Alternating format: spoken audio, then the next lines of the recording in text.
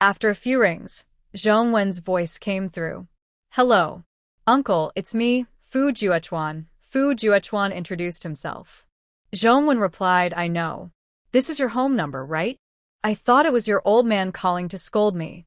I think you're worried about being scolded because you have something to hide," Colonel Fu couldn't help but say. Zhong Wen paused before scoffing. "I ask you, Colonel Fu, why would I scold you? Don't you know in your heart?" Seeing that they were about to argue again, Yi Qiao quickly said, "Uncle Fu, Uncle Zhong, let's focus on the main issue." Colonel Fu didn't want to be laughed at by the younger generation, so he held back his anger and asked sternly, "Did you hide that photo of Ai taken in the garden?" "Why should I tell you?" Zhong Wen showed no respect. Colonel Fu's face turned red with anger. Fu Juechuan frowned. "Uncle, this is serious. The suitcase with the welcome gift that Qiao brought for Dad was lost by the bodyguard and was found by Zheng Shi and given to our stepmother. Inside, there was an extra photo of my mother and Dad compared to the gifts Qiao, and I prepared. The issue now is, where did that photo come from, and who is plotting against Qiao, involving the leak of my mother's photo?" "What? "Someone is plotting against Qiao." Zhong Wen instantly got angry. "Is your dad that useless? He can't figure out this small matter? Don't even mention Qiao. I don't have that photo either. Forget it. I know your dad is focused on his new family now and doesn't care much about Juechuan. That's fine. You still have your uncle here. I'll handle this matter. First, I took that photo from your dad, but when I returned to Hong City, I burned it the same day and placed it in the urn I prepared for my sister. So, there's no way Qiao took that photo from me. Second, since you say that photo is fake, I will investigate here in Hong City.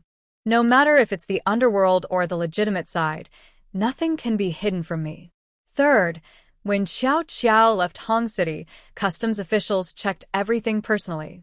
If there was a photo, we can check the customs records directly." I said, "Old Fu, instead of focusing all your thoughts on doubting Qiao, why not help the child gather evidence first? Even if the child made a mistake, we can handle it ourselves. There's no need for outsiders to interfere. Since you don't care about the two children, you can let me be their guardian." This statement really provoked Chief Fu. "I already sent someone. I even arranged for an investigation into how that bodyguard lost his suitcase. Don't just talk nonsense over there." The two started arguing on the phone, and in the end, Chief Fu couldn't hold back and hung up with a loud click. The whole living room fell silent. Fu Juechuan calmly continued writing in his notebook and then asked, "So now the question is, stepmother, when did you get the photos and who gave them to you?" Wong Yu was annoyed by Zhong Wen's favoritism towards Yi Qiao and Fu Juechuan. Although Zhong Wen didn't have much power in the mainland, he was wealthy and with money, Fu Juechuan could build connections. So, Wong Yu became more wary of Fu Juechuan. The fact that Chief Fu had already arranged for someone to investigate this matter, which was really to protect Yi Qiao, made her uncomfortable. When asked, she replied with some dissatisfaction, "Didn't I already say? This morning, when you went up to rest, Zheng Shi brought her father's adopted daughter." Zheng Shi's father's adopted daughter? Which father? Chief Fu was puzzled. Wong Yu rolled her eyes. "Who else?" "The Zheng family abroad. I was surprised to find out that Mr. Zheng has an adopted daughter in the country. I think her name is Jiang Yao." Yi Qiao and Fu Juechuan both looked up. Fu Juechuan narrowed his eyes. "What did Zheng Shi say?"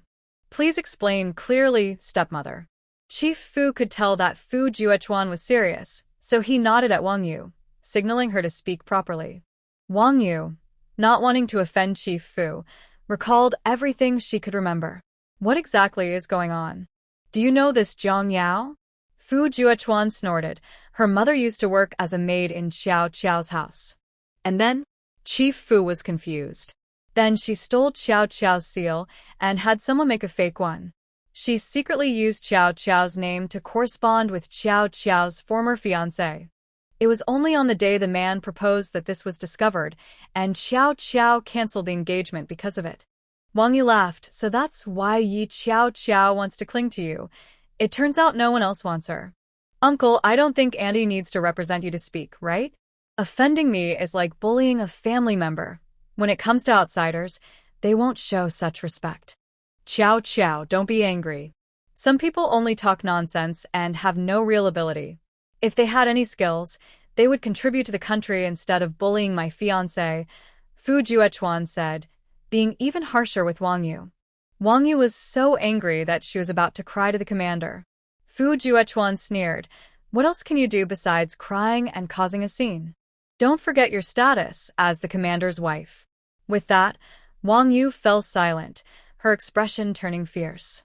The commander watched quietly, rarely saying anything, just sipping his tea. Hearing Wong Yu sniffle, he finally spoke, "That's enough." Wong Yu's voice immediately faltered.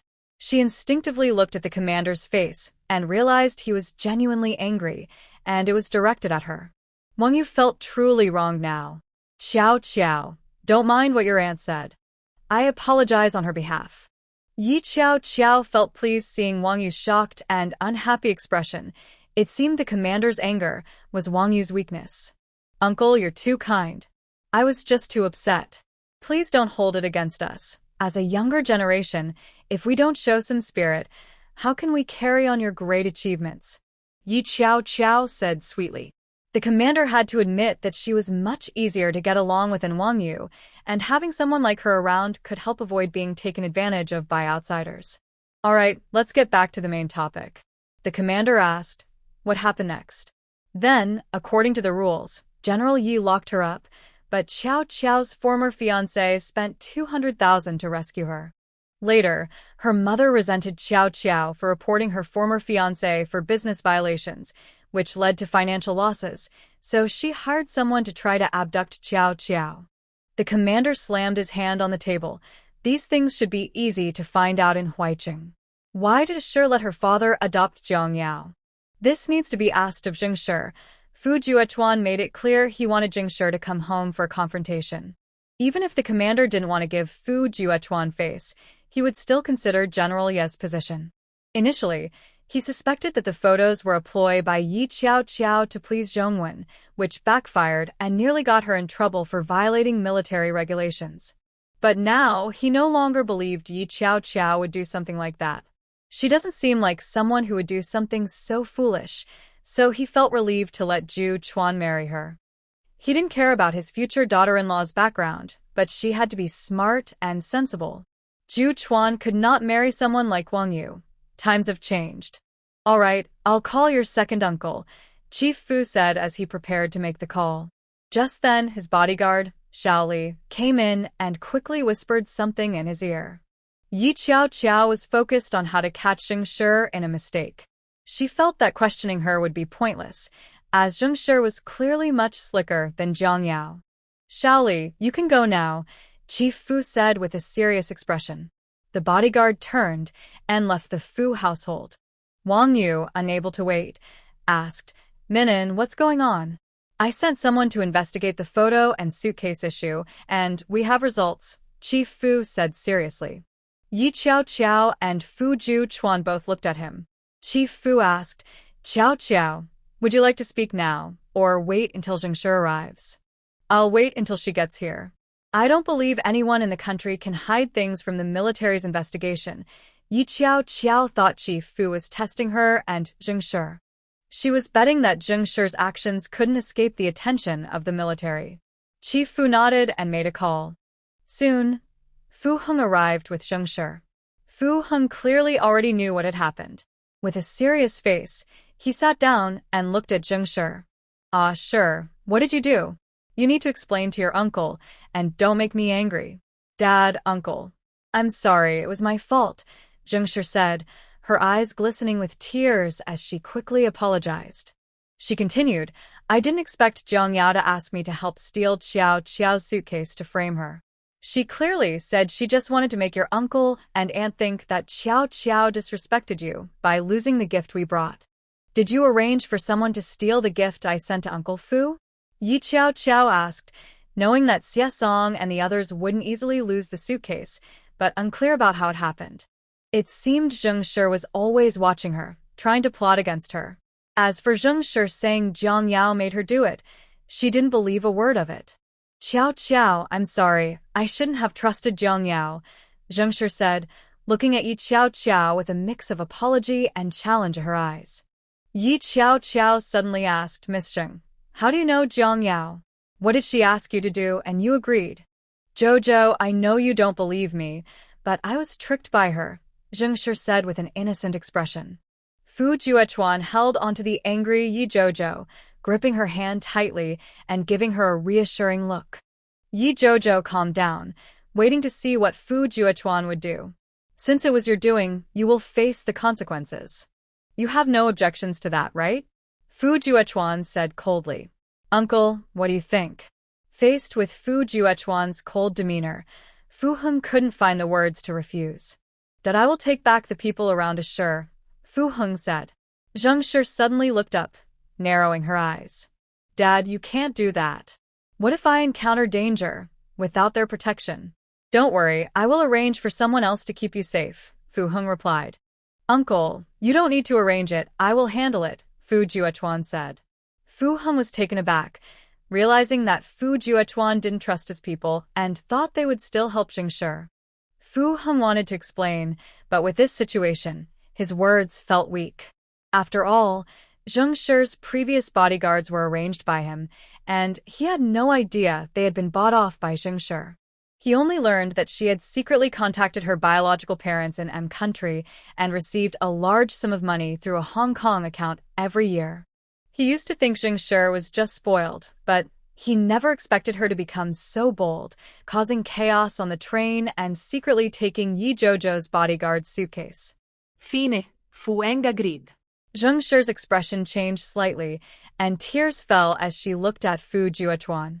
Brother Fu, do you think I intentionally hurt Jojo? No, I'm worried you might be tricked again, Fu Juechuan replied. His tone wasn't sarcastic, but Zheng Shi felt silenced, and despite her reluctance, she had to accept the punishment. Miss Zheng, it seems you already knew that there was a photo of Uncle Fu and Aunt Zheng in the suitcase. How did Jiang Yao get that photo? Even I don't have a picture of Aunt Zheng, Yi Jojo thought. Fu Juechuan's people could keep an eye on Zheng Shi, which was somewhat reassuring, but not completely. Zheng Shi was too bold. If she could buy off once, she could do it again. What she needed to do now was to find out who gave Zheng Shi the photo. Jiang Yao would definitely not reveal anything, so the owner of the photo must be Zheng Shi. Her hidden influence is certainly significant. Ah, sure. Please explain about the photo, said Director Fu, his voice stern and his eyes narrowed, making it clear he was not easily fooled. When Zheng Shi realized that the photo had alarmed Director Fu so quickly, she understood that things had gone too far. In front of Director Fu, Zheng Shi's eyes turned red, and she shook her head, saying, Uncle, I don't know. I really don't know. Jiang Yao brought out the photo. I thought she just wanted to create a rift between Aunt and Qiao. I've never even met Aunt Zheng when I was young, so I didn't know the person in the photo was her. I only found out after Jiang Yao explained it to me. And it's just a photo. I didn't think much of it. Zheng Shi would never admit to using the photo to frame Yi Qiao. After all, on the surface, no one knew what Zheng Yi's existence meant. She just needed to insist that the photo was an ordinary one and did not involve any military confidentiality agreements. Yi Qiao noticed that Director Fu and the others seemed somewhat swayed. She could not allow Zheng Shi to easily distance herself from the photo. Miss Zheng, since you say you don't know about the photo, when did you see it? It was when I visited Aunt Fu this morning. When did your father adopt Jiang Yao? Yi Qiao continued to ask. Zheng Shi replied, just a couple of days ago. Do you have any proof that your father adopted Jiang Yao? I am the proof, Zheng Shi said, a bit impatient. So, you made an international call to Mr. Zheng 2 days ago? While asking, Yi Qiao quickly jotted down notes with her pen. No, I called my dad a week ago. Zheng Shi paused, suddenly realizing something was off. She looked sharply at Yi Qiao. You're trying to trap me. All right, so according to this, without contacting Mr. Zheng, Jiang Yao became your father's adopted daughter, Yi Qiao said, tapping her fingers on the notebook with a smile. May I ask why your father adopted Jiang Yao? How would I know? My dad didn't tell me. He just recognized Jiang Yao himself. Zheng Shi wanted to avoid answering. She realized that Yi Qiao was using interrogation tactics against her, and her words were already shaky. But you just said that the proof of your father adopting Jiang Yao is you. You didn't even know about Jiang Yao's adoption at the time, so how can it be your proof? Actually, Mr. Zheng didn't adopt Jiang Yao at all, right? Yi Qiao sneered. She wanted to use Jiang Yao as a scapegoat. Although Jiang Yao wasn't innocent, Zheng Shi was clearly more threatening, so Yi Qiao chose to deal with her first. I don't know. My dad adopted Jiang Yao, and I don't know anything else. If you don't believe me, go ask Jiang Yao yourself, Zheng Shi said impatiently. But everyone present had interrogated criminals before. Zheng Shi's attempt to distance herself and her contradictory responses made both Director Fu and Fu Heng uneasy. It was similar to the earlier suspicion that Yi Qiao got the photo because of Zhongwen. Director Fu also suspected that Zheng Shi obtained the photo from the port city and Fu Heng. Compared to Yi Qiao, who was a newcomer, Zheng Shi was clearly more likely to have gotten the photo. Zheng Shi noticed their gazes and felt a jolt of anxiety, but she insisted, "Just call Jiang Yao here, and you'll see I'm innocent. It's just a photo." Director Fu was about to get angry when Fu Juquan suddenly spoke up. "All right, let her come." Zheng Shi immediately looked at him with joy. "I knew Brother Fu would believe me." She even provocatively smirked at Yi Qiao. Yi Qiao scoffed internally, finding Zheng Shi either fake or truly naive, but she just found it amusing. Director Fu paused but ultimately chose to respect Fu Juquan. Jiang Yao was brought over by Zheng Shi's bodyguard. As she entered the Fu residence, her legs felt weak, and she instinctively looked around the house. She saw various appliances, even an air conditioner that she couldn't buy even with her own money, and she felt a surge of jealousy. Especially when she saw Yi Qiao sitting on the sofa, looking like a young mistress, her jealousy bubbled up, bitter and overwhelming. Why did Yi Qiao get to have such a powerful father like General Yi and be engaged to a prince like Fu Juquan? "Hello, Aunt Fu." "Everyone." Jiang Yao approached, noticing there was no seat available, so she timidly stood beside Yi Qiao. With a nervous and delicate expression, she asked, "I wonder why you called me here. Is there something you need?" From her appearance, she looked like an ordinary girl. "Miss Jiang, may I ask where this photo came from?" Director Fu asked, taking out the photo. Jiang Yao saw the photo and instinctively glanced at Zheng Shi. Zheng Shi didn't even look at her or say a word. "Uncle Fu, this photo isn't mine. I don't know where it came from. Isn't it from Qiao's luggage?"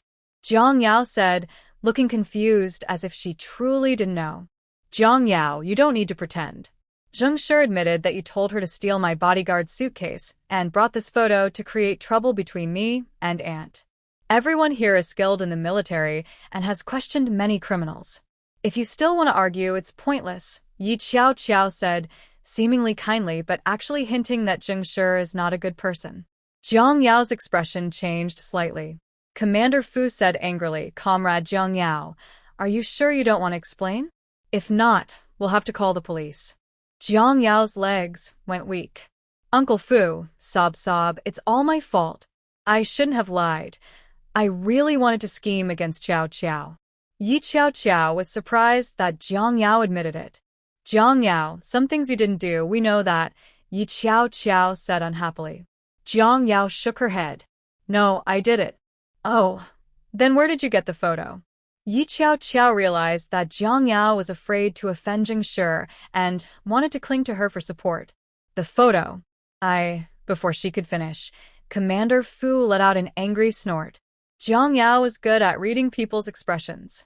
She knew she was being used by Zheng Shi, but for the sake of her identity as Zheng's adopted daughter, she could endure being disliked by the Fu family.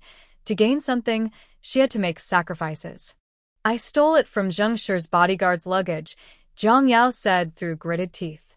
Zheng Shi angrily questioned, "What? You actually stole something and didn't tell me? You've gone too far. I trusted you so much.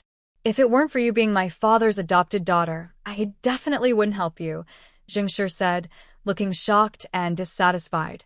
Jiang Yao silently cried, looking weak and pitiful. I didn't mean to. I just thought, if Aunt Fu doesn't like Qiao Qiao, then Qiao Qiao won't marry Fu Juchuan. I was just jealous. Zheng Shi, please don't be angry. The two women were in a heated argument. Yi Qiao Qiao sneered, "Oh, do you know who the person in this photo is? Isn't it Uncle Fu's first wife, Comrade Fu Juchuan's mother?" Jiang Yao instinctively replied. Yi Qiao Qiao laughed. "How do you know that?" "I don't even know Aunt Zhongyi, but you do?" Zheng Shi felt a sudden jolt in her heart. She stared at Jiang Yao, who was facing away from Fu, and subtly signaled her. Jiang Yao quickly responded, saying, "I've seen a photo of Aunt Fu. She doesn't look like the person in the picture. I thought this lady resembled Fu Juechuan a bit, so I assumed that." "Qiao Qiao, what's wrong? Is there a problem?" "Uncle Fu, second uncle, what do you think?" Yi Qiao Qiao knew that the outcome depended heavily on their attitudes. With her and Fu Juechuan's abilities, if they wanted to do something, they would face strong opposition from these two, making success unlikely. Don't lie and use a better excuse. Fu was furious, slamming his hand down and standing up abruptly. "Do you really think we can be toyed with? Someone, take Jiang Yao and that bodyguard for questioning. I want results by the end of the day. And you, Zheng Shi."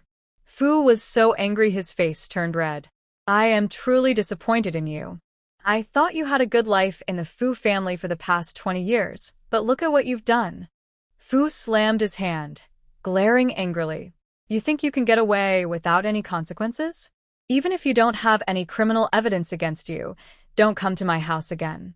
Zheng Shi's expression changed. She didn't expect Fu to be so suddenly enraged and to impose a ban on her.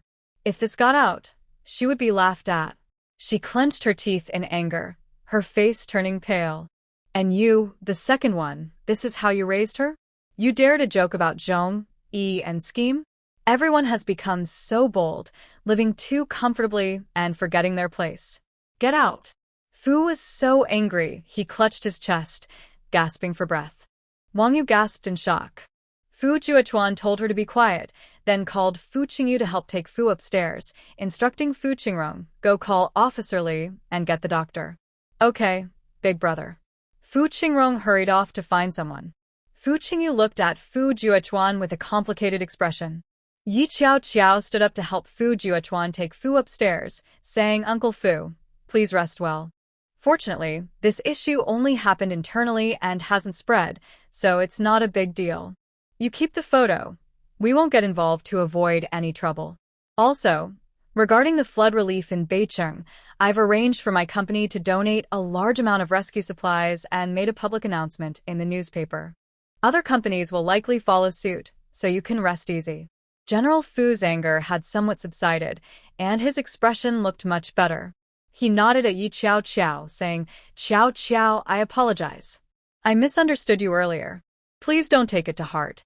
I support your marriage with Ju Chuan from now on." Yi Qiao Qiao smiled. "Uncle, you are too polite. It's normal for you to have doubts, since we haven't spent much time together. Besides, you helped me seek justice, didn't you?" Yi Qiao Qiao felt happy when Jiang Yao and the bodyguard were taken away. Although Zheng Shi seemed safe for now, she had left a bad impression on General Fu and Fu Heng, which meant she would have little standing in front of her elders in the future. "You are a good child," General Fu said sincerely. With the comparison to Zheng Shi and Jiang Yao, he felt a sense of appreciation. "I'm glad you understand. Qian Yu and I will take you upstairs to rest," Fu Juchuan said. "Qiao Qiao, you should go have dinner first." For the first time, General Fu felt the concern hidden beneath his son's cold demeanor. He was a bit surprised. Usually, Ju Chuan wouldn't say such things. It must be because of Qiao Qiao that he changed. He was getting old. General Fu went upstairs to rest in his room. Yi Qiao Qiao was stopped by Fu Heng. Zheng Shi had already been sent home. Fu Heng had a rich background. He had been on the battlefield, got injured, worked in a civilian role, and then retired to become the general manager of an important group in the capital, holding a very high position. "Qiao Qiao, I apologize. I didn't expect that Shi would make things difficult for you because of Ju Chuan," Fu Heng said, and Yi Qiao Qiao felt a sudden jolt in her heart. From his choice of words, it was clear that Fu Heng had feelings for Zheng Shi. Uncle, may I ask why you adopted Zheng Shi? Fu Heng was only 36 this year, while Zheng Shi was already 20. Moreover, Fu Heng was not married, and their age difference was not significant. There must be a special reason for the adoption, rather than just wanting to have a child. Fu Heng seemed taken aback by her question. He fell into his memories for a moment before replying, because I promised Ju Chuan's mother to take good care of Shi. Before my sister-in-law had her accident, she asked me to protect Shi and ensure she wasn't harmed by anyone, and to return her to her when she came back. Who would have thought that I would quietly support Shi, while my sister-in-law disappeared without a trace? When I finally learned the truth half a month later, it was already too late. There was nothing left of her. Fu Heng's eyes turned red. Even when mentioning Zhong Yi again, he felt regret and sadness. Yi Qiao didn't expect it was for this reason. She thought Fu Heng treated Fu Ju Chuan well because of Zhong Yi's affection. Now, Zheng Shi was also someone Zhong Yi asked to take care of, so asking Fu Heng to give up on Zheng Shi seemed unlikely. After all, in her past life, she sacrificed everything for Fu Ju Chuan. Yi Qiao felt a bit of a headache and couldn't understand why Aunt Zhong liked Zheng Shi. But Zheng Shi was young back then, so she couldn't blame Aunt Zhong. Uncle, I won't hide this from you. The problem is that Zheng Shi seems determined to marry Brother Fu and is unhappy with my presence. Honestly, I don't want to fight with her. It's unnecessary and affects my life. Yi Qiao thought it would be better to find a way through Fu Heng. If she continues to target me, she said, rubbing her forehead, I will fight back without hesitation. Even if brother and I disagree, you still want to do this? Aren't you worried about offending us and making Ju Chuan angry? Fu Heng asked, surprised. Yi Qiao met his questioning gaze. If it's not my fault, and Fu Ju Chuan chooses to keep the peace for himself, then I think we are not suitable. She had worked hard to be reborn. This life was not meant for suffering. If she had to bow down everywhere, then her chance at rebirth would be wasted. Of course, I believe Brother Fu won't do that. He is on my side, Yi Qiao said confidently, smiling at Fu Heng. Uncle, think about it. Is Brother Fu more important, or is Zheng Shi, who has already contacted her biological parents, more important? Qiao, I won't let you down. Fu Ju Chuan's voice suddenly came from behind her. Yi Qiao was startled. Seeing the smile on Fu Heng's face made her realize she had been tricked. Luckily, she had no conflict with Fu Ju Chuan, otherwise it could have led to misunderstandings and caused trouble for others. Brother Fu, I believe in you. Yi Qiao reached out to hold his hand, her eyes sparkling with joy. I can feel your sincerity, so if you ever stop being sincere, I will sense it. Fu Ju Chuan frowned. That day will never come. Yi Qiao couldn't help but laugh at his serious expression, her mood visibly lifting. She had to admit, Fu Ju Chuan's determined gaze made her heart skip a beat. Previously, she viewed him as family, but now it seemed she had developed some romantic feelings. Fu Heng watched the exchange between the two with satisfaction, though he did not show it on his face. After a moment of thought, he asked, Ju Chuan, what do you plan to do with Shi? This isn't the first time she has troubled Qiao. No matter your attitude, I will keep her at home in confinement for half a month. I've arranged for my people to oversee it.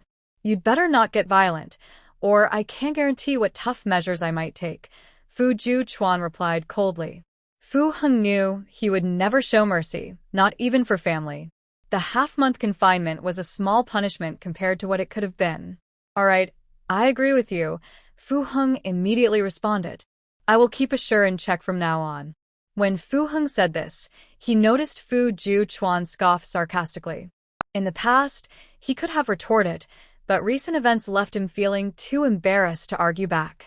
Feeling belittled by the younger generation, Fu Heng was unhappy.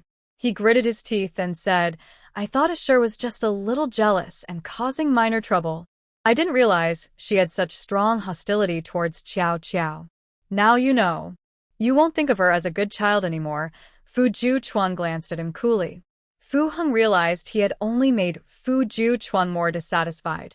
After all, it was the first time in many years that he had openly acknowledged wanting to marry someone, and yet he was bullied upon returning home. Fu Heng himself found it hard to understand. I'm sorry.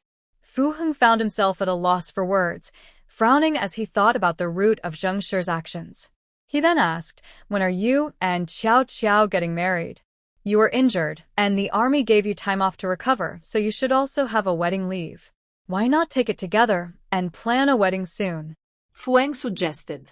Fu Juchuan instinctively looked at Yi Qiao Qiao and said, "I respect Qiao Qiao's choice. We need to discuss this privately. Regardless of whether we marry or not, it doesn't justify Zheng Shi bullying Qiao Qiao. Assure just wants to marry you. Her jealousy comes from not being able to have what she wants. It's my fault for leading her to believe this about you," Fu Heng regretted. However, Yi Qiao Qiao felt that Zheng Shi's troubles with her were not due to unrequited feelings for Fu Juchuan. Moreover, at Miss Chi's birthday party in Hong Kong, she had heard that Zheng Shi was interested in Fu Juchuan because of his status, which made her think that was more likely. She had not seen any infatuation in Zheng Shi's eyes for Fu Juchuan, but rather agreed for his social standing. "This is your business, not mine." Fu Juchuan's voice grew colder. "If you like arranged marriages so much, you can marry Zheng Shi off to another man. You wouldn't want me to cheat, would you?" Fu Heng was speechless. With Yi Qiao Qiao around, he couldn't just meddle as he pleased. Wasn't it Fu Juchuan who was reluctant to find a partner in the first place? "I will talk to Assure when I get back."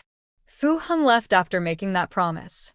Yi Qiao Qiao made 2 simple bowls of noodles in the kitchen and ate with Fu Juchuan. He took the bowls to wash them afterward. Yi Qiao Qiao waved at him. They quickly went upstairs. Once back in the room, Yi Qiao Qiao asked, "Brother Fu, you had Uncle Fu lock up Zheng Shi for half a month. It must be for more than just punishment." "Yes, just half a month is too easy," Fu Juchuan sneered. "She definitely knows about my mother's situation but still tried to frame you, showing no regard for the kindness my mother showed her. If my mother hadn't brought her back to the country, she might have died on the battlefield. With her locked up, I have time to investigate where that photo came from," Fu Juchuan patiently explained.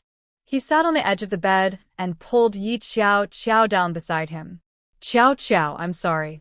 This time, I've dragged you into this," Fu Juchuan said, holding her close, his voice low and uneasy. Yi Qiao Qiao paused for a moment, then hugged him back. "Brother Fu, we're actually the same. I have trouble from the Zhong family and Zhou Tsong, but you've never complained and even risked yourself to help me. Now you have trouble because of Zheng Shi, and I won't be angry about it. We're all the same." Fu Juchuan couldn't help but lift her chin and kissed her deeply. Yi Qiao Qiao hesitated for only a moment before accepting the kiss. Feeling the signal, Fu Juchuan kissed her even more passionately. Yi Qiao Qiao felt breathless, her breathing quickening as she pressed against him.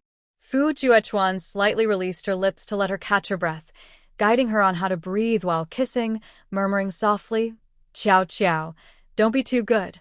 I might lose control." Yi Qiao Qiao felt a rush of heat, her fingers brushing against his warm skin, realizing it was him who was heated.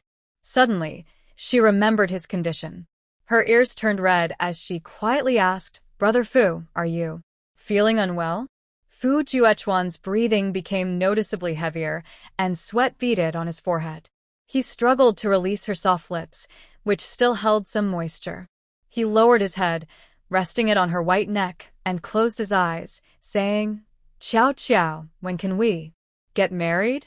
Yi Qiao Qiao felt a bit of joy at his principled demeanor and couldn't help but look forward to their wedding day. She had developed feelings for Fu Juchuan, and now she was more excited than before. "You, let me help you," Yi Qiao Qiao said, blushing as she reached out, only to have her hand enveloped by Fu Juchuan's large one, with the sound of his rugged breathing filling her ears. After what felt like a long time, Yi Qiao Qiao was quite tired and flushed. Fu Juchuan finally let her go, and upon seeing her delicate fingers, his eyes, filled with emotion, almost sparked with desire again. Fu Juchuan closed his eyes and held back his feelings, then picked up the weak Yi Qiao Qiao and carried her into the bathroom. Once she was set down, the cold floor quickly brought her back to her senses. Lowering her gaze to hide her discomfort, she cleared her throat and said, "Brother Fu, I want to take a shower." Fu Juechuan, who had been helping her wash her hands, paused for a moment. He ruffled her hair and told her to sit on the stool in the bathroom while he stepped out to find a set of clean pajamas from his suitcase to bring back. He turned around and closed the bathroom door, saying, "Chow Chow, you go ahead and wash. I'll use the bathroom next door." Okay. After receiving her response, Fu Juechuan left. Yi Xiao Xiao decided to take a bath. When Fu Juechuan finished his shower and returned, he noticed the bathroom light was still on. He walked over to the bed, pulled off the sheets to change them, and tossed them into a nearby plastic bin, planning to wash them later. After making the bed and neatly arranging the blankets, Fu Juechuan realized it had been almost half an hour, and Xiao Xiao was still in the bathroom. "Xiao Xiao," Fu Juechuan called out. Yi Xiao Xiao replied lazily, "Are you taking a bath?" Fu Juechuan noticed there was no sound of water, and since she didn't seem unwell, he guessed what she was doing. "Yes," Yi Xiao Xiao answered. "Then please pass me your clothes so I can wash them too," Fu Juechuan said, glancing at the bathroom door. Ye Xiao Xiao replied softly, "Brother Fu." "It's okay. I can wash them myself." Even though she was being honest with Fu Juechuan, she still felt shy about asking him to help her wash her clothes. Upon hearing this, Fu Juechuan didn't insist further and took other items downstairs to wash instead. When Yi Xiao Xiao finished washing up and came out in her pajamas, she saw the freshly cleaned room and realized that refusing a piece of clothing seemed pointless, especially since even the sheets had been washed. Yi Xiao Xiao sat at her vanity, drying her hair. Suddenly, she remembered something important. She hadn't told her father about Fu Juechuan's identity. Thinking for a moment, she picked up the landline phone and called General Yi. The call was transferred quickly to the Yi family. However, after the ringing stopped, no one answered. Yi Xiao Xiao thought for a moment and called the office instead. To her surprise, this time it connected. "Hello? Dad, you're still not home?" Yi Xiao Xiao glanced at the time. It was almost 10:30 p.m. She frowned slightly. "Are you working late again?" "Xiao Xiao." General Yi's voice was filled with joy. Even being caught working late didn't bother him. "You must have arrived in the capital by now. Have you met Juechuan's father? How did it go? He didn't make things difficult for you, did he? I heard that those who marry someone with a stepmother have a hard time. It must be tough for Juechuan too." Yi Xiao Xiao couldn't help but laugh. "Dad, if Uncle Fu hears you say that, he'll definitely be upset." Why would he be upset? My daughter is such a wonderful person. How could he not be happy to have her as a daughter-in-law? General Yi sounded displeased. Yi Xiao Xiao's confidence came from her father's love. "Dad, actually, you know Uncle Fu too." Yi Xiao Xiao cleared her throat to remind him, "It's Fu Min and—" "What?" General Yi didn't connect the dots immediately. "I know him. Yes, it's General Fu." Yi Xiao Xiao teased with a smile. General Yi finally realized, his voice filled with shock. "What? Fu Juechuan is Fu Min and son?" "Yes." General Yi fell silent for a moment and then said, "Xiao Xiao, you might not know this, but before you were born, your mother actually wanted to get engaged to Fu Juechuan's mother. But later, when Fu Juechuan's mother had an accident, your mother hadn't conceived you yet, so the engagement was called off." General Yi's voice carried a hint of sadness. "So, it turns out Juechuan's mother was Comrade Zhong Yan Ran. Doesn't Aunt Zhong have several names?" Yi Xiao Xiao asked curiously. General Yi was reminded by her question. "No wonder I didn't think of Comrade Zhong Yan Ran when I heard the name Zhongwen. She indeed has different identities. She is a martyr and a hero." "Dad, do you have a photo of Aunt Zhong?" "No." "Don't be foolish and look for photos. If you lose one that wasn't saved properly, even if it was unintentional, you could still face consequences," General Yi reminded her. Yi Xiao Xiao didn't expect her father to mention this first. She quickly admitted her mistake and explained what happened. To be honest, she had been careless and didn't expect Zheng Shi to act so quickly, which caught her off guard. Reflecting on it, Yi Xiao Xiao realized she didn't know enough. In her past memories, Zheng Shi didn't seem to do much in the capital. No, that's not right. In her previous life, Zheng Shi wanted to marry Fu Juchuan but failed in her pursuits. Later, she married a man from abroad and built a large business, thriving both domestically and internationally. Since her business was under the Zhong family group, Yi Qiao thought it was just her inheriting the Zhong family's wealth after returning. What? General Yu was furious. Are these people out of their minds? Why do they keep targeting you? They really think you're easy to bully. It's all Gujan's fault for being useless.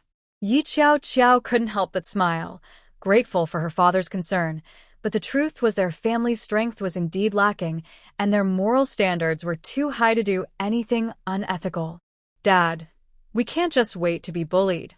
We need to find something on Zheng Shi to make her think twice before acting against me, Yi Qiao said, planning to investigate the identity of Zheng Shi's future husband. She also wanted to lessen Fu Heng's trust in Zheng Shi. Fu Heng was supposed to be a great help to her and Fu Juchuan, but instead, he became Zheng Shi's ally. To deal with Zheng Shi, she needed to clarify her relationship with Zhong Yi. Oh, right. In her past life, when Fu Heng had trouble, Zhong Yi didn't seem to matter much. At that time, Fu Heng only needed a bit of funding to help him, but Zheng Shi didn't do that. This meant Zheng Shi had always been on the side of the Zheng family abroad. It looked like she could start investigating Zheng Shi through the Zheng family. Once Yi Qiao figured this out, she felt more confident. Coincidentally, Zheng Shi would be detained for half a month, giving her time. Dad, I want to ask Uncle Zhongwen for help with some matters abroad. Can you help me prepare a gift? Yi Qiao asked sweetly. General Ye's first reaction was, did Zhongwen bully you? No, Yao replied, amused. All right, I have a painting in my collection that isn't worth much here. It should be a nice gift for Zhongwen, General Yi said, feeling a bit tight on money. Yi Qiao said, Dad, what you gave me is already amazing. No one abroad has it. It's our own cultural heritage, and it's meant for Uncle Zhongwen. Otherwise, I wouldn't want to part with it. Haha, Qiao always knows how to speak to my heart, said General Yi. He didn't plan to involve himself with Zhongwen and intended to send it through Qiao's identity, not wanting her to feel embarrassed or looked down upon. Yi Qiao didn't know her father's sincere feelings for her. She asked, Dad, by the way, did Zhong Hai reveal anything after he was taken back? He said he wanted to hand me over to a certain group to threaten you. Zhong Hai. General Ye's focus was on the recent battles, and he hadn't personally managed the Zhong family's case. After all, he had a past friendship with them. As a military district leader, he couldn't show hatred or special feelings toward the Zhong family. He needed to be fair and strict to improve discipline in the military district. I'll ask right away and let you know when I have news. You must stay safe in the capital, General Yi said, worried about her safety after she had just escaped danger and faced another trap. If it weren't for Fu Juchuan's determination to protect her, General Yi would have wanted Qiao to come back. However, thinking about how her troubles were related to his own matters made him frown. He decided against contacting Commander Fu and instead had someone send him the interrogation materials regarding Zhong Hai's case. However, he realized he needed more information and would have to consult General Wu. When General Wu received his call, he was a bit surprised and instinctively said, Old Yi, did you know that Juchuan has done a great job this time? General Yu was puzzled. General Wu laughed. It's because Juchuan went to Hong Kong City for a mission, and it turns out Zhong Hai is involved in a big case. You should know that years ago, many important research materials were stolen from our country, which made it hard for researchers to return home for a long time. This time, Zhong Hai has exposed some foreign forces behind that case. But this is good news. We can finally take revenge. All the spies involved in this matter have been captured.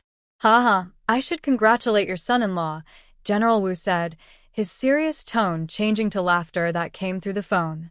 What was originally a second-class merit has now become a first-class merit. Hearing this, General Yi felt a bit envious. First-class merits are hard to come by. Moreover, Juchuan is young but has already received 2 first-class merits, which shows his abilities.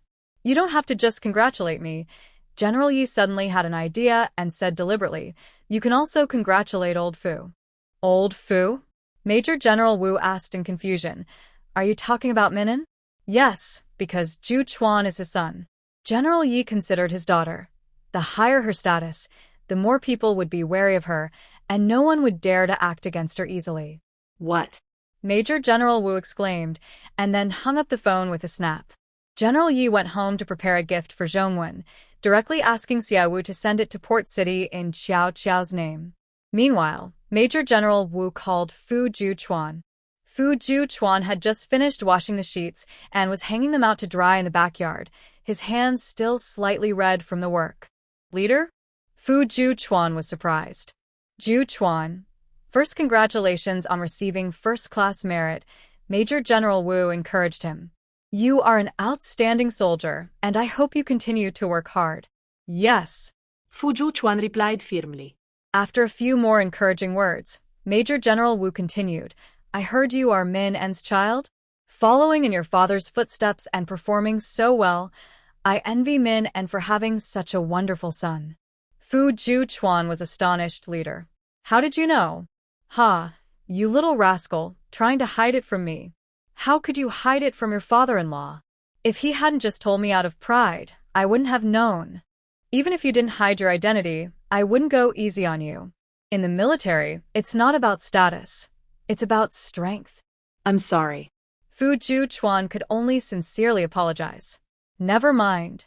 I see that without your father's help, you probably couldn't have fooled me in the records. So here's the deal. I won't announce your current identity, and no one will know that the Blue Eagle of the Falcon team is the eldest son of the Fu family. This will keep you safer. Major General Wu quickly made this arrangement. Fu Juchuan's eyes lit up with excitement. Thank you, leader. This meant he could always return to the Special Forces for missions and hold a position in a regular military camp. He no longer had to worry about being forced by his father to stay in the capital. However, he realized he couldn't leave the capital now. The situation with Zheng Shi served as a warning. While no one in the capital might dare to offend him, there would certainly be those who would bully Qiao Qiao, and he couldn't allow that to happen. Juchuan, take care of your injuries. As for your military achievements, even if they are associated with the Blue Eagle, they won't be publicly linked to Fu Juchuan. Yes. After Fu Juchuan agreed, he hung up the phone once he heard the busy signal. Wong Yu came down from upstairs and saw him standing by the coffee table, lost in thought. She asked, a bit annoyed, why are you standing there looking scary? Stepmother. Fu Juchuan turned and glanced at her coldly, saying, Are you afraid of me coming back? Is that why you want to make things difficult for Qiao Qiao, so my dad will dislike her, and our marriage will be affected? Wang Yu was taken aback by his straightforward question.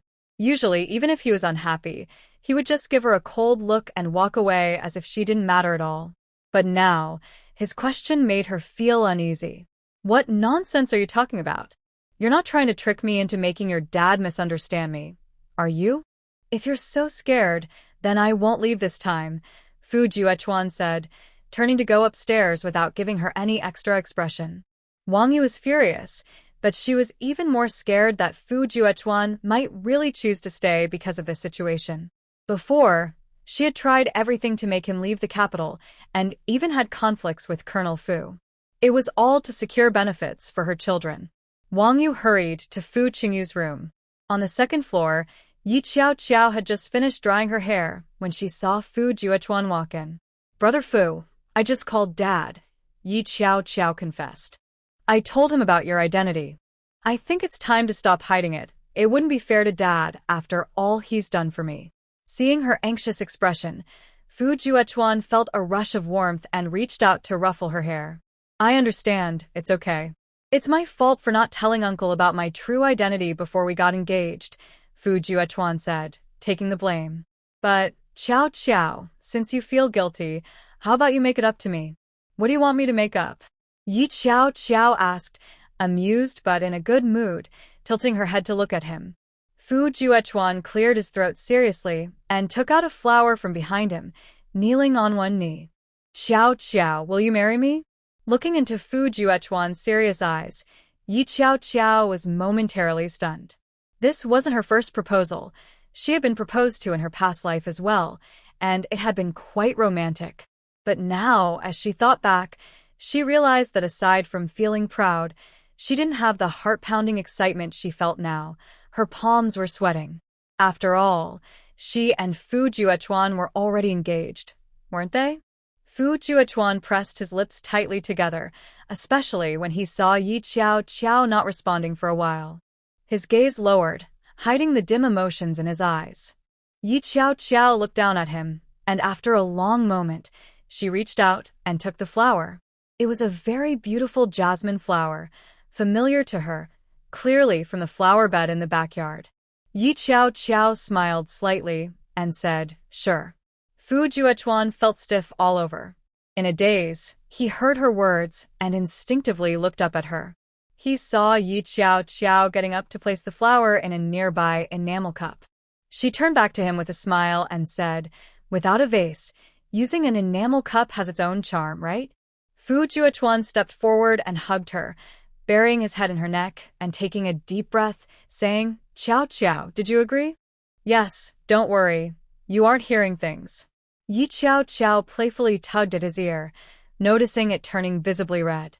She suddenly felt a bit shy, turning her head slightly, but Fu Juechuan gently turned her head back and kissed her. When Yi Qiao Qiao was laid on the bed, she still felt a bit dazed. Her hand brushed against his firm abs, which felt very hard due to being tense. Unable to resist, she squeezed them and heard Fu Juechuan's deep voice in her ear. It sent shivers down her spine. Before she could react, she was overwhelmed by passionate kisses, her breath becoming warm and her heart racing. She had no idea how she fell asleep in the end. The next morning, when she woke up, she found herself covered with a light blanket and a fan was blowing, making the wall decorations rustle. Yi Qiao Qiao paused for a moment, then quickly sat up. She saw a water cup, a clean dress, and a note by the bed. It was written in Fu Juechuan's handwriting. "Qiao Qiao, I left early to arrange people for Zheng Shi, then I will question her bodyguard and Jiang Yao. If you wake up, you can go downstairs for breakfast." Yi Qiao Qiao didn't expect Fu Juechuan to get up so early to handle Zheng Shi's matters. She thought about her conversation with her father last night.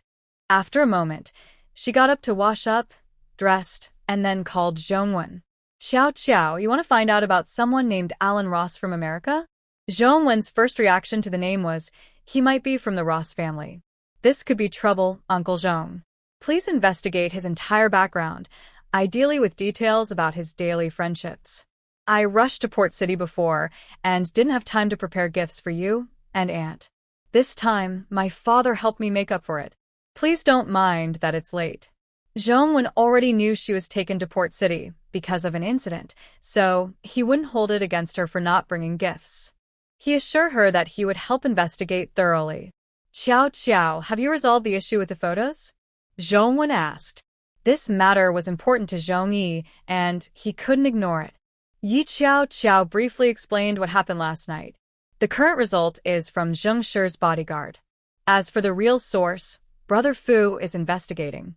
Hearing this, Zhongwen sneered. "I knew that girl Zheng Shi wasn't easy to deal with. I didn't expect her to come up with such a poor excuse. I don't believe this has nothing to do with her." "Uncle, don't worry. Brother Fu, and I will pay close attention," she replied. Zhongwen nodded and hung up the phone. Unexpectedly, General Yi also contacted her. When the call connected, he immediately said, "Qiao Qiao, after Zhong Hai brought you to Port City, Zheng Shi got in touch with him and asked him to hand you over to her." "Zheng Shi? Dad, are you sure?" Yi Qiao Qiao thought the forces behind Zhong Hai were foreign, but it turned out to be Zheng Shi. "Wait a minute. Dad, are you saying that Zheng Shi contacted Zhong Hai only after my incident? This means she has a private connection with him, and her biological parents are abroad. The forces behind Zhong Hai might also be related to Zheng Shi." Yi Qiao Qiao suddenly realized that the people who harmed her father in her past life might not only be the Zhong family, they were just the ones benefiting openly in Huai City. Because many details are known only to General Wu, you'll have to wait until the case is concluded to find out more. "Qiao Qiao, be careful of Zheng Shi, and don't let her bully you." The Zheng family is more deeply involved this time, so you don't need to worry. They definitely won't have the chance to retaliate against you. Though General Yi said this, he was still worried, so without Yi Qiao knowing, he arranged for more people to secretly protect her. Dad, I will take care of myself, Yi Qiao said. As soon as she finished speaking, she thought of Brother Fu's proposal last night and cautiously asked, Dad, have you been very busy lately? Why? General Yi instinctively tried to hide the truth. No, I was just busy last night. I didn't stay up late today and planned to be home by 9 to wash up and rest. Hearing his tone, Yi Qiao knew he was lying.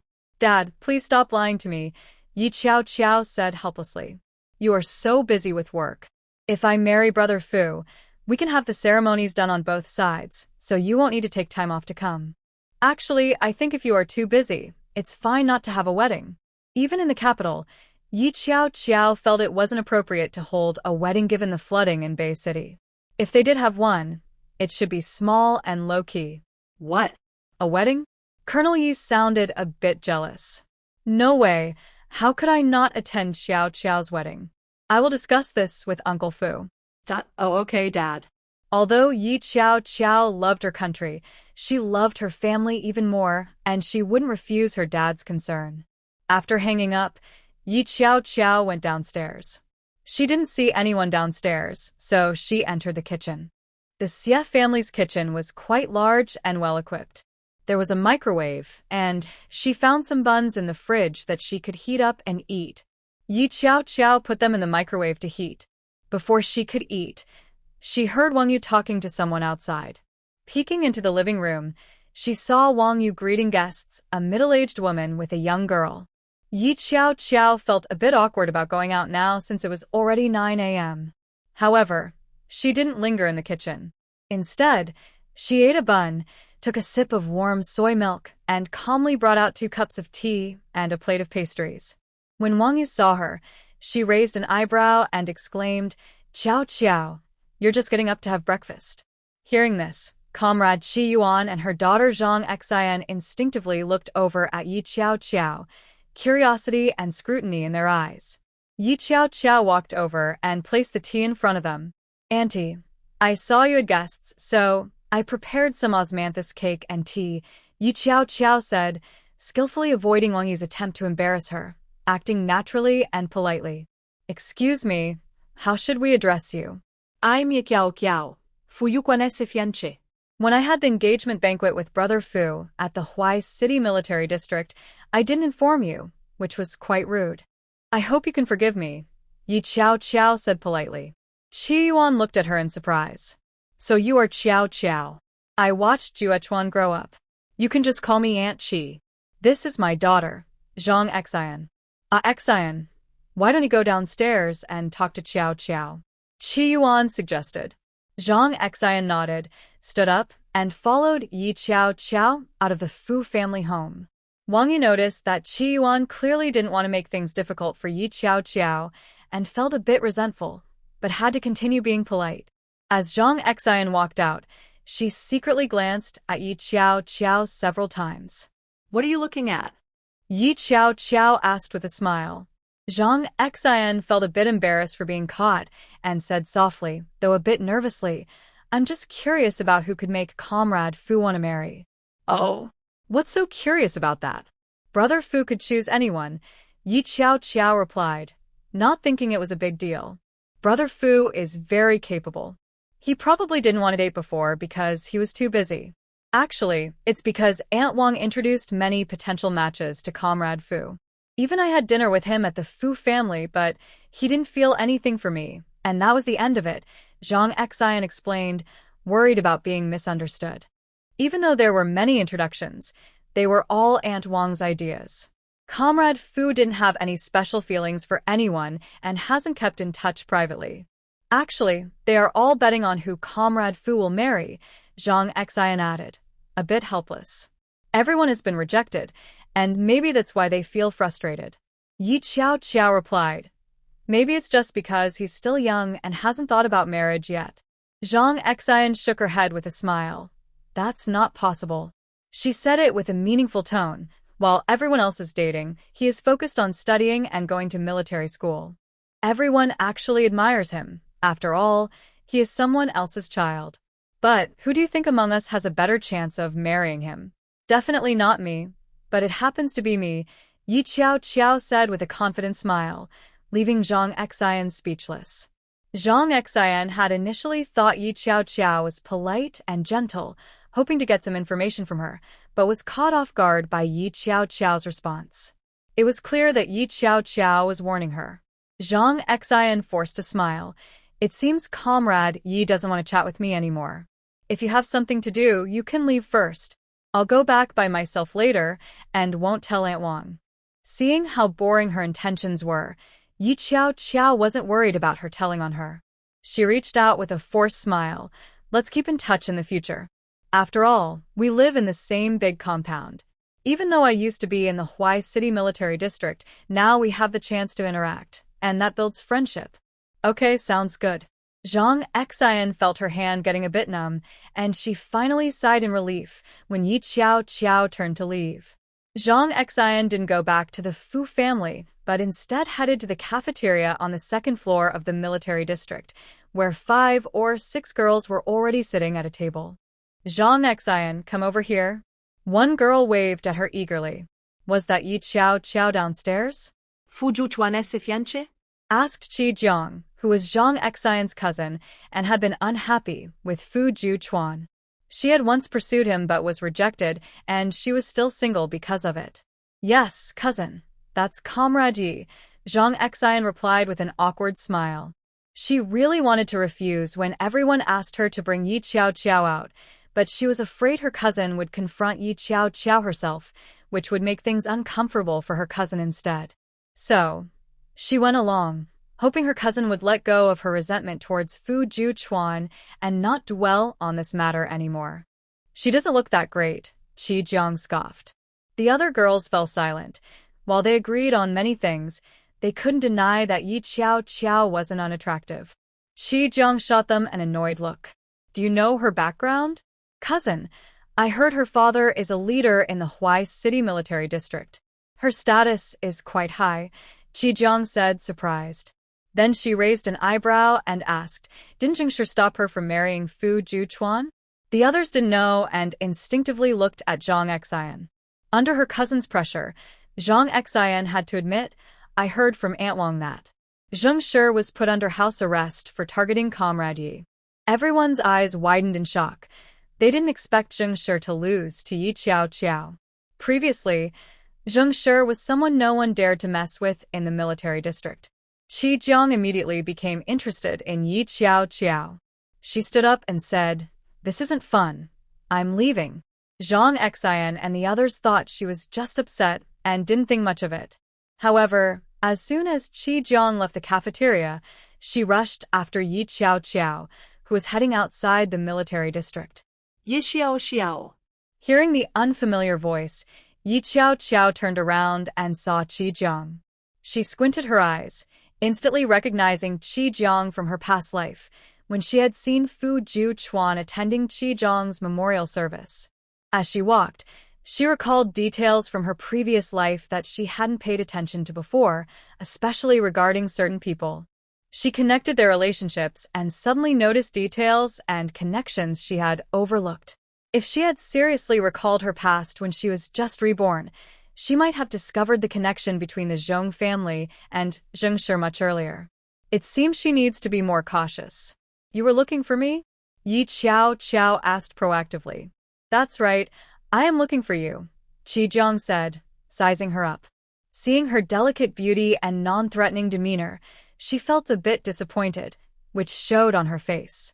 Yi Qiao noticed her defiant and arrogant expression, resembling a mean supporting character, which made her feel a bit uneasy. In her previous life, she had encountered trouble early on and met a humiliating end, so she felt a strange sense of sympathy for Qi Jiang, as they both shared a similar fate. What do you need me for? Yi Qiao asked curiously. Is Zheng Shi causing you trouble? Qi Jiang asked bluntly. Yi Qiao realized everything was written on her face. Yes, she has caused me trouble several times. Then we have a common enemy, Qi Jiang said confidently. Help me deal with Zheng Shi. I have a perfect opportunity for you. Qi Jiang handed Yi Chao a newspaper. This case is being led by Zheng Shi behind the scenes. If you can investigate it, you can make her lose face. Yi Chao replied, Your request is just to make her lose face? Otherwise, do you expect Zheng Shi to pay the same price for what she has done? Qi Jiang rolled her eyes, thinking Yi Chao was getting too confident after one victory and was being reckless. Zheng Shi has powerful backing, including Mr. Fu and high-ranking officials, as well as wealthy parents abroad. If Yi Chao weren't about to become a daughter-in-law of the Fu family, Qi Jiang wouldn't even consider approaching her. Yi Chao didn't make any promises. She just knew she would definitely target Zheng Shi. From Zhong Hai's testimony, both Zheng Shi and Zhou Cun were enemies that needed to be eliminated. She looked down at the newspaper, where a section was circled in pencil. It reported a court ruling about a female youth who returned to the capital and encountered trouble while looking for a job. She was harassed by some thugs and ended up teaching them a lesson. Due to excessive self-defense, one suffered a broken nose, and the other faced severe consequences. The female youth was ultimately sentenced to 5 years of labor reform for excessive self-defense and had to pay compensation to the victims. This case seemed quite intriguing, especially regarding who determined the excessive self-defense and who the witnesses were. What role did Zheng Shi play in this case? Yi Chao asked directly. Qi Jiang noticed that Yi Chao did not automatically assume the case was judged correctly, which made her feel somewhat satisfied and less critical of her. She said, One of her bodyguards is the brother of the who is seriously injured, and this young woman is the daughter of one of my cousins. They had come to my family for help, but my parents said the case was already decided and couldn't be changed, so she had to be sent back to the northwest. Qi Jiang was clearly upset as she spoke. Yi Chao narrowed her eyes. Who conducted the assessment? Who are the witnesses? Seeing her serious inquiry, Qi Jiang, surprisingly, did not refuse and let her thoughts slip out. Aren't you afraid I might be lying to you? You're not rejecting this? After all, this is really none of your business, and many elders don't like to get involved. Yi Chao couldn't admit that she was looking for more evidence of Zheng Shi's mistakes or crimes. The former could affect Zheng Shi's standing with the elders of the Fu family, while the latter could help her take revenge. Aren't you giving me a chance? Be clear in case I really need it, Yi Chao pretended to be profound. Qi Jiang was indeed swayed by her. She said, The doctor who conducted the assessment is from the First People's Hospital, and the witnesses are a few auxiliary police officers called by concerned citizens, along with several passers-by. She shared all this information with Yi Chao. Yi Chao nodded. Okay, I understand. By the way, what is the name of the bodyguard brother? I think it's Lin Zhen. Lin Zhen. Yi Chao instantly perked up. This bodyguard was the one Zheng Shi and Jiang Yao had pushed forward, the one who showed the photo of Aunt Zhong. What a coincidence. Yi Chao quickly said goodbye to Qi Jiang and rushed to the military district entrance to meet with Xie Song and the others, instructing him to investigate Zheng Shi and to set up her private detective agency in the capital. After giving her orders, she immediately went to find Fu Juan at the office building. When she arrived, she was issued a temporary pass after several checks. Just as she was about to ask someone where Fu Juan was, she heard someone call her name. Chao. Yi Chao looked up and saw Fu Juan on the second-floor staircase. She quickly stepped back and climbed the stairs. As she reached the second floor, she saw Fu Juan saluting a leader, and she instinctively followed suit. Fu Juan introduced her. Director Lin, this is my fiancé, Comrade Yi Chao. Yi Chao greeted. Hello, Director Lin. That's great. Congratulations to both of you. Director Lin nodded and said a few more words before leaving. Once he was gone, Yi Chao quietly asked Fu Juan, Brother Fu, is this Director Lin from the Capital Police Department? She had some doubts after hearing his title and surname, especially since Qi Jiang had just told her about the case, and she was immediately concerned about the leaders involved. Yes, why? Fu Juan noticed. She had something to say. Yi Qiao handed him the newspaper, then mentioned Lin Zhen's involvement, chuckling, "Brother Fu, isn't it a coincidence that this Lin Zhen is involved in everything?"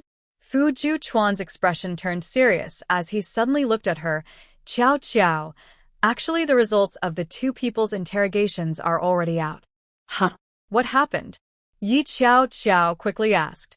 "Well, your situation can be used to get Lin Zhen to talk."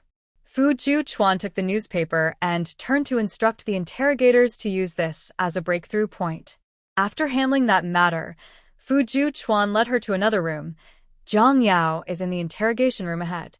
She has been through it twice, so she has some experience. At first, she claimed she was knocked out by Zheng Shi and brought to the capital, saying everything was unrelated to her. But later, when she couldn't hold up anymore, she admitted she wanted to make things difficult for you, Qiao, and that she went to meet Wong Yu with Zheng Shi, bringing out the photos. She confessed that she asked Lin Zhen for something to trouble you, and the photos were provided by Lin Zhen. She firmly denied that this had anything to do with Zheng Shi, Fu Juquan explained. "We can all see she's lying, clearly taking the blame for someone else." Since she is uncooperative, the interrogators warned her that obstructing justice could lead to 3 months of confinement, but she insists on this statement. So, no matter what the final investigation result is, Jiang Yao will at least be detained for 6 months. If she continues to deny it, she could face a fine of up to 1,000 yuan. Yi Qiao asked, "What about Lin Zhen?" Lin Zhen is even more stubborn, and since he is trained, he provided a clear explanation for the source of the photos. Huh? What explanation? Yi Qiao was curious about Zheng Shi's backup plan. He said he followed Zheng Shi 5 years ago and often went to the port city. He found the photos in a drawer at the Zhong family's place in the port city. Since there was a photo of his father, he kept it. Later, when Jiang Yao mentioned a way to create a rift between Yu and Wong Yu, Lin Zhen took out the photo. He mentioned the Zhong family, which is clearly shifting blame. Even if someone from the mainland investigates, by the time they return to the city, who knows how long it will take. This matter might just end up unresolved. Yi Qiao was so angry that she laughed. Zheng Shi really knows how to manipulate relationships. Even if Chief Fu doesn't believe the result, he will still doubt Zhongwen. In the end, as long as there is no solid evidence, she might just get a scolding and no real punishment. Seeing her expression, Fu Juquan gently rubbed her cheek. His warm touch and the way he looked at her made Yi Qiao's anger fade a bit, but she felt somewhat awkward. She instinctively tried to pull his fingers away, but he held her hand instead. Fu Juquan remained calm. He comforted her, saying, Qiao, don't you realize that even if this matter can't prove Zheng Shi's involvement, everyone isn't foolish? Zheng Shi is clearly talking nonsense. Not to mention that my dad is already unhappy with her because of the photos, but my uncle has also been completely offended by her this time. She doesn't understand that in my father and uncle's eyes, my mother's position is very special. After Zheng Shi comes to the city, she won't have it easy. My uncle, Fu Juquan chuckled mysteriously, is actually quite petty. You might not know, but I just sent the news to my uncle, and soon after, a piece of information spread through the upper circles of the city. Do you want to know what it is? Fu Juquan looked at her with deep eyes. At that moment, Yi Qiao felt the depth of Fu Juquan's thoughts. What is it? Although she felt something was off about the way he was looking at her, she couldn't help but ask. She was very curious about the news. Fu Juquan pointed to his own cheek. Yi Qiao widened her eyes in disbelief and said, Brother Fu, you've changed. Qiao, did I make things difficult for you? Fu Juquan hesitated. Seeing him like this made her feel familiar, and she couldn't help but laugh, then quickly stood on her toes and kissed his cheek. After several intimate moments, she didn't mind it anymore because Fu Juquan was clearly very respectful and gentle with her, which felt nice. Fu Juquan's eyes instantly brightened, filled with a unique softness as he looked at her. Just then, the door behind them was pulled open, and Jiang Yao was brought out by a soldier. Yi Qiao. Jiang Yao had just seen Yi Qiao and Fu Juquan being close through the transparent glass window of the wooden door. A wave of unwillingness and jealousy surged in her heart. Fu Juchuan had really been won over by Yi Qiao. He was a true young master of the capital. No wonder he could present such an expensive betrothal gift to Yi Qiao at the engagement party. At that time, she and Zhou Tsong thought Fu Juchuan was just lucky to have a wealthy mother who passed away early.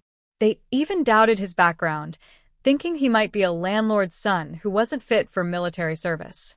Unfortunately, Zhou Tsong had given up on this plan because he couldn't find any information about Fu Juchuan. Who would have thought? He not only had a wealthy mother but also a powerful father. Jiang Yao watched Yi Qiao, her eyes turning red with jealousy. She almost lost control of her emotions. When the two looked over, she quickly lowered her gaze and put on a weak and innocent expression. Qiao, I apologize. Please don't hold it against me.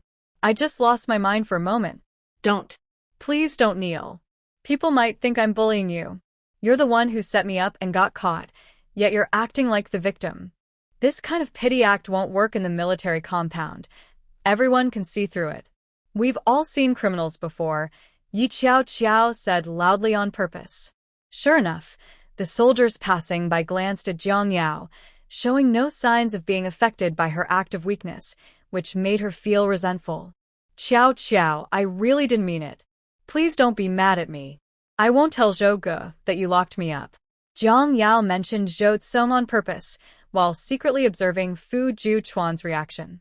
When she saw Fu Juchuan's hand clench slightly into a fist, a glimmer of satisfaction flashed in her lowered eyes. It seemed that Yi Qiao and Fu Juchuan's relationship wasn't so harmonious after all. Perhaps Zhou Ge could really influence their marriage. I see you're quite happy being someone's scapegoat. Don't worry, even if Zhou Tsong has a lot of money, he won't be able to bail you out this time. Just accept your 6 months of hard labor, Yi Qiao said with a cold smile. Jiang Yao's expression changed instantly, losing her previous calmness. Why would I go to jail? You're lying to me. She lunged at Yi Qiao, but the soldiers pulled her back immediately. Yi Qiao said, please take her away. I have nothing more to say to her. Seeing that Yi Qiao's words had taken effect, the soldiers really began to her away, treating her without any courtesy. She panicked and instinctively wanted to say something. Yi Qiao just smiled at her. I hope you don't regret the choice you made today. Jiang Yao's expression changed completely. She was no longer the weak person from before. She struggled to say something but was forcibly taken away. Jiang Yao couldn't break free, feeling a chill in her heart as she watched Yi Qiao move further away. Brother Fu, Jiang Yao doesn't seem to think she will get into trouble. Her support can't be Jing Shi, right? Yi Qiao felt happy as she saw Jiang Yao being taken away. Even if it was just for 6 months, it wouldn't be a vacation. It would be tough. I'm about to leave to see my second uncle, Fu Juchuan said as he walked her out of the office. Yi Qiao followed Fu Juchuan to meet his second uncle and talked about Jiang Yao and Lin Zhen's situation. Second uncle, you won't help Jiang Yao and Lin Zhen this time, will you? After all, they lied first and broke military orders later, Fu Juchuan said, taking a sip of tea, his voice full of sarcasm. Fu Hun could tell he was being warned. He remembered how Asher had been bothering him that morning, asking him to let the two go, claiming it was all a misunderstanding and that it hadn't spread outside, so it could just be forgotten. Fu Hung had often helped Asher in the past, resolving conflicts as an elder, and most of the time, they settled things privately. But this time was different. It involved family and also concerned his sister-in-law. He felt stuck. Not helping Asher would mean letting down his sister-in-law. Second uncle, you're not still planning to help Jing Shi, are you? Have you forgotten that Brother Fu is Auntie's son? Is an outsider really more important than him? Even if Auntie Zhong Yi were alive, she would surely favor her own son, Yi Qiao pointed out, feeling speechless at Fu Heng's thoughts. To be honest, if it weren't for her memories from a past life, she wouldn't have realized that Fu Heng's guilt was directed towards Auntie Zhong Yi. Whether it was about being good to Fu Juchuan or Jing Shi, it was essentially to fulfill Auntie Zhong Yi's wishes. Fu Heng felt even more embarrassed by Yi Qiao's words. He closed his eyes and said, Ju Chuan, this time I will help assure one last time between you two. Once this matter is over, I will take her away from the capital and will never cause you and Xiao Qiao any trouble again. Yi Xiao Qiao was exasperated.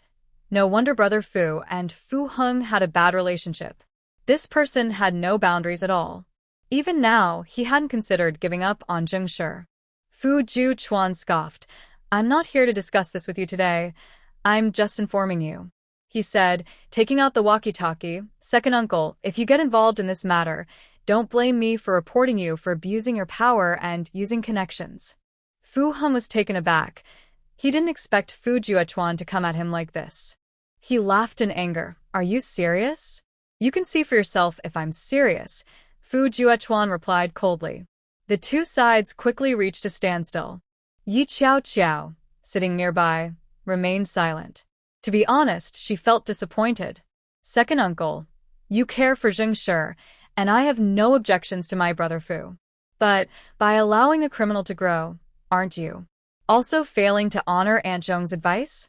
Once Yi Qiao Qiao confirmed Fu Heng's mindset, she decided to use it to her advantage. Since Fu Heng valued Aunt Zhong so much and believed that not taking care of Zheng Shi was disrespectful to her, she thought, let's make him realize he has already failed. Her words instantly made Fu Heng uneasy, and he instinctively retorted, impossible. When did I ever let Asher become a criminal? Even if she was just giving pointers from behind the scenes, she didn't know about her sister-in-law's identity, so she naturally didn't realize that a single photo could not only make Wong Yu jealous, but is also illegal. Qiao Qiao, I know you have a bad impression of Asher now, but you can't wrongfully accuse her, Fu Heng said, feeling a headache from the younger generation's entanglements. Second uncle, do you know about this case? Yi Qiao Qiao directly brought up the issue and handed him the newspaper. Fu Heng took a serious look and said, I've heard of it, but what does this case have to do with Asher? Fu Heng was clearly a smart man. He didn't think Yi Qiao Qiao would casually bring up a topic. Yi Qiao Qiao pointed at the newspaper, looking at him without any guilt, her gaze firm. In this case, Zheng Shi's involvement affected the outcome. The person whose life was ruined is Lin Zhen's brother. You may not know who Lin Zhen is, but he was the bodyguard exposed by Jiang Yao yesterday as the source of the photo. Do you think such coincidences exist? Fu's second uncle, I suggest you investigate this matter thoroughly to understand whether Zheng Shi has abused her privilege to harm others, right? Yi Qiao Qiao appeared calm, but her words were not polite. Initially, she wanted to persuade Fu Juechuan to accept Fu Heng, but she didn't expect Fu Heng to be a difficult parent. However, this difficult child was growing up to be more deceitful, even managing to confuse Fu Heng completely. Fu Heng's expression suddenly turned sour. He stood up abruptly and said, I will investigate this. Fu Heng pressed his lips together and looked at Fu Juechuan. Juechuan, I can ignore the bodyguard and Jiang Yao's matter, but I have one request. You and Xiao Qiao should get married as soon as possible. He wanted to make Asher give up on Juechuan, hoping to restore normalcy and prevent her from clinging to something that didn't belong to her, which could lead to serious mistakes. Yi Qiao Qiao and Fu Juechuan immediately understood Fu Heng's intention for them to marry. They exchanged glances. Fu Juechuan replied calmly, I will marry Qiao Qiao only because we want to be together, not because of pressure. So, don't impose your expectations on us. After he finished speaking, he scoffed, showing no courtesy. Yi Qiao Qiao didn't say anything but smiled, clearly agreeing with him. Fu Heng felt a mix of anger and amusement, but a hint of bitterness crept into his heart. How could he not see that the two were becoming more guarded around him? Was he really wrong? Fu Heng left the Fu family in a daze. Once in the car, he coldly instructed his secretary to investigate the counterattack case. Yes, Mr. Fu. Do not alert Asher during the investigation. Inform me immediately once there are results, Fu Heng added after a moment of thought. Understood. Yi Qiao Qiao looked at Fu Juechuan. With everyone frequently mentioning marriage, she was starting to care about it too. Brother Fu, my dad said he would discuss the wedding date with Uncle Fu. How long is your vacation?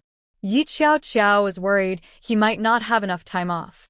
Fu Juechuan replied, My injury has earned me a half-month leave, and I can apply for another half-month for the wedding. If I don't take any leave, I have 4 days left before I need to return. Yi Qiao thought that time was a bit tight. However, Fu Juechuan hesitated, then said, I plan to join the capital military district. Ah. Yi Qiao was puzzled by this statement. Does this mean you will develop your career in the capital from now on? Qiao, it's not that I want to stay in the capital. It's that I have to, unless I give everything up for Wong Yu. Fu Juechuan wasn't the type to be overly generous. If Wong Yu didn't compete and was friendly, he would have left without hesitation. Unfortunately, Wong Yu had too many thoughts. His non-competitive nature only brought danger to himself and Qiao. But didn't you want to develop in the special forces? Yi Qiao suddenly recalled that in her past life, Brother Fu had also returned to the capital military district around this time. After that, she hardly saw him, only catching glimpses of him in the newspaper, while she was still trapped in the deception of Zhou Siyuan at that time. The leader said he would reserve a position for me in the special forces. From now on, I will have 2 identities. Fu Juechuan didn't elaborate further, as that would involve military orders. But didn't Uncle Fu want you to return to the capital military district to help Fu Qingyu? Upon hearing this, Fu Juechuan simply smiled lightly. Qiao, in the army without ability, no matter how much you try to pave the way, reaching the rank of lieutenant is already the limit. Wong Yu is just dreaming. She probably has been misled, thinking that other young people are getting promoted easily, but she hasn't considered how much effort they put in behind the scenes. It's not that I look down on Qingyu, but his heart isn't in the military. If he were willing to work hard, I wouldn't stop him from advancing. There's no need for that. After hearing this, Yi Qiao had nothing to argue against. Since you've made your decision, I support you. With Yi Qiao's words, Fu Juechuan entered Chief Fu's study that night. They spoke about something, and the next morning, Fu Juechuan was transferred to the capital military district and appointed as the company commander of the 6th Corps of the 24th Division. He had already been promoted to lieutenant in the Huiqing military district, so his promotion after the transfer was only natural. After all, even without the military achievements from the special forces, Fu Juechuan's resume was impressive. That evening, Chief Fu happily announced the news. Juechuan has performed exceptionally well. Qingrong, you should learn from your brother. Wong Yu looked displeased and said, Minin, Qingyu should also join the military. When will you arrange that? Upon hearing his mother's words, Fu Qingyu's expression was somewhat restrained. Yi Qiao, sitting across from him, caught the moment perfectly. Qingyu, do you really want to join the military?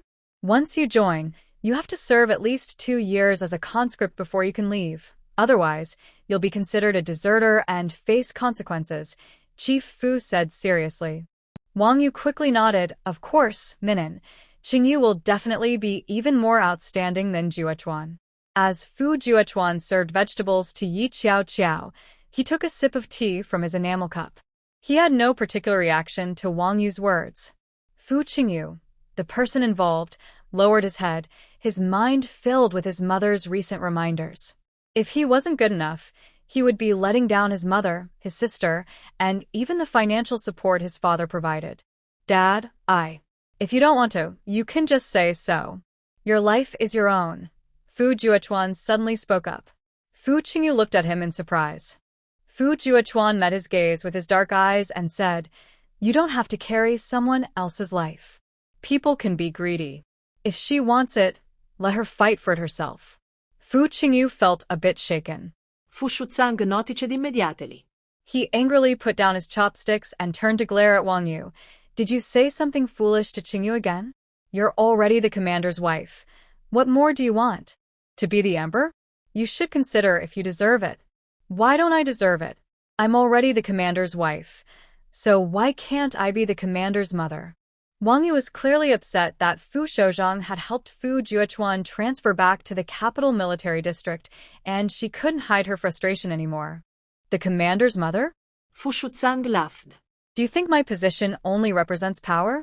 Have you thought about how much responsibility I have to bear? How great that responsibility is? There are thousands of excellent soldiers in the military. Do you think I just got this position for no reason? Fu Shozhong was increasingly dissatisfied with Wong Yu, never imagining she could be so short-sighted and ignorant. Wong Yu was startled by Fu Shozhong's words. She suddenly realized she had spoken too freely. Wong Yu could be flexible. She lowered her head and softly said, "Minin, please don't be angry. I'm just worried that Qingyu won't have a bright future. I think Qingyu would make a great pilot. He is skilled and enjoys it. Besides, excellent pilots are rare, and that future is just as good as joining the army," Yi Qiao said. If she didn't know Fu Juechuan's future achievements, she wouldn't be so sure he could become a commander. Even now, many things had changed, and she only hoped for Fu Juechuan's safety. The more one forces things, the less likely they are to succeed. Fu Qingyu's heart raced, and he looked at Yi Qiao with surprise and shock. "Sister-in-law, how did you know I like being a pilot?" Wang Yu was about to make a sarcastic remark about Yi Qiao meddling when she heard Fu Qingyu's words. She was taken aback. How could this rebellious child speak up for an outsider? Yi Qiao had indeed stirred things up, causing Qingyu to reconsider the military's power. "Qingyu, you've never flown a plane, so how can you say you like it? Being a pilot is no joke. You can't regret it," Wang Yu said in a serious tone, mimicking Fu Shozhong. She knew her son was often indecisive, especially when it came to hardship, and this would surely change his mind. Unexpectedly, Fu Qingyu confidently said, "Dad, Mom, I've made my decision. I want to be a pilot. I've flown a plane before, and if you don't believe me, you can see during the flight test." Good. I knew it.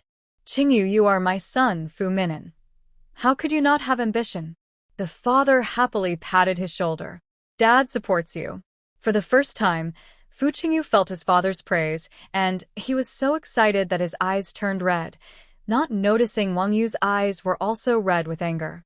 "Dad, since my older brother can be a pilot, can I join the art troupe to be an actress?" Fu Qingrong quickly asked.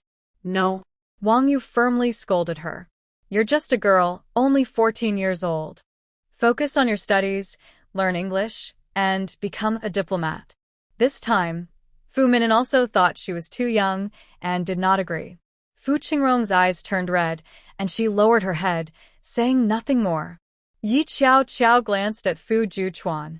Fu Juechuan squeezed her hand under the table and didn't want to let go. He cleared his throat and said, "Father, joining the art troupe involves dancing, and as you get older, it's harder to do without injury. But English can be learned anywhere. Since both Qingyu and I have the chance to pursue our interests, Qingrong should have a fair chance too. What do you think?" Hearing this, Fu Minin thought it made sense. After a moment, he said, "All right, Qingrong, I'll give you 2 years. If you don't do well in the art troupe, you can come back and focus on your studies." "Thank you, Dad." Fu Qingrong didn't expect the opportunity to come back, and she was overjoyed. She then said to Fu Juechuan, "Thank you, big brother. And thank you, sister-in-law." She was grateful to Fu Juechuan for including Yi Qiao, which unexpectedly made Fu Juechuan happy. The two children were thrilled. However, Wang Yu was about to explode with anger. She had long known that once Fu Juechuan returned, he would have control over the entire Fu family. Even the old man would favor him. Now that it had become a reality, Wang Yu was so overwhelmed that she fainted. "Mom?" Fu Qinju exclaimed. Fu Minin was startled as well. It was Fu Juechuan who calmly arranged for someone to take Wang Yu to the hospital and hired a caregiver to look after her. Xie Qingyu and Xie Qingrong went to keep her company. Fu Minin had to attend to official matters, and since the doctor said she was fine, he didn't go. Yi Qiao brought a fruit basket but didn't stay long. That night, Fu Juechuan lay in bed with Yi Qiao and casually leaned in to kiss her. After that kiss, Fu Juechuan clearly found it hard to stop. When Yi Qiao saw him crouch down, she widened her eyes in shock. "Brother Fu, do you know what you're doing?" "Of course. I'm here to serve you." Fu Juechuan leaned in to kiss her. Yi Qiao fainted from the surprise, and Fu Juechuan almost rushed her to the hospital. If he hadn't felt her steady pulse and remembered that Qiao Qiao didn't like personal matters being shared, he might have lost control. Fortunately, 10 minutes later, Yi Qiao Qiao slowly woke up. Once awake, she immediately punched Fu Juechuan. He didn't dodge and even leaned in closer, with a very intense expression, saying, "Qiao Qiao, I'm sorry. Please don't be mad." Yi Qiao Qiao replied, "Forget it." She rolled onto the bed and pulled the thin blanket over him. Fu Juechuan followed and quietly wrapped his arms around her waist from behind. "Qiao Qiao, I just couldn't control myself." "I think you're losing control more and more," Yi Qiao Qiao said, suddenly turning to touch his forehead, noticing he was sweating and his eyes were red.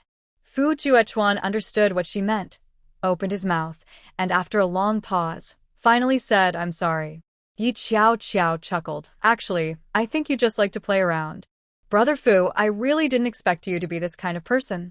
Fu Juechuan felt a bit guilty from her laughter. It seemed he really did act on his own feelings. "All right, Brother Fu, let's sleep. We don't know what will happen with your stepmother tomorrow, so we should rest." "Okay." No matter what he thought, Fu Juechuan respected her. Before sleeping, he even got a towel to help wipe off her sweat. Yi Qiao Qiao felt comfortable and quickly fell asleep, while Fu Juechuan lay in bed thinking about marriage. He woke up early in the morning, just after 6, and went to the cafeteria to buy breakfast for Yi Qiao Qiao before heading to work at the army. He was still on leave, recovering from an injury, and was there mainly to hand over responsibilities and learn about the current situation in the unit. During this time, Fu Juechuan discovered that the unit had recently gone to North City for disaster relief. Although no soldiers had died, many were injured. While he was busy with official matters, he received a call from Fu Heng. "Juechuan, I've found out something." Fu Heng's voice was filled with anger. Ashi really got involved in this case, causing an innocent woman to be punished. "I have followed the procedures and filed an appeal. After this, I won't let Ashi interfere in this case again." When Fu Juechuan heard this good news, he immediately told Yi Qiao Qiao.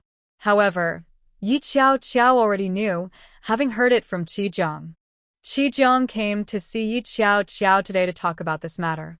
"I didn't expect you really helped my cousin get her case overturned," Qi Jiang asked curiously. "How did you do it?" "Oh, I just asked Uncle Fu to help investigate the case," Yi Qiao Qiao replied with a smile. Qi Jiang widened her eyes. "Mr. Fu actually listened to you?" "He didn't listen to me. He just couldn't accept that Jing Shi did something wrong, especially since she hid this from Uncle Fu," Yi Qiao Qiao hinted. Qi Jiang wasn't foolish. She understood Yi Qiao Qiao's meaning, but Mr. Fu actually helps the right over the family? She was still doubtful that Fu Heng, who cared so much for Jing Shi, would help her. "That's your blind spot in thinking. I can assure you that in the past, Uncle Fu helped Jing Shi only when others bullied her or in some minor matters," Yi Qiao Qiao explained. "Now she is involved in illegal activities, and Uncle Fu has his principles." "Don't worry," Yi Qiao Qiao said with a smile. Qi Jiang's eyes lit up. "Let's go see Jing Shi. I really want to see her expression. She must be furious." Qi Jiang laughed triumphantly, looking like a villain. Yi Qiao Qiao didn't plan to see Jing Shi. She still needed to investigate the source of Jing Shi's photos without alarming her. "Don't rush. Why not wait until the case is retried?" Yi Qiao Qiao suggested. "Then we can mock Jing Shi for a better effect." Qi Jiang thought this made sense and stroked her chin. "You're right. I should be a bit more patient." After discussing this matter, Qi Jiang suddenly became curious about her engagement with Fu Juechuan. "What made you and Fu Juechuan get engaged?" Qi Jiang rested her chin on her hand, her eyes full of curiosity. "I pursued him for so long, and he was never gentle with me. He wouldn't be using you as a shield, would he?" It was the first time Yi Qiao Qiao heard someone say that, and she found it amusing, denying it. "No, we have feelings for each other." "I don't believe it. Fu Juechuan is so cold. How could he like anyone?" Qi Jiang pouted. "Don't worry, I won't steal your man. The person I like has already appeared." As Qi Jiang spoke, a smile spread across her face. Yi Qiao Qiao suddenly thought of something and asked, "Do you have a partner?" Yes, my partner is Hu Chuan. Although he is not in the military, he is an officer, so he is a good match for my family. His father is also a government official, Qi Jiang said with excitement. Hearing that name, Yi Qiao suddenly remembered from her past life that Qi Jiang had an accident while hiking with her partner and was harmed by a group of troublemakers. Because of this, the Qi family sought revenge on Hu Chuan's family. In the end, Hu's family was fine, but the Qi family faced severe consequences due to their aggressive actions, leading to their downfall. The one who reported the Qi family was actually Hu's family retaliating. Hu's family ended up having a good relationship with Zheng Shi, and several of Zheng Shi's companies in the country collaborated with Hu's younger generation. This meant that Hu's family had definitely teamed up with Zheng Shi. Thinking back, Zhou Tsong also had a business partner named Hu Dingshan. Do you know who Hu Dingshan is? Yi Qiao suddenly asked. Qi Jiang looked confused. Are you talking about Hu Chuan's uncle? He is in business. Yi Qiao thought deeply. This connected the dots. In her past life, Zheng Shi from the capital, Hu's family, and Zhou Tsong from Huai City were all linked together. Though they seemed unrelated, they all had ties to Zheng Shi. In her previous life, Uncle Fu helped Fu Juchuan, which ruined much of his career, while Zheng Shi remained carefree and unbothered. At first, Yi Qiao thought Uncle Fu had arranged things for her, so she was unaffected. Now it was clear that Zheng Shi's influence, connections, and business reach were greater than she had imagined. Zheng Shi's success was definitely related to the overseas Zheng family, as she needed a lot of money to build her network. This was not good news. Yi Qiao's expression darkened as she decided she needed to build connections too, and the Qi family would be a good choice. Comrade Qi, Yi Qiao looked up with a serious expression. There's something I don't know if I should say. Just say what you need to, Qi Jiang replied, annoyed by her hesitation. Yi Qiao said, actually, Hu Chuan has someone he likes. That person is a regular staff member in his office named Zhang Yinro. They are college classmates, but their families do not approve of the relationship because Hu's family thinks Zhang Yinro comes from a low background. Hu Chuan can't resist his family's pressure, so he reluctantly pursued you and is trying to keep you happy. Once you're married, he won't have to worry about it anymore. I'm not possible. Qi Jiang's face instantly turned ugly, and she angrily stood up, questioning Yi Qiao.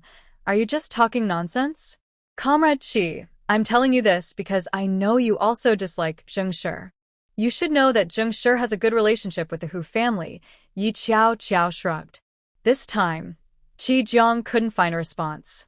Her expression changed repeatedly because she actually already knew that Hu Chuan's mother had a good relationship with Zheng Shi, always praising her in front of Qi Jiang. She thought that as long as Hu Chuan liked her, everything would be fine. After all, she didn't have to live with Hu's mother.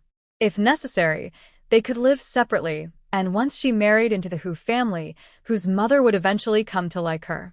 But now, Yi Qiao told her that Hu Chuan's feelings for her were fake, while Zheng Shi's connection with the Hu family was real, and Qi Jiang suddenly felt scared. She felt that this might be a plot against her, because when she was classmates with Zheng Shi, the latter had also schemed against her. Back then, she overheard their conversation in the restroom, so when a female classmate, sent by Zheng Shi to build a false friendship, was overly nice to her, Qi Jiang directly scolded her, exposing her true nature and causing her to be reprimanded at school and write a reflection paper. now, She almost fell for it again. Qi Jiang was so angry that her face turned green, and she clenched her fists tightly. Seeing her like this, Yi Qiao was worried she might do something rash, so she quickly grabbed her hand and said, Comrade Qi, don't rush to seek revenge on Zheng Shi and the Hu family. First, quietly gather evidence. Wouldn't it be better to charge Hu Chuan and the other person with a crime? We are in a hidden position now, holding the advantage. There's no need to reveal to the enemy that we already know. Qi Jiang gave her a deep look, suppressing her anger as she walked away. Yi Qiao didn't expect Qi Jiang to react so quickly. Just 2 days later, even Wong Yu was reluctant to return from the hospital, and news came from the Qi family. It was reported that someone had accused Hu Chuan of having inappropriate relationships, catching him and that female colleague in a compromising situation. Both were charged with the crime, and even though the Hu family intervened, Hu Chuan was sentenced to over 10 years and sent to the northwest for reform. Yi Qiao heard this news during dinner that evening, when only Fu Shouzhang, the 3 Fu siblings, and herself were present. After sharing this information, Fu Shouzhang continued, Qiao, Ju Chuan, your marriage has been discussed with your father, and I've set a date. The earliest available is July 2nd, just half a month away. What do you think? The commander suddenly brought up this topic, and the whole family was surprised. Even Yi Qiao instinctively looked at him and asked, Uncle, how did you discuss this with my dad? Where will it be held? Is it on the day of the banquet or the day we get the certificate? Military marriages require a marriage report to be filed in advance. After various approvals, it will likely take about half a month for the marriage certificate to be issued. The commander was in a good mood. Your dad, and I think that since you two have a stable relationship, getting married sooner will save some trouble. Of course, this is also a natural step. Your dad suggests holding a wedding banquet here at the capital military district, nothing too extravagant, just a simple meal for guests, and it will also be a chance for you to meet some people with me.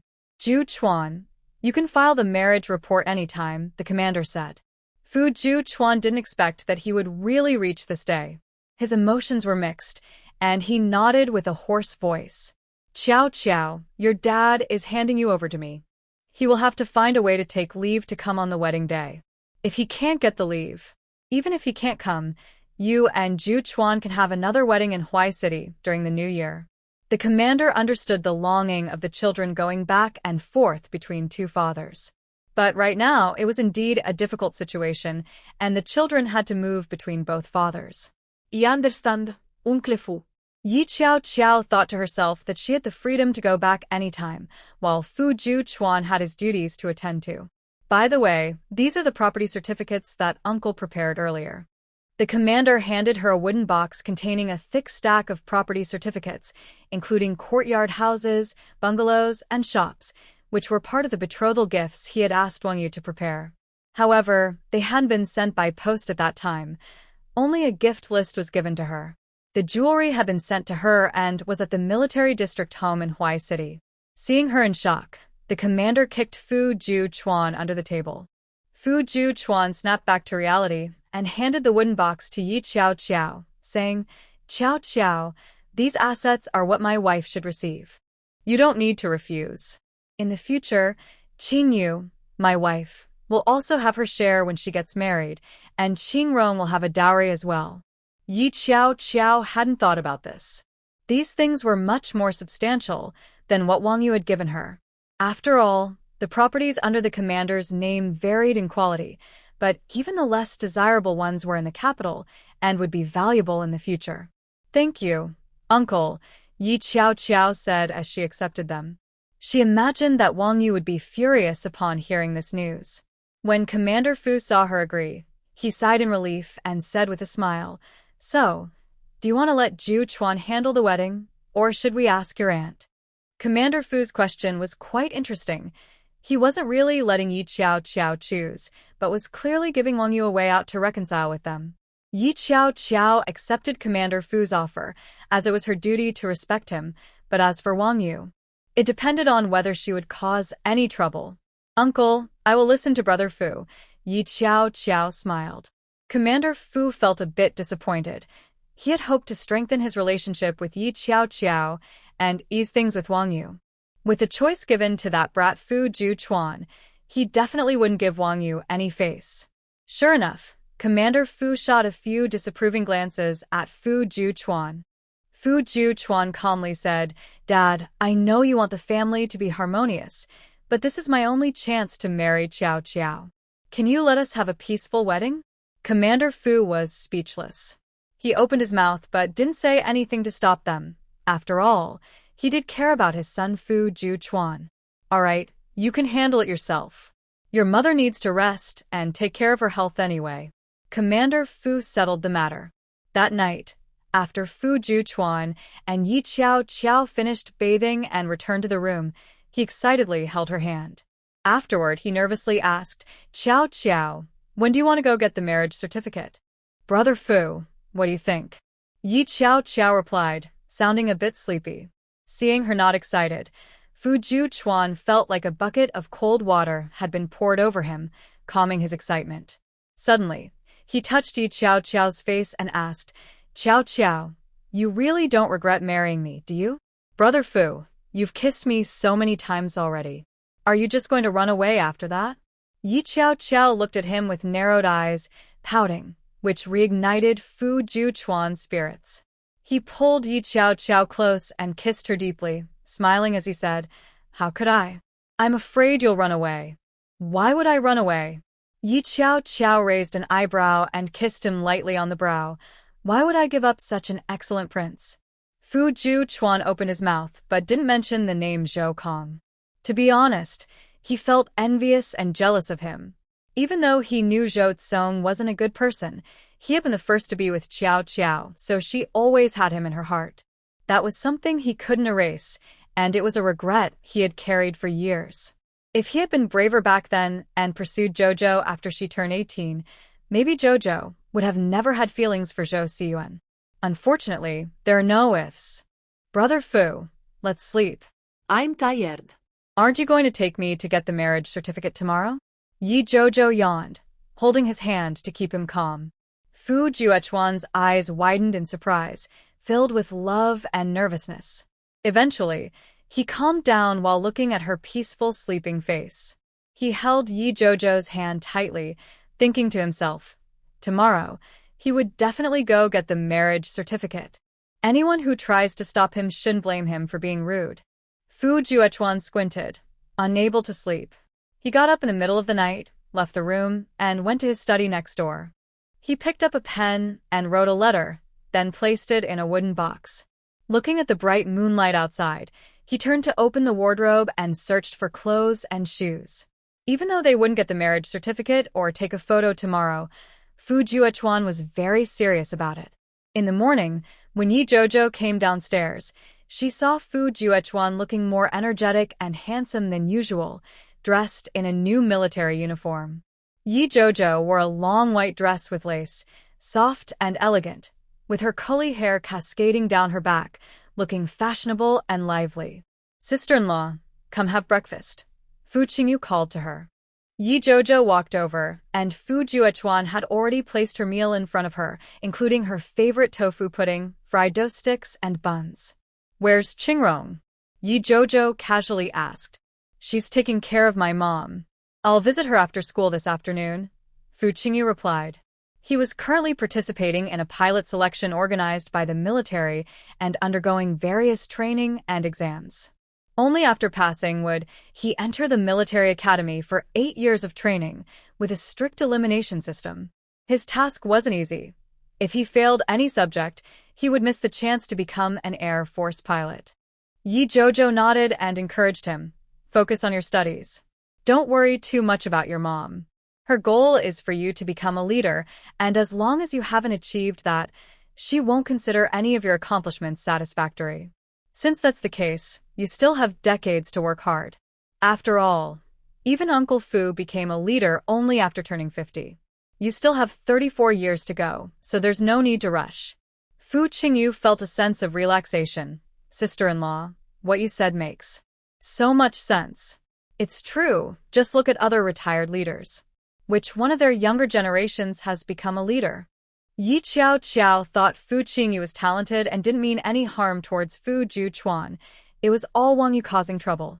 She knew Fu Juchuan had 2 younger siblings and wanted to help him to avoid a tragedy like in her past life. Back then, Fu Qingyu had completely given up on himself and his life. I understand, sister-in-law. Fu Qingyu smiled, feeling much more relaxed. After breakfast, Yi Qiao Qiao and Fu Juchuan took their household registration book and other documents to the military district office to file their marriage report. Fu Qingyu saw them and smiled, saying, Big brother, sister-in-law, I wish you both happiness. Fu Juchuan rarely patted his shoulder and then rode his bicycle with Yi Qiao Qiao to the military district office. It was a short distance, and they arrived just as work was starting. Fu Juchuan first took Yi Qiao Qiao to meet his superior, who happened to be Commander Qi. When Commander Qi saw Yi Qiao Qiao, he smiled and said, "Comrade Yi, I've heard your name from Jiang. Today, I see you are indeed a good girl. Although Ju Chuan has just been assigned to my team, in my eyes, you are both my juniors. I fully support your marriage report. You both should live well and bring glory to the country." Commander Qi clearly wanted to repay Yi Qiao Qiao for warning Qi Jiang and helping her avoid being deceived. "Go ahead and submit it now. I will ensure it gets reviewed as quickly as possible," Commander Qi said. Yi Qiao Qiao felt Commander Qi's kindness and smiled, saying, "Thank you, Commander Qi. Don't be so formal. Just call me Uncle Qi. You're not in the military, so there's no need to be so serious," Commander Qi said with a smile. Fu Juchuan felt a bit puzzled by Commander Qi's warm attitude towards Qiao Qiao, but he was also glad that his leader was helping their marriage report get approved quickly. Fu Juchuan then took Yi Qiao Qiao to the designated office. As soon as they entered, the civilian officers and soldiers present looked over in surprise and curiosity. Most people knew Fu Juchuan's identity, especially since he had quickly risen in rank and was well known in the capital military district, even featured in military reports with special interviews. And now, such an outstanding soldier, a military second generation, was really getting married. Yi Qiao Qiao was instantly scrutinized by all the gazes. She calmly accepted their attention and, following Fu Juchuan, took out the household registration book, introduction letter, and other documents to hand over to the responsible military personnel. The civilian soldier saw that the first page of Yi Qiao Qiao's household registration book had the name of General Yi written on it. He paused for a moment, and his jealousy turned into sadness. Indeed, the only person worthy of being with Captain Fu was someone from a similar military background like her. The civilian soldier handed her and Fu Juchuan an application form. Yi Qiao Qiao looked at the contents, curious as it was her first time seeing such a thing, and filled it out slowly. Fu Juchuan finished in less than 5 minutes and looked up to see that Yi Qiao Qiao had only completed about a third of it. His heart raced, especially when he noticed that she was currently writing about their romantic relationship. The more Yi Qiao Qiao thought, the more nervous he became. When Fu Juchuan leaned over to look, Yi Qiao Qiao suddenly turned her head and asked awkwardly, "Brother Fu, can I write this part by myself?" Fu Juchuan couldn't bring himself to say no. He turned and walked to the window, looking outside, but actually watching Yi Qiao Qiao's reflection in the glass, gradually becoming lost in thought. At the hospital, Wong Yu finished her breakfast and felt energized again. She angrily questioned Fu Qingrong, "Why did it take you so long to come? I was here alone, and you and your brother didn't even check on me. Marrying your dad is such a burden." "Mom, I came right over without having breakfast," Fu Qingrong replied unhappily. "Did you finish eating? If not, I can go buy something." "Buy what? Don't you know to have Yi Qiao Qiao make me some soup?" Wong Yu said irritably. Fu Qingrong was speechless. "Mom, you didn't want Sister Qiao Qiao to marry my brother, so why would she make you soup? Besides, Sister Qiao Qiao comes from a good family. Why do you have to make things difficult for her?" Fu Qingrong said unhappily. "Also, both my brother and dad agreed to their marriage, and they're about to get married. If you keep causing trouble, you'll just offend people." "What are you talking about? Who is getting married?" Wang Yu's voice was sharp, almost breaking. "Big brother and sister Qiao Qiao," Fu Qingrong replied nervously, startled by Wang Yu's angry expression. Wang Yu immediately threw off the covers, got out of bed, and quickly put on her shoes to grab clothes from her bag, wanting to change out of her hospital gown. "Mom, what are you doing? You haven't finished your 4 yet," Fu Qingrong said, reaching out to pull her back. Wang Yu pushed her away, saying, "You fool, Yi Qiao Qiao is about to join the Fu family, and you still don't care? Don't you know that once she marries in, your brother will have the support of the Yi and Zhong families, as well as your father? You and your brother will just be left to pick up the scraps." This wasn't the first time Fu Qingrong had heard this. She felt a bit angry. "Mom, You always want me and my second brother to be wary of our older brother, but when has he ever harmed us? It's you who has always targeted him since we were young, but you just keep failing. What do you have to be wary of? Can you really compete with him? My brother's abilities are far beyond what you and your second brother can match. Why do you have to go against him? Fu Qingrong truly didn't understand why her mother was so stubborn. If her brother were ruthless, she could agree, but he was a good person. She felt they could be a happy family, and it was frustrating that things had turned out this way. I'm doing this for you and your second brother, Wong Yu shouted, pointing at her head. You fool. Okay, I'm the fool, you're the smart one. Then why is it that when you were hospitalized, Dad gave all the betrothal gifts to Sister Qiao Qiao? This morning, they probably went to file for the marriage certificate. What did you say? Wong Yu nearly fainted. You mean your dad already gave the betrothal gifts to Yi Qiao Qiao? What did he give her? Fu Qingrong scoffed, a house, a shop, and money. Although Fu Qingrong felt a bit envious, she knew her father had prepared gifts for her as well. Plus, her daily living expenses were sufficient, so she couldn't really feel jealous. She thought her life was already good, at least better than her grandfather's family. See. I told you, she came just to take the inheritance. If it weren't for her, all that money would belong to your second brother, Wong Yu said angrily. Fu Qingrong instinctively asked, What about me? You're a daughter who will be married off. You can't expect to keep all that money. If you need money, just ask me, and I can help you. Fu Qingrong felt a surge of anger. She didn't fully understand the concept of favoritism, but she felt her mother was being unfair. Enough. I want to be discharged. Go help me with the paperwork, Wong Yu ordered sharply, not wanting to continue the conversation. Fu Qingrong frowned but turned to go to the nurse's station to handle the discharge paperwork. When she returned to the hospital room, she found that Wong Yu was already gone. Fu Qingrong panicked and quickly went to ask nearby patients for information. Logically, she shouldn't have found Wong Yu, but she happened to ask a nurse who knew her. Mrs. Wong just left the hospital. Fu Qingrong hurriedly chased after her. When she reached the hospital entrance, she saw Wong Yu getting into a car and leaving. Fu Qingrong felt suspicious. It's strange. Why didn't Mom wait for me? Did she really want to stop my brother from marrying Qiao Qiao? Thinking this, Fu Qingrong quickly took a taxi and followed Wong Yu. She saw Wong Yu meeting a stranger in a cafe. Curious, Fu Qingrong quietly entered the cafe and sat close to Wong Yu and the stranger to listen in. You go back and tell Assur that Fu Juechuan is marrying Yi Qiao Qiao. They're going to file for marriage today. I found out too late to stop it. Have Assur take action within the military, Wong Yu said impatiently. The man nodded. Is there anything else, ma'am? Assur really can't come out? She can come out in 7 days. So this man was actually Zheng Shi's bodyguard? Fu Qingrong realized she had never seen him before. It was strange how Zheng Shi had so many bodyguards. Just let her out.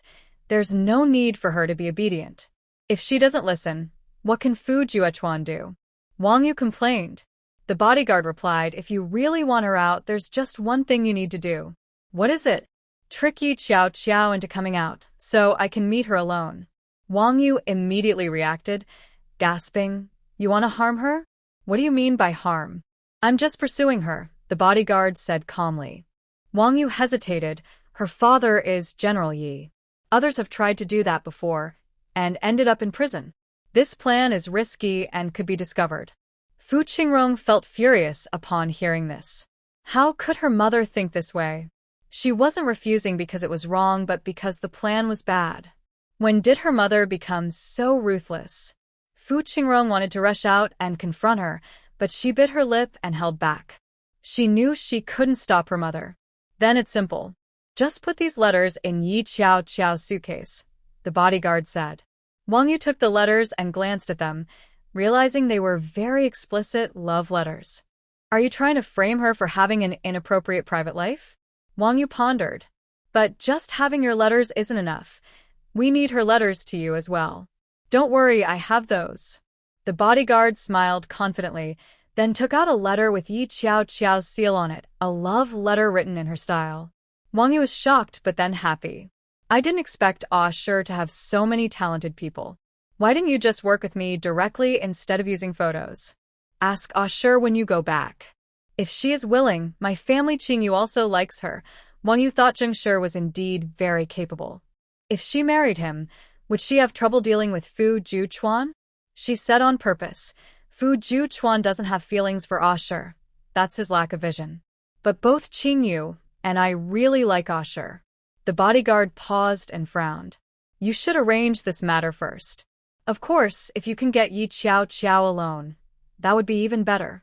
Anyway, come by a few more times. I don't believe she won't fall for it. Wong Yu immediately took the letter and said with a smile, no problem.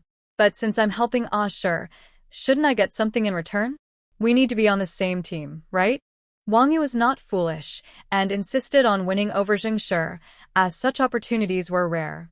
The bodyguard seemed to have been instructed beforehand. He handed Wong Yu a card and said, "This is a gold card for S-Bar. If you have some free time, you can check it out. You might meet some useful connections there." Wong Yu's eyes lit up. This would help her connect with Zheng Shi's circle. All right, no problem. The bodyguard stood up, ready to leave, when he suddenly glanced toward Fu Qingrong's location, narrowing his eyes. Fu Qingrong, what are you doing here? A man said as he sat down at the table across from her, looking at her curiously.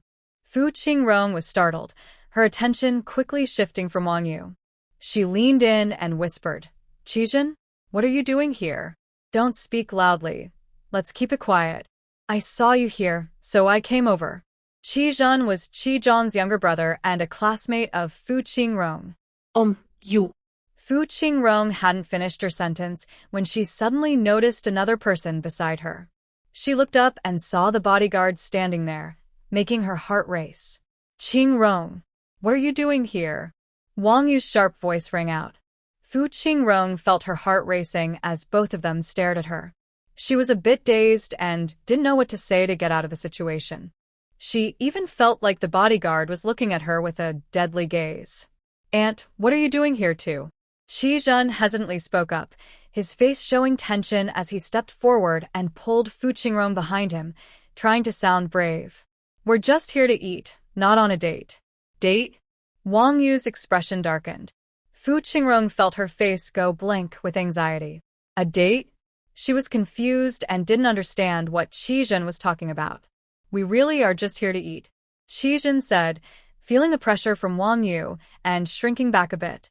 Wong Yu shouted angrily, "You kids are only 14, not 40. She didn't dare to mention dating for Fu Qingrong's reputation, fearing it would lead to rumors and trouble. Taking a deep breath, she turned to the bodyguard and said, "You can go back now. I need to handle my family matters." The bodyguard, seeing the chaotic scene, frowned slightly and said, "Contact me anytime," before leaving. Once the bodyguard was gone, Fu Qingrong felt a wave of relief wash over her. But before she could relax, Wong Yu grabbed her hand and pulled her outside. Fujan quickly followed, boldly getting into Wong Yu's car. "Auntie, I'm going back to the military compound too. Let's go together." Wong Yu wanted to scold him, but ended up letting him sit in the front seat while she told the driver to start the car.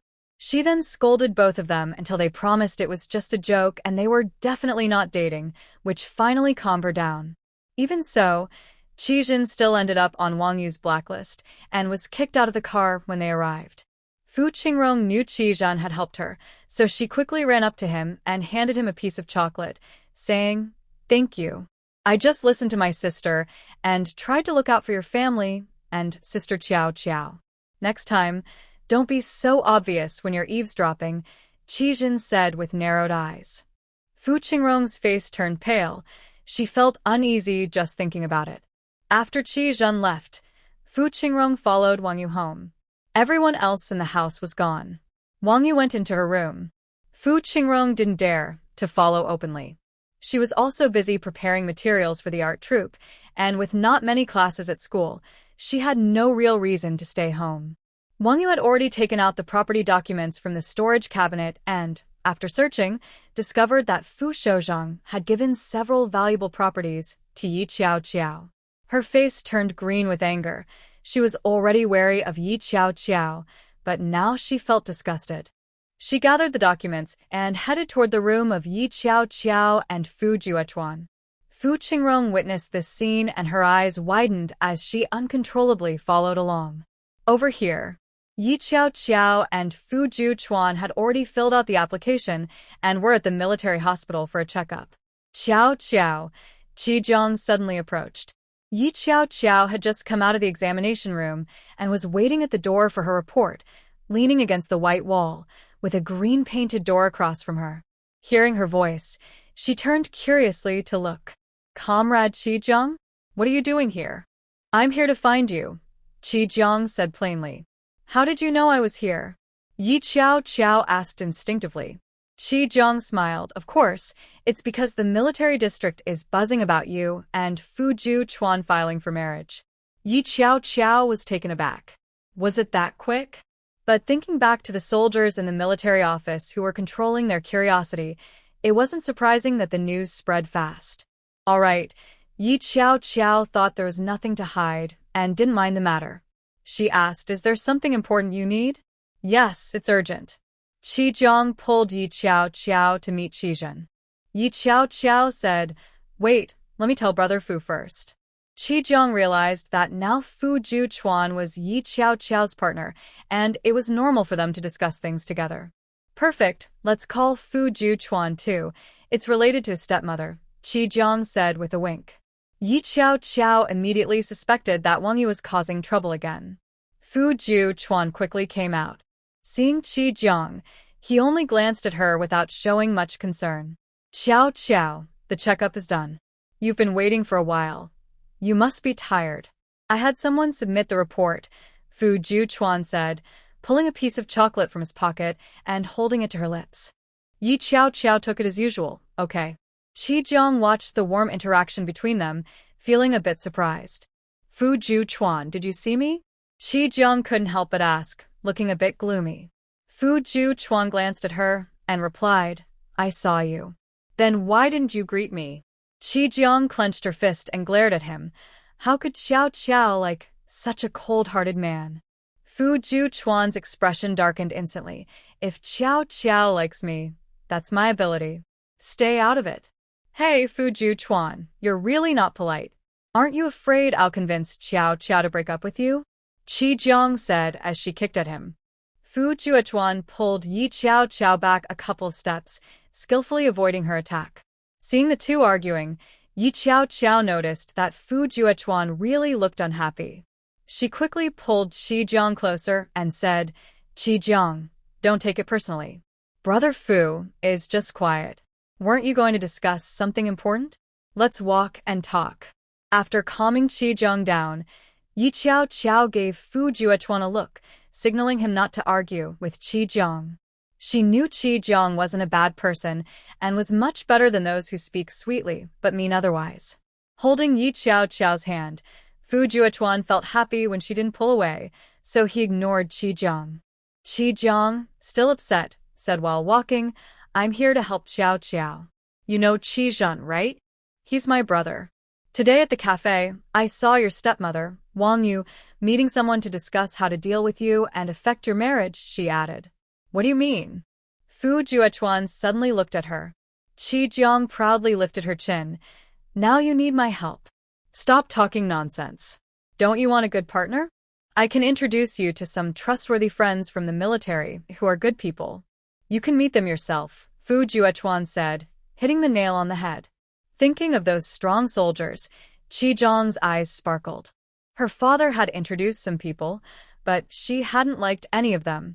If they were Fu Juechuan's friends, they must be just as good-looking.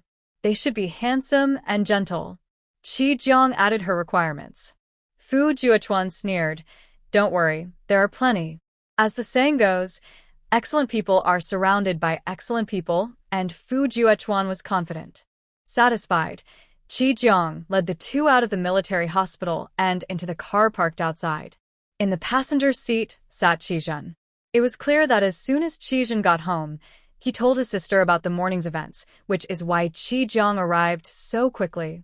"Go ahead," Fu Juechuan said in a deep voice. Fujian looked at Fu Juechuan with admiration and said, Brother Fu, I went out to buy books today and happened to see Fu Qingrong sneaking after Aunt Wong Yu into the cafe. I followed them in and sat nearby, listening in. Fujian shared everything he heard from their discussion. When Yi Qiao heard about the letter that imitated her handwriting and seal, her expression darkened. Not this again. Didn't they catch that old blackmailer? How can someone still be imitating my seal? It seems it wasn't cleaned up properly, or perhaps Zheng Shi got involved from the start. Fu Juechuan reacted quickly and asked Fujian, "Do you remember what the bodyguard looked like?" "I can describe it and you can draw a sketch," Yi Qiao said. Upon hearing the word draw, Fu Juechuan paused and then shook his head, saying, "Let's drive to the 6th Army Corps right away. There are skilled soldiers there who can draw." Yi Qiao thought for a moment and didn't refuse, as she was worried her drawing might not be accurate. The car soon arrived at the 6th Army Corps. Fu Juechuan found a soldier, and in the office, Fujan described the bodyguard while the soldier drew. Soon, they had a sketch ready. "Is this what he looks like?" Fu Juechuan showed him the drawing. Fujan took a look and quickly nodded. "Yes, that's the person." Fu Juechuan immediately asked the soldier to draw a few more sketches. He collected the images and said to Jiang and Fujan, "Thank you for telling me. If anything like this happens again, I will need your help. But if there's danger, leave immediately," Fu Juechuan added. Fujan, flattered by the praise, blushed with excitement. "Brother Fu, I have self-taught counter-surveillance skills." Seeing him so proud and remembering how he helped Fu Qingrong, Fu Juechuan thought for a moment and said, "If you have any questions, feel free to ask me for guidance." Fujan was thrilled to receive such an offer and excitedly spun around in place. Jiang glanced at her brother with disdain and said to Yi Qiao, "Qiao, you must be cautious of Zheng Shi. She has too many people she can use. If it weren't for you, I would have almost fallen into her trap." "I will be careful." Yi Qiao thanked her and took Jiang and Fujian back home. Yi Qiao and Fu Juechuan went straight home. As they reached the door, they saw Wong Yu arguing with a woman in military uniform, confronting Fu Qingrong. "Mom, don't go, you can't do this." Fu Qingrong pleaded, tears streaming down her face. "Let go of me." Wong Yu glared at her and raised her voice. "It was Yi Qiao who made the mistake first. Why should I help her hide it? She's a promiscuous woman. She can deceive others but not me," Wong Yu exclaimed loudly. "Fortunately, I ran into her today. Otherwise, I wouldn't have known she was such a person. She definitely can't marry into our family. Comrade Wang, please help me deliver this evidence later. They will need to review her character. Yi Qiao is involved in inappropriate relationships, so what right does she have to marry Juechuan?"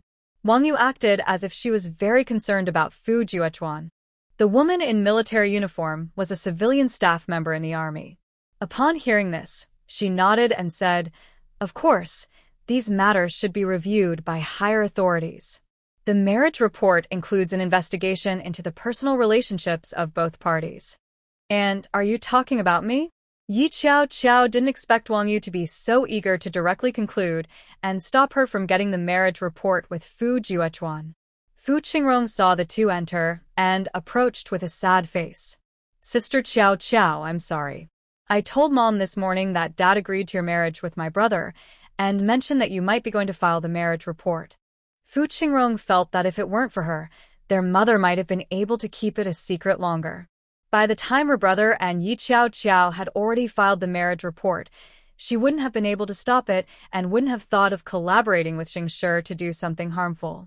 When Wang Yu saw the two enter, especially noticing how well-dressed they were, she became angry thinking about the rumors in the military compound about them filing a marriage report. Wang Yu quickly reacted, angrily throwing a stack of letters at Yi Qiao. "Yi Qiao, shouldn't you explain to Juechuan and me why you're being so indecisive? With your attitude, how can you dare to marry into the military? It seems you are here to disrupt the military's morale." Hearing this, Comrade Wang frowned and looked at Yi Qiao with displeasure. Yi Qiao was still processing it, but Fu Juechuan quickly bent down to pick up all the letters. When he saw the explicit content written inside, anger filled his face. Wong Yu thought she had successfully stirred things up and sarcastically said, Juechuan, see? It's not that I don't want you to marry Yi Qiao Qiao. It's that her character is truly lacking. Shut up, Fu Juechuan said coldly. Do you really think I don't know what you've done? Do you realize that slandering a woman's reputation can also be a crime? What do you mean? Wang Yu suddenly felt anxious, realizing that Fu Juechuan was not angry with Yi Qiao Qiao, but with her.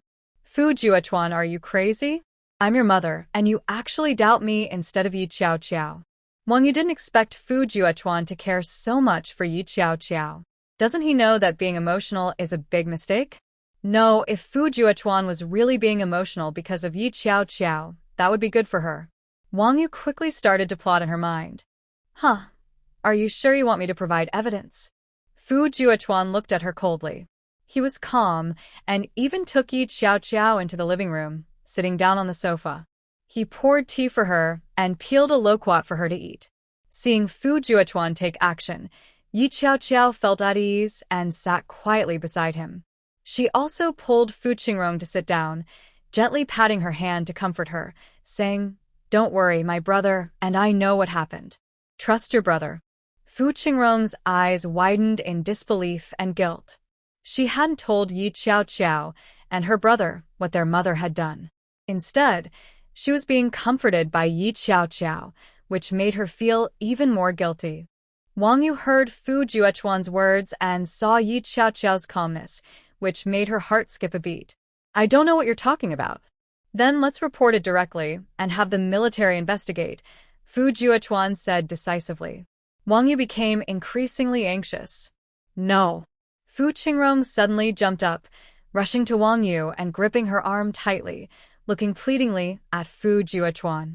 Brother, please don't report it. She couldn't bear to think about what would happen if their mother was implicated and the situation escalated. If her brother insisted on punishing their mother, it would tarnish his reputation. But if he didn't punish her, wouldn't Qiao Qiao be bullied for nothing? Woo woo woo. Mom, why do you have to do this? Fu Qingrong cried, sinking to the floor, unable to control her tears. Wang Yu suddenly realized something and looked down at Fu Qingrong. It was you. You went with me to the cafe, didn't you? Wang Yu recalled Fu Qingrong's strange reaction, which had started when they returned from the cafe that morning. She wasn't so clueless that she couldn't see what was happening. Realizing her daughter might have overheard her conversation with Zheng Shi's bodyguard and chose to help Yi Qiao Qiao and Fu Juechuan instead of covering for her, Wang Yu felt a surge of anger. At that moment, Comrade Wang also realized something. After thinking for a moment, she said, Mrs. Fu, I have other matters to attend to, so I will leave now. If you need help in the future, feel free to reach out. Comrade Wang clearly did not want to get involved in the Fu family's internal conflict. However, it was evident that Wang Yu's strained relationship with her daughter-in-law, Yi Qiao Qiao, could not be hidden any longer. Wang Yu watched as the other person left, lacking the courage to say anything to stop them. Once they were gone, Wang Yu took a deep breath and asked, Fu Juechuan, what do you really know? Don't worry, we'll talk about it when my dad gets back. Fu Juechuan was clearly determined to deal with Wang Yu. After waiting so many years for marriage, he would not allow Wang Yu to ruin it. That evening, not only did Director Fu return, but Fu Heng was also called over. When Fu Heng heard that the matter was related to Zheng Shi, he felt a sudden jolt in his heart. At the Fu family dinner table, Director Fu sat at the head and asked with a serious expression, what exactly happened? Juechuan, you explain, he said. Fu Juechuan lazily lifted his eyelids and directly recounted how Wang Yu had met Zheng Shi's bodyguard that morning, including all the details of their discussion. Wang Yu's eyes widened in fear. She was relieved she hadn't insisted on reporting Yi Qiao Qiao. What evidence do you have? Wang Yu was testing Fu Juechuan, hoping that Fu Qingrong wouldn't betray her. She couldn't believe that even if she were in trouble, Qingrong would choose to help Fu Juechuan. At most, she would just stay neutral. Wang Yu stared intently at Fu Qingrong, thinking to herself. Both Director Fu and Fu Heng's expressions changed drastically after hearing this. Director Fu closed his eyes for a moment and then looked at Yi Qiao Qiao, saying, I'm sorry, Qiao Qiao. Your uncle has put you in a difficult position. Yi Qiao Qiao didn't respond. She indeed felt wronged. Wong Yu's failure didn't mean the harm didn't exist. Seeing Yi Qiao Qiao looking down and silent, Director Fu regretted letting Wong Yu act out in the hospital. Wong Yu. Director Fu called her name. Wong Yu hadn't heard him say that in a long time. Min An. Wong Yu felt anxious. I heard your mother has been ill recently. As a daughter, it is unfilial to be away from home for so long. You should go back to take care of her. Once she recovers, I will arrange for someone to bring you back. Wong Yu's family home was hundreds of kilometers away in Tong Province, and the round trip would take 7 or 8 days. Asking her to go back now clearly meant he was siding with Yi Qiao Qiao. Wong Yu couldn't believe it, her eyes wide. Minin, you want me, an elder, to give way to a younger person? What else should I do? Director Fu slammed his hand on the table in anger. Look at what you've done. You've tarnished the reputation of a woman. And you collaborated with someone of unknown background. Seeing this letter, you should know it's forged handwriting and stolen seals. Both are illegal acts. If you get involved and a report is filed, even if you are the director's wife, you could end up in prison. Hearing this, Wong Yu felt heartbroken. Even if I did something wrong, it didn't harm anyone's interests. Can't you help me out? Fu Minin, you have no heart. All right, I see you are truly unreasonable. Commander Fu and Wong Yu immediately started arguing. Yi Qiao Qiao felt a headache coming on, rubbed her forehead, and leaned uncomfortably against Fu Juchuan. Fu Juchuan looked down and noticed her furrowed brow, clearly uncomfortable, so he gently rubbed her forehead. Suddenly Fu Juchuan said, Dad, I think my stepmother can't stand my success and is making things difficult for Qiao Qiao, which is really making it hard for me. Since she dislikes me so much, I'll just move out with Qiao Qiao and limit our interactions. Commander Fu was already upset with Wong Yu, and hearing Fu Juchuan say this made him even sadder. He pressed his lips together and remained silent, looking at him with anger. Fu Heng cleared his throat. Juchuan, don't say such things. That really hurts your father's feelings. He is trying to support you. As for your sister-in-law, she has lived with your father for over 10 years. She should consider the children too. Although he didn't like Wong Yu either, he believed most of the Fu family's assets should belong to Juchuan, and he would not allow that to change. Brother, since sister-in-law thinks you haven't treated her well, let's discuss this seriously today. Sister-in-law, what do you really want? Let's be straightforward and set some rules for how we can all get along. Anyone who breaks these rules should leave this house, and I mean permanently, whether through divorce or cutting ties. Commander Fu glared. Fu Heng gave him a calming look. Commander Fu had to hold back. He always sought harmony. Fine, let's do as Ah Heng says. Commander Fu said angrily, looking at Wong Yu. You tell us what you want. It can't be at the expense of Qiao Qiao and Juchuan. Wong Yu tried to brush it off. Commander Fu said, if you don't speak up, you won't get another chance.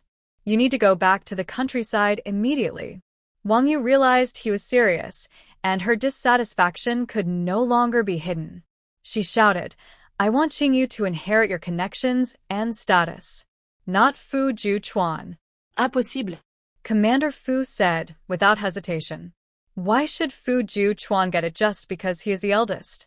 Qingyu is also my first child. Do you think in your heart that my child is not as good as the one you favor? Wong Yu had been holding on to this thought her whole life. Commander Fu looked at her sternly. I've told you many times to let go of this idea. Otherwise, don't blame me for being rude. Why should I? Wong Yu asked with red eyes. When the leader saw her attitude soften, he said kindly, just like you said, because Juechuan is the eldest son, and he has the ability. How old is Qingyu? Why do you impose your ideas on him? What's the difference between your dictatorship and mine? If you want to take charge, fine. You can give all your connections to Qingyu, the leader said coldly, but you have no say over my connections. Wong Yu's eyes widened, and she felt tears welling up at his words. Fu Minin, you are not a man. I gave you children. How can you do this? I am also Juechuan's father, the leader replied solemnly. Wong Yu cried and said, then you are also the father of Qingyu and Qingrong. Why don't you think about them? Fine, if you say I haven't considered them, then I will handle their matters from now on and you won't interfere. The leader realized Wong Yu's true feelings and acknowledged his previous mistakes. He had already said that his connections would be passed on to Juechuan based on ability, but Wong Yu had ignored that. If that was the case, there was no need for discussion. After being in power for so many years, he couldn't even manage family matters? He sneered. Today you called Comrade Wong here, almost letting outsiders see our family's joke. Don't worry, I will write a self-criticism, but you, as the leader's wife, must write one too. Do you really think being the leader's wife is easy? Starting today, I will arrange for someone to teach you. The leader clearly had no intention of being patient anymore, sneering, if you can't even be a proper leader's wife, how can you raise children? Wherever I go, you will go too, and stop staying home and daydreaming. Minin, you can't do this. Wong Yu was furious, and her eyes turned red when she heard him belittling her in front of Yi Qiao. Don't you want to be a qualified leader's wife? The leader said firmly. If not, there are plenty of people who would. Wong Yu stared in disbelief, her heart racing. Compared to Qingyu not being favored like Fu Juechuan, she clearly couldn't accept losing her position as the leader's wife. If she lost that position, wouldn't she be ridiculed without restraint? She would never go back to that kind of hard life. I will, Wong Yu said eagerly. Unbeknownst to her, this reaction only disappointed the leader. All right, now apologize to Qiao, the leader said. Wong Yu's face twisted instinctively as she looked at Yi Qiao, her eyes warning her to give her a way out. Apologize to Yi Qiao as a junior? What a joke. But Yi Qiao showed no reaction, her attitude indifferent. Yi Qiao had no intention of pleasing Wong Yu. If Commander Fu didn't have Fu Juechuan in his heart, she wouldn't have the patience to stay here. Dad, if my stepmother is unwilling, then forget it. It's not a sincere apology anyway. Saying I'm sorry doesn't mean much, Fu Juechuan said lightly. Although she didn't succeed in harming Qiao this time. It's because we are well informed. It was clearly Qingrong who told you. Wong Yu seized the opportunity to please Commander Fu. She lowered her head, tears in her eyes, and said, even if it's because Qingrong is on your side, as the elder brother, you shouldn't hold this against me. Oh, sorry, our information didn't come from Qingrong, Fu Juechuan chuckled softly. His tone carried sarcasm and a warning. Did you think we weren't prepared for you? Wong Yu instinctively denied it impossible. Fu Qingrong smiled bitterly. Mom, I was at home today and didn't see my brother or Qiao's sister at all. How could I have told them anything? Wong Yu's expression darkened. More than what Fu Qingrong told them, she found it harder to accept that Fu Juechuan's connections and abilities were stronger than she had imagined. Enough with the nonsense. Since it's an apology, it should be sincere. I'm getting married to Qiao in half a month, and as an elder, you should prepare a gift as an apology. Don't worry, I'll publicly say it's your wedding gift to us, so you won't lose face. Wong Yu was so angry she wanted to slam the table.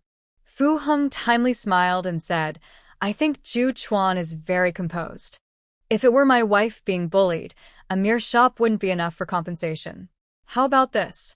Qiao is completely affected by your jealousy of Juechuan. It's also because Commander Yi isn't here that you're being so rude. If it were the daughters of other commanders in the capital military district, sister-in-law, to be honest, would you dare? Fu Heng asked with a smile that didn't reach his eyes. Hearing this, Wong Yu became sarcastic. I say, second brother, this matter involves more than just me. Zheng Shi is also involved. Fu Heng's expression darkened instantly as he said, I will investigate this matter. Please give me the black card for S-bar, sister-in-law. Second uncle, you definitely have this black card. Stepmother, give this one to Qiao, Fu Juechuan said directly.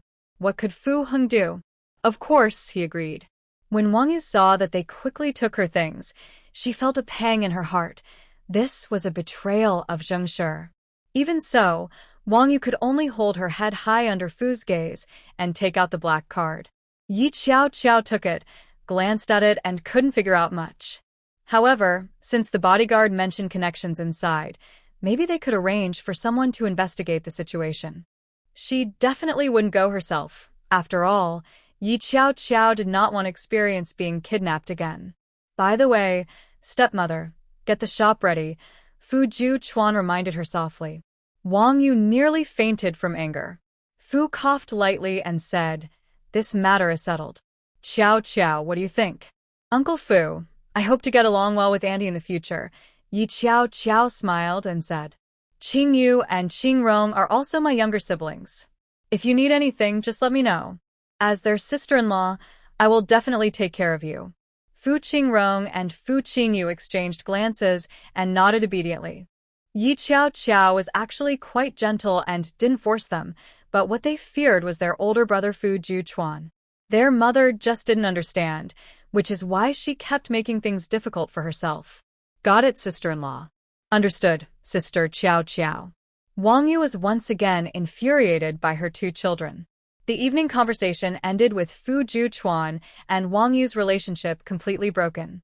Before Fu Heng left, Fu Juan gave him the bodyguard sketch who had met with Wong Yu.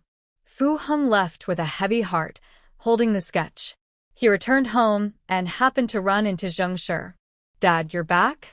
Zheng Shi poured him a cup of coffee. Fu Heng sat on the sofa and looked at Zheng Shi, who was dressed elegantly. He thought he had raised her quite well. But upon closer inspection, he noticed a hint of sharpness and hidden schemes in her eyes. It turned out that without him realizing, Zheng Shi had grown up to the point where he barely recognized her. Fu Heng didn't drink the coffee. He just glanced at it and asked, sure. Do you know what I did today? I know, Dad. You went to Uncle's house. Zheng Shi apologized to Fu Heng. I'm sorry, Dad. The people around me acted on their own and deceived Auntie when she reached out. Fu Heng frowned slightly, surprised that she brought this up herself. Are you saying that your bodyguard met with Wong Yu on his own? Yes. Zheng Shi sniffed and said, this bodyguard. He was actually hired by the city. He developed feelings for me, and after I was locked up at home for half a month, he became resentful and did something like this in secret. He just came back and told me about it. I was so scared that I called you, Dad, but the secretary answered and said you went to Uncle's house. I knew something must have happened. Dad, I have my own feelings too. Kason has been with me for 5 or 6 years. He has protected me countless times. Even though I was frightened by his feelings, he did all this for me. Zheng Shi covered her face with her hands. I really don't know what to do. Dad, please teach me what I should do. Fu Heng felt a surge of anger upon hearing this. He clapped his hands and said, Go call Kason over. Zheng Shi knelt down and pleaded, Dad, I have already let Kason go. I know you will be angry. I'm sorry, Dad. Fu Heng almost couldn't catch his breath. He frowned and stared at Zheng Shi. All right, get up. In the end, this situation was caused by you and Kason. Tomorrow, you will come with me to apologize to Qiao. Fu Heng said, pressing his lips together. Zheng Shi's face showed displeasure, but she said, Okay, Dad, I will go with you to apologize to Qiao. It was my fault that I almost got her into trouble. Fu Heng closed his eyes briefly. Who else is around you? I want you to give me their names. Zheng Shi looked up in shock. Dad, do you not trust me? Or do you want to blame everyone around me for this? They all care about me, Dad. Don't you want the people around me to genuinely care for me? Sure, I care about you too. Fu Heng gently touched her hair. They are not helping you. They are harming you. Even if they are doing this, if it happens often enough, people will start to see you as someone difficult to get along with, someone who will scheme against others when something goes wrong. And if this time they succeed in scheming against Qiao, even if Qiao can't marry Juan, she definitely won't marry you either, Fu Heng advised.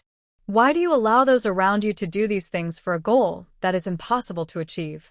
Sure, not managing them well will not benefit you, Fu Heng said earnestly. Zheng Shi was convinced because she realized that all these schemes had not only failed to achieve their goal, but had also not succeeded in driving a wedge between Fu Juan and Yi Qiao. Instead, her subordinates kept getting into trouble, and there were not many people she could rely on anymore. Dad, does Brother Fu really like Comrade Yi Qiao that much? Zheng Shi asked with tears in her eyes. Fu Heng didn't want to think of Zheng Shi as too cruel. To be honest, hearing Zheng Shi say that Kaisen acted out of love for her made him breathe a sigh of relief. However, this also made him determined to find a way to remove all the bodyguards around Zheng Shi. Without them, perhaps she would slowly return to normal. Fu Heng thought this, but didn't plan to tell Zheng Shi. Some things required a father to be a bit forceful. Zhu Chuan really likes Qiao Qiao. They have feelings for each other. Dad will help you find another partner. Zheng Shi didn't feel comforted. She had been calm before because Zhu Chuan showed no interest in romance. She could wait until he was pressured into marriage by his family and then appear to have a marriage of convenience. After all, her task was just to find a powerful husband, and she was most satisfied with Zhu Chuan. However, while she could do without Zhu Chuan as a husband, she was very unhappy about losing her chance to him, especially after being outdone by Yi Qiao Qiao. She also sensed that Yi Qiao Qiao was a threat to her ambitions in the country and needed to be dealt with. I understand, Dad. Zheng Shi wiped her tears and said, I won't be infatuated with Brother Fu anymore. I'll listen to you and apologize to Comrade Yi Qiao Qiao. I will also go on blind dates, so you won't worry. Isn't Brother Fu going to marry Yi Qiao Qiao? I won't disturb their wedding, Zheng Shi promised repeatedly. Fu Heng felt somewhat relieved upon hearing this. That night, Fu Heng arranged for all of Zheng Shi's bodyguards to be taken away, including Kaisen, who was caught just as he got off the train and was about to leave the mainland for the port city. Little did he know that the control over people in the mainland was very strict now. To leave, he needed a letter of introduction. As soon as he presented the letter, his whereabouts were exposed, and unless he hid deep in the mountains, it was easy to get caught. Zhu Chuan and Yi Qiao Qiao also received the news. Yi Qiao Qiao learned about it from a call made by an employee from her private detective agency. It turned out that this group of private detectives was quite useful. Upon hearing that Kaisen had been captured by Fu Heng's people, she directly informed Zhu Chuan. Zhu Chuan sat beside her and said, You understand Uncle Air well. He has taken people, and they won't be able to return to Zheng Shi's side for a while. However, he is doing this out of concern for Zheng Shi, so be cautious around him. No one knows when he might change his attitude. Yi Qiao Qiao didn't expect that Zhu Chuan was always wary of Uncle Air. However, she didn't fully trust him either. She was just using him to deal with Zheng Shi. Okay, Yi Qiao Qiao nodded in agreement. Has there been any progress with Linjin? I'll go to the office tomorrow to ask. Yi Qiao Qiao could only accept this. She slept well that night. The next morning, Zhu Chuan left early for the army. Yi Qiao Qiao got up when she heard the horn. She didn't see Wong Yu downstairs and realized she had been taken away by Commander Fu, confirming that he was serious about keeping her in check. After breakfast, Fu Heng brought Zheng Shi over to apologize. Yi Qiao Qiao raised an eyebrow, feeling a bit pleased as she watched Zheng Shi apologize properly in front of Fu Heng. Zheng Shi had always acted superior, thinking it was her right to bully her. Miss Zheng, I can't accept your apology. After all, it wasn't long ago that you apologized and then tried to scheme against me again, Yi Qiao Qiao said, not intending to let her off easily. Fu Heng felt awkward standing by. Zheng Shi was already unhappy, and Yi Qiao Qiao's sarcastic tone made her anger flare up. She thought Yi Qiao Qiao was being ungrateful. If it weren't for Fu Heng's request, would she even be apologizing? If they were in Huai City, where the Yi family had power, she might give Yi Qiao Qiao some face, but here in the capital, the Yi family had no influence. Who gave Yi Qiao Qiao the courage to look down on her? She was not like that foolish Wong Yu. Comrade Yi Qiao Qiao, I am also a victim in this situation. Zheng Shi repeated what she had explained to Fu Heng.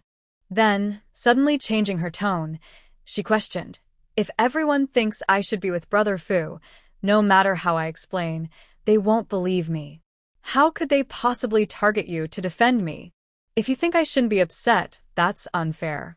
I've lost someone I liked, and it's impossible not to feel sad. Zheng Shi became more and more grieved. Fu Heng sighed, worried that Yi Qiao Qiao wouldn't believe him. He said, Assure is already preparing to look for other partners, so don't worry, Xiao Xiao. She won't make things difficult for you, because of Juechuan. Continuing the conversation, it seems that the one at fault is actually Yi Xiao Xiao, the victim. Yi Xiao Xiao chuckled lightly, just because you're sad doesn't mean I'm not hurt. Why mix the two together? Stop talking nonsense, and pay me for my emotional distress. Yi Xiao Xiao dismissed the meaningless apology. She wanted something practical. You can decide on the compensation. Zheng Shi stared at her in disbelief. Compensation? Yi Xiao Xiao, I can't believe you're so greedy. You must have married Brother Fu for his money. Don't say those ridiculous things. You hurt me, and you think an apology is enough? Yi Xiao Xiao didn't want to argue further. Auntie already compensated me with a shop. You can give me a courtyard. If you're unwilling, then our conflict isn't over. It won't help to talk about it, Yi Xiao Xiao said, looking at Fu Heng. It was the first time Fu Heng saw Yi Xiao Xiao being so assertive, but considering she was being harassed, it wasn't surprising. Xiao Xiao well. Before he could finish, Yi Xiao Xiao interrupted him with a smile. Uncle, my requirement is that whoever causes harm must compensate. Without any consequences, how will people learn not to hurt others? Don't you agree? Yi Xiao Xiao said with a forced smile. Fu Heng pressed his lips together and didn't say anything further. Seeing that Fu Heng didn't stop her, Zheng Shi's anger grew. Dad. Zheng Shi whined. Fu Heng replied, Assure, this is your fault, and you need to take responsibility. You should compensate, and in the future, be stricter to avoid this happening again, so you won't need to pay. What a joke. Zheng Shi was furious, her chest rising and falling rapidly. She gritted her teeth, realizing there was no way out, and reluctantly agreed. Fine, I'll pay. Thank you, Yi Xiao Xiao said with a half-closed smile. That smile only fueled Zheng Shi's anger further. She was already plotting how to get everything back from Yi Xiao Xiao. By the way, Yi Xiao Xiao extended her hand over the person who imitated my seal and handwriting.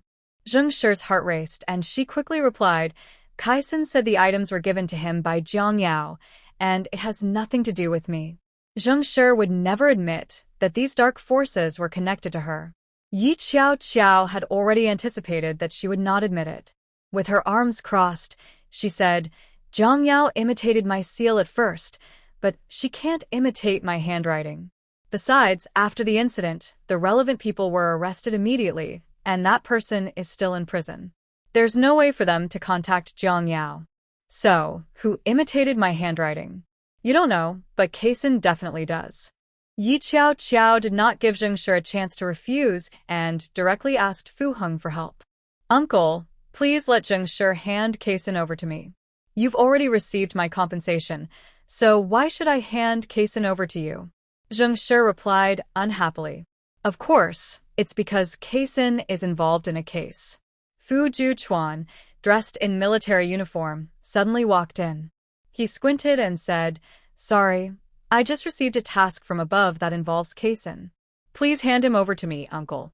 Zheng Shi's heart skipped a beat, feeling uneasy for some reason. Kaisen is my bodyguard. How could he be involved in any case? Are you saying you have a close relationship with Kaisen? Then it's perfect.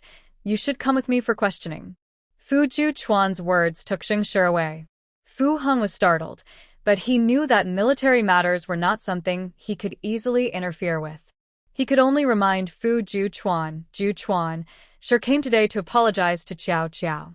For the sake of your uncle, please take care of her. Uncle, military interrogations are conducted according to the rules, and there will be no mistreatment. As long as Zheng Shi isn't involved, she will be fine. It's just a formality. There's no need to be overly concerned. Fu Heng knew Fu Juchuan was still upset and sighed helplessly. All right, Shi will cooperate. Sure, go ahead. Dad will wait for you to come back. Just cooperate, and nothing will happen. At most, they'll send you back after the questioning.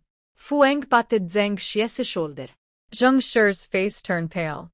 Dad, Fu Juchuan is deliberately making things difficult for her. He's abusing his power. Sure.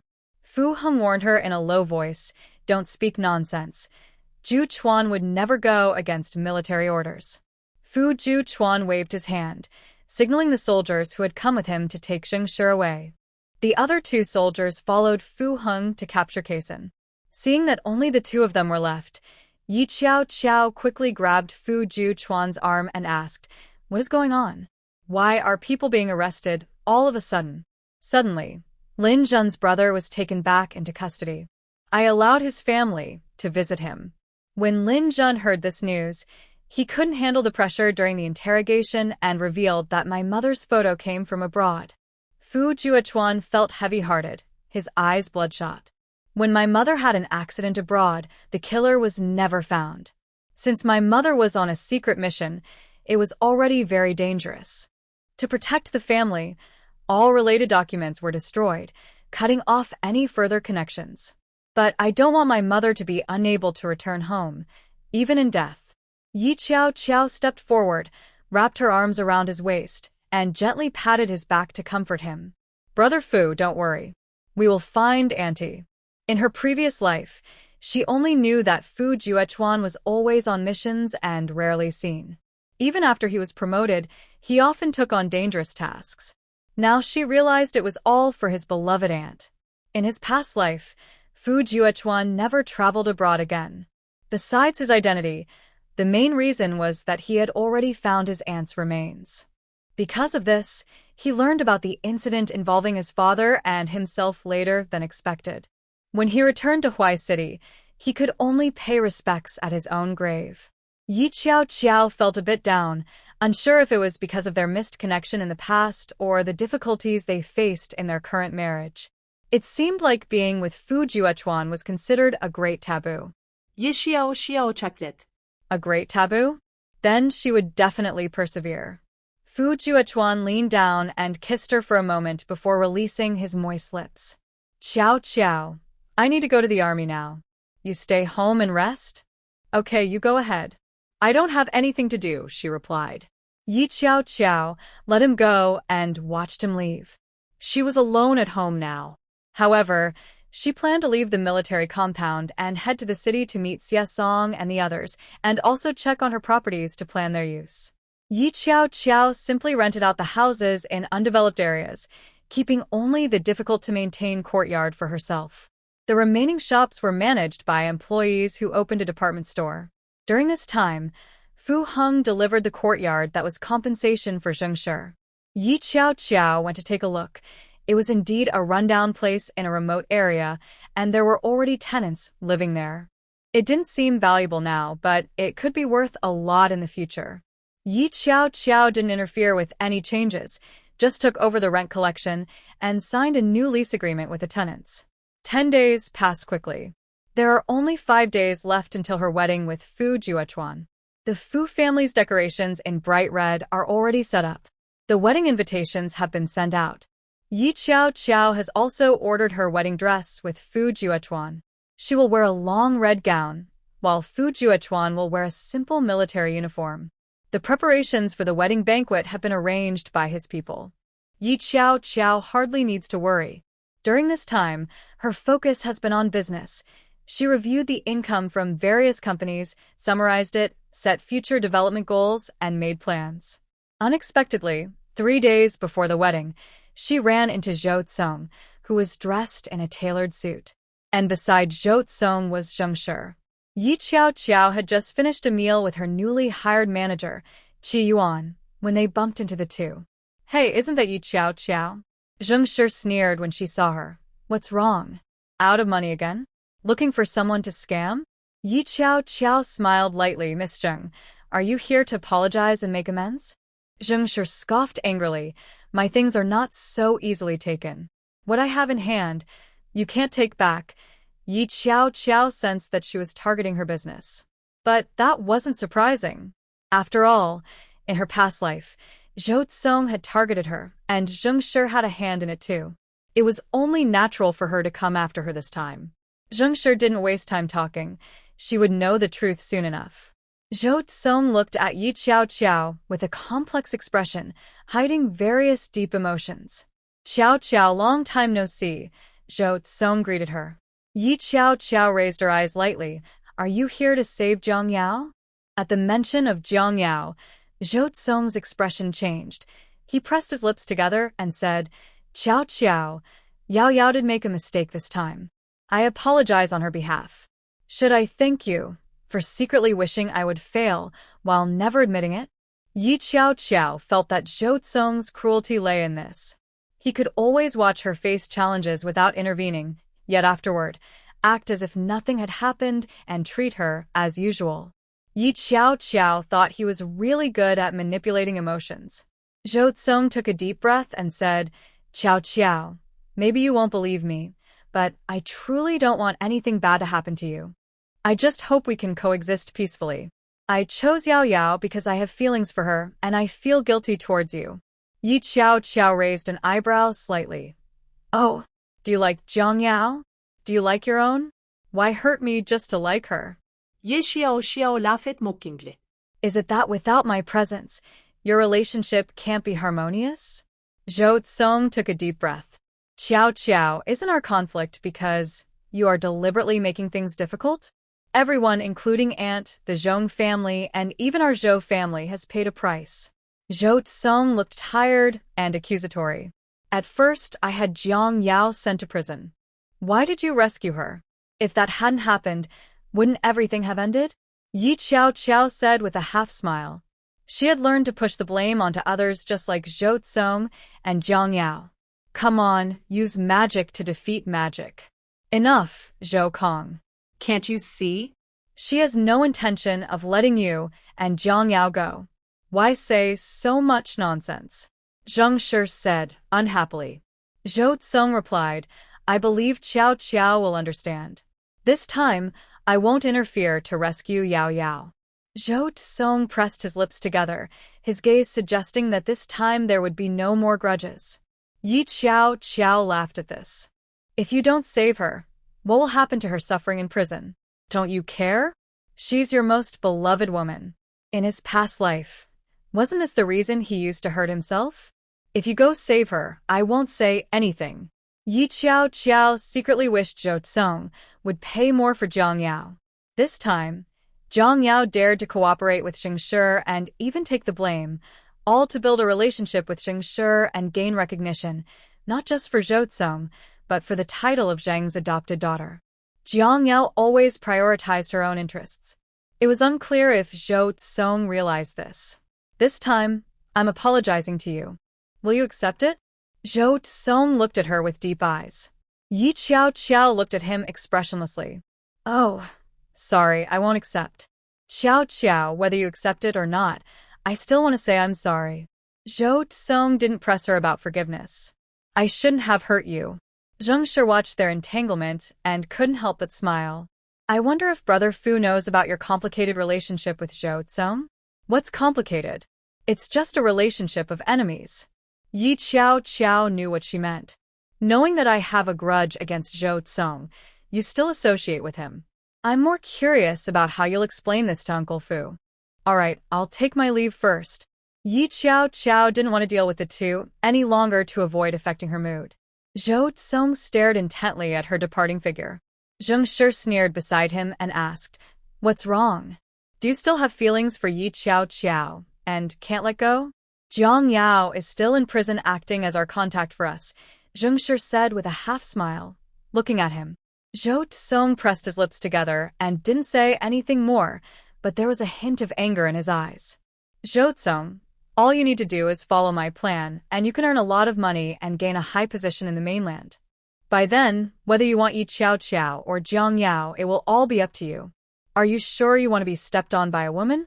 Zhou Tsong glanced at her and said in a low voice, "Miss Zheng, remember what you promised me.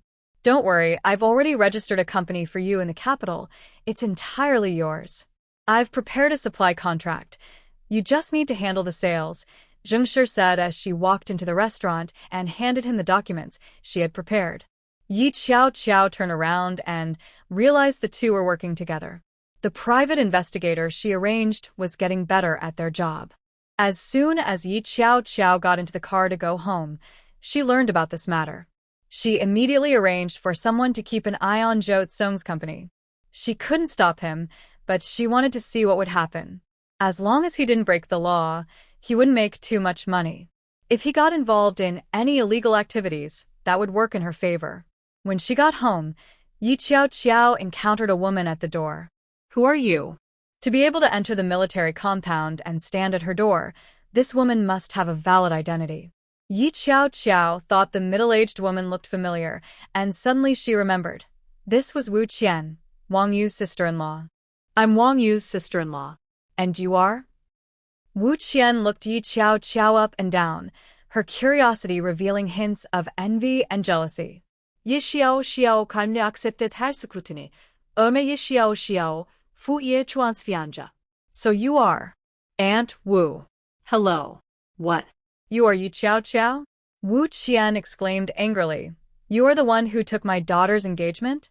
After saying that, she lunged at Yi Qiao. Yi Qiao didn't let her bodyguards intervene. She used the self-defense techniques she had recently learned to subdue Wu Qian. Wu Qian wasn't very big, standing at about 5 feet tall, shorter than Yi Qiao, and her hands were locked behind her back with handcuffs. At the same time, Yi Qiao reached into Wu Qian's pocket and pulled out a handkerchief, stuffing it into Wu Qian's mouth. Go open the door, Yi Qiao instructed her bodyguard. The bodyguard was stunned by her fierce actions. To avoid unnecessary trouble, he quickly opened the door. Yi Qiao pushed the person into the yard. Once the gate was closed and no one outside could see, she let go of her. Woo. Wu Qian glared at her in anger. Yi Qiao ignored her and had the bodyguard keep watch, removing the handcuffs. Wu Qian angrily tore off the cloth from her mouth and shouted at Yi Qiao. Yi Qiao, you've gone too far. You know I'm your aunt, and yet you captured me. Yi Qiao did not respond and went straight upstairs. Wu Qian felt frustrated, as if she was shouting into thin air. She angrily wanted to chase after her, but was stopped by the bodyguard. Move aside. Wu Qian yelled at him. The bodyguard simply narrowed his eyes and warned her with his broad chest, making Wu Qian feel a bit scared. She usually bullied the weak and feared the strong, so she took 2 steps back and sat down in a chair in the living room. You can act tough now, but when my sister comes back, just wait to be fired. The bodyguard, Xiao Heng, coldly stared at her without any reaction. Feeling bored alone, Wu Qian fell silent and began to look around the living room, searching through the items placed there by the Fu family. Around 7 in the evening, the first to return were Chief Fu and Wong Yu. Wong Yu was in a good mood. She now realized how happy it was to be by her man's side. It was much more interesting than being alone at home. When she opened the door and saw Wu Qian sitting in the living room, surrounded by a mess of fruit peels and paper, her face instantly stiffened. Is my sister back? Wu Qian happily turned around upon hearing the voice. Chief Fu followed closely behind, accompanied by a military officer discussing matters with his bodyguard. Seeing the mess Wu Qian had made, Chief Fu's expression turned sour. As he passed by Wong Yu, he lowered his voice and scolded, "Quickly clean up the living room and deal with your sister-in-law. Don't make me handle it." Chief Fu was busy and had no time to deal with relatives. Wong Yu quickly nodded. Only then did Chief Fu take the 3 of them upstairs to the study. Wu Qian greeted him with a slight nod. Wu Qian immediately became unhappy. "Sister, does my brother-in-law look down on us from the countryside? My family is poor, but we have good character. Why should my brother-in-law look down on me?" "Who told you to come?" Wong Yu asked unhappily. "Sister, what do you mean? You broke the agreement, and I'm here to seek justice." Wu Qian unhappily handed a newspaper to Wong Yu, saying, "If it weren't for the accountant at the team seeing this newspaper and telling me that Fu Juechuan is getting married, I wouldn't have known." Wong Yu glanced at the newspaper's announcement congratulating Fu Juechuan and Yi Qiao on their marriage, and her mood soured. Now that Wu Qian was still asking her questions, she felt even more annoyed. "What are you here for, anyway? You haven't forgotten, have you?" Wu Qian said angrily, looking at her. "You said that Fu Juechuan should marry your niece, Xiaoxia. I've kept Xiaoxia single for 19 years, and now you tell me Fu Juechuan is marrying someone else." Wong Yu felt guilty at Wu Qian's words. She had almost forgotten about it. Back then, that was just a joke. "I'm not Fu Juechuan's mother. I can't decide for him, Wong Yu thought.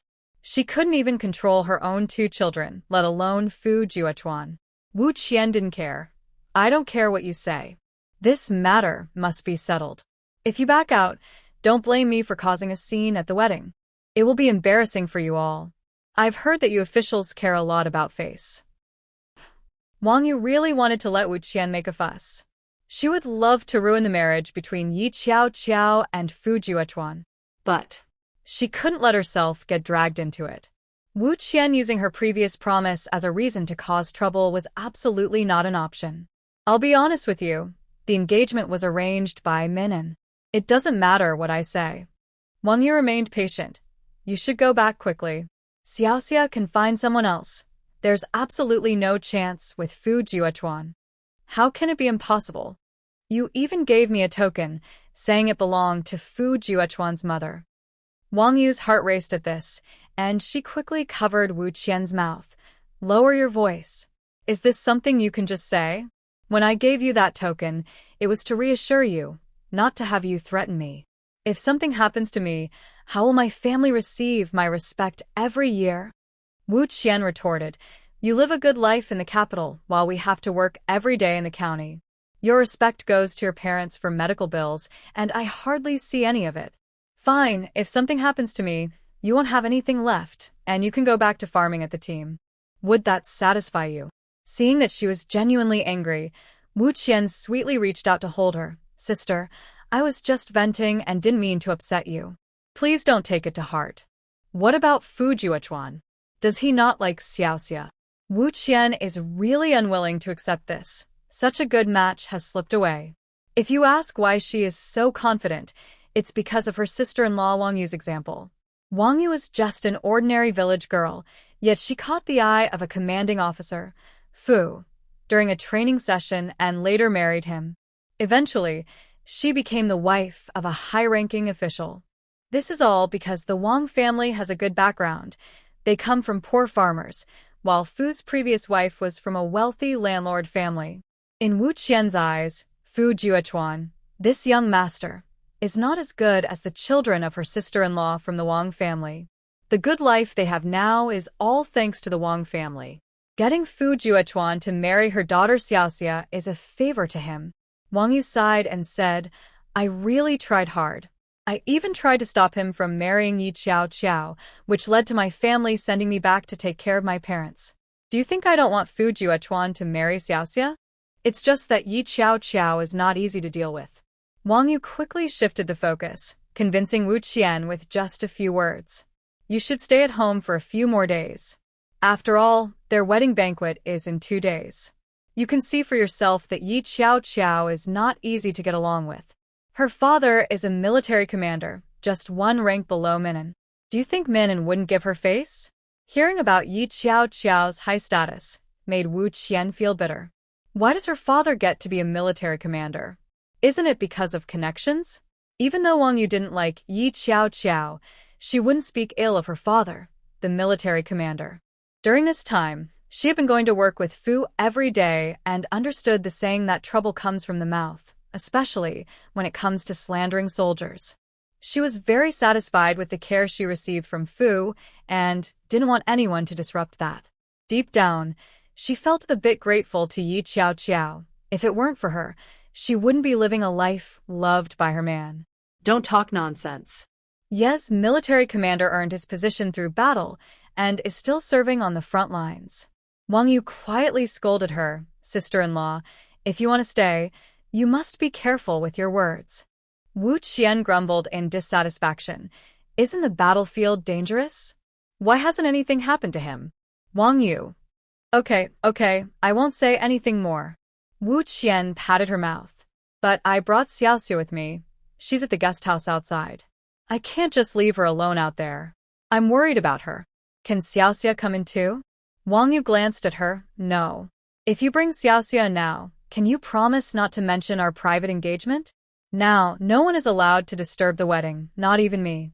Fine, I'll stay here alone. Wu Qian stamped her foot, unwilling to lose Fu Juechuan, the perfect match. She reluctantly chose to stay by herself. That evening, at the dinner table, Wu Qian stared at Yi Qiao Qiao. Fu Juechuan was not back, due to a mission. Yi Qiao Qiao planned to handle business matters in her room after dinner. However, she hadn't finished eating yet. Unable to hold back, Wu Qian finally spoke up. "Brother-in-law, this Yi Qiao Qiao is your future daughter-in-law. She handcuffed me this morning and silenced me. Isn't that too much?" Wu Qian complained to the leader. The leader was surprised for a moment, then smiled. "No way, Qiao Qiao isn't that kind of person." Wu Qian was shocked that he immediately took Yi Qiao Qiao's side. No wonder even the usually clever eldest sister fell for her tricks. "Ask her bodyguard." The leader looked at Xiaoheng, who was standing behind Yi Qiao Qiao. Seeing him, the leader was somewhat pleased and surprised. "Xiaoheng, why are you here as Qiao Qiao's bodyguard?" "I'm on leave from the army. General Yi was worried about comrade Qiao Qiao, so he arranged for me to protect her temporarily," Xiaoheng replied, saluting. Yi Qiao Qiao already knew Xiaoheng, a comrade of Fu Juechuan and another elite soldier from the Huai City military district. She was startled to see him earlier, thinking her father had used his connections to force a soldier to protect her. She called her father to clear up the misunderstanding. Xiaoheng would only be by her side for 3 months. With him around, Yi Qiao Qiao felt safe going out in the capital, not fearing any schemes from Zheng Shi. She sensed that Xiaoheng was sent by her father to keep an eye on Zheng Shi. "I see. Thank you for your hard work." The leader invited him to join the meal. Xiaoheng agreed. He had previously declined Yi Qiao Qiao's invitation out of respect for his superior, but since the leader had spoken, he would obey. Wu Qian, watching this unfold, felt a bit angry. "Brother-in-law, you don't think I'm lying just because you know him, do you?" "Leader, this Comrade Wu is not lying, but Comrade Qiao Qiao acted this way because she was insulted first." Xiaoheng recounted everything Wu Qian had said and done that morning without missing a detail. His excellent memory even made Yi Qiao Qiao admire him a little more. The leader silently looked at Wu Qian.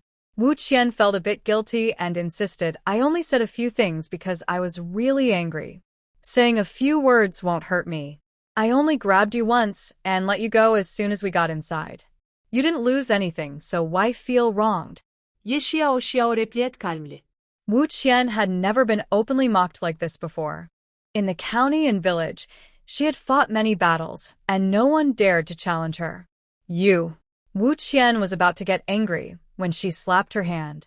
Wong Yu quickly pulled her down and gave her a warning look. Wu Qian remembered her purpose and had to swallow her frustration. Director Fu looked at Wong Yu in surprise, seemingly not expecting her to keep her family in check. It must have been intentional before. Thinking of the troubles caused by the Wong family over the years, Director Fu's expression darkened.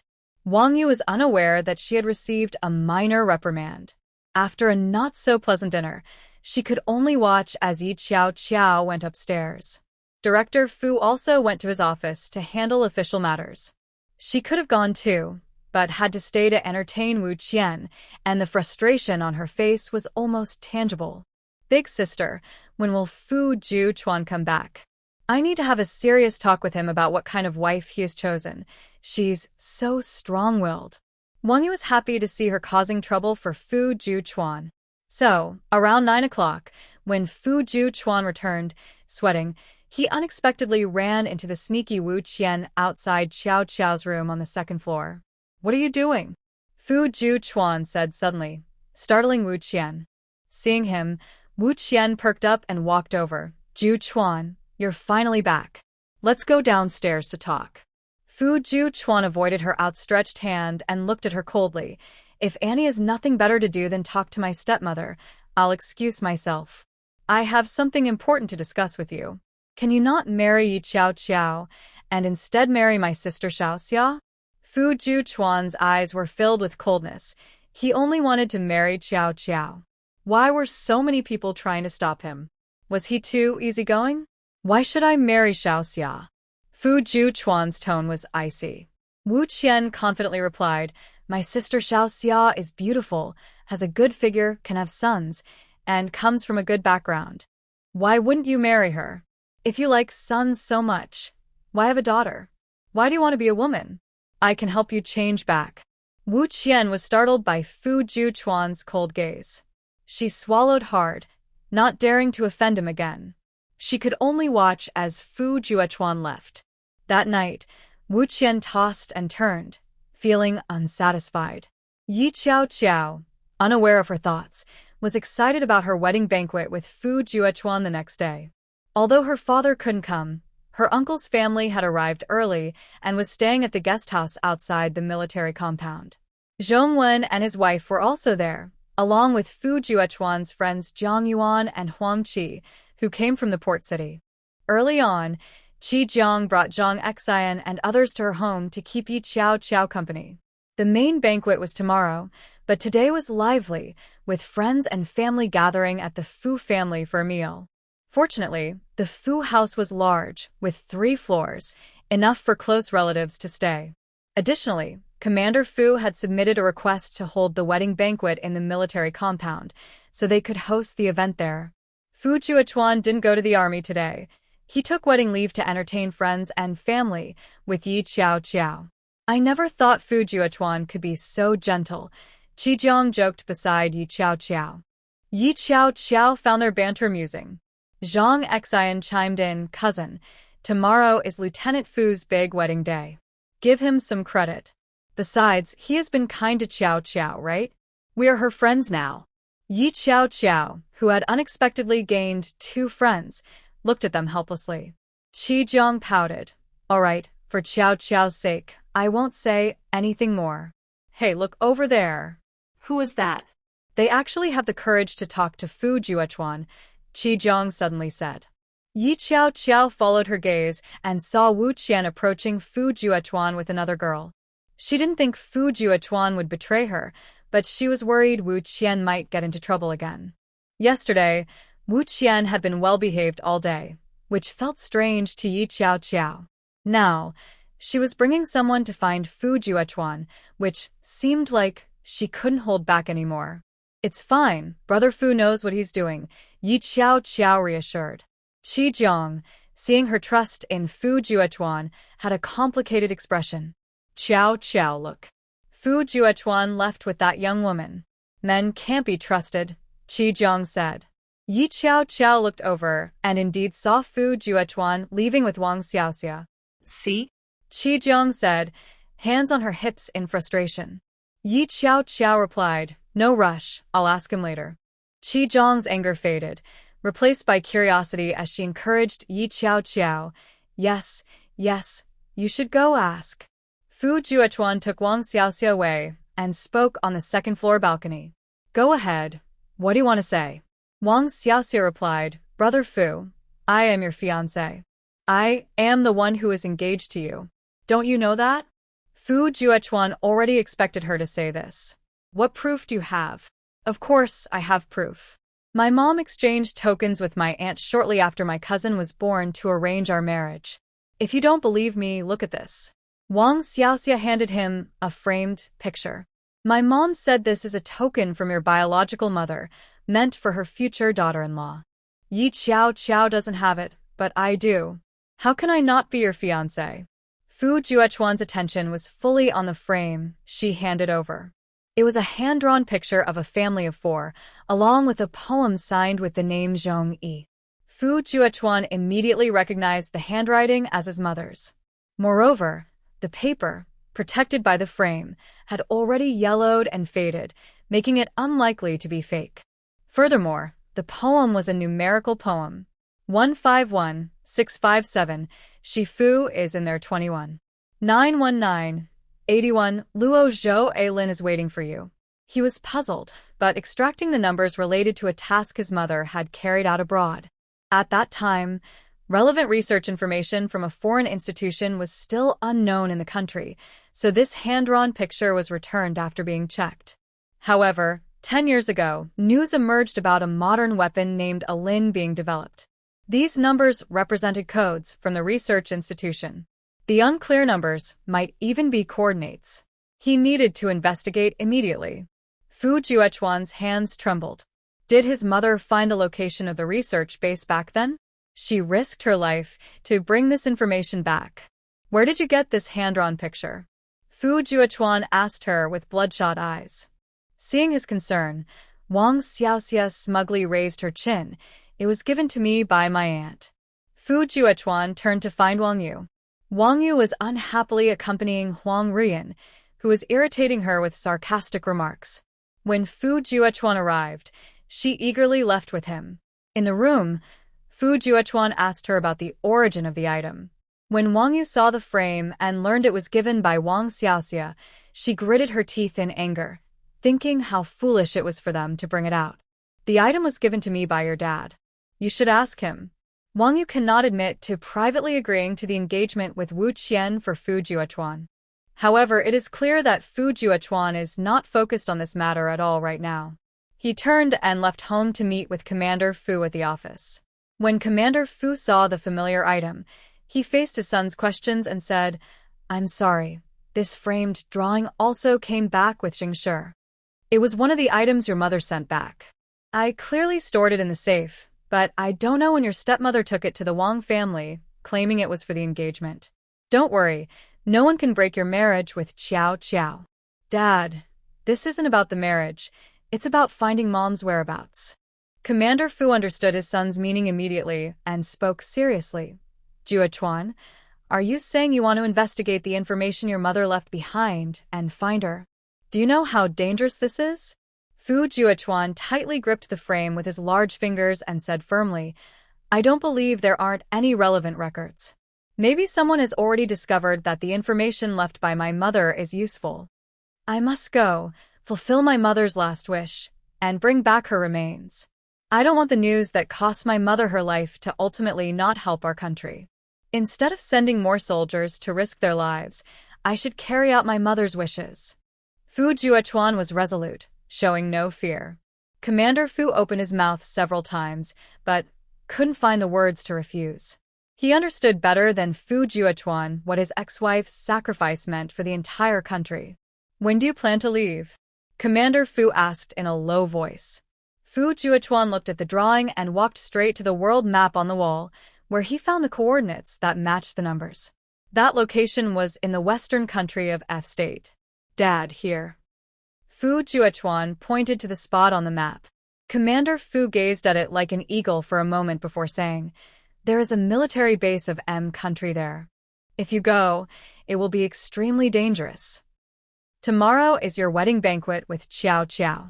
You should know that soldiers must always be prepared for sacrifice." Commander Fu closed his eyes, and his hand on the desk trembled slightly. "If you are determined to go, then I suggest you cancel your marriage with Qiao Qiao. You cannot drag her down." Commander Fu's voice was almost angry. He wanted to stop Fu Juechuan but knew he couldn't. The only thing he could do was personally watch his son walk toward the dangerous abyss. Fu Juechuan's eyes turned red in an instant. He lowered his brows and was surrounded by an air of sadness. After an unknown amount of time, he opened his mouth, his voice hoarse. "I'll go talk to Qiao Qiao."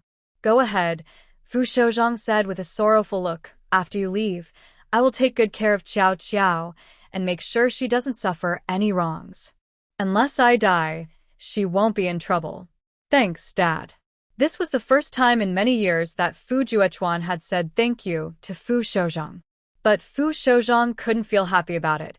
He wished there was no reason for this moment. Yi Qiao Qiao was talking with Huang Rian when Fu Juechuan approached. She looked up slightly and immediately noticed something was off with him. For some reason, she felt uneasy. "Brother Fu." "Qiao Qiao, I need to talk to you," Fu Juechuan said in a low, hoarse voice, looking at her with hope. Yi Qiao Qiao stood up calmly. "Aunt, you two sit for a bit. I'll talk with Brother Fu and be right back." Huang Rian smiled and nodded. "Go ahead." However, she watched the two leave with curiosity and confusion in her eyes. Fu Juechuan tightly held Yi Qiao Qiao's hand and, once they reached the corner of the second floor, he pulled her into a room. "Brother Fu?" "What's wrong?" Yi Qiao Qiao asked softly, seeing his unusual mood. Fu Juechuan's eyes were red, his fingers trembling as he touched her cheek, struggling to say, "Qiao Qiao, let's cancel our wedding." In that moment, he felt a ringing in his ears, and everything in front of him became blurry. His hands trembled uncontrollably. He didn't even dare to look at Yi Qiao Qiao's reaction. Yi Qiao Qiao was momentarily stunned. She almost thought she misheard him. Fu Juechuan refusing to marry her was something she had never considered, as she firmly believed he was a good person with strong morals. She was also convinced that he was completely different from Zhou Xiyuan. Even if he hurt himself, he would never hurt her. She believed this wholeheartedly. But now, with their wedding cancelled, everything she had done in the capital during this time would likely become a joke. Brother Fu, do you know what you're saying? Yi Qiao Qiao pressed her lips together, feeling a bit displeased. Fu Juechuan wanted to pretend he hadn't heard, but he couldn't do that. He lowered his head, trying to avoid her gaze. Yi Qiao Qiao reached out and gently turned his head to face her, their eyes meeting directly. Brother Fu, look into my eyes and say that you won't marry me. Ye Xiao Xiao simirket, holding back her anger. Just say it, and there will be no future for us. As long as you don't regret it, Fu Juechuan struggled to say, his eyes filled with pain as he stared at Yi Qiao Qiao. Qiao Qiao. It's okay. Yi Qiao Qiao suddenly seemed to lose all her strength, her anger fading away. In her second life, she learned that aside from her life, nothing else could be forced. Brother Fu, I accept your decision. Yi Qiao Qiao pushed him away. Calmly sitting up in bed and fixing her clothes, she asked, the marriage report has come, but we haven't gotten the certificate yet, so we aren't really married. Tomorrow's banquet will just be a celebration for you, Brother Fu. I will take my things tomorrow. Fu Juechuan looked at Yi Qiao Qiao and suddenly felt scared. The coldness that kept him at a distance seemed to come from her very core. He realized that Qiao Qiao had once tried her best to accept and learn to be with him. Qiao Qiao, there's a reason I'm saying this. Fu Juechuan held her hand tightly, not letting her pull away. He said seriously, it's not that I want to leave you. I don't want to drag you down. I met Wu Qian's daughter, Wang Xiaoxia. She gave me a keepsake for my mother, which contained information she left before her accident. I must go abroad to complete a mission that is extremely dangerous. Fu Juechuan's grip on her wrist trembled slightly. Qiao Qiao, I might not Come back. If marrying you means hurting you, then I can't do it. Yi Qiao Qiao had guessed there was something going on, but she didn't expect this. She looked up at Fu Juechuan. Brother Fu, if you think you owe me, then choosing to break off the engagement would hurt me even more. Have you considered asking for my opinion on this matter? Am I just a toy for you to marry? You accepted me after asking many questions, but to push me away, you only need to say, I don't want to hurt you. I'm sorry, Brother Fu, but I can't accept your explanation. Yi Qiao Qiao frowned slightly. Fu Juechuan's heart raced. He even found himself wanting to hear her refuse. As long as there was a chance, he didn't want to push her away. Qiao Qiao, if I don't let go of you, will you resent me? Fu Juechuan's mindset began to change slowly. From once respecting and keeping distance, to now uncontrollably wanting to possess. Yi Qiao Qiao looked at him. Brother Fu, from the moment I agreed to get engaged to you, I considered your position. If you don't marry me because it's too dangerous, it just shows you don't care enough about me. Every day, people have accidents and pass away. No one knows how long they will live. Fu Juechuan suddenly pulled her into an embrace. Qiao Qiao, Qiao Qiao. He murmured repeatedly, as if trying to engrave her into his soul. I love you. No one loves you more than I do. Fu Juechuan kissed her deeply, claiming her over and over again. Yi Qiao Qiao had never experienced such intensity from Fu Juechuan before. She frowned uncomfortably, and he softened his actions a bit, but the desire to possess her didn't fade. It was only when her lips were red and swollen that he finally let her go. Fu Juechuan still held her close, tracing her features. Qiao Qiao, I don't want to let you go. Our wedding will go on. Even if I die, you will still be my wife. Yi Qiao Qiao looked up at him calmly. Have you thought this through? No regrets? Fu Juechuan pulled her face down to his chest and said, No regrets. Qiao Qiao. I'm sorry, it was my fault. I won't push you away again. You can push me away. I won't. Fu Chuan interrupted her unfinished sentence, his handsome brow furrowing as he realized how hurtful his previous actions had been. Listening to the strong beat of his heart, Yi Qiao asked, "When will you leave?" "The day after tomorrow." Fu Chuan had originally planned to leave tonight, using it as an excuse to cancel the wedding banquet, sparing Qiao any embarrassment. After he completed his mission and disappeared, others would only be relieved that Qiao hadn't married him. But now, he wished time could stretch a little longer. Yi Qiao nodded. "So our wedding banquet will proceed as planned tomorrow?" "Of course." Fu Chuan replied firmly.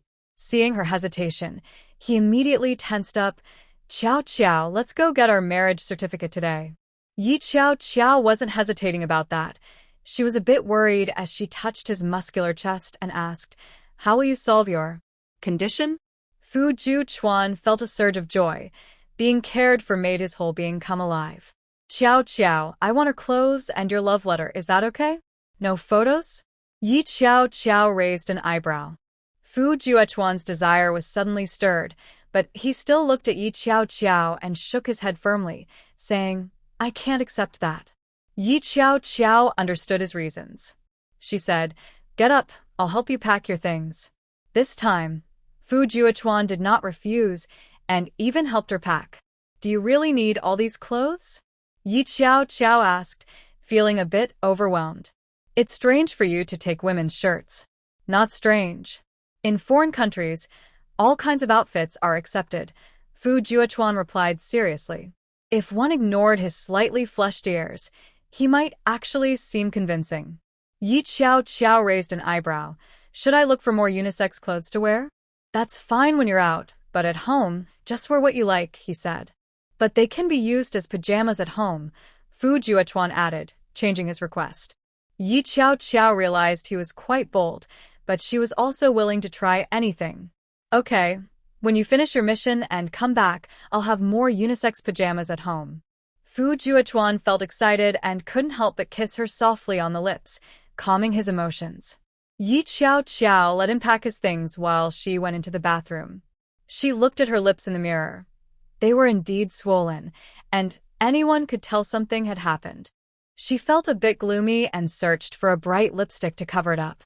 With that done, she could only wear a more formal dress to match. Fu Chuan walked over and saw her looking vibrant and bright, his eyes filled with tenderness. "Qiao, you look really beautiful." Yi Qiao looked up at him. "Yes, you look handsome too." Fu Chuan couldn't help but smile. There was a knock at the door from Shaoheng. "Miss Yi, Lieutenant Fu, the commander is looking for you." Fu Chuan knew his father was eager to ask about the discussion he had with Qiao. He simply took Yi Qiao's hand and went out to meet Commander Fu. Commander Fu, feeling sad, was momentarily confused when he saw the two of them still close and happy. Then he glared at Fu Chuan. "Chuan, have you talked to Qiao? You aren't lying to her, saying you're fine and asking her to marry you, are you? How can you let Qiao wait for you? How can you repay old Ye's support?" Yi Qiao spoke before Fu Chuan could respond. "Commander, Brother Fu has already told me. I support his career, just as you respect me. I will continue to marry Brother Fu, no matter the outcome. Don't worry, even if my dad finds out, he won't let me back out at the last minute. And, because Brother Fu is leaving, I should marry him, even if it's just for him to feel more protective of his life." Yi Qiao's last statement left both General Fu and Fu Chuan stunned. General Fu was initially touched and wanted to agree with her, but then he remembered how young Yi Qiao was. He couldn't bring himself to say such things. "That's nonsense." "No, I disagree." General Fu was angry and started pacing. Fu Chuan firmly held Yi Qiao's hand, his tone serious and emotional. "Qiao, Dad is right. We can get married, but you cannot get pregnant. If you have my child now, it would just be you and the baby later. I can't let you go through that hardship." Fu Chuan couldn't bear to think about how difficult it would be for Qiao to raise a child alone, especially without a father. He could imagine her struggling to care for the child while he could only watch helplessly. "Oh, I was just joking," Yi Qiao said, blinking innocently. But in reality, She had made up her mind that she wanted this child. She had no intention of marrying someone else, but having a child would mean having another family member with her and her dad. With her dad, and Uncle Fu, the child would at least have a better status and not be bullied like many others. She knew that in her past life, Fu Juquan had not faced any danger, but she didn't know if he had taken on this mission then. She could only keep telling herself that Fu Juquan would return safely. Even if he didn't come back, at least there would be a child they both looked forward to. General Fu said, "Qiao Qiao, since you insist on marrying Juquan, the wedding banquet will continue tomorrow. Don't worry, no matter the outcome, you will always be my daughter-in-law." General Fu felt relieved. Yi Qiao Qiao chose not to leave, showing her good character, which was no surprise that Juquan liked her. Fu Juquan took Yi Qiao Qiao away, cherishing the time they spent together. Even when going back to see Aunt Huang Ruyen, he stayed close to Yi Qiao Qiao. He left the guest reception to General Fu. Seeing the two back to normal, Huang Ruyen smiled and said, "Juquan looks like someone ready to get married. So clingy. This is what a good husband should be like." Wang Xiaoxia and Wu Qian happened to overhear the conversation. Wang Xiaoxia became anxious and said, "Brother Fu, you accepted our engagement token, didn't you?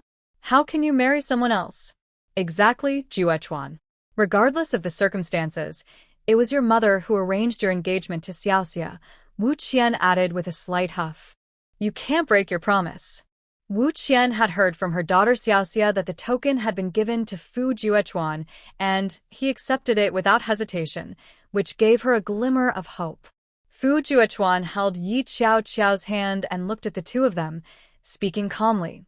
"You said it yourself, the engagement was arranged by my stepmother. So, you should talk to her. Do you really think she can decide my marriage?" Seeing his cold smile, Wu Qian immediately rejected this idea, feeling a mix of embarrassment and anger. "My sister-in-law is the wife of a high-ranking official.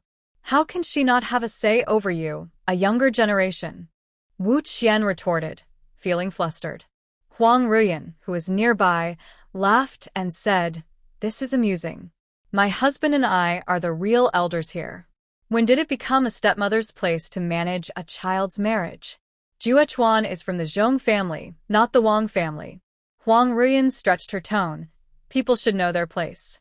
Wu Qian's face turned green with anger, especially as others looked at her with disapproval.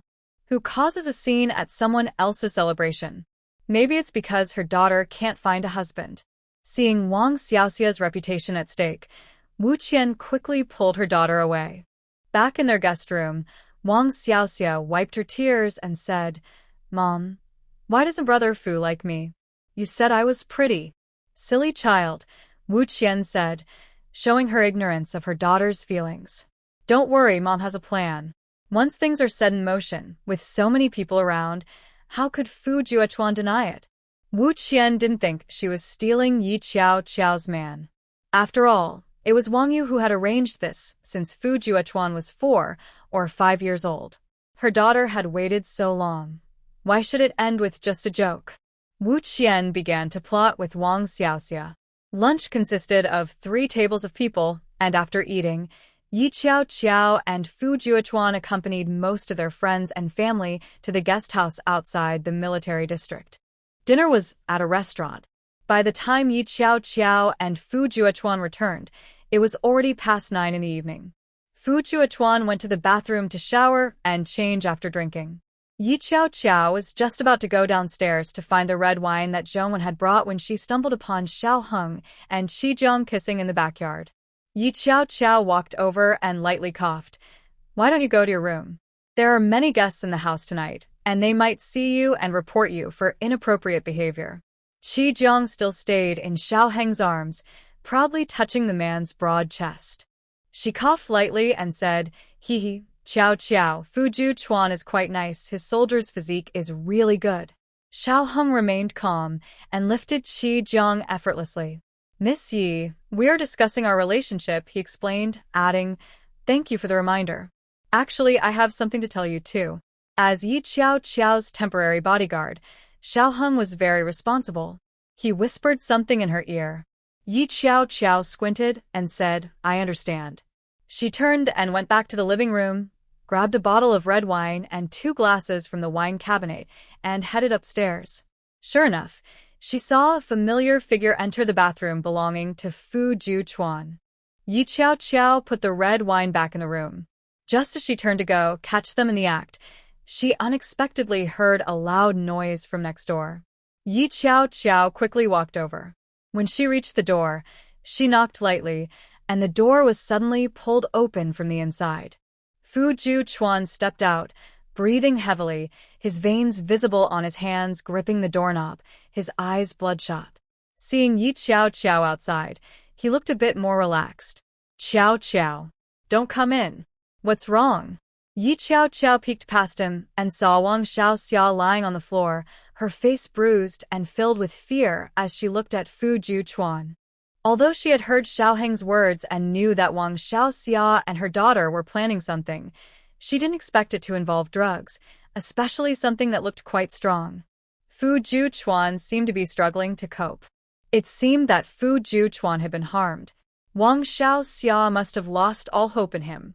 Qiao Qiao, I've been drugged, Fu Juchuan said through gritted teeth, lowering his head and shaking it vigorously to try to clear his mind. It's a drug meant for cattle. Hearing the nature of the drug, Yi Qiao Qiao couldn't help but laugh. Fu Juchuan looked at her smiling face, but his gaze unintentionally fell on her full, rosy lips. He couldn't quite hear what she said, only feeling dry and thirsty. Brother Fu? Let's go back to the room, Yi Qiao Qiao said with a smile, thinking this was a perfect opportunity. Fu Juchuan's skin was hot. As Yi Qiao Qiao pulled him toward the room, her wet hand held his tightly, and he felt a surge of strong emotions and desires. Yi Qiao Qiao led him into the room and pushed Fu Juchuan into the bathroom. Brother Fu, wait for me a moment. Fu Juchuan simply turned on the cold water and took a cold shower. Yi Qiao Qiao knew he had strong principles, but she couldn't help wanting to see him change for her. She poured herself a large glass of red wine and drank it quickly, feeling her body warm up. Then she took out something from the drawer that she had brought back from the family planning center. Yi Qiao Qiao also grabbed one of her own clothes and pushed the bathroom door open. Inside the bathroom, water flowed down Fu Juchuan's scarred back. Even though she only glanced at him, Yi Qiao Qiao felt her face heat up. However, thinking about their future child, she bit her lip, gathered her courage, and closed the bathroom door behind her. Qiao Qiao. Suddenly being embraced, Fu Juchuan's limited rationality nearly vanished. Yi Qiao Qiao awkwardly touched his muscular chest, overwhelmed by the strong scent of hormones. Qiao Qiao, you need to go out. Fu Juchuan felt his reason slipping away, his mind urging him to pull her back. He clenched his fists tightly, his muscles tense and defined, the water accentuating his physique. Yi Qiao Qiao's voice trembled with nervousness, but she tried to stay calm. Brother Fu, let me help you. Fu Juchuan swallowed hard, sweat dripping from his forehead. He awkwardly tried to step away. Yi Qiao Qiao had already handed him the item. When Fu Juchuan saw the contraceptive, his eyes widened. In the next moment, he turned and lifted Yi Qiao Qiao, placing her on the sink. Before long, both of them were soaked. Fu Juchuan leaned down and kissed her flushed lips, taking the air from her mouth, the kiss warm and sticky. Yi Qiao Qiao, already slightly tipsy from the wine, felt weak all over. After a brief moment of stiffness, she lost herself in their shared breaths, her body marked with traces of their connection. Eventually, things quieted down before dawn. Outside, Jiang and Zheng Shi stood hesitantly outside Yi Qiao Qiao and Fu Juchuan's room, debating whether to knock. It's almost 9 o'clock. If Qiao Qiao doesn't get up soon, the ceremony will be late. I'll go knock. Jiang knocked on the door, feeling the admiration from Zheng Shi's gaze. The door was opened from the inside by Fu Juchuan, who was wearing shorts and had red marks all over his body. His perfect V-shaped physique and tall stature, combined with a faint scent in the room, made Zheng Shi's cheeks flush instantly. Her cousin looked so tall after taking off his clothes. Qiao Qiao must have had a hard time. Qi Jiang felt envious, thinking that these two were enjoying themselves too much behind her back. She had only managed to sneak a kiss from Xiaoheng, and now he was unwilling to be close to her just to protect her reputation. That old-fashioned guy really didn't know when he would come to his senses. What was wrong with getting on the bus first and buying a ticket later? It was just that her parents disapproved of Xiaoheng being a special forces soldier because it was too dangerous, so they wouldn't allow them to get married, and they could only date. Did Xiaoheng really believe her dad and think he could only kiss her and not go further? Qi Jiang's eyes showed a hint of sadness as she said, "It's almost 9 o'clock. You didn't forget about today's wedding ceremony, did you?" There were too many guests at the Fu family's house. So, a ceremony would be held at noon in the military compound, and another would take place in a restaurant outside the compound in the evening. Fu Juechuan replied, "I know." Then he closed the door behind him. He walked inside, looking at the messy room, and his gaze at Yi Qiao grew more possessive. Fu Juechuan knelt on one knee on the bed and gently woke Yi Qiao with soft kisses.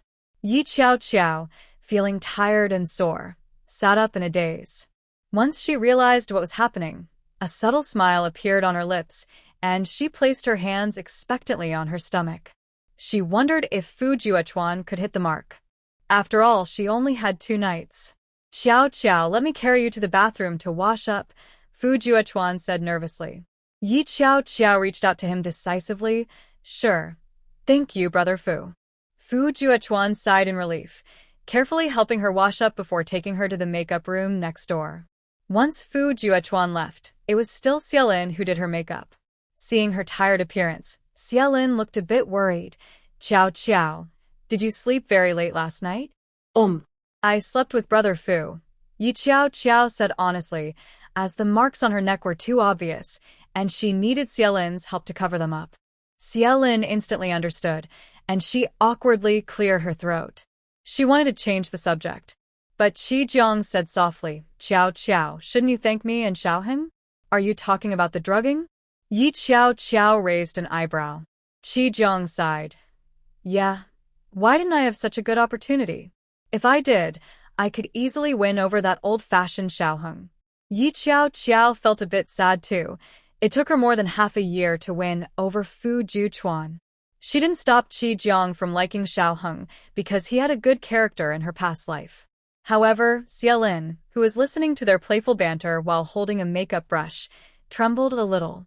Yi Qiao found her reaction strange and asked, "Sister Lin, you haven't shared a room with my uncle yet, have you?" After all, even though they rushed to get their marriage certificate during the new year without a wedding, they were still a legal couple.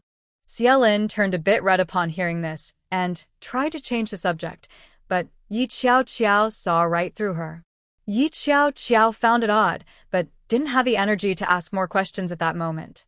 Once she finished getting ready and changed into a red wedding dress, she realized it was not the one she had seen before. Instead, it was more exquisite, adorned with double-sided embroidery. Fu Juechuan knocked on the door outside, thanked Xiaolin and Qi Jiang for keeping Yi Qiao company, and took her hand to walk downstairs. Yi Qiao asked, "Brother Fu, why was the wedding dress changed?" "This is a surprise I prepared for you. Do you like it?" "This was made by a craftsman I know because my mother helped them in the 1960s, so they have a good relationship with our family. It took 6 months to customize," Fu Juechuan said casually, showing sincerity without seeking praise. Yi Qiao felt he had spent too much. Just as she was about to say something, they reached the staircase.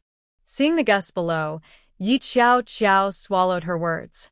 Fu Shouzhang personally introduced everyone, saying, "Thank you all for coming to my eldest son Fu Juechuan's wedding banquet. My daughter-in-law is Yi Qiao, the only daughter of General Yi. Old Yi cannot be here due to official duties, but from now on, Qiao will be my Fu Min and's daughter-in-law. I hope everyone will take good care of her." As soon as he said this, many people in the room changed their expressions, especially Wong Yu and others. However, the leaders and their families from the military district, seeing Fu Shouzhang's words, dared not underestimate Yi Qiao anymore. They all began to congratulate her. "Congratulations, leader, on this joyful occasion." Of course. Ju Chuan is a young one we watched grow up, and his wife is naturally one of our own. Everyone, enjoy your meal and drinks. Fu Fujian e pilinodded, temporarily forgetting about Fu Ju Chuan's departure. Fu Ju Chuan took Yi Xiao Xiao to toast at each table. He introduced her, saying, "This is Colonel Song and this is Deputy Chief Zhang." A group of middle-aged officers and their families were introduced. Then he took Yi Xiao Xiao to meet Chief Fu and other senior leaders, including generals and lieutenant generals. Basically, all the leaders from the capital military district attended this wedding banquet, showing great respect, as Chief Fu is one of the highest leaders in the military. Wu Qian watched with jealousy in her eyes. Wong Yu should have had the chance to be close to Chief Fu and build relationships with these leaders. However, because of the drugging incident caused by Wu Qian and Wang Xiaoxia, Colonel Fu was furious and ordered her to keep an eye on Wu Qian and her daughter. If anything else happened, she would be dismissed. Wang Yu was both shocked and deeply afraid. If only Xiaoxia could marry Fu Juechuan, then everyone would be envying and praising her instead. At that moment, Wu Qian realized what Fu Juechuan's status represented. It wasn't just endless money, but also the power that everyone sought. Looking at the gifts from today's guests, she heard that although they weren't particularly expensive due to military rules, the goodwill from these big shots was invaluable. Wu Qian understood this by quietly mingling in the crowd and listening to the wives of the officials she envied, realizing how desirable it was to be Fu Juechuan's wife. "Shut up," Wang Yu warned through gritted teeth. "If you cause me any more trouble, I will throw you out." Wu Qian angrily huffed. "Fine. I'll just go back to my room." She turned to leave, and Wang Yu clenched her teeth, signaling a soldier responsible for maintaining order to confront Wu Qian. Back in her room, Wu Qian immediately called Zheng Shi. Zheng Shi had been forbidden by Fu Heng from attending the banquet. Although she was angry, she had to accept it because the guards at the military district gate had orders from Chief Fu not to let her in. Wu Qian's call was her chance to learn about the wedding. When Zheng Shi heard that Yi Xiao Xiao was so highly regarded by Chief Fu and the military leaders, she nearly fainted from anger. Ever since she contacted her parents at the age of 12, she had been trying to build connections with these leaders. But she was only Fu Heng's adopted daughter, not Chief Fu's, so even though she grew up in the military district, she could only associate with people of lower status. In fact, she was doing worse than Fu Juechuan. "Okay, I understand. Someone will arrange to send you money. Just keep an eye on Yi Xiao Xiao for me." "Got it." Zheng Shi hung up the phone and immediately turned to Zhou Tsong, who was sitting on the opposite sofa. "Zhou Tsong, I'm taking you to Yi Xiao Xiao's wedding banquet tonight."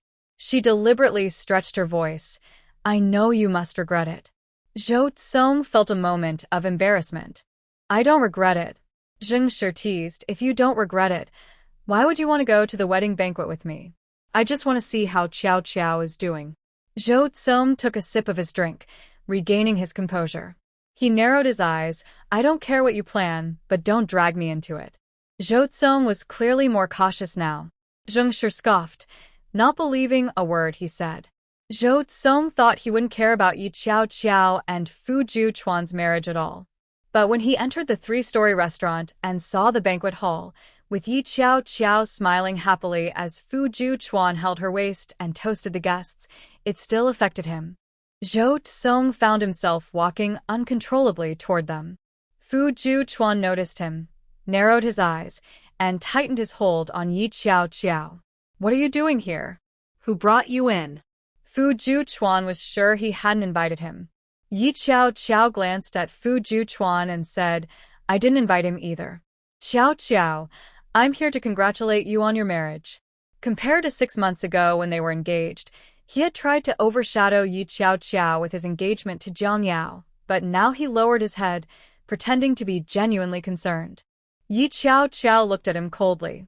"Oh, I would be happier without your blessing." "Xiao Xiao, I know you're still upset with me, but I'm being sincere today," Zhou Tsong said deeply, then took out a gift, opening the box to reveal an expensive jade necklace. "Xiao Xiao, this is my wedding gift to you.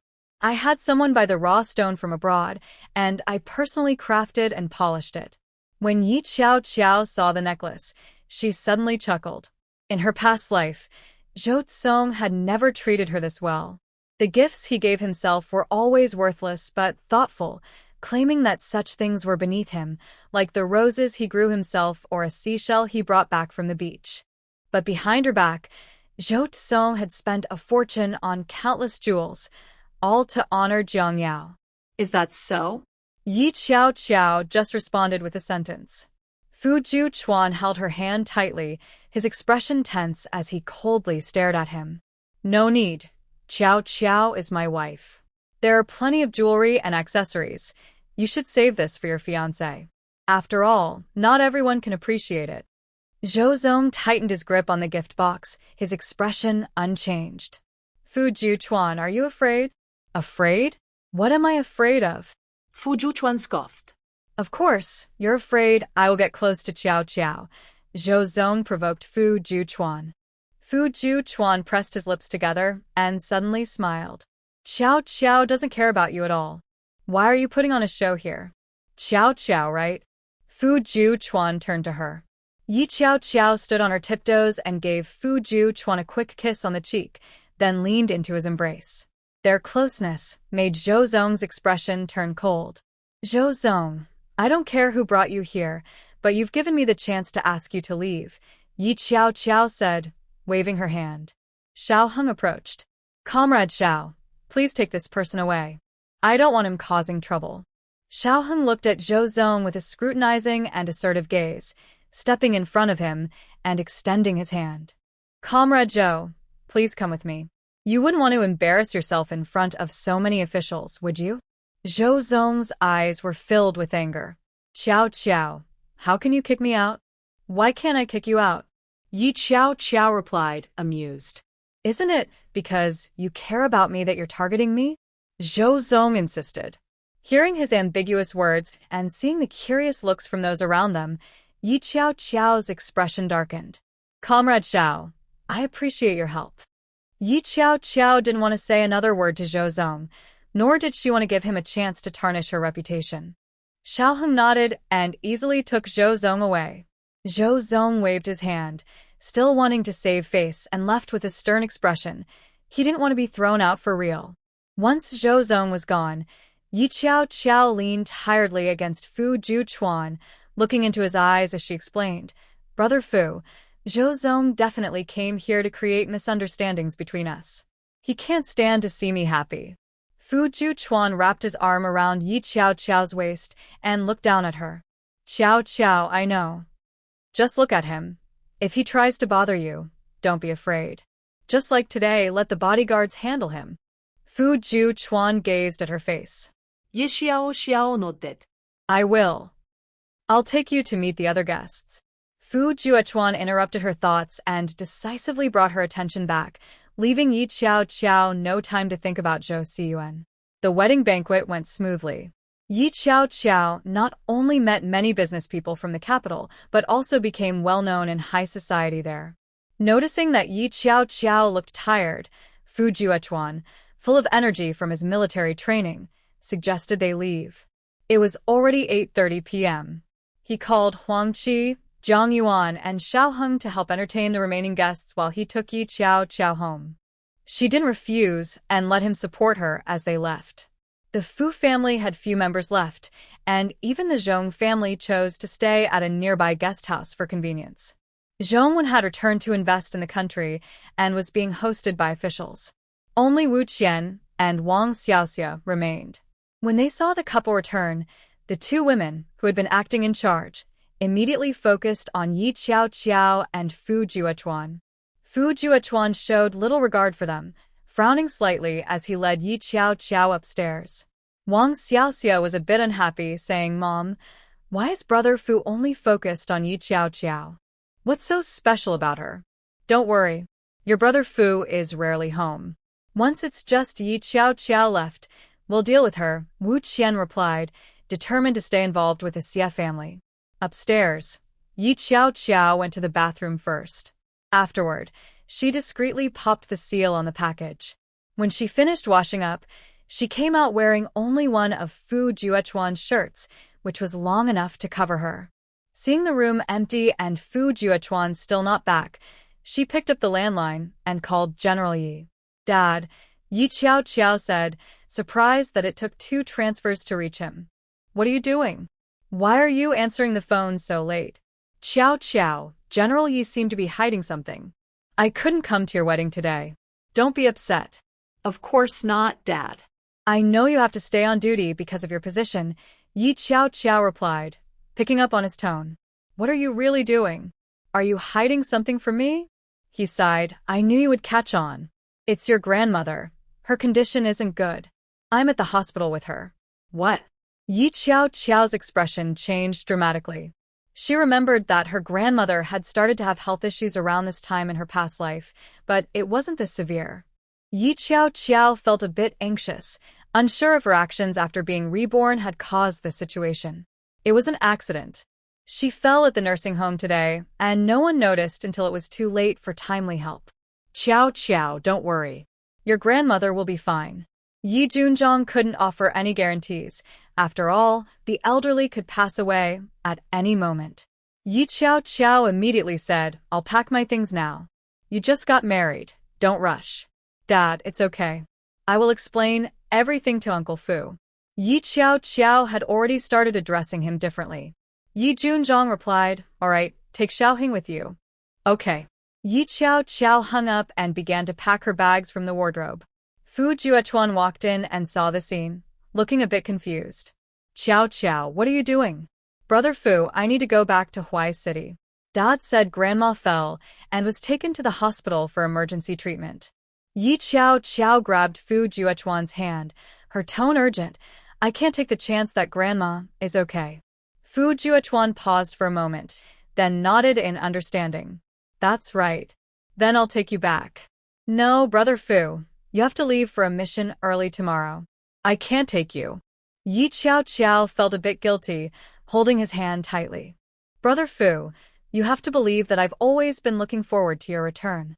Fu Juechuan smiled, though it was a bit bittersweet. He had gained more, but had become greedier. He still hadn't received the portrait that Qiao painted for him, and he knew that she hadn't fully accepted him yet. He was waiting. But thinking about his dangerous mission, Fu Juechuan suddenly looked up, cupped her face in his hands, and kissed her passionately. Yi Qiao responded eagerly, wrapping her arms around his neck. Their breaths gradually mingled together. After a while, Fu Juechuan released her and said, Qiao, let me take you downstairs to catch a ride." "No rush. We still have 2 hours. I've already asked Xiaoheng to buy the tickets." Yi Qiao was relieved that there was an airport in Huai City. Although the ticket prices were high, she had enough money and could reach the hospital before dawn. Upon hearing this, Fu Juechuan couldn't hold back any longer. He lifted Yi Qiao and placed her on the bed. They became entangled in each other. Fu Juechuan tried to get up to find something. Yi Qiao pulled him back and handed him a prepared item. Fu Juechuan didn't think much of it. He never considered that Yi Qiao might be pregnant. He didn't want her to suffer. Feeling the sweat dripping from Fu Juechuan, Yi Qiao gripped his arm tightly. For a moment, she stared at his face, realizing she liked him more than ever before. Unable to resist, Yi Qiao leaned in to kiss the scars and marks on his body. Fu Juechuan trembled all over, his eyes becoming even redder, filled with determination. He stared at her without blinking and asked, Qiao, do you like me?" "Yes." Yi Qiao smiled at him, her face glowing with affection, making him unable to stop smiling. Fu Juechuan immediately leaned down to kiss her. 2 hours passed in an instant, leaving 3 pieces of trash on the floor. Yi Qiao felt even more tired and was helped by Fu Juechuan to change into a light-colored dress before he carried her downstairs to the car. Fu Juechuan drove to the restaurant outside the military district and picked up Xiaoheng, along with Xie Lin and Gu Jin.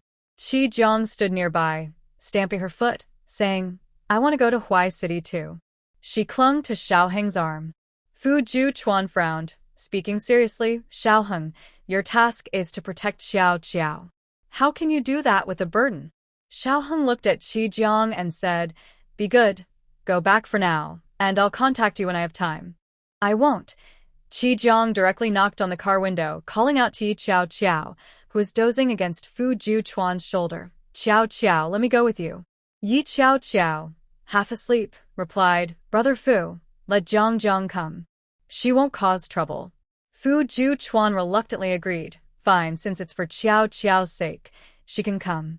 Humph, I knew only Qiao Qiao could handle you. Fu Juchuan ignored her and let Xiaoheng follow. The group drove 2 cars straight to the airport on the outskirts. As the cars left, Zhou Tsong walked out of the cafe across from the restaurant, and beside him was Zheng Shi. See? Now that Yi Qiao Qiao has Fu Juchuan's protection, it will be much harder for you to do anything to her, Zheng Shi said, seemingly trying to provoke Zhou Tsong further. Before, Yi Qiao Qiao wouldn't have kicked you out so easily. Now that she's with the Fu family, she won't give you any face, let alone you, a small businessman. It was unclear if the last word struck a nerve. Zhou Zong clenched his fists and squinted, saying, Miss Zheng, you don't need to provoke me. Qiao Qiao really makes me uncomfortable, and I have already agreed to cooperate with you. What more do you want? Zheng Shi thought, this is just the beginning. She couldn't influence Fu Juchuan, but she could affect Zhou Zong because he was similar to her, and she knew what he wanted. It's simple. You need to rescue Jiang Yao, Zheng Shi said, stretching her voice. Zhou Zong frowned and replied, I will rescue her, but not now. Don't think I don't know what you're planning. You want to use Yao Yao against Qiao Qiao to benefit yourself. So, what if you know my thoughts? Zheng Shi felt a bit embarrassed and angry because he had exposed her intentions. Are you afraid to do it? Without my support, you won't be able to stand firm in the capital. Zhou Zong was not intimidated by her. He scoffed, Miss Zheng, you haven't forgotten that you have almost no manpower and are being watched by the Fu family, right? Without me, who can help you achieve your goals? Zheng Shi's expression darkened with anger. But Zhou Zong was not afraid of her. He had never trusted his partners, and Zheng Shi had her own weaknesses in his hands. At the airport, Gu Jin took the lead with Xiaolin. Xiaoheng and Qi Jiang stood at a distance, waiting for Yi Qiao Qiao and Fu Juchuan. Xia Song and others stood far away as well. Yi Qiao Qiao hugged Fu Juchuan and softly said, Brother Fu, you must come back safely. I'll be waiting for you at home. Fu Juchuan looked reluctant and kissed her eyelid, saying, I will. Yi Qiao Qiao felt uneasy and, after thinking for a moment, took off the pocket watch from her chest and put it around Fu Juchuan's neck, saying, Brother Fu, I hope my pocket watch brings you good luck. Fu Juchuan nodded, his voice choked. Even if he was unhappy, Fu Juchuan knew there was no time left. He personally saw Yi Qiao Qiao onto the plane, kissed her forehead, and turned to leave. He stood on the ground, watching the plane take off, getting farther and farther away until it disappeared. Fu Juchuan touched the pocket watch, no longer hesitating. He turned back home to pack his luggage and saw the shirt Yi Qiao Qiao had just worn on the bed. Fu Juchuan hesitated, reached out, and sniffed it, feeling a sense of warmth. He quickly stuffed it into his carry-on bag and left the house. Juchuan, where are you going so late? Wong Yu, sitting in the living room downstairs waiting for Fu Shouzhang to return, saw Fu Juchuan ignore her and leave, feeling a bit angry. Fu Juchuan coldly dropped a line, I'm going to the army. Then, he quickly left. Wang Yu was so angry that she fell back, pointing at Fu Qingyu. Look at your brother's attitude.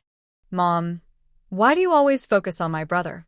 Sister-in-law went back to her family to see her sick grandmother.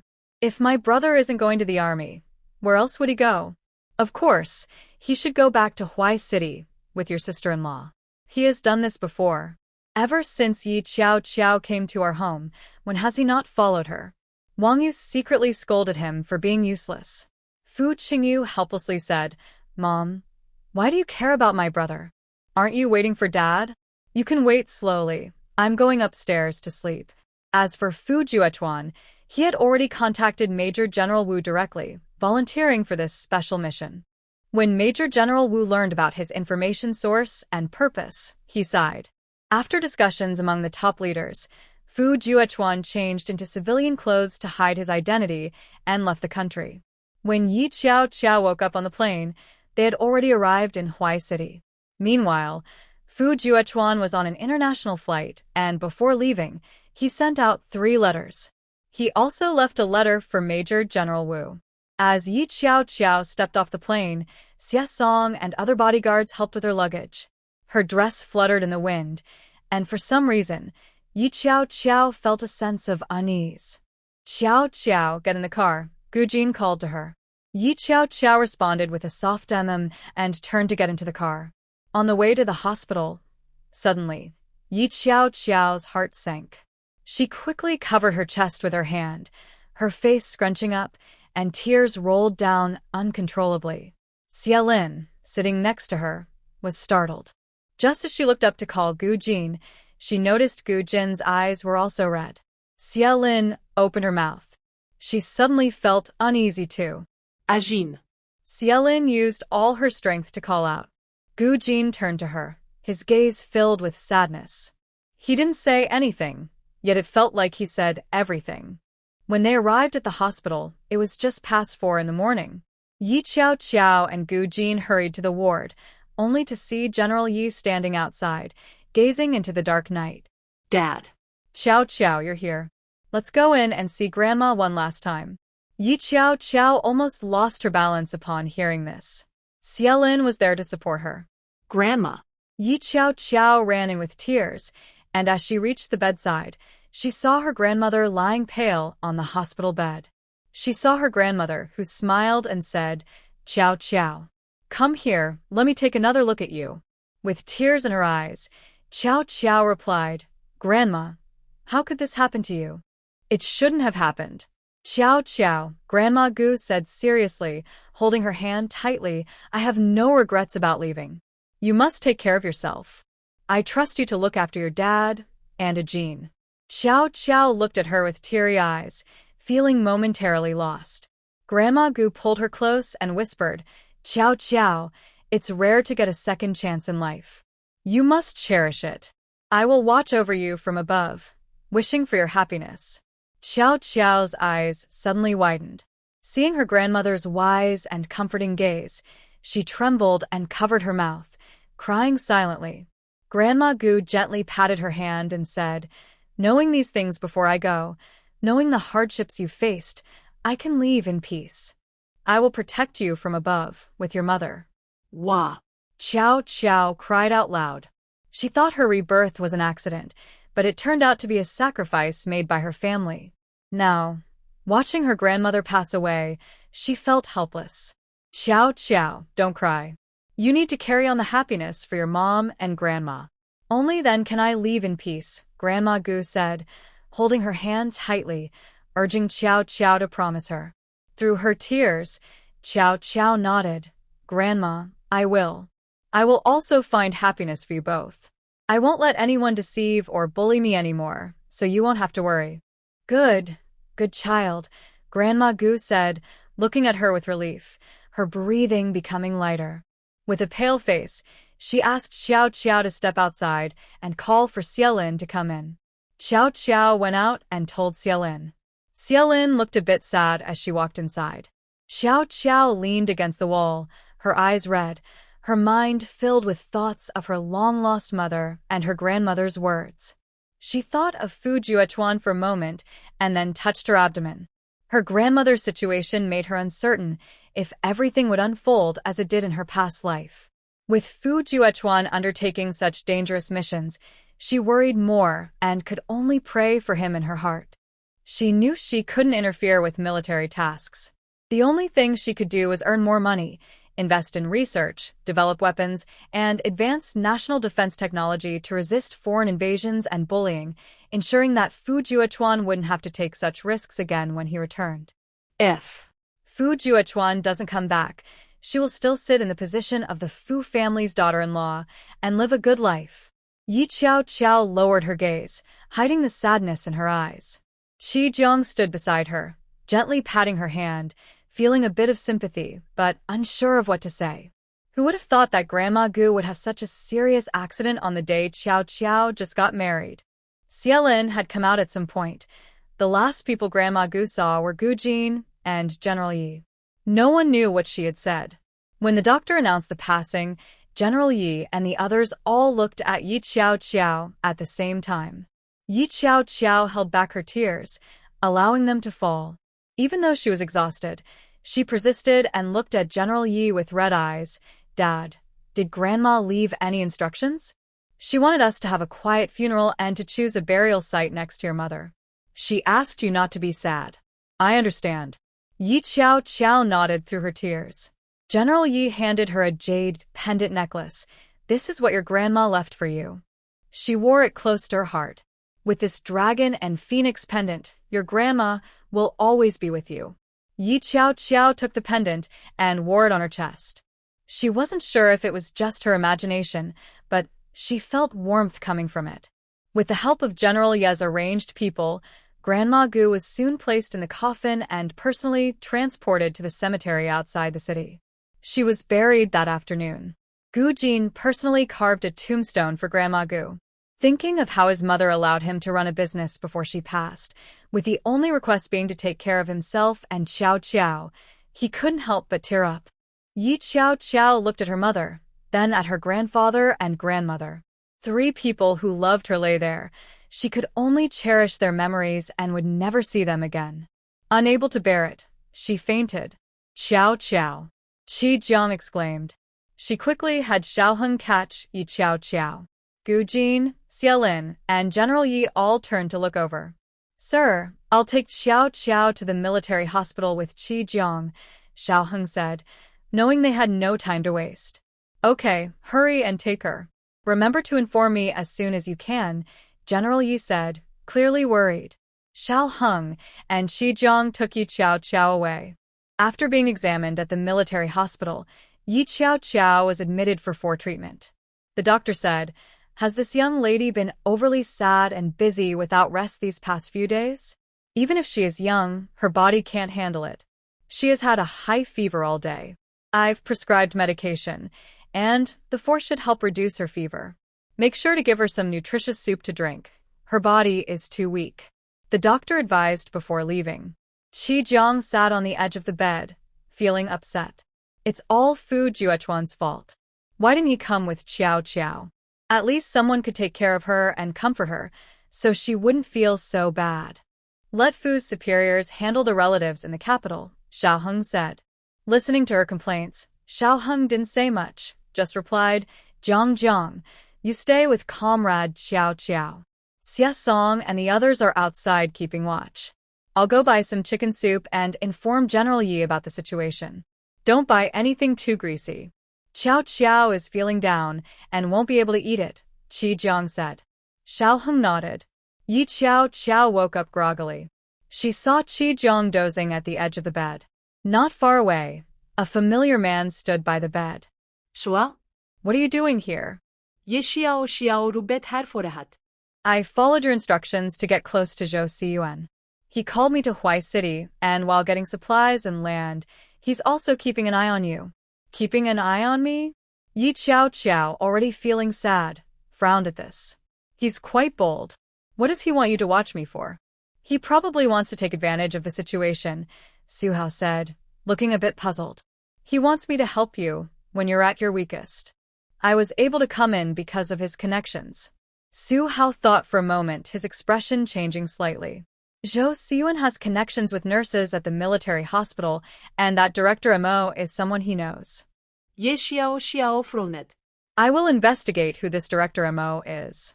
I suspect it's related to the military because the head nurse who came to get me initially used the name of Brigade Commander Song." Yi Qiao recognized the name immediately.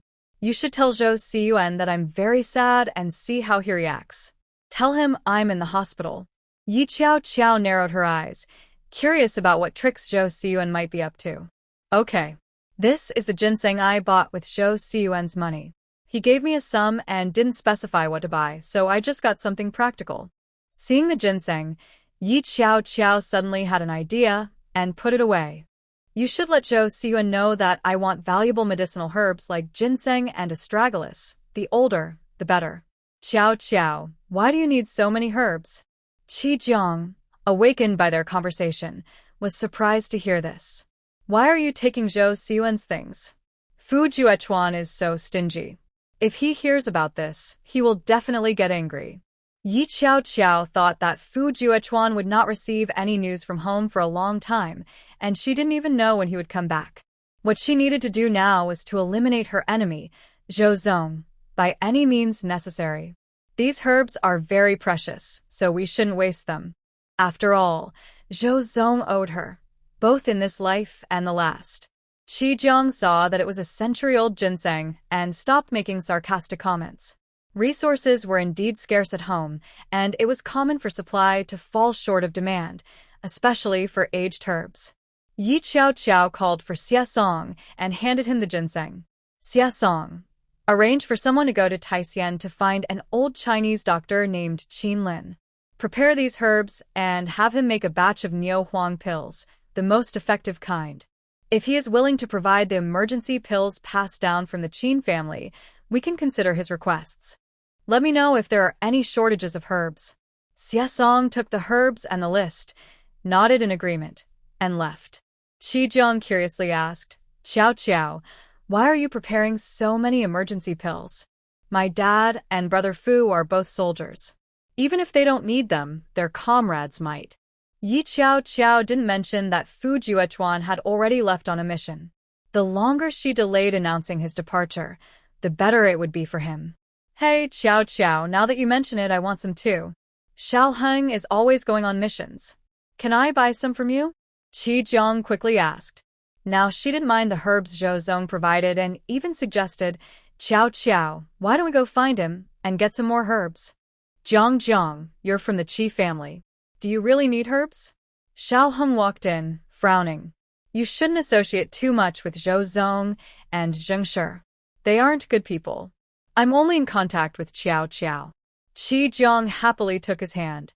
If it weren't for the fact that you don't like Zheng Shi either, I wouldn't like you so much. Qi Jiang's straightforwardness made Xiao Heng's bronze-colored cheeks flush slightly. Yi Qiao watched their close relationship and couldn't help but think of Fu Juechuan. Before they separated, she never thought she would miss him this much. Gradually, her feelings for Fu Juechuan had grown stronger. Realizing this, Yi Qiao felt a bit stunned. Just then, Su Hao glanced at his watch and said, Comrade Yi, it's getting late. I should head back. Yi Qiao subtly nodded in acknowledgement. Su Hao left the hospital and immediately informed Zhou Zong, who was far away in the capital, about Yi Qiao's situation. Zhou Zong was visiting Jiang Yao in prison. He said to her, Yao, Zheng Shi can help you get out. Do you want to come out? Hearing this, Jiang Yao excitedly gripped the bars. Brother Zhou, you finally came to save me. I want to get out. Jiang Yao said eagerly, I knew Zheng Shi had powerful connections. Now that I am Zheng's adopted daughter, you can use their influence to quickly grow your business. Even if Yi Qiao wants to deal with you, it won't be easy. Zhou Zong looked at her excited eyes but unusually did not respond. Instead, he was thinking about the news Su Hao had shared about Qiao being sick. He had just learned about Grandma Gu's passing and could imagine how sad Qiao would be. Qiao just had a wedding ceremony with Fu Juechuan, Zhou Zong suddenly said. Jiang Yao's smile froze, her fingers tightened, and jealousy bubbled up inside her. Ever since she met Yi Qiao, she had been envious of her. She thought that if she could take Zhou Zong away, she would see Yi Qiao suffering over a man she couldn't have, and Zhou Zong would dote on her. But that didn't happen. Yi Qiao somehow found another powerful man. Wait. Jiang Yao suddenly thought, did Yi Qiao really marry Fu Juechuan because she liked him? What if the person Yi Qiao truly liked was Zhou Zong? Brother Zhou, it's good that Qiao is married. The reason I targeted her before was that I was threatened by Zheng Shi and wanted to gain Zheng's connections to restore my business opportunities. That's why I acted that way. Brother Zhou, please believe me, I never intended to harm Qiao. Zhou Zong, held by her, simply nodded, feeling somewhat down. Since you want to get out, I will talk to Zheng Shi. However, I can't guarantee that she will still acknowledge you as Zheng's adopted daughter after you get out, Zhou Zong said. Jiang Yao was not satisfied with this. Then, Brother Zhou, Please help me arrange a meeting with Zheng Shi first. I want to talk to her before deciding whether to leave. Jiang Yao thought for a moment and showed a pitiful expression, saying, I don't want to sacrifice this chance without being able to help you at all. Just decide what you want, Zhou Tsong replied. Zhou Tsong left the prison. After contacting Zheng Shi, he booked a ticket to Huai City. By the time Yi Qiao finished her treatment at the hospital and lowered her fever, it was already 3 in the afternoon. She returned home with Qi Jiang and Xiao Heng and saw General Yi and Gu Jin arriving. Qiao, Grandma's affairs have been taken care of, General Yi said, his eyes still red. Are you okay? Dad, I'm fine. I might just be too tired. Yi Qiao realized that her high fever was due to her sadness and emotional ups and downs after not resting for a long time. Dad, what about Grandma's belongings? Where are they? Yi Qiao remembered something very important. They're all with your uncle, Gu Jin replied. Hearing this, Gu Jin hid her sadness and brought out a cardboard box. Yi Qiao immediately walked over, opened the box, and found a familiar item inside, a jade Buddha statue. Qiao, do you want this Bodhi jade Buddha statue? Gu Jin asked, not having any particular feelings about it. Your grandma left behind many paintings. Most of them are in the old house. If you like any, you can take them anytime. This is the spare key. Gu Jin did not distinguish between you and me with Yi Qiao. Because of the contributions of the Gu family, Grandma Gu had painted these pictures herself, gaining appreciation from the older generation and holding some status internationally. Yi Qiao accepted the key. Uncle, I plan to give this painting to someone. Sure. Gu Jin thought she had received too many gifts in the capital. Is there an elder in the capital who likes your mother's paintings? Yes, Yi Qiao didn't explain fully.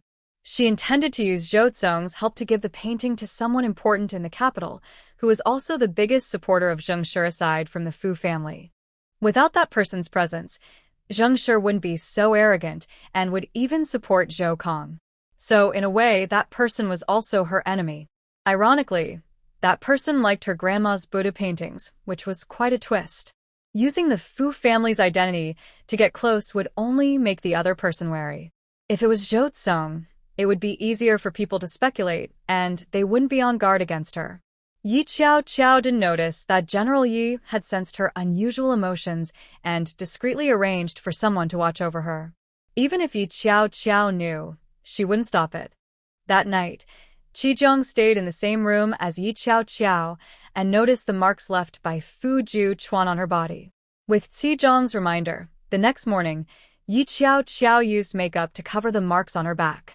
Just after breakfast, Zhou Tsong called the Fu family, and it was Yi Qiao who answered. Jojo, I heard from Suhao that you're sick. What do you want? Jeżowo ma internet her usłal indifference. If you don't have anything to say, I'll hang up.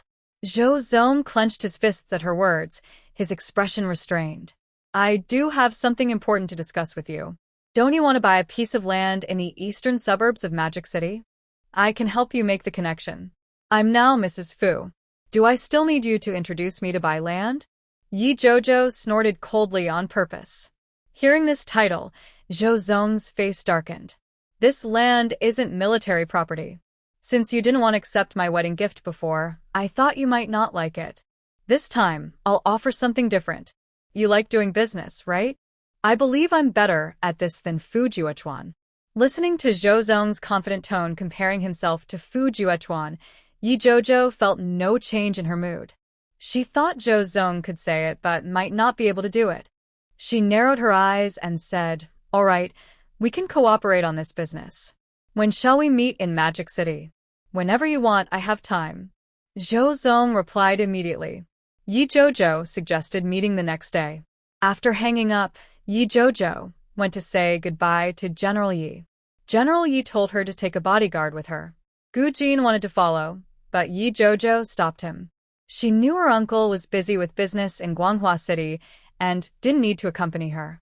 Yi Jojo set off with Qi Jiang, Xiao Heng, and the bodyguards. This time, they took the train. After a day and night, they arrived at their destination. As soon as they exited the Magic City train station, Zhou Zong dressed in a suit, was waiting outside with a car parked behind him, accompanied by Su Jingqing. Seeing an old rival again made her feel uneasy.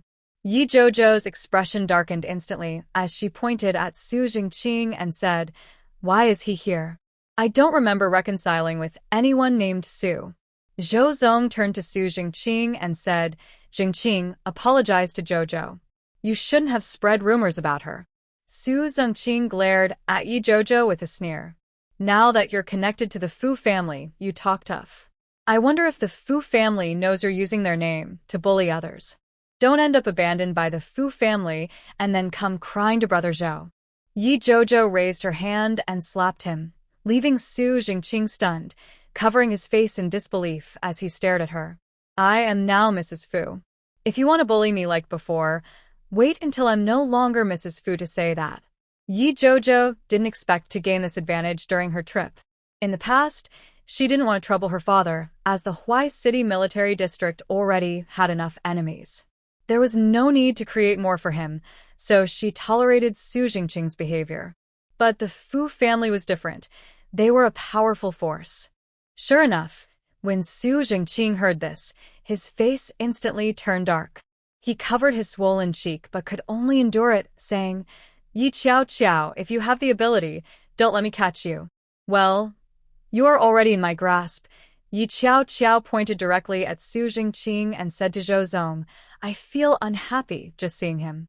From today on, during my time in Modu, I want him to serve me. It's just about bringing me tea and water." "Zhou Zong, you wouldn't refuse such a small request, would you?"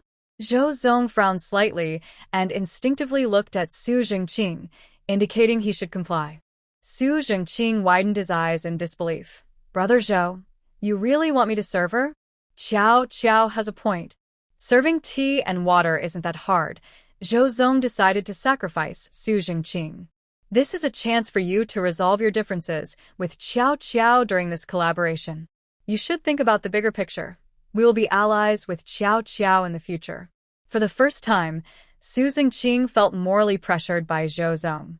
He finally understood the frustration of the situation. It seemed that if he didn't agree, he would be seen as unreasonable. Su Jingqing nodded with anger. "Brother Zhou, I'm only agreeing because of you." "Thanks for your hard work." Zhou Zong patted him on the shoulder. Ye Xiao scoffed.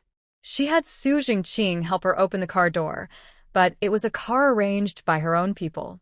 Zhou Zong noticed she wouldn't even sit in her own car and looked a bit upset. Qiao, I won't hurt you again," Zhou Zong said, looking at her with the same deep affection as before. Yi Qiao shook her head and replied, "Sorry, Zhou Zong, I can't trust you right now." Her voice carried a hint of distress, as if she truly cared about Zhou Zong's past actions. Zhou Zong's eyes flickered, and his troubled expression eased. Qiao, it's okay. I believe time will show you my true feelings," Zhou Zong said, showing her more care. He didn't see the mocking expression on Yi Qiao's face as she turned away. Qi Jiang then got into the back seat. As the car started moving, she looked toward Zhou Zong's car ahead. Qiao, are you really going to do business with Zhou Zong? I feel like he is a bit strange. He seems nice to you, but it feels like he has some hidden agenda. He really is a schemer. I can't see any sincerity in him. That's because Zhou Zong is not a sincere person. Qiao, aren't you afraid of being used? There are so many of us. We should be more worried if he doesn't try to use us. Yi Qiao thought for a moment and said, "You can take the bodyguard to explore the city while I handle these matters." "Forget it. I can't let you go alone." Qi Jiang waved her hand in refusal. Yi Qiao accepted her kindness, and the car headed straight for a small Western-style house that had been prepared in advance. Zhou Zong stood at the entrance, and when she arrived, he introduced, "These are some well-preserved Western-style houses being sold quickly by educated people going abroad. I bought one that has 3 floors. The original owner was a musician, and there's even a piano inside. Would you like to try it?" Yi Qiao pointed at Su Jingqing and smiled. "I'm actually hungry. Let him play while I eat." Bang, bang, bang.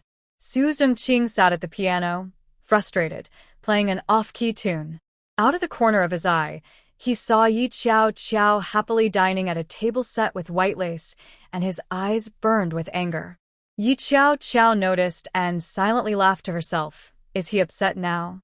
In her past life, he would bring his friends to the Zhou family and always subtly criticize her cooking. She foolishly prepared a feast. But when he returned, he looked at her with disdain, saying it was no wonder Zhou Zong preferred eating out. There was no sense of home when she was around. How foolish I was back then, just wanting to protect my marriage and my family, not wanting to worry my dad, and trying to live my life well. After hearing those words, I don't know how many nights I cried into my pillow or how many times I got burned before I developed good cooking skills. But in the end, everything was still a lie. Thinking of this, Yi Qiao laughed coldly in her heart. She angrily slammed the table and said, "If you're going to play, then play properly. Look at how you're playing now." The music stopped, and Su Jingqing, embarrassed and angry from being scolded, looked up at the two of them. "Zhou Zong, do you think it sounds good?" Yi Qiao asked, staring at him. Zhou Zong couldn't grasp Yi Qiao's thoughts. He looked at her and said, "Qiao, you've changed." "Oh, how have I changed?" Yi Qiao looked at him calmly. "You used to never get angry, so suddenly. You were always gentle with Su Jingqing and the others. Maybe you were being nice because of me," Zhou Zong said softly, holding his chopsticks. "Qiao, even though you married Fu Juechuan, our friendship still matters." Yi Qiao tapped her fingers on the table. "Didn't you say you wanted to show me your sincerity? Why are you questioning my attitude when you haven't done anything yet? If you don't want to apologize and restore our relationship, that's fine. I can leave right now." Yi Qiao scoffed and stood up, pushing her chair back to leave. "Qiao, I told you. What's the point of staying here? Let's go stay at a nice hotel in the city. I heard it's very luxurious and mostly hosts foreigners. With Fu Juechuan's help, we can get a room without bothering the elders." "Sounds great, right?" Qi Jiang immediately suggested. Yi Qiao nodded in agreement. She turned to follow Qi Jiang out. Zhou Zong was caught off guard by her sudden decision to leave. "Qiao," Zhou Zong quickly called after her. "I'm sorry, it's my fault. Please don't be angry." He hurried in front of her, blocking her path. Ignoring Qi Jiang's displeased look, Zhou Zong looked at Yi Qiao firmly, yet gently.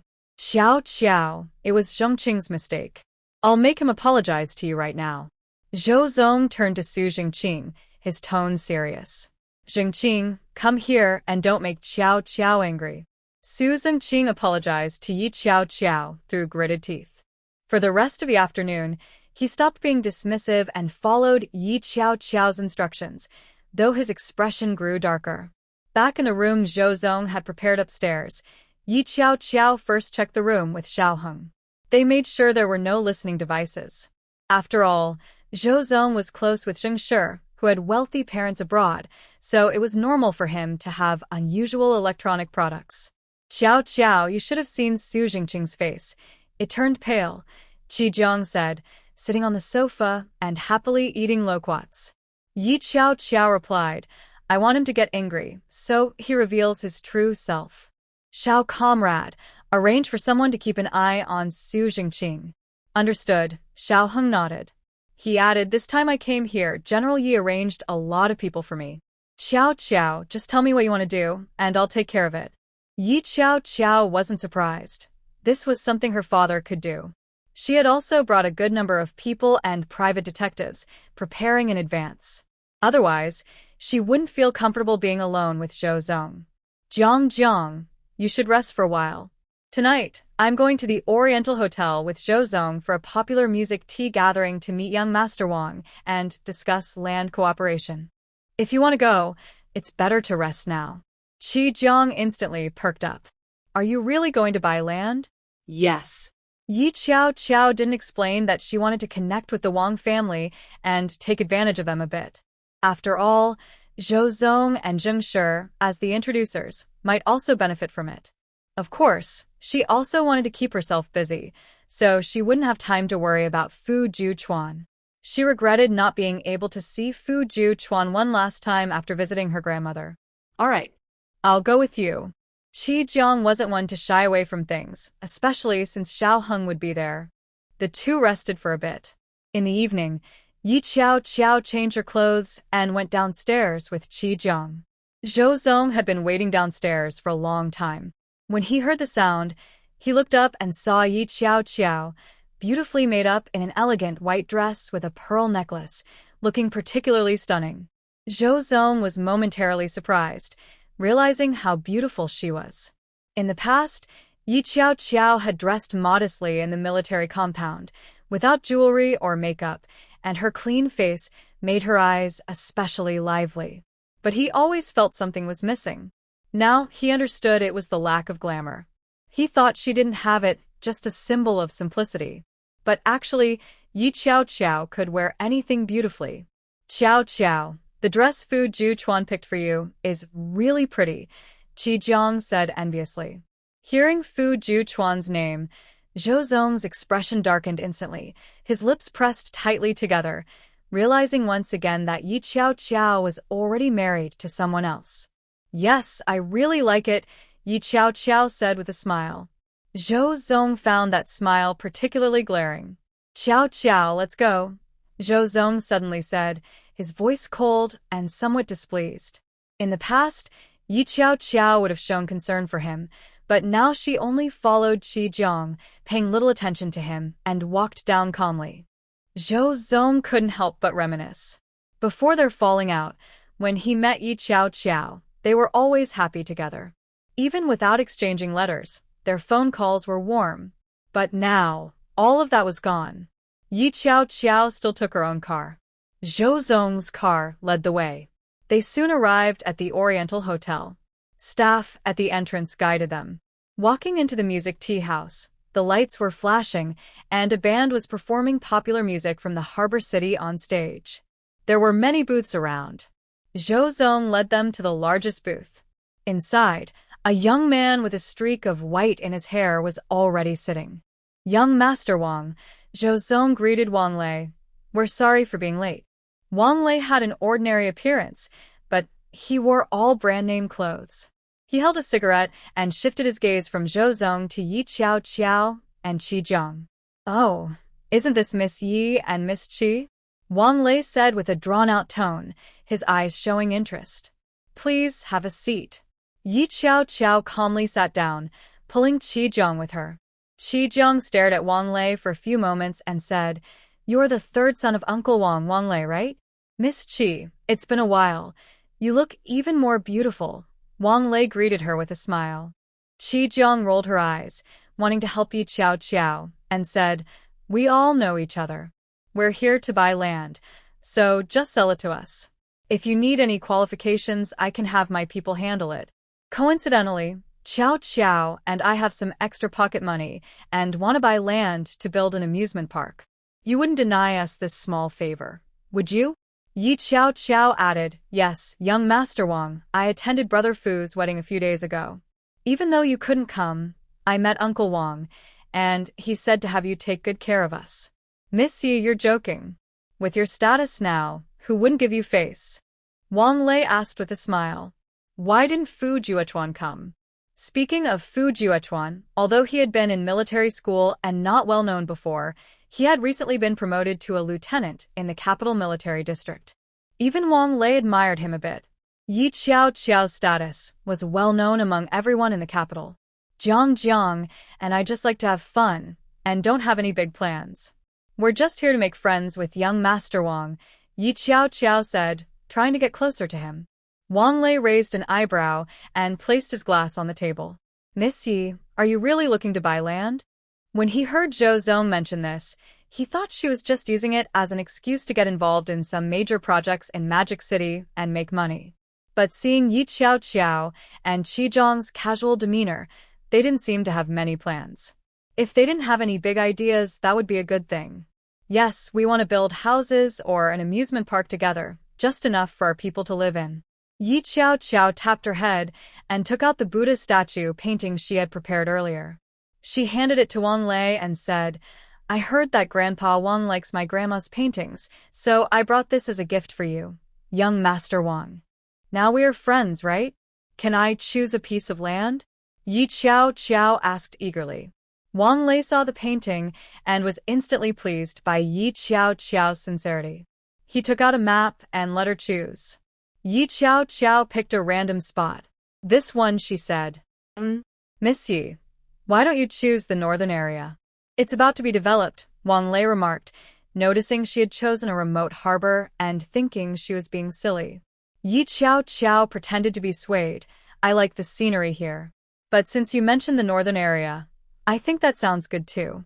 Or should I choose the northern area? Haha, either is fine, Wang Lei said, clearly wanting to give her face. We can make money together. Zhou Tsong cleared his throat and said, Qiao, young Master Wang is right. The northern area is good. You can choose any piece you like. When you make money, you can spend it however you want, without worrying about the Fu family's opinions. Zhou Tsong's words were interesting. Yi Qiao's expression changed, and she said firmly, the Fu family hasn't given me any trouble, so don't say such things. Seeing her defend the Fu family, which meant defending Fu Juchuan, Zhou Tsong's expression also darkened. Wang Lei watched the two of them with interest. It seemed the rumors were true. He just wondered if Fu Juchuan knew that his wife was mingling with Zhou Kong.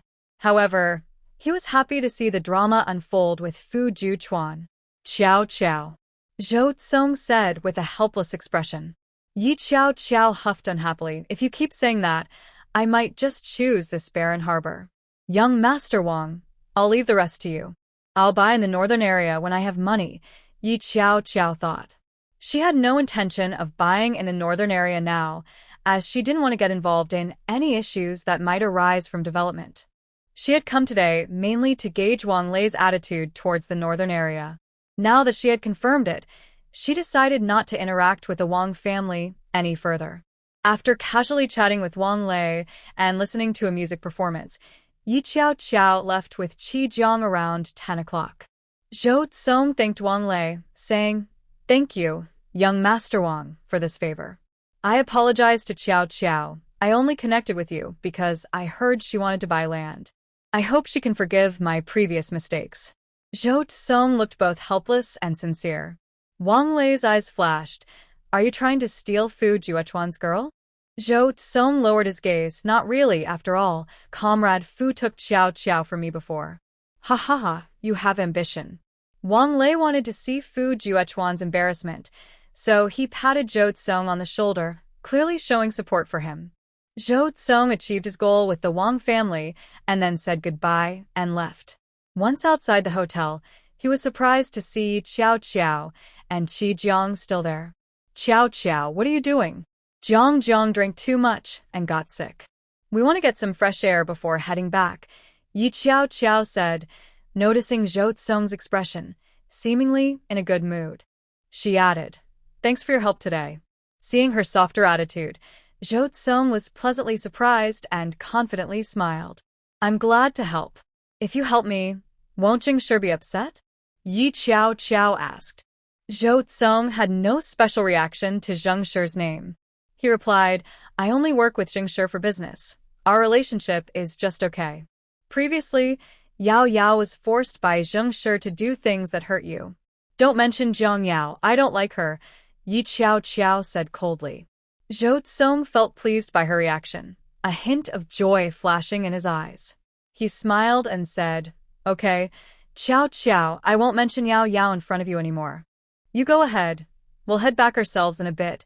Yi Qiao waved her hand. Zhou Tsong stood in front of her, concerned. I'm worried about you. Yi Qiao ignored his ambiguous words and pointed to a nearby phone booth, saying, I need to call Fu Juechuan. I don't have time to chat. Zhou Tsong's lips pressed into a straight line, a flicker of displeasure in his eyes. He felt frustrated that he couldn't compare to Fu Juechuan's status and was angry that Yi Qiao smiled so happily when mentioning him. After saying this, Yi Qiao ignored him and walked straight to the phone booth. Zhou Tsong watched her laugh and talk on the phone, clenched his fists and got into his car, thinking that once he built his network and established a large group, he wouldn't have to see Qiao smile at others. Even those he didn't want before should only smile at him. Zhou Tsong turned to the driver and said in a low voice, "Take me back." Yes. Not long after Zhou Tsong's car left, Yi Qiao immediately hung up the phone and walked to the car. Xie Song also returned and said, "Miss, as you suspected, Zhou Zong has gotten involved with Wang Lei, and he did it behind Jing Shi's back. I suspect he is using your relationship with Miss Qi to get close to Wang Lei." Yi Qiao knew that Zhou Zong was very skilled at scheming. She wanted to use him, but in reality, he was also using her to climb higher. However, this time she was intentional. She understood him better than he understood himself. Wang Lei would get into trouble in a couple of months, and she was waiting for Zhou Zong to be implicated. That night, Zhou Zong opened a bottle of wine and became increasingly unhappy, getting drunk in his room. When Yi Qiao and Qi Zhang returned, it was almost 11 o'clock. Su Zhengqing was waiting for her downstairs. When he saw her come back, he said in a deep voice, "Yi Qiao, go upstairs and bring Zhouge some hangover soup." Yi Qiao looked at him with a blank expression. "Have you lost your mind?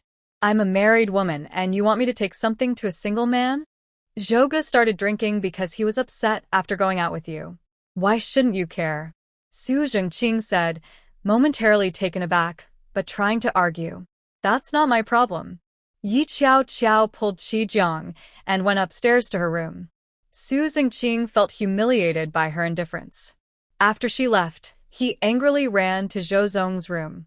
"Zhouge, you still care about Yi Qiao, but she doesn't care about you at all," Su Zhengqing said, supporting him. Zhou Zong, slightly aware even in his drunken state, pressed his lips into a straight line and said, "Don't talk nonsense. Qiao and I are just business partners now." "Humph, Zhouge, you keep protecting her. Do you know what she just said downstairs?" Su Zhengqing exaggerated Yi Qiao's cold attitude. Zhou Zong tightened his grip on the bottle, feeling a deep pain and frustration inside. "Enough." Zhou Zong stopped him from continuing. He casually took out his wallet from his pocket and handed him several bills, saying, "You've worked hard these past few days. Go out and have some fun. Don't worry about Yi Qiao. Getting along with her is beneficial for us." Su Zhengqing took the money, realizing he couldn't persuade Zhou Zong, who didn't actually want to hurt Yi Qiao. Feeling hopeless for revenge, he drove straight to a pool hall. Yi Qiao had just woken up in the morning. Xie Song was knocking on the door outside. "What's wrong?" Yi Qiao let him in while packing her luggage and asked. "Miss, the people watching Su Zhengqing said that he got into a fight at a bar last night and killed someone. He has run away." Yi Qiao suddenly looked up. "Is that true? Where is Su Zhengqing? Call the police immediately and have them catch him." Yi Qiao did not expect to wake up to such good news early in the morning. Her face instantly lit up with a smile. "Our people have been watching him. The one who died was also a fleeing criminal. Someone has already informed Zhou Tsong, and he is downstairs handling the situation," Xie Song reported. Yi Qiao immediately asked, "Do we have evidence proving Su Zhengqing committed a crime?" Yes. "Great. Contact the police right away." "Understood." Xie Song left. Qi Zhang peeked out from the bathroom and asked eagerly, Qiao, now that Su Zhengqing has committed a crime, he will definitely be caught, right?" "That's right. Let's go back to the capital soon. There's no need to stay here and get involved in these messy affairs." Yi Qiao openly expressed her disdain for Zhou Tsong and his group. "Wow, that's wonderful." Qi Zhang also wanted to leave. Upon hearing this, she quickly packed her luggage and came out. The two of them went downstairs. Zhou Tsong was sitting on the sofa, rubbing his forehead. After listening to the news from his subordinate, his face darkened at the mention of Su Zhengqing, especially since he was already dealing with a hangover. Qiao, what are you two doing?" Zhou Tsong noticed the luggage they were carrying. Yi Qiao replied, "We have urgent matters to attend to and need to return to the capital. Thank you for your hospitality these past 2 days. Once we're back, I'll treat you to a meal when we have the chance." Zhou Tsong, who was already busy with Su Zhengqing's situation, surprisingly did not try to stop her. "Since you have urgent matters, I won't keep you any longer." Zhou Tsong stood up, straightened his slightly wrinkled suit, and offered to take them to the train station. Once Yi Qiao and her group entered the train station, Zhou Tsong immediately turned around to drive off and find Su Jingqing. Before the train departed, Xie Song boarded and entered the carriage. "Miss, the matter has been resolved. Su Jingqing has been arrested and the evidence has been submitted. I have also arranged for someone to keep an eye on it, and any new information will be relayed immediately." Yi Qiao nodded. "This case will be reported tomorrow. Let's make it big so that the Su family and Zhou family can't easily use their connections to rescue him." Understood. When Yi Qiao returned to the military district in the capital, she dropped Qi Jiang off. After resting for a night, she woke up to hear the news that Su Jingqing had been sentenced to 20 years of hard labor. "Qiao, what are you thinking about? You look so happy," Huang Ruyan said as she knocked and walked in, noticing the smile on her face that masked her worries. Yi Qiao turned and said, "Aunt, come in. Is there something you need?" Yi Qiao handed her the newspaper and said, "I felt happy when I saw this news." Huang Ruyan looked down at the newspaper and saw it was just a regular case, her expression puzzled.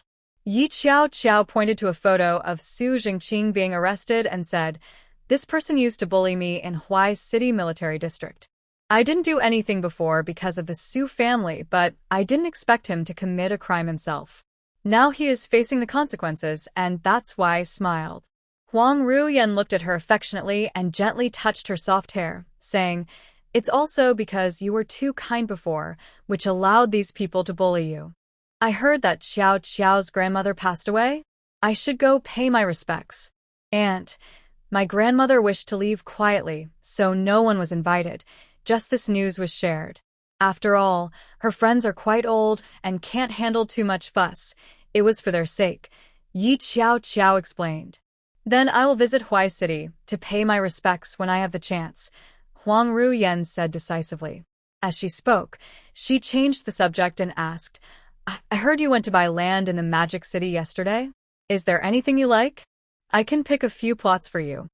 "Aunt, why are you suddenly offering to give me land?" Yi Qiao didn't think her trip could be kept a secret, so she wasn't surprised when asked. "Aunt previously said she wanted to give you and Ju Chuan a wedding gift, right? But you already gave me a priceless set of jewelry." Huang Ruyan said, "Cough, I didn't know you liked land, or I would have given you that instead. I just wanted to make it up to you. And if you have something to say, just say it directly." Yi Qiao could see this was just an excuse.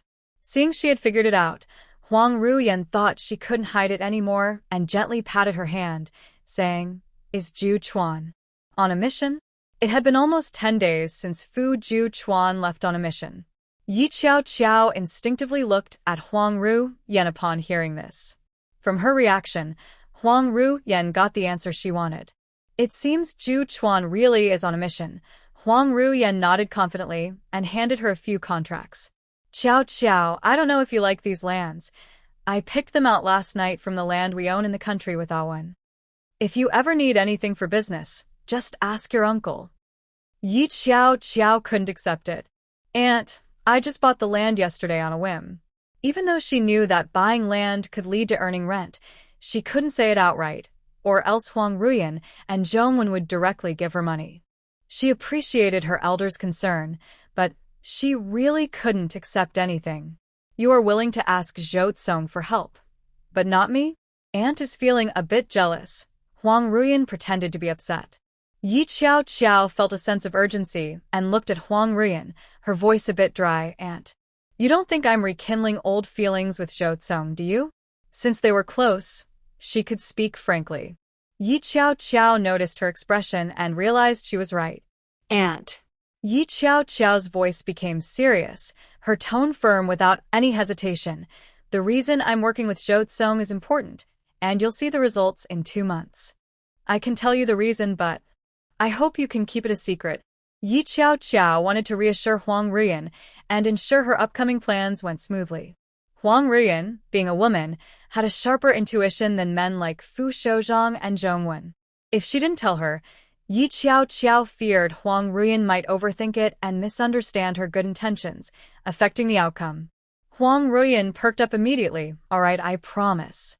Yi Qiao then explained the reason. After listening, Huang Ruyan didn't ask how she was sure about the Wang family situation. Instead, she gently patted her shoulder. "Dear, these matters can be handled by the elders. And I need to grow up too." Yi Qiao shook her head lightly. "That way, I can protect myself and wait for Brother Fu to return. Even if my current methods are inexperienced, I will grow one day." Huang Ruyan couldn't refuse her. She looked at Yi Qiao with admiration. "Okay, Aunt supports you. Actually, the reason I came to ask you is that you just met Zhou Tsong and Modi yesterday, and today many people in the courtyard already know about it. This news spread too quickly. I only heard about it last night when I intended to come and say goodbye to you." Huang Ruyan patted her head. Qiao, someone in the military district is targeting you, so be careful." Yi Qiao replied, "I'll arrange for someone to investigate." "That's good. Your little uncle and I don't have connections in the courtyard. After all, we are from Gangcheng, and it's already impressive that we could get in. We really can't help you find out who spread the rumors." At that moment, Huang Ruyan understood why Yi Qiao insisted on growing up. Some things truly had to be done by herself. "And are you and Uncle going back to Gangcheng?" Yi Qiao was confused. "Isn't my uncle planning to invest in a factory in the capital?" She was thinking about collaborating with them since it would be easier to work with a strong partner, and she was eager to earn more money. Huang Ruyan said, "There are some issues in Gangcheng regarding Zhu Chuan's mother, which is why your uncle is in a hurry to find out more. I don't know if it's true, or if he's just using your sister's name to deceive people. Over the years, many Chinese people from abroad have met your uncle, and they turned out to be scammers." Yi Qiao's heart skipped a beat, unsure of what to believe. "And if you have any news, please let me know right away." She couldn't mention that Fu Juchuan left because of this matter. Huang Ruyan clearly thought Fu Juchuan was just on a mission in the country. Okay. Before Huang Ruyan and Zhongwen left, they invited Chief Fu and Uncle Fu to dinner at a restaurant outside the military compound. After several days, Yi Qiao met Zheng Shi again. Zheng Shi was wearing a white suit dress and matching high heels, carrying a blue jewelry handbag. Yi Qiao, on the other hand, wore flat shoes and a simple light yellow long dress, with very plain earrings and a necklace. Her long hair was revealing her delicate face. Upon seeing Zheng Shi, she immediately noticed the bodyguards beside her. They looked familiar. They were the ones arranged by Fu Juchuan. "Yi Qiao, this is a gift for you," Zheng Shi said, pulling out a tape recorder from her handbag. "This is from Jiang Yao. Do you want it?" Yi Qiao stared at her for 2 seconds before turning to leave. "Yi Qiao." Zheng Shi was ignored and stomped her foot in frustration, wondering why Yi Qiao was so indifferent. Didn't she care about Jiang Yao? "Aren't you worried that I might help Jiang Yao get out? She's been locked up for 2 months and has behaved well. If I have solid evidence, I can legally ensure she won't have to stay in jail any longer." Yi Qiao chuckled lightly. "Then go ahead and help her out. I'm not stopping you." Zheng Shi gritted her teeth, determined to give her the tape. Seeing her attitude, Yi Qiao happened to notice Fu Heng walking in. She reached out to take the tape and said, "Uncle, Zheng Shi insists on giving me this tape, claiming it's from Jiang Yao. Moreover, she threatened to help Jiang Yao get out. I don't know what she means by that." Zheng Shi trembled with anger. Yi Qiao, are you out of your mind? You report everything. How is this just a small matter? Who knows what you're really planning?" Yi Qiao held a cassette tape between her fingers and said, "Uncle, are you curious about what's on the tape?" Fu Heng frowned and looked at Zheng Shi, disappointment clear in his eyes. Seeing Yi Qiao's displeased expression, he chose to support her this time. "Since Qiao wants to listen, let's all listen together," Fu Heng said gently. Qiao, let's go to the private room.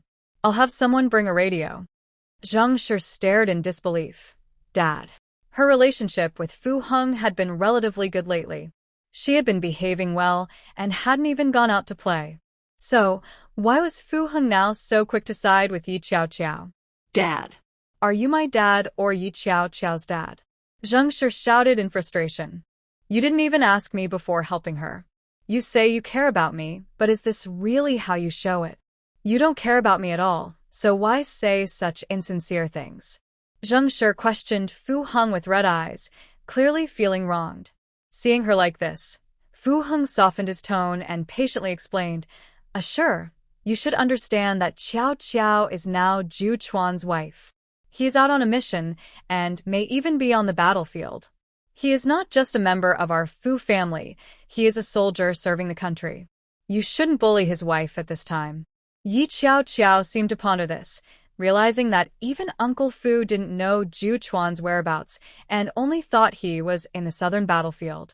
It made sense that she received special treatment because of Zhu Chuan's mission. No wonder he chose to support her without hesitation at the start. Zheng Shi paused in anger, clearly not expecting this reason.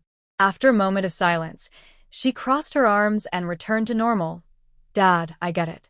Can you stop being angry? I was just joking with Yi Qiao Qiao. The tape doesn't really have anything on it. I was just upset that she married Brother Fu but still had ties with Zhou Siyuan, so I wanted to scare her a little. Yi Qiao Qiao narrowed her eyes upon hearing this. So, the rumors about me in the military compound were spread by you? She couldn't help but laugh. In this day and age, who says that once someone is married, they must stay at home? You say I have ties with Zhou Siyuan, but do you have any proof? If you don't have proof and still spread rumors, then it seems you are trying to target me and Fu Zhu Chuan on purpose. After all, we are a couple, sharing both honor and misfortune. Zheng Shi felt that Yi Qiao Qiao had become arrogant, just because she married Fu Zhu Chuan. She was a bit unhappy and said, What rumors? They have nothing to do with me. If you did something wrong and people are talking, that's your problem, not mine. Rumors? What rumors? Commander Fu walked in. He had heard Fu Zhu Chuan's name from a distance and focused his attention, catching the last few words of their conversation. He recalled what he had heard earlier that day and understood the situation. His expression turned serious as he glared at Fu Heng. Stop embarrassing yourself and come inside with me. Fu Heng helplessly pulled Zheng Shi quickly toward the private room. Commander Fu was followed by a cheerful Wong Yu. When Wong Yu saw her, her expression immediately darkened. Commander Fu kindly said, Qiao Qiao, let's go inside and talk. You had a tough time lately. He thought about her losing her grandmother and the despair from Fu Zhu Chuan's side, feeling more sympathy for Yi Qiao Qiao, who still chose to marry his son despite everything. Yi Qiao Qiao nodded and walked inside. Huang Wuyan pulled her to sit beside her. Zheng Shi and Wang Yu sat opposite them. Commander Fu sat at the head of the table and said, Zhongwen, sister-in-law, I won't send you back. There will be staff to take you back to the harbor city. This is goodbye for now, but hopefully we'll meet again. However, before you leave, I need you both to help me as witnesses.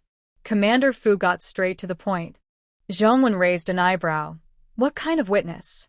I have a witness to protect Qiao Qiao, Commander Fu said firmly. Huang Ruyan instinctively looked at Yi Qiao Qiao, silently asking what had happened. Yi Qiao Qiao slightly shook her head, honestly unsure herself. Zheng Shi felt uneasy, but tried to keep calm. If she had known, she wouldn't have given the tape to Yi Qiao Qiao at that moment, which only complicated things. The Fu family was currently treating Yi Qiao Qiao well. But over time, if Yi Qiao Qiao caused more trouble, would Commander Fu and Fu Heng continue to favor her because of Fu Zhu Chuan? She doubted it. If Yi Qiao Qiao affected their interests, it would only be a matter of time before they turned against her. At that point, it might even impact Fu Zhu Chuan's standing in the Fu family. Thinking this way made Zheng Shi feel better. Huh? What do you mean? Zhongwen asked, confused. Just a few days ago, Qiao Qiao went to the Magic City, bought a piece of land, and met Zhou Zun a few times. Today, rumors about her started spreading in the courtyard. General Fu slammed his hand on the table with a cold smile. You all know about this matter, right? This can't be an accident, Fu Heng said with a frown. Such small schemes seemed childish in their eyes. How long has Zhou Chuan been on a mission? And Jojo has already been bullied, Zhongwen scoffed. No wonder you, Fu Minnan, wanted to specifically address this issue. General Fu was unhappy with his sarcasm, but did not argue back this time. I have already investigated who is responsible for this matter, General Fu said, clearly having looked into it as soon as he heard the rumors. Yi Jojo had planned to investigate who spread the rumors after finishing her meal. Unexpectedly, General Fu reacted even faster than she did. While she felt a bit surprised, she also realized she was benefiting from Fu Juechuan's influence. She did not refuse and decisively chose to ask her elder for help. Dad, what do you mean by that? Is someone intentionally spreading rumors about me? Yi Jojo asked with red eyes. General Fu couldn't stand to see her looking wronged. Thinking of his eldest son's advice before leaving, he became even angrier and said, I will definitely give you an explanation about this matter. So, who exactly spread the rumors? Zhongwen asked impatiently. It was Wu Qian and Wang Xiaoxia, General Fu said in a deep voice. Upon hearing this, Zhongwen scoffed. How do you think those two women found out about this? Jojo only told us close friends when she left the capital. How would ordinary people know she went to Moda? Zhongwen was clearly dissatisfied with General Fu's answer. General Fu frowned and said, I have already arranged for someone to resolve the rumors in the military compound. Wu Qian said she heard the news from Wong Yu by accident. Instantly, everyone turned to look at Wong Yu. Only Yi Jojo was staring at Zheng Shi. She noticed that Zheng Shi smiled slightly at this news, clearly having anticipated this outcome. Yi Jojo remained silent, waiting for General Fu and Zhongwen to discuss the results. So, it was Mrs. Fu, Zhongwen said deliberately. I suppose you just accidentally let it slip. Wang Yu looked panicked as she turned to General Fu, defending herself. I didn't tell Wu Qian about this, really. I just mentioned that Yi Jojo went to Moda right after getting married and wasn't being a good wife. I didn't even know Fu Juechuan had gone on a mission, and I only found out about the family issue last night. Wang Yu, take Wu Qian back to the village. Since life isn't going well, you should go to the countryside to farm and take care of yourselves, said Director Fu, lifting his eyelids to look at her with a calm expression. No. I'm not going back. From what Fu Minnan said, it seemed he wanted her to return to the village instead of going back to the county. How could she live in the village? I am giving you an order, not asking for your opinion. Your actions against Juechuan and Xiao Qiao are causing me trouble. Do you know how busy I am every day? I don't have time to waste talking to you. After Fu's angry words, he waved his hand, signaling the soldiers to take Wang Yu and the others away. They moved so quickly that even Fu Qingyu and her brother didn't react in time. Xiao Qiao, eat well and stay safe at home. No one in the capital can bully you. If they try anything else, I will definitely catch them right away, Director Fu said, hinting at something. Yi Qiao noticed that Zhongwen and Huang Rian both smiled in agreement, but only Fu Heng looked displeased. Suddenly, she understood something. It seemed that the people spreading rumors were openly Wang Yu and Wu Qian, but the one behind it was likely Zheng Shi. And coincidentally, it was clear that Director Fu had noticed Zheng Shi's presence, but couldn't find evidence. Dad, I understand. Yi Qiao nodded obediently, cooperating well. After finishing the meal, Yi Qiao hugged Huang Rian at the door and watched them leave in the official car. She turned to head back to the courtyard. As Zheng Shi passed by her, she said coldly, You're lucky. Yi Qiao chuckled, You're lucky too, just can't catch me. Zheng Shi gritted her teeth, narrowing her eyes at her. What are you saying, Qiao? I don't understand. You don't understand? Then maybe you should get your head and ears checked. Think about what targeting me really brings you. It's just because I'm marrying Fu Juechuan and you don't even like him. What's the point? Yi Qiao subtly probed. Zheng Shi sensed the bragging in her words. Suddenly, she thought of something and said, Actually, I want to make up with you, as long as you listen to me from now on. What do you mean by listening to you? Yi Qiao raised an eyebrow. You are willing to cooperate with Zhou Siyuan, so we don't really have any serious conflicts. How about we work together in business? Zheng Shi's voice was full of temptation. I've lived in the capital for 20 years, and my business connections are definitely stronger than yours. If you come to the capital and don't deal with me, it won't be easy to do business. But aren't you relying on Uncle Fu? Yi Qiao looked at her. I am also part of the Fu family now. Why should I work with you? When I step outside, there are plenty of people who will give face to the Fu family and to me. We have the same status, so why would business be difficult? Are you suggesting that we show a rift to outsiders? Zheng Shi gritted her teeth. Fine, if you won't give me face, I'll remember that. Zheng Shi turned to leave. Yi Qiao suddenly asked, Are you collaborating with the Zheng family? Zheng Shi paused, let out a soft huff, and quickly walked away. Yi Qiao noticed her subtle reaction and finally understood that Zheng Shi didn't see herself as part of the Fu family at all. She firmly believed she was a Zheng family member, which explained why she ended up marrying a foreigner in her past life.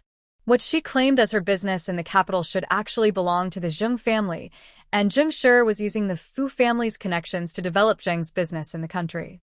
It made sense why she was focused on Fu Juquan. But there had to be another key reason.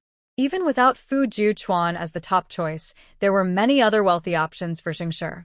Yet, she fixated on him. Yi Qiao couldn't grasp the crucial point. What made her prefer marrying a foreigner over other domestic second-generation heirs? She pondered and finally discovered a significant issue. In her past life, Zheng Shi was no longer a citizen. She held foreign citizenship. Her influence in the country stemmed from the many companies owned by the Zheng family.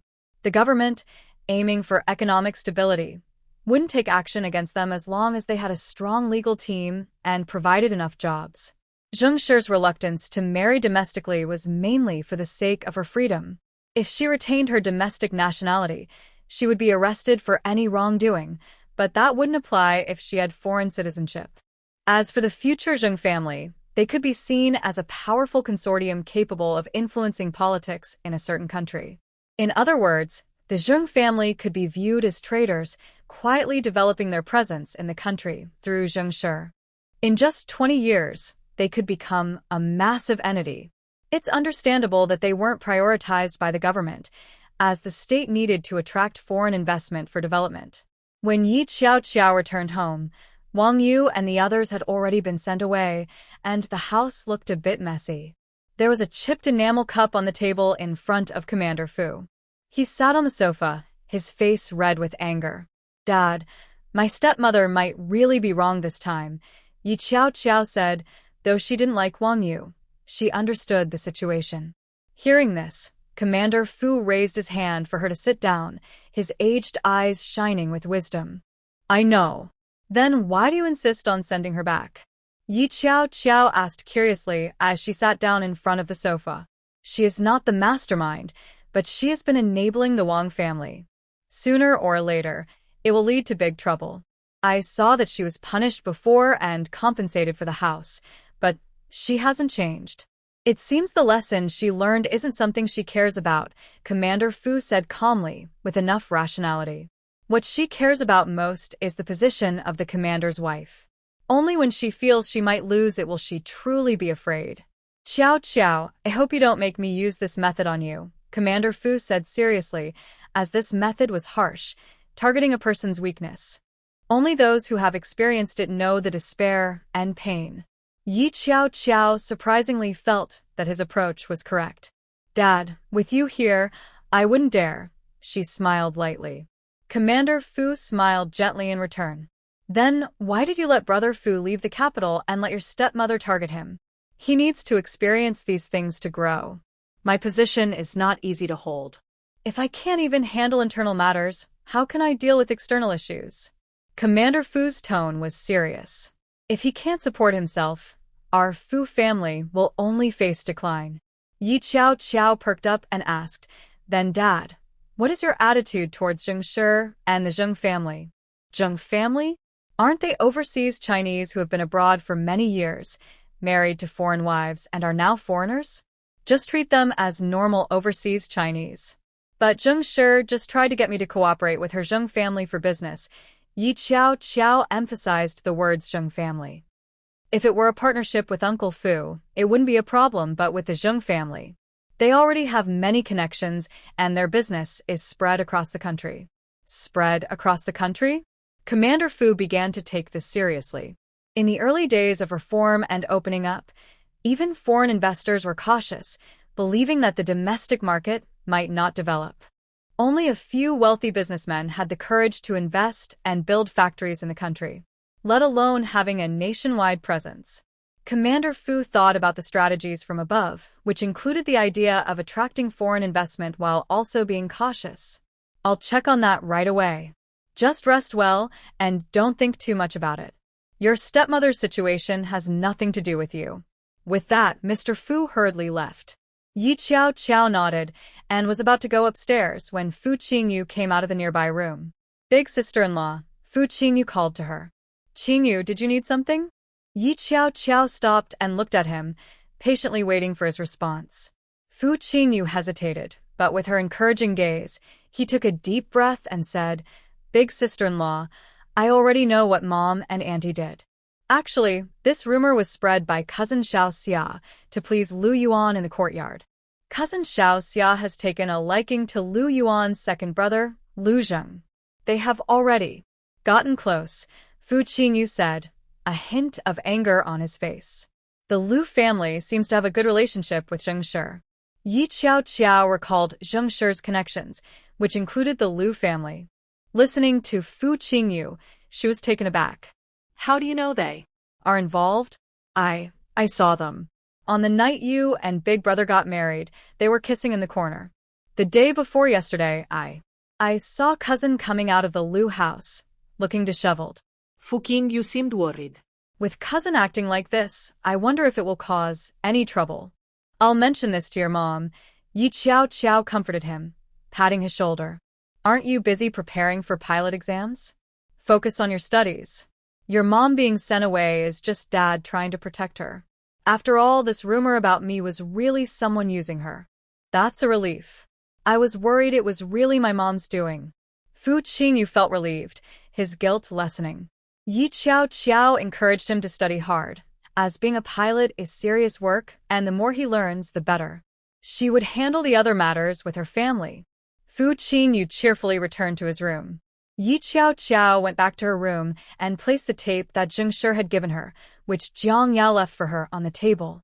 She went to freshen up, and while choosing her pajamas, she opened the wardrobe and saw it filled with Fu Juquan's shirts hanging on the left side. There was also a note attached. Qiao, I haven't worn these clothes much. If you don't mind, you can wear them.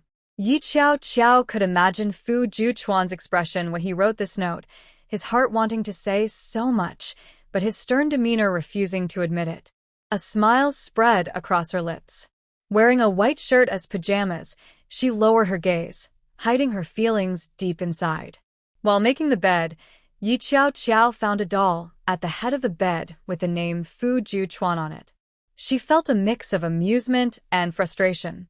Knowing it was a gift from Zheng Shi, and that these dolls were popular in the port city, she recalled how Fu Juquan had shown little interest in the pile of gifts. Was he secretly worried she might forget him? Yi Qiao pinched the doll's face and softly said, It's more important for you to come back soon than anything else. After a good night's sleep, she went downstairs for breakfast and was surprised to find Colonel Fu at home. Qiao, I've investigated, and the situation is similar to what you said. Zheng Shi did use the money sent back by the Zheng family to invest in various places in the country. Although Zheng Shi used different legal identities, I can clearly trace it. I've reported this, but how it will be handled will need to be discussed in a meeting. However, Colonel Fu said with narrowed eyes, most officials prefer to control the situation. Yi Qiao understood this was about national policy, something she couldn't get involved in. She was just glad to hear useful information from Colonel Fu.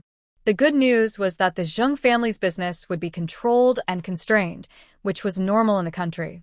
Yi Qiao just needed to follow national policies to gain an advantage. She then mentioned the situation with Wang Xiaoxia and Lu Zheng. Colonel Fu frowned and assigned Wong Yu to handle it, clearly testing Wong Yu. Yi Qiao agreed with this decision.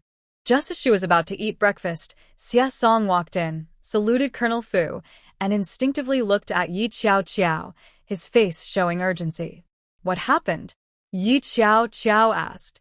Just tell me directly. She didn't mind Colonel Fu hearing. In fact, she welcomed it, as it could lead to more support. Colonel Fu looked at Xia Song. Under pressure, Xia Song said, the factory we opened in the capital is being squeezed by Zheng Kai Company and is about to declare bankruptcy. Zheng Kai?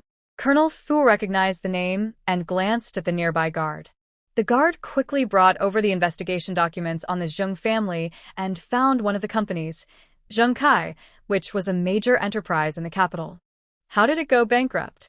Yi Qiao asked with a frown. Xia Song explained, due to a broken cash flow, a fire in the warehouse destroyed the newly produced goods, leading to losses and an inability to supply. Various department stores and supply cooperatives are demanding compensation for their orders.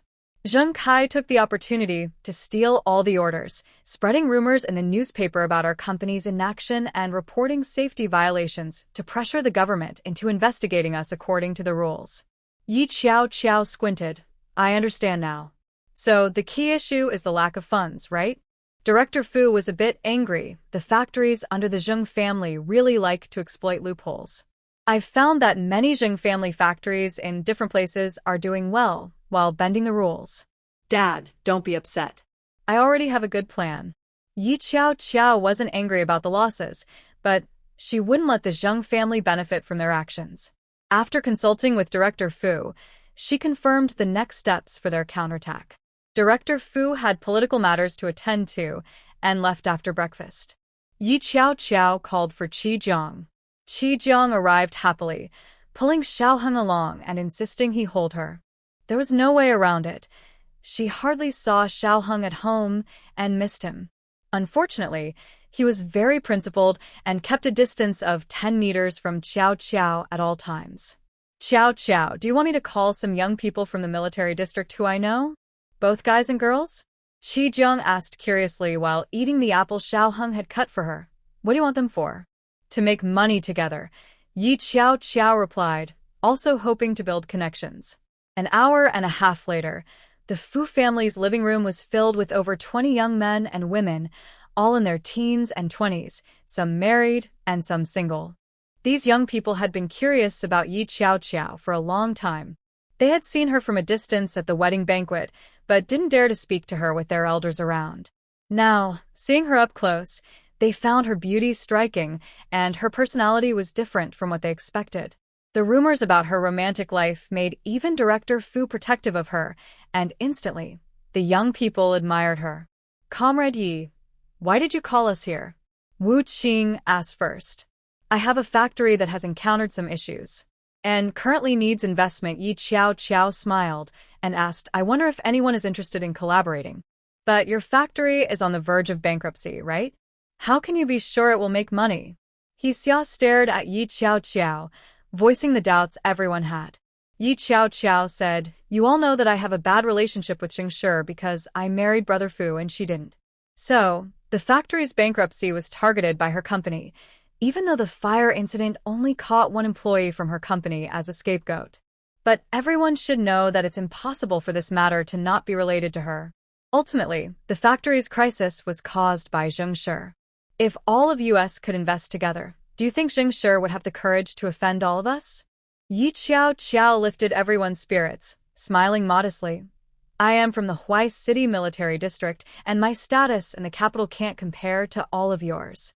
I think, instead of letting Zheng Shi, the daughter of a foreigner, earn so much money in the capital and live a carefree life, we are struggling. Going out to watch movies, buying nice clothes, pursuing education, getting married, and having children.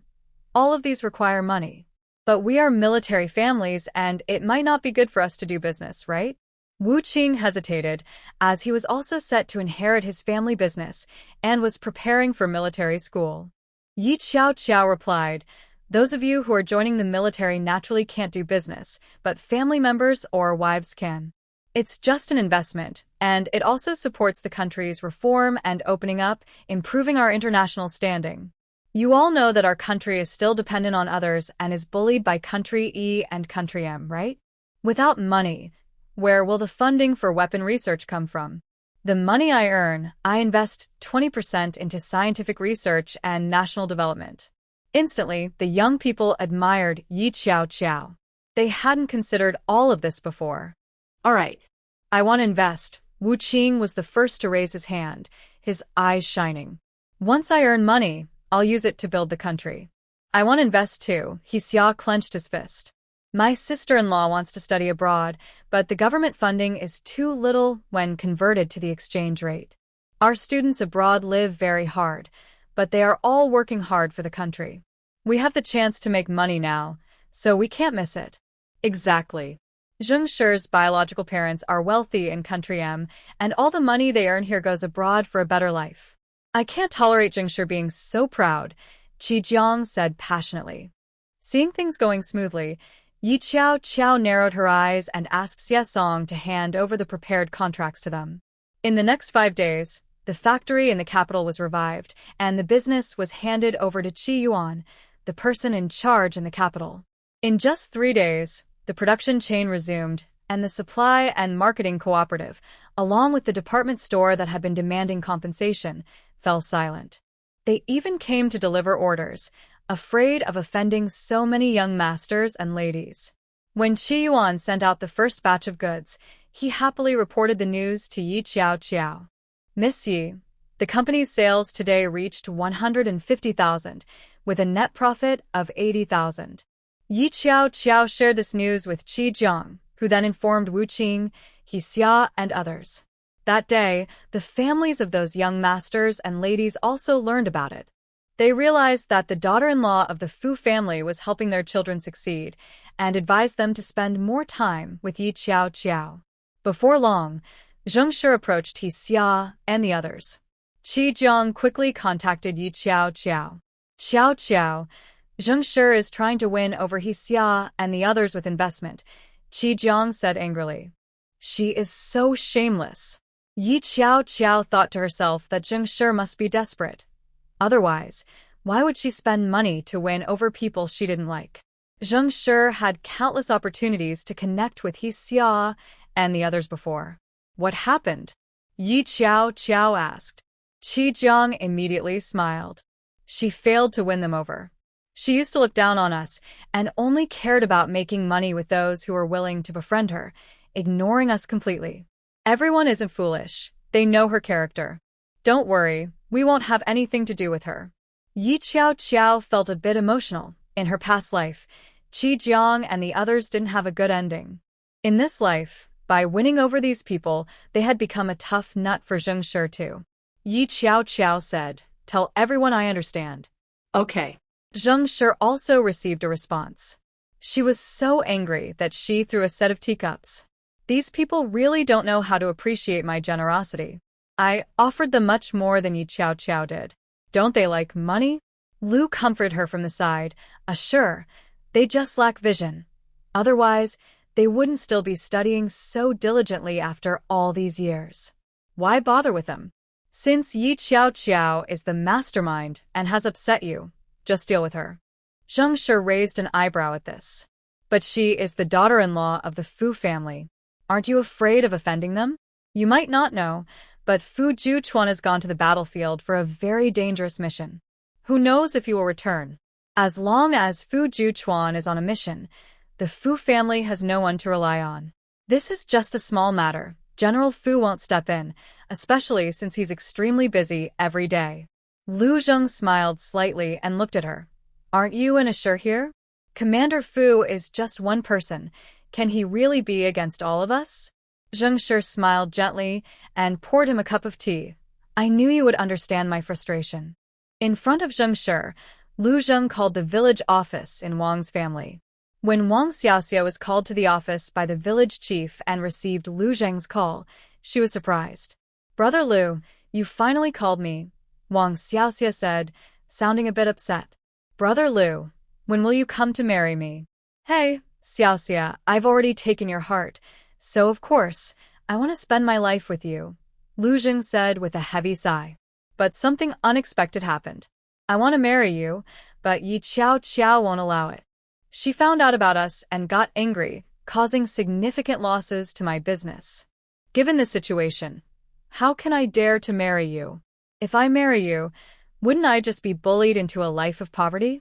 I don't mind being a little poor, but I don't want to drag you down, Xiaoxia. Wang Xiaoxia was filled with thoughts of Yi Qiao bullying Lu Zheng, and seeing him so sad made her heart soften. Wang Xiaoxia said angrily, Brother Lu, how can Yi Qiao treat you like this? She is so heartless. A good person like you deserves her help. Don't worry, I will help you. After hanging up the phone, Wang Xiaoxia turned and went home, secretly taking her household registration book. That night, she quietly returned with Wong Yu, pretending to be a soldier training. She sought connections through Lu Zheng's acquaintances to get a recommendation letter and took a train back to the capital. Yi Qiao was at home working on a school project. She was performing well and just needed to wait until September to submit her work, which would likely lead her to an internship in her senior year. She had more freedom now and just needed to prepare more pieces to build her reputation for job placement. At that moment, there was a knock at the door. Xiao Heng and Qi Zhong's voices came from outside. Qiao, come out quickly. Someone wants to trouble you. Hearing the commotion, Yi Qiao quickly opened the door and saw the angry Wang Xiaoxia standing outside. Yi Xiao. Upon seeing her, Wang Xiaoxia rushed forward. How dare you stop me from marrying Brother Lu? You just can't stand to see me happy. Wang Xiaoxia angrily reached out to grab her face. Xiao Heng easily stopped her. Yi Qiao saw her and immediately reacted. What are you doing here? Didn't you go back? I knew it. You don't want me to marry into a good family in the capital and are eager to send me away. That's because you drugged Brother Fu. We just sent you back home. It's good that we didn't make you pay a fine or send you to jail. What more do you want? Besides, I don't even know this Lu guy you mentioned. How could I stop anything? Yi Xiao laughed in anger. Wang Xiaoxia was furious. You still won't admit it. If you hadn't bullied Lu, he would have married me.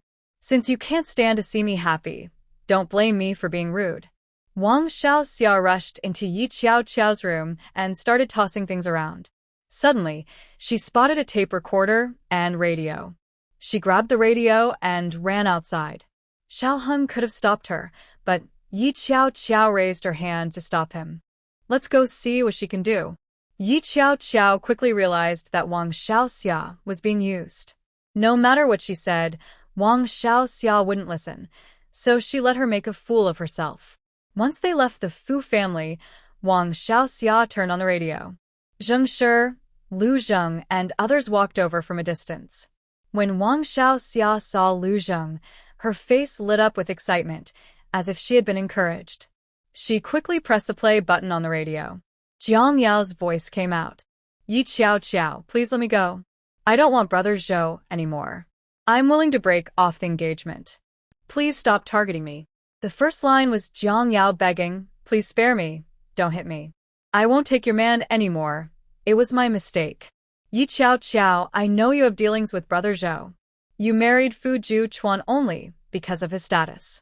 You still hope Brother Zhou can succeed in business and marry you later. I was just fooled by you, thinking you really didn't want Brother Zhou, which is why I got together with him.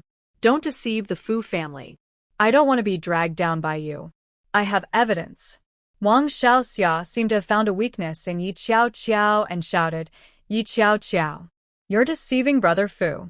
You're so despicable. Aren't you afraid of getting caught? Yi Qiao thought the collusion between Jiang Yao and Zheng Shi was something serious. Turns out it was just baseless slander. Unfortunately, Yi Qiao wasn't a newcomer in the military compound without connections. Passers-by heard the recording and instinctively stopped to listen. Yi Qiao, you really have some nerve, even daring to deceive my Fu family. Zheng Shi crossed her arms and snorted. If it weren't for Xiaoxia revealing this today, we wouldn't have known. Oh.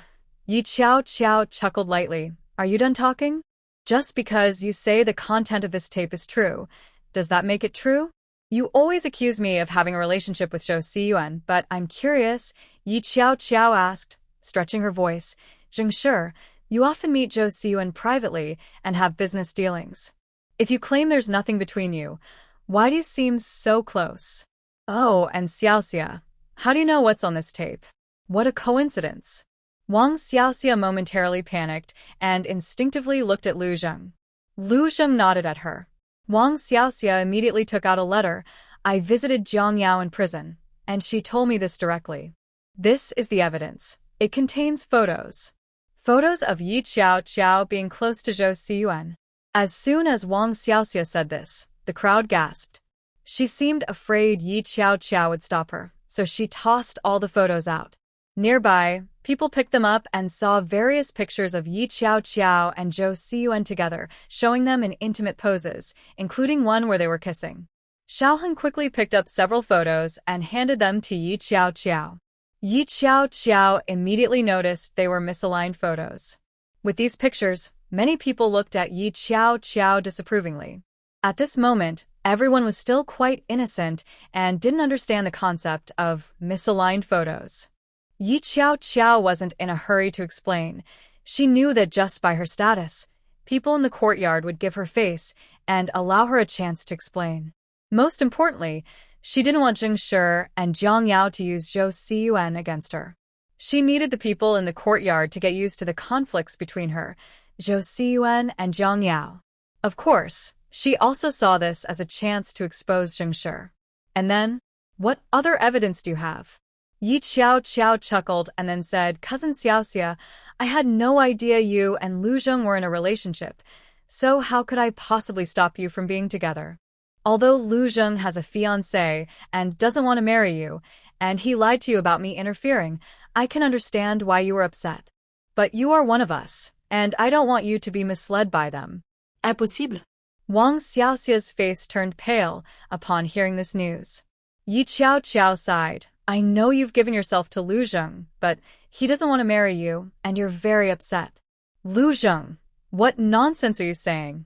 Don't accuse me. Lu Zheng quickly stood up and shouted angrily, I am innocent with Wang Xiaoxia. Wang Xiaoxia, hearing his words, swayed as if she didn't understand why he would say that. Is that so? But this photo shows that you're not innocent at all. Yi Qiao took a photo from Xiaoheng's hands, revealing a picture of Wang Xiaoxia and Lu Zheng kissing in a corner on her wedding day. The source of this photo was a private investigator arranged by Yi Qiao, not just to capture wedding moments, but also to prevent any troublemakers. Unexpectedly, they managed to capture this moment. As the photo emerged, everyone stared at Lu Zheng, who now had to marry Wang Xiaoxia, or he would be in serious trouble. The situation took a big turn. This photo is fake. Lu Zheng immediately recognized the situation in the photo. In his anger, he instinctively denied it because he never intended to marry Wang Xiaoxia. He quickly tore up the photo, trying to cover up the incident. Wang Xiaoxia's eyes widened in disbelief. Oh. You say this photo is fake? Yi Qiao calmly took out a few more photos from Xiaoheng's hands. Qi Jiang, seeing Zheng Shi's little brother in trouble, slyly handed out a photo. Lu Zheng was furious, his nostrils flaring. Yes, this photo is fake. Lu Zheng looked at Wang Xiaoxia, his eyes filled with pleading and hope. Wang Xiaoxia immediately imagined that he had a good reason for not admitting it. As Lu Ji's partner, how could she not consider him? That's right. Wang Xiaoxia turned to accuse Yi Qiao. Yi Qiao, you are my sister-in-law. How could you forge this photo to ruin my reputation for Lu Ji's sake? Oh, I see. Wang Xiaoxia continued, you must be jealous of my past engagement with Brother Fu, so you want to use this method to destroy me. Yi Qiao already knew that Wang Xiaoxia was unreliable and not very bright. Hearing this, she not only felt no anger, but instead laughed. You don't need to slander me. If you really were engaged to Fujian, then you wouldn't be able to get a marriage certificate. Have you forgotten this is the military? Yi Qiao let out a light laugh, but it felt like a sharp slap to Lu Zheng and the others' faces. The passing soldiers and their families were not easily swayed by the excuses of Lu Zheng and his companion. Yi Qiao's words instantly turned the situation around. Wang Xiaoxia, seeing Lu Zheng's reproachful gaze, angrily shouted at Yi Qiao, That's because the engagement was arranged by my aunt, who is the commander's wife. Shouldn't Brother Fu listen to her? This statement dragged Wong Yu into the conflict. Yi Qiao was worried about future disagreements with Wong Yu, as outsiders would blame her as the younger generation. Wang Xiaoxia, however, was quite unreserved in criticizing her own aunt. The engagement is just a joke from the elders. If we took it seriously, wouldn't Fu Juquan have to marry all the women who admire him? Yi Qiao did not argue further with Wang Xiaoxia. She turned to Lu Zheng, Comrade Lu. As a young person, you should understand that taking someone's reputation requires responsibility. You say the photo is fake, but the negatives are not. Yi Qiao took out the negatives again. This time, Lu Zheng and Wang Xiaoxia had no more excuses to make. With everyone watching him, Lu Zheng gritted his teeth and said, Xiaoxia and I are in a relationship. We just haven't met each other's parents yet, so we kept it a secret. Xiaoxia, come here. Lu Zheng waved to Wang Xiaoxia, wearing a gentle smile. Wang Xiaoxia excitedly walked over, but Yi Qiao saw disdain and insincerity in Lu Zheng's eyes. Wang Xiaoxia blushed, resembling her past self. Liu Yi. Wang Xiaoxia approached him. Yi Qiao raised an eyebrow. So you admit you are in a relationship? Then tonight, Comrade Lu, come to my house. My dad and I will discuss your marriage.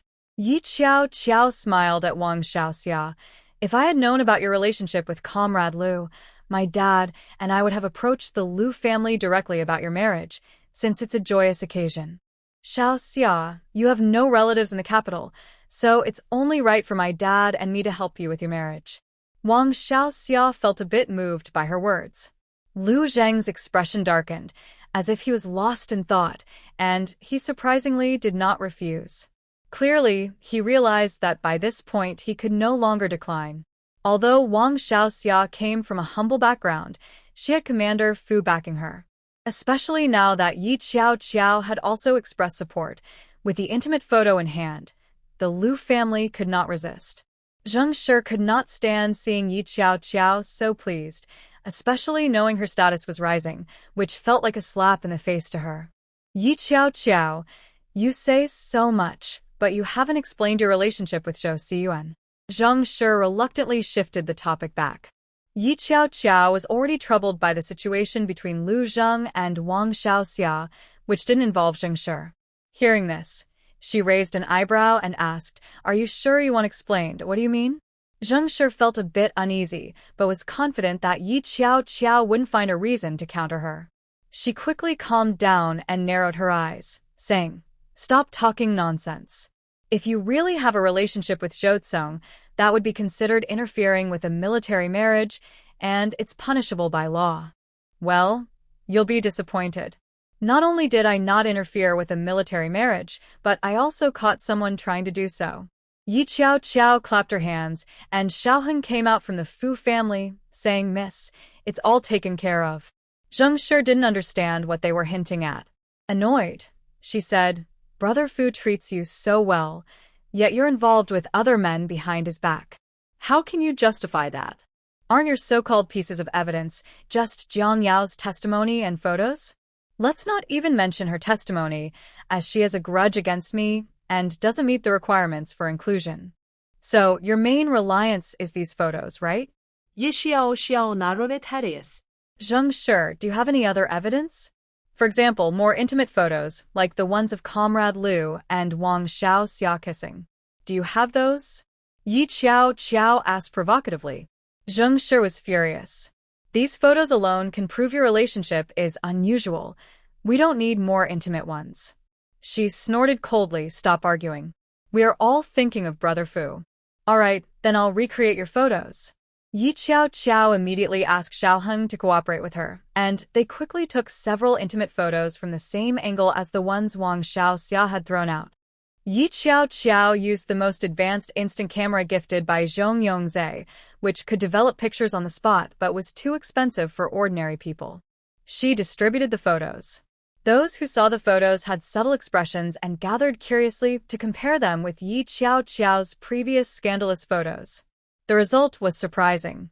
Those who didn't know might think Yi Qiao had a relationship with Xiaoheng as well. An unhappy officer said, "Comrades Zheng, Lu, and Wang, shouldn't you explain the situation regarding the photos?" Zheng Shi immediately took 2 steps back. After exchanging a glance with Lu Zheng, he angrily said, "We were also deceived. These photos were presented by Jiang Yao. We were just standing up for Lieutenant Fu, and although it wronged Comrade Yi, I apologize." Lu Zheng clearly planned to downplay the situation and shift all the blame onto Jiang Yao. Looking at Zheng Shi, there was no sign of worry on her face. Perhaps this matter was already planned before they arrived. Sure enough, after Zheng Shi and the others left, Yi Qiao returned home and received a call from Director Fu's bodyguard. The bodyguard informed her that the source of the photos was Jiang Yao meeting an outsider in prison who took the pictures. Zheng Shi had no involvement in this matter. Yi Qiao initially thought of investigating the source of the photos immediately, hoping to find something on Zheng Shi, but it seemed the other party was already prepared. She would have to wait for another opportunity. That evening, Yi Qiao told Director Fu about Wang Xiaoxia and Lu Zheng. Director Fu frowned and asked Wang Xiaoxia, "You secretly ran away from home to marry Lu Zheng? You really won't give up until you see the consequences. Since you want to marry Lu Zheng so much, fine, I will discuss your marriage with the Lu family. And you should call your family to let them know that marrying Lu Zheng is your own decision and has nothing to do with the Fu family." Director Fu's impression of Wang Xiaoxia plummeted. After saying this, he got up to leave, too upset to even eat. Wang Xiaoxia felt wronged. "Is it so bad to marry Lu Ge?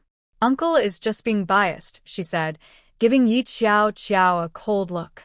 "I'm marrying Lu Ge based on my own abilities, unlike you, who relies on your family." Yi Qiao was speechless at this remark. She didn't bother to argue. Wang Xiaoxia had a skewed perspective, and her relationship with Lu Zheng was not suitable. Why should she concern herself with the troubles of those who make poor choices? The marriage between Lu Zheng and Wang Xiaoxia was settled in just 3 days, with plans to marry in 10 days. The timeline was rushed. It was unclear whether the Lu family was worried about offending Director Fu or if the news of Lu Zheng and Wang Xiaoxia had already spread throughout the military compound. Along with that, the rumor about Yi Qiao being wronged also circulated. Perhaps due to hearing it so often, the people in the compound no longer reacted strongly to Yi Qiao's romantic rumors. Their first response was simply that another young person was causing trouble and clashing with her. At that moment, Yi Qiao received a call from Zhou Tsong. "What do you need?" Zhou Tsong sounded a bit tired. "Did you report Su Jingqing?" "Yes, that's correct." Yi Qiao was not surprised that Zhou Tsong could find out. She silently chuckled. Zhou Tsong was silent for a while. "I didn't expect him to kill someone. It was just an accident. He was drunk and let his anger get the best of him. I hired the best lawyer for him, but he still got a 20-year sentence." "Are you feeling better now?" Yi Qiao found his words amusing. "Su Jingqing is your friend and subordinate. Are you really asking me if I'm okay? Aren't you worried about disappointing him?" Qiao, don't say that. "You are important to me." Zhou Zong seemed to return to his previous, affectionate demeanor. Yi Xiao simirket. "Do you know that Jiang Yao was used by Zheng Shi to deal with me?" Zhou Zong frowned and stayed silent for a moment before saying, "I know." "That's good to hear. So, what are you planning to do?" Yi Qiao intentionally pushed him to make a choice. Jiang Yao is going to take the blame again.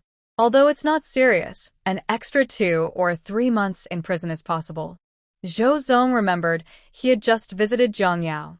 She chose not to leave and continued to serve her sentence because of Zheng Shi's promise to make her a daughter of the Zheng family. She said it was all for herself. Zhou Zong believed her. Yao always thought of herself first. She was more sensible than Qiao, and her actions against Qiao were just out of jealousy.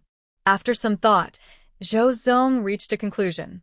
"Qiao, can you let Jiang Yao go? She didn't mean to do this. If you agree to forgive her, I can recommend some investments that will definitely pay off." Yi Qiao listened to his persuasion and asked deliberately, "What if I refuse?" "Don't you want land? I have a few good plots. If you overlook Jiang Yao being used by Zheng Shi, I can sell them to you at a low price." You said it yourself. Jiang Yao was used by Zheng Shi. She's just an ordinary girl without much experience. She was tricked by Zheng Shi. Zhou Zong's words seemed to defend Jiang Yao, as if she had done nothing wrong and was completely innocent. Yi Qiao was used his favoritism towards Jiang Yao and felt no surprise. I can settle this privately, but you must agree to one thing. Yi Qiao had a brilliant idea in mind. Zhou Zong's voice brightened with hope. What is it, Qiao? You should marry Jiang Yao, Yi Qiao said. Zhou Zong frowned, his deep eyes filled with confusion and shock, as if he couldn't understand why Yi Qiao would make such a request. Qiao, are you serious? You want me to marry Yao? Do you really want to see me get married? Zhou Zong couldn't express his last feelings and looked very unhappy and frustrated. He angrily said, I will eventually bring up the topic of marrying Yao, so you don't need to worry. Of course, she had to worry. After all, in just over 2 months, Zhou Zong would inevitably be affected by the Wong family. If they didn't get married, how could Jiang Yao be involved? Since you're unwilling, then forget it, Yi Qiao scoffed and was about to hang up the phone. Zhou Zong, filled with anger, shouted, Qiao, don't hang up yet. You need to make another request. This is my personal matter, and I still need to think about it. All right, then you can compensate me with a piece of land, Yi Qiao said, wanting to make him feel the pinch. In his past life, he had money but never spent it on her. He had earned it through his father and even left it to the late Jiang Yao, so this time he should repay it all. Zhou Zong was taken aback by her bold request. He had made some money recently by working for Zheng Shi, and the construction site was finally running smoothly, but he still couldn't easily give Yi Qiao a piece of land. Can't you afford it? Yi Qiao deliberately provoked him. Hearing this, Zhou Zong felt a surge of anger. He closed his eyes and said, Wait for my news. He hung up and rushed to the company to see Zheng Shi. Zheng Shi was in a very bad mood. Her business and reputation regarding Yi Qiao had failed, and she had been warned by Fu Heng. Not only that, many of her companies were under scrutiny by the relevant departments. This caused significant obstacles in her business. Especially since Fu Heng attended various meetings, he intentionally had people test her more, saying she was still young and could improve. As soon as Fu Heng said this, all the department stores and supply companies that previously overlooked product quality and gave her company special treatment began to follow the rules strictly. The difficulty of doing business skyrocketed, doubling the challenges, leading to complaints within the company.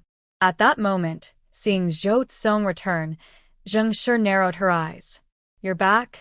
Zheng Shi took a sip of tea and asked, Weren't you supposed to get close to Yi Qiao? You're really useless. If you had succeeded, I could have gotten substantial photos. Even if Yi Qiao married Fu Juchuan, she wouldn't have a good life. Her reputation is poor. Once the military investigates, she could be divorced, and then she would still belong to you, Zheng Shi said, making Zhou Zong's expression darken with anger. I haven't even addressed how you used Yao. Now Jojo wants to hold a grudge against Yao for a few more months. Jojo suggested that if she gets a piece of land, she can settle things privately. The land belongs to the company. Whether to give it or not is up to you, Miss Zheng, Zhou Zong said casually. Zheng Shi clenched her fists. Give her land? Why should we? Don't give it. Then Yao will have to stay locked up for a few more months. Shouldn't you compensate her in some way? Zhou Zong looked at her with his dark eyes. If you don't give it, it will be hard to convince others. Besides, didn't you want me to contact Jojo? If I give her land, that would also be a way to connect. Zheng Shi thought about how Jojo might get entangled with Zhou Zong. She generously chose a piece of land that wasn't very noticeable and gave it to Zhou Zong to help build a relationship with Jojo. As long as Jojo could be resolved, she could regain her status in the Fu family and complete the task assigned to her by the Zheng family. Everything would be worth it. Soon, Zhou Zong contacted Jojo about the land. Jojo was currently discussing the wedding with Wang Xiaoxia and the Liu family. With Wong Yu absent, she had become the representative of the Fu family. The Liu family had been waiting for Jojo to arrive since early morning. Lu's mother, Lu Zheng, and Lu Yuan were all present. Lu's father and the eldest son had gone to work. Jojo sat in the Lu family's living room, listening to Lu's mother talk about the wedding arrangements, mentioning the betrothal gifts. I wonder how much betrothal money Xiaoxia's side has? Lu's mother asked pointedly. Jojo smiled lightly. Aunt Lu, Xiaoxia, is from the Wong family. I'm just here as a representative to help pass on the message. In the countryside, the bride's family usually keeps the betrothal money, so the groom's family doesn't need to worry about it. However, a groom does need to provide a good amount of betrothal gifts. I wonder how much your Lu family is giving. Lu's mother realized that Jojo implied the Fu family wouldn't be involved with Wang Xiaoxia. Her expression darkened instantly. She didn't blame her son for his actions, but she resented Wang Xiaoxia for not being proper and for attracting Lu Zheng. Yet, to save face for the Fu family, she had to give a few thousand in betrothal gifts. They provided all the essentials and even prepared a new house for the young couple. The new house was bought with Lu Zheng's own earnings, as he had saved up over the years with Zheng Shi. The Lu family is very sincere. I will go back and tell my dad clearly, Jojo said, taking a sip of tea and preparing to leave. Lu's mother was so upset that she cried and scolded Lu Zheng that night. Lu Zheng was a bit unhappy.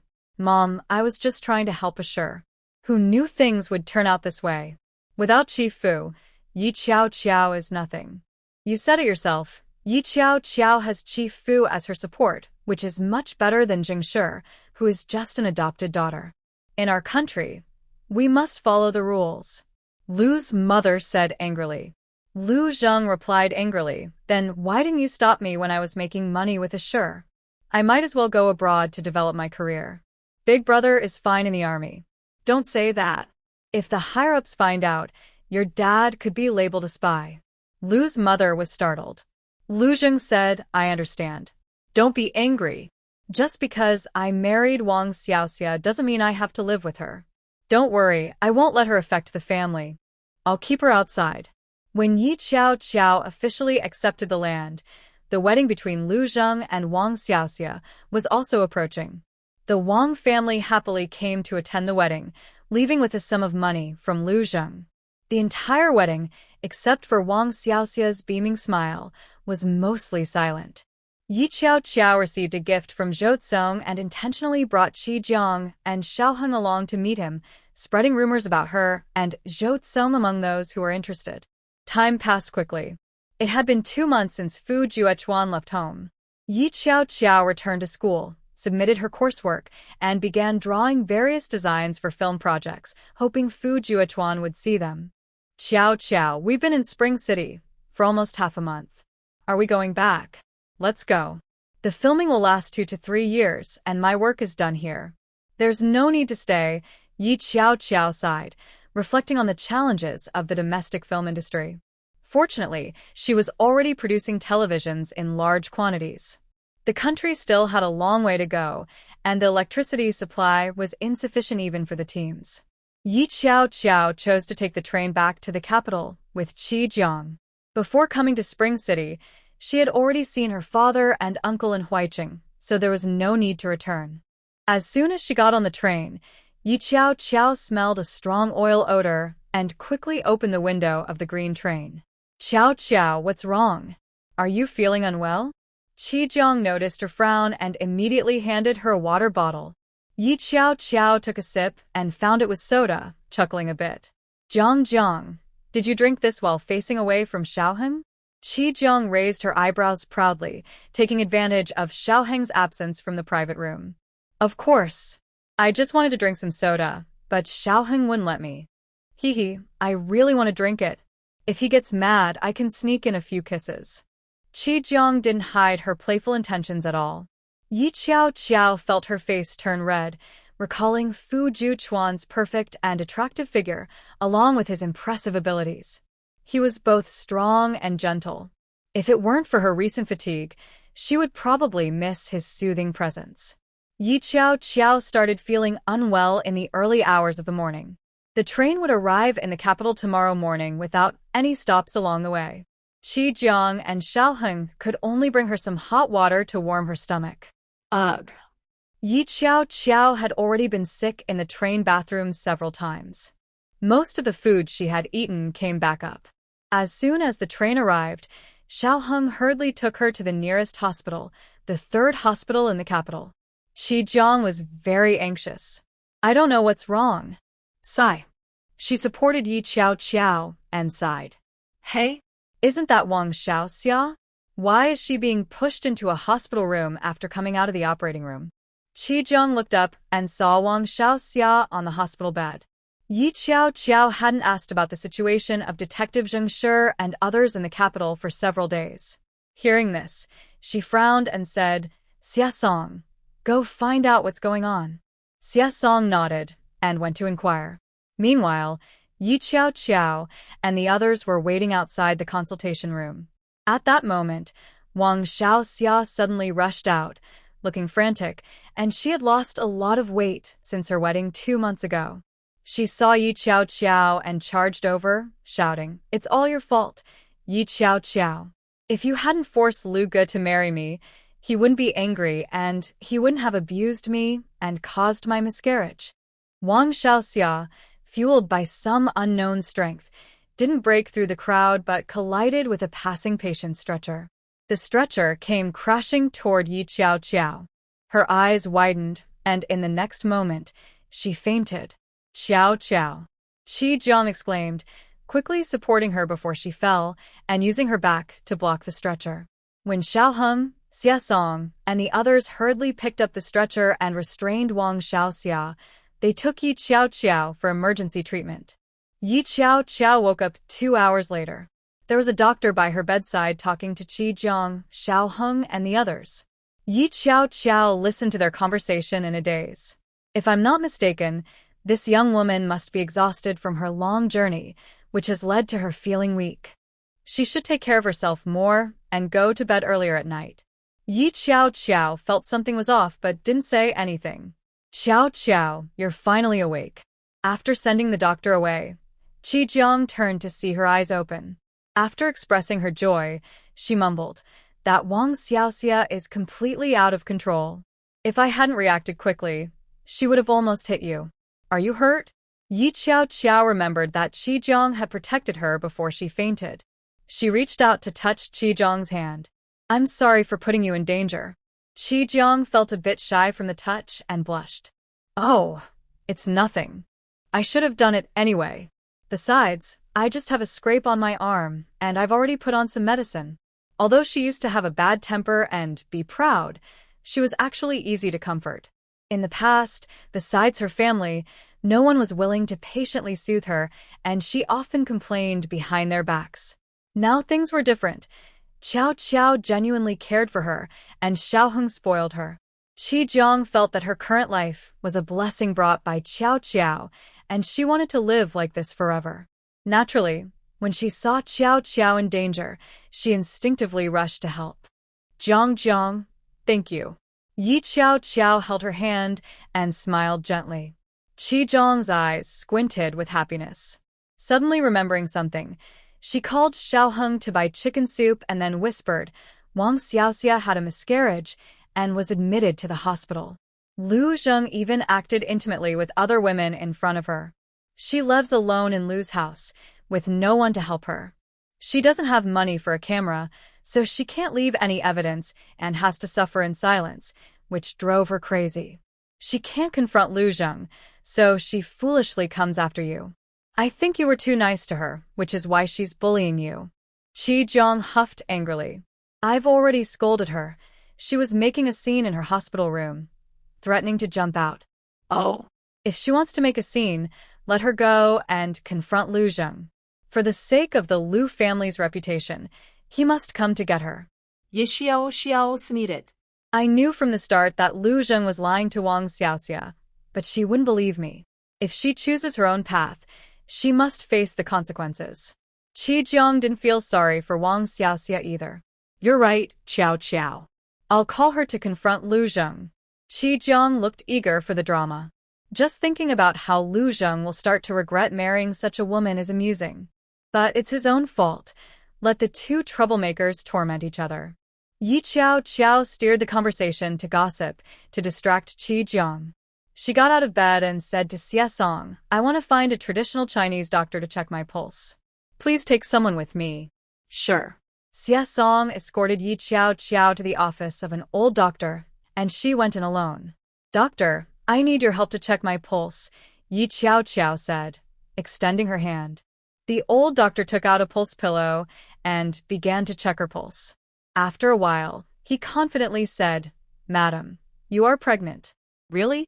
Although Yi Qiao Qiao had intentionally tried to get pregnant behind Fu Juquan's back, she didn't expect that it would actually happen in just 2 nights. Her emotions were mixed, and a huge smile appeared on her face. Doctor, how long have I been pregnant? Based on the timing, it should be over 2 months. However, your body is a bit weak, and you seem to be under a lot of stress. It's best to take good care of yourself, the old doctor said. I'll prescribe you 2 doses of medicine to help with the pregnancy. After you finish, come back for a checkup. Try to avoid medication if possible. The old doctor wrote the prescription and handed it to her. Yi Qiao Qiao tucked the prescription into her pocket. Thank you, doctor. By the way, the old doctor called her back. Since you are still in the early stages, I can't be certain, but there is a strong possibility that you might be carrying more than 1 baby. Come back in 3 months for another pulse check and we should be able to confirm. Yi Qiao Qiao walked out of the office with unsteady steps. She couldn't wipe the smile off her face. Not just 1 baby, but 2. As a soldier, Fu Juquan was only allowed to have 1 child due to family planning policies. She never expected to achieve her dream of having twins. Overwhelmed with joy, she felt tears welling up. Miss, what's wrong? Xie Song was startled to see her eyes glistening. Yi Qiao Qiao quickly hid her emotions and smiled, saying, It's nothing. I asked the doctor, and my health is fine. She couldn't reveal the news of her pregnancy. If Zheng Shi and the others found out, they would surely try to find a way to make her lose the babies. She wasn't sure if Fu Juquan would come back, so these 2 children were especially important. She had to be very careful. The doctor prescribed some medicine for me to take to help my health, Yi Qiao Qiao explained. She knew that even if ordinary people saw the prescription, they might not understand what it was for. But just to be safe, she took the traditional medicine and immediately tore up the prescription to prevent anyone from taking it for research.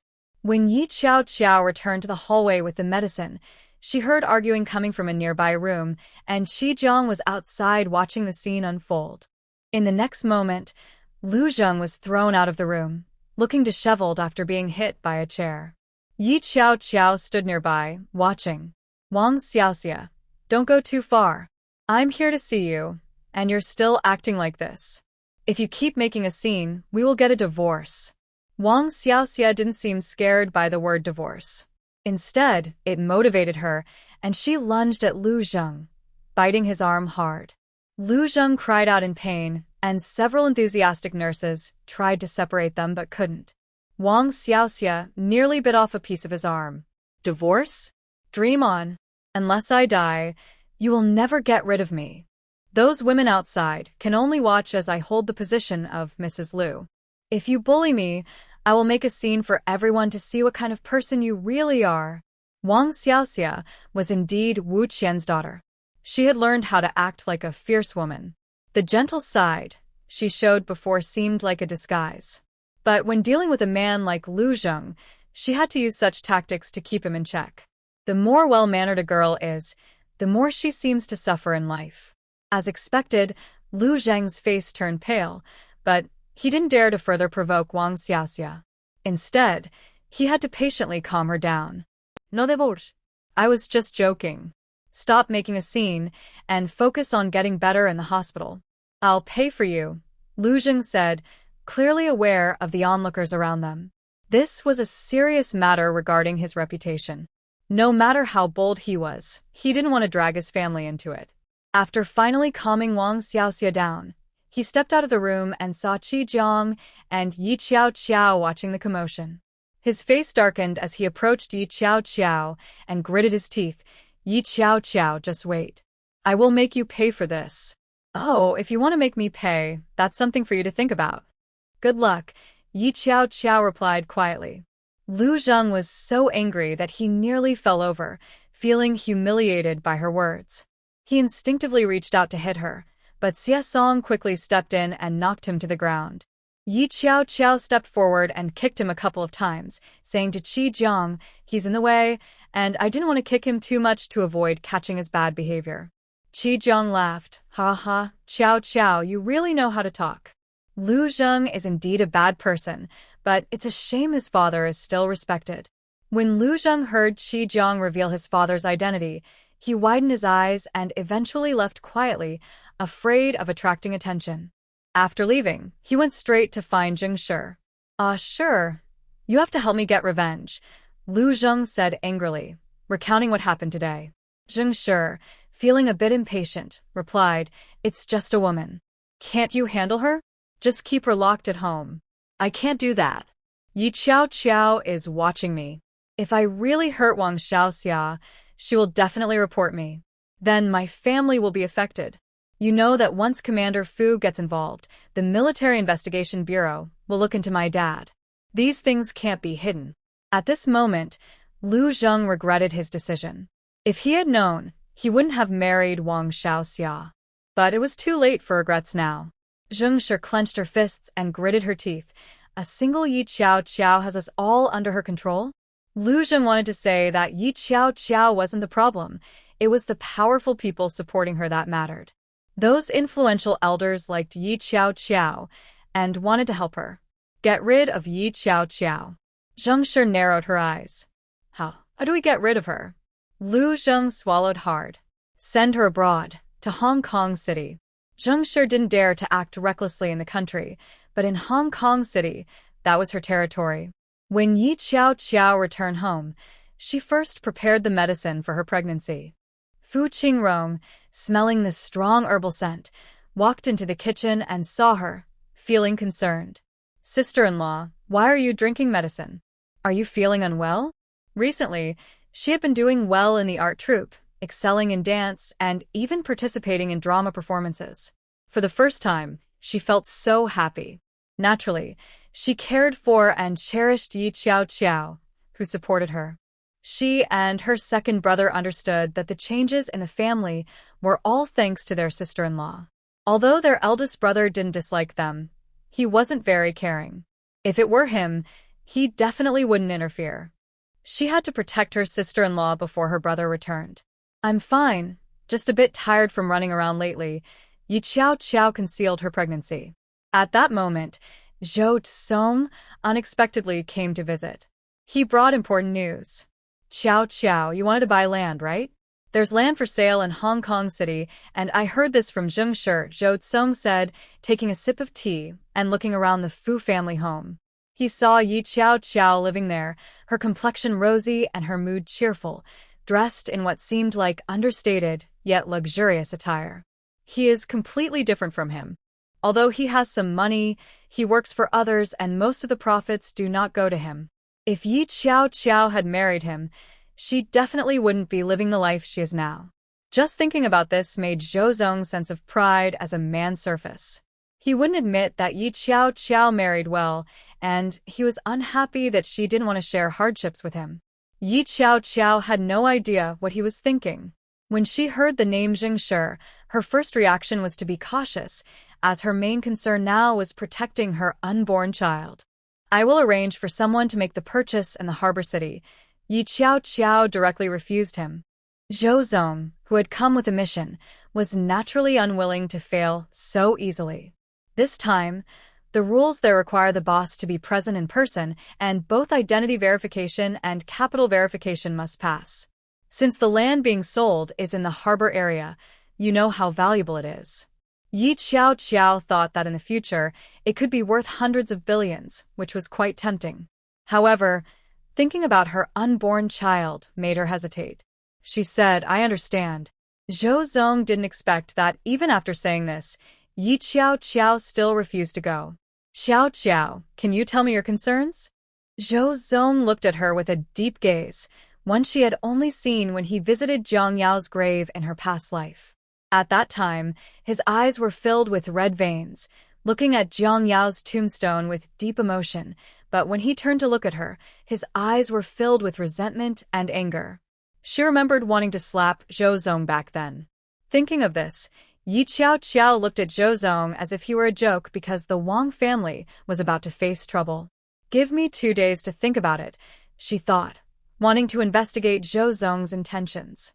Zhou Zong, hearing this, handed her the invitation and said, "Because time is tight, if we delay too long, we'll have to fly to the nearest city to the harbor. You haven't been feeling well lately, so flying might be better." Yi Qiao narrowed her eyes. "How do you know I'm not feeling well?" "Qiao, I care about you, so I naturally know," Zhou Zong said, avoiding mentioning how he had someone watching her and instead expressing concern. If it weren't for the huge losses she suffered from Zhou Zong in her past life, she wouldn't have reacted so slowly now. Yi Qiao secretly clenched her fists and sent him away. She picked up the phone and called a detective, asking, "What has Zhou Zong been doing with Zheng Shi lately?" The detective reported that Zhou Zong had been working as usual, handling business matters. "We just received the news. But we're not sure if this person is the one you're looking for. I've already sent you the photo, but it might arrive late. The Ross family is currently someone the Zheng family wants to connect with, so this might meet your needs." Upon hearing this, Yi Qiao immediately asked, "Does he have blue eyes?" Yi Qiao described Alan's appearance. Huang Ruyan was a bit surprised. "Qiao, have you met this person?" "I heard about him from others." Yi Qiao thought to herself, "This is the right direction. And thank you for your help." "Not a problem." Yi Qiao thought for a moment and said, "Do you and Uncle have any plans for the harbor land?" Why? "Do you have ideas?" Yi Qiao swallowed hard, not wanting to give up such a valuable piece of land. After all, it could be worth a lot in the future, and it would bring in money faster than investments at home. Of course, the main thing is that it's a golden opportunity. The land itself isn't as important as the future rental income. Just from rent alone, it could exceed billions a year. This is liquid capital that can earn money while you sleep. Now that she has 2 children, she naturally needs to think about their future. Yi Qiao was silent for a while. Huang Ruyan couldn't help but laugh. "Qiao, since you want it, I'll help you bid on it. It fits perfectly with the wedding gift I gave you. Your uncle thought it was too low in value, but since things are more conservative at home, sending too much could cause trouble for you. And I won't be polite then, but I will also arrange for someone to bid. You just need to provide some useful information to my staff. Don't worry, I'll handle it." Huang Ruyan happily hung up the phone, thinking. The elderly members of the Zheng family left a lot of wealth to Zhu Chuan. Since it's of no use just sitting there, buying land might be a better way to keep its value. Yi Qiao was unaware of her thoughts. After drinking traditional Chinese medicine for 2 days, she planned to visit the hospital again. She had just returned when she saw Qi Jiang waiting outside her home. "Qiao, hurry up. We're going to check out some gossip," Qi Jiang said excitedly. Curious, Yi Qiao asked, "What gossip?" "Something happened with the Wong family, Zhou Zong, and Zheng Shi." Qi Jiang's eyes sparkled as she pulled her toward the car. Yi Qiao followed along. Although she knew this day would come, she didn't expect it to be so soon. Really? How did Zheng Shi get involved? Xiaoheng drove directly to the incident location. Because Zheng Shi's company invested in the land in the northern part of Moda City. And some of the people involved in the violent demolitions were from Zheng Shi's company. They acted ruthlessly, forcibly tearing down buildings and injuring many people in the suburbs. If it weren't for a few teenagers almost getting hurt, and them escaping to report it to the press, this might not have come to light. Actually, many people had reported this issue before. But there was no response until those teenagers went straight to the Hong Kong Stock Exchange and grabbed a young reporter to make it big. Listening to all this, Yi Qiao thought to herself that she was lucky to have arranged for people in advance to avoid any serious incidents. However, she couldn't guarantee that her people wouldn't be discovered by the Wong family. The car quickly arrived outside Zheng Shi's company. Yi Qiao got out with Qi Jiang and happened to see Zheng Shi, Zhou Zong, and other executives being handcuffed by the police. At the same time, the entire company was sealed off and could not operate until the case was resolved, as the whole country was watching. Yi Qiao, Zheng Shi squinted her eyes upon seeing her. Are you here to watch me fail? Yi Qiao smiled and replied, Of course. After all, we are rivals. I'm not here to check on you, am I? Zheng Shi scoffed. Even if I have some responsibility, it's not that serious. You'll be disappointed. That's okay. Seeing you in such a messy situation satisfies me, Yi Qiao said, taking out her instant camera to capture Zheng Shi in handcuffs. I'll take this home to enjoy. In her past life, she was bullied by Zhou Zong, and Zheng Shi, who supported Zhou Zong's business, was also her enemy. This time, their grudges had only grown. You. Zheng Shi's face turned pale with anger.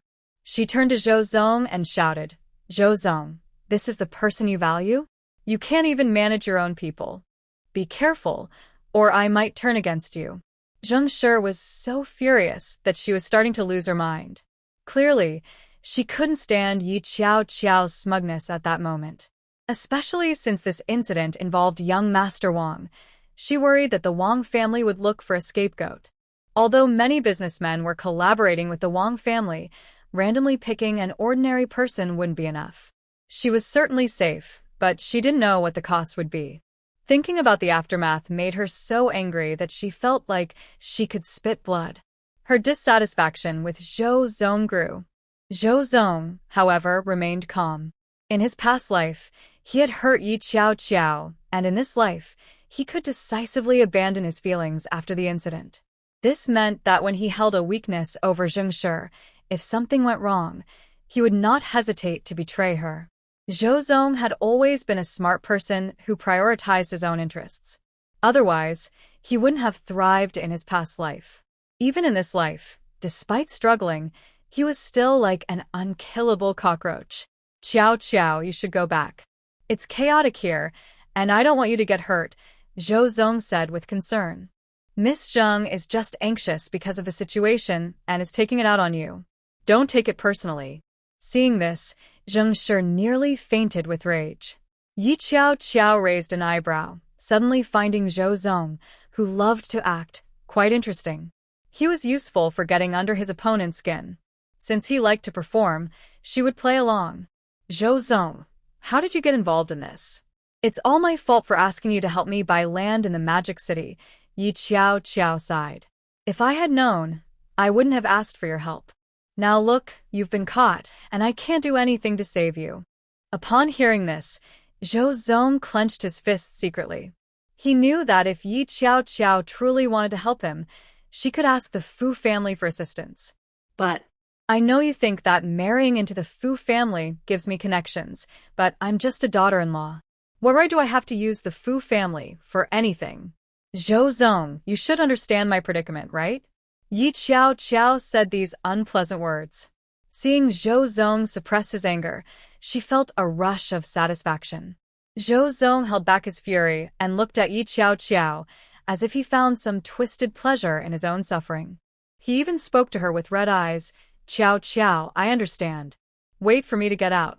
Before the results of this investigation were released, Zhou Zong and others involved couldn't come forward, which is why he said what he did. Yi Xiao chucked it lightly. Alright. Zhou Zong turned and left with the police. Zheng Shi stared at her coldly, as if looking at something lifeless. Yi Qiao scoffed, having long been wary of Zheng Shi. During this time, she had arranged for people to keep an eye on Zheng Shi's interactions with the Wang family. She had more evidence than Zheng Shi realized, enough to provide directly to the special police team handling the case. But before that, she needed to see Fu Heng. Fu Heng sat in his office at the state-owned enterprise, looking serious. He had already received news in advance that Zheng Shi was to be summoned. Boss, Comrade Yi is here, the secretary said as he entered. Fu Heng could almost guess why Yi Qiao had come. Coincidentally, he also had something to discuss with her. Let Qiao in. Yi Qiao arrived with Xiao Heng and Qi Jiang. When Fu Heng saw Xiao Heng, his expression showed a moment of scrutiny and depth, but then he calmly looked away, lost in thought. Qiao, have a seat. Fu Heng had someone pour her a cup of warm water. Did you come to see your uncle about something? Feeling Fu Heng's gaze, Yi Qiao Qiao understood he was prompting her to speak, so she didn't hesitate and said plainly, I came to ask if we will protect Zheng Shi this time. Qiao Qiao, you should know that Zheng Shi is my adopted daughter. To outsiders, she is part of the Fu family. This incident reflects on the Fu family. Fu Heng rubbed his temples. Regardless, our family will be implicated and needs to take a stand. Oh. Isn't this Zheng Shi's own mistake? Uncle, she is just a junior. If you can be firm, it wouldn't be so complicated. Besides, to put it bluntly, right now, Zhu Chuan is risking his life on the battlefield for the Fu family. I cannot accept Zheng Shi tarnishing his reputation. Fortunately, the Fu family has already split into 2 branches. Since you care so much for Zheng Shi, you'll have to bear this responsibility. Yi Qiao Qiao was not polite this time. She didn't think Zheng Shi had the right to involve the entire Fu family. Fu Heng's expression darkened, filled with a sense of helplessness. He looked up and said, Qiao Qiao, Ashur is the child that Zhu Chuan's mother fought to bring back. Are you not afraid of letting Zhu Chuan's mother down by doing this? He felt trapped in this situation, unable to find a way out. Yi Qiao Qiao looked at him with a sad expression. Uncle, you are trapped in this situation yourself. You can't expect all of us to be like you. I came to find you today to say that I won't hide what Zheng Shi has done this time. The Fu family won't be implicated because the Wong family won't offend us right now. They also want someone to take the blame. Zheng Shi is not innocent in this matter at all. You should know what she has done to me recently. I was just careful enough not to get hurt, but that doesn't mean she hasn't harmed me. My request is simple, just let her face the consequences normally this time. After saying this, Yi Qiao Qiao prepared to leave. But Fu Heng's words made her stop. Qiao Qiao, you should know better than I do where Zhu Chuan is gone. Are you trying to use Brother Fu to threaten me again? Yi Qiao Qiao turned calmly to look at him. Fu Heng shook his head. No, I just want to tell you something. Zhu Chuan might be in trouble. What do you mean by that? Yi Qiao Qiao's pupils shrank, and she forgot all about Zheng Shi. Her mind focused entirely on Fu Zhu Chuan. For some reason, she felt a sense of unease. Fu Heng sighed helplessly. Tomorrow, there will be an announcement that a group of heroes will return home. When Yi Qiao Qiao heard the word heroes, her ears suddenly rang. She broke out in a cold sweat and nearly fainted, but Qi Jiang, who was standing behind her, caught her just in time. After returning from Fu Heng's office, Yi Qiao Qiao couldn't sleep at all that night. By midnight, she was in a daze, her mind filled with images of Fu Zhu Chuan covered in blood. She finally fell asleep around 4 or 5 in the morning.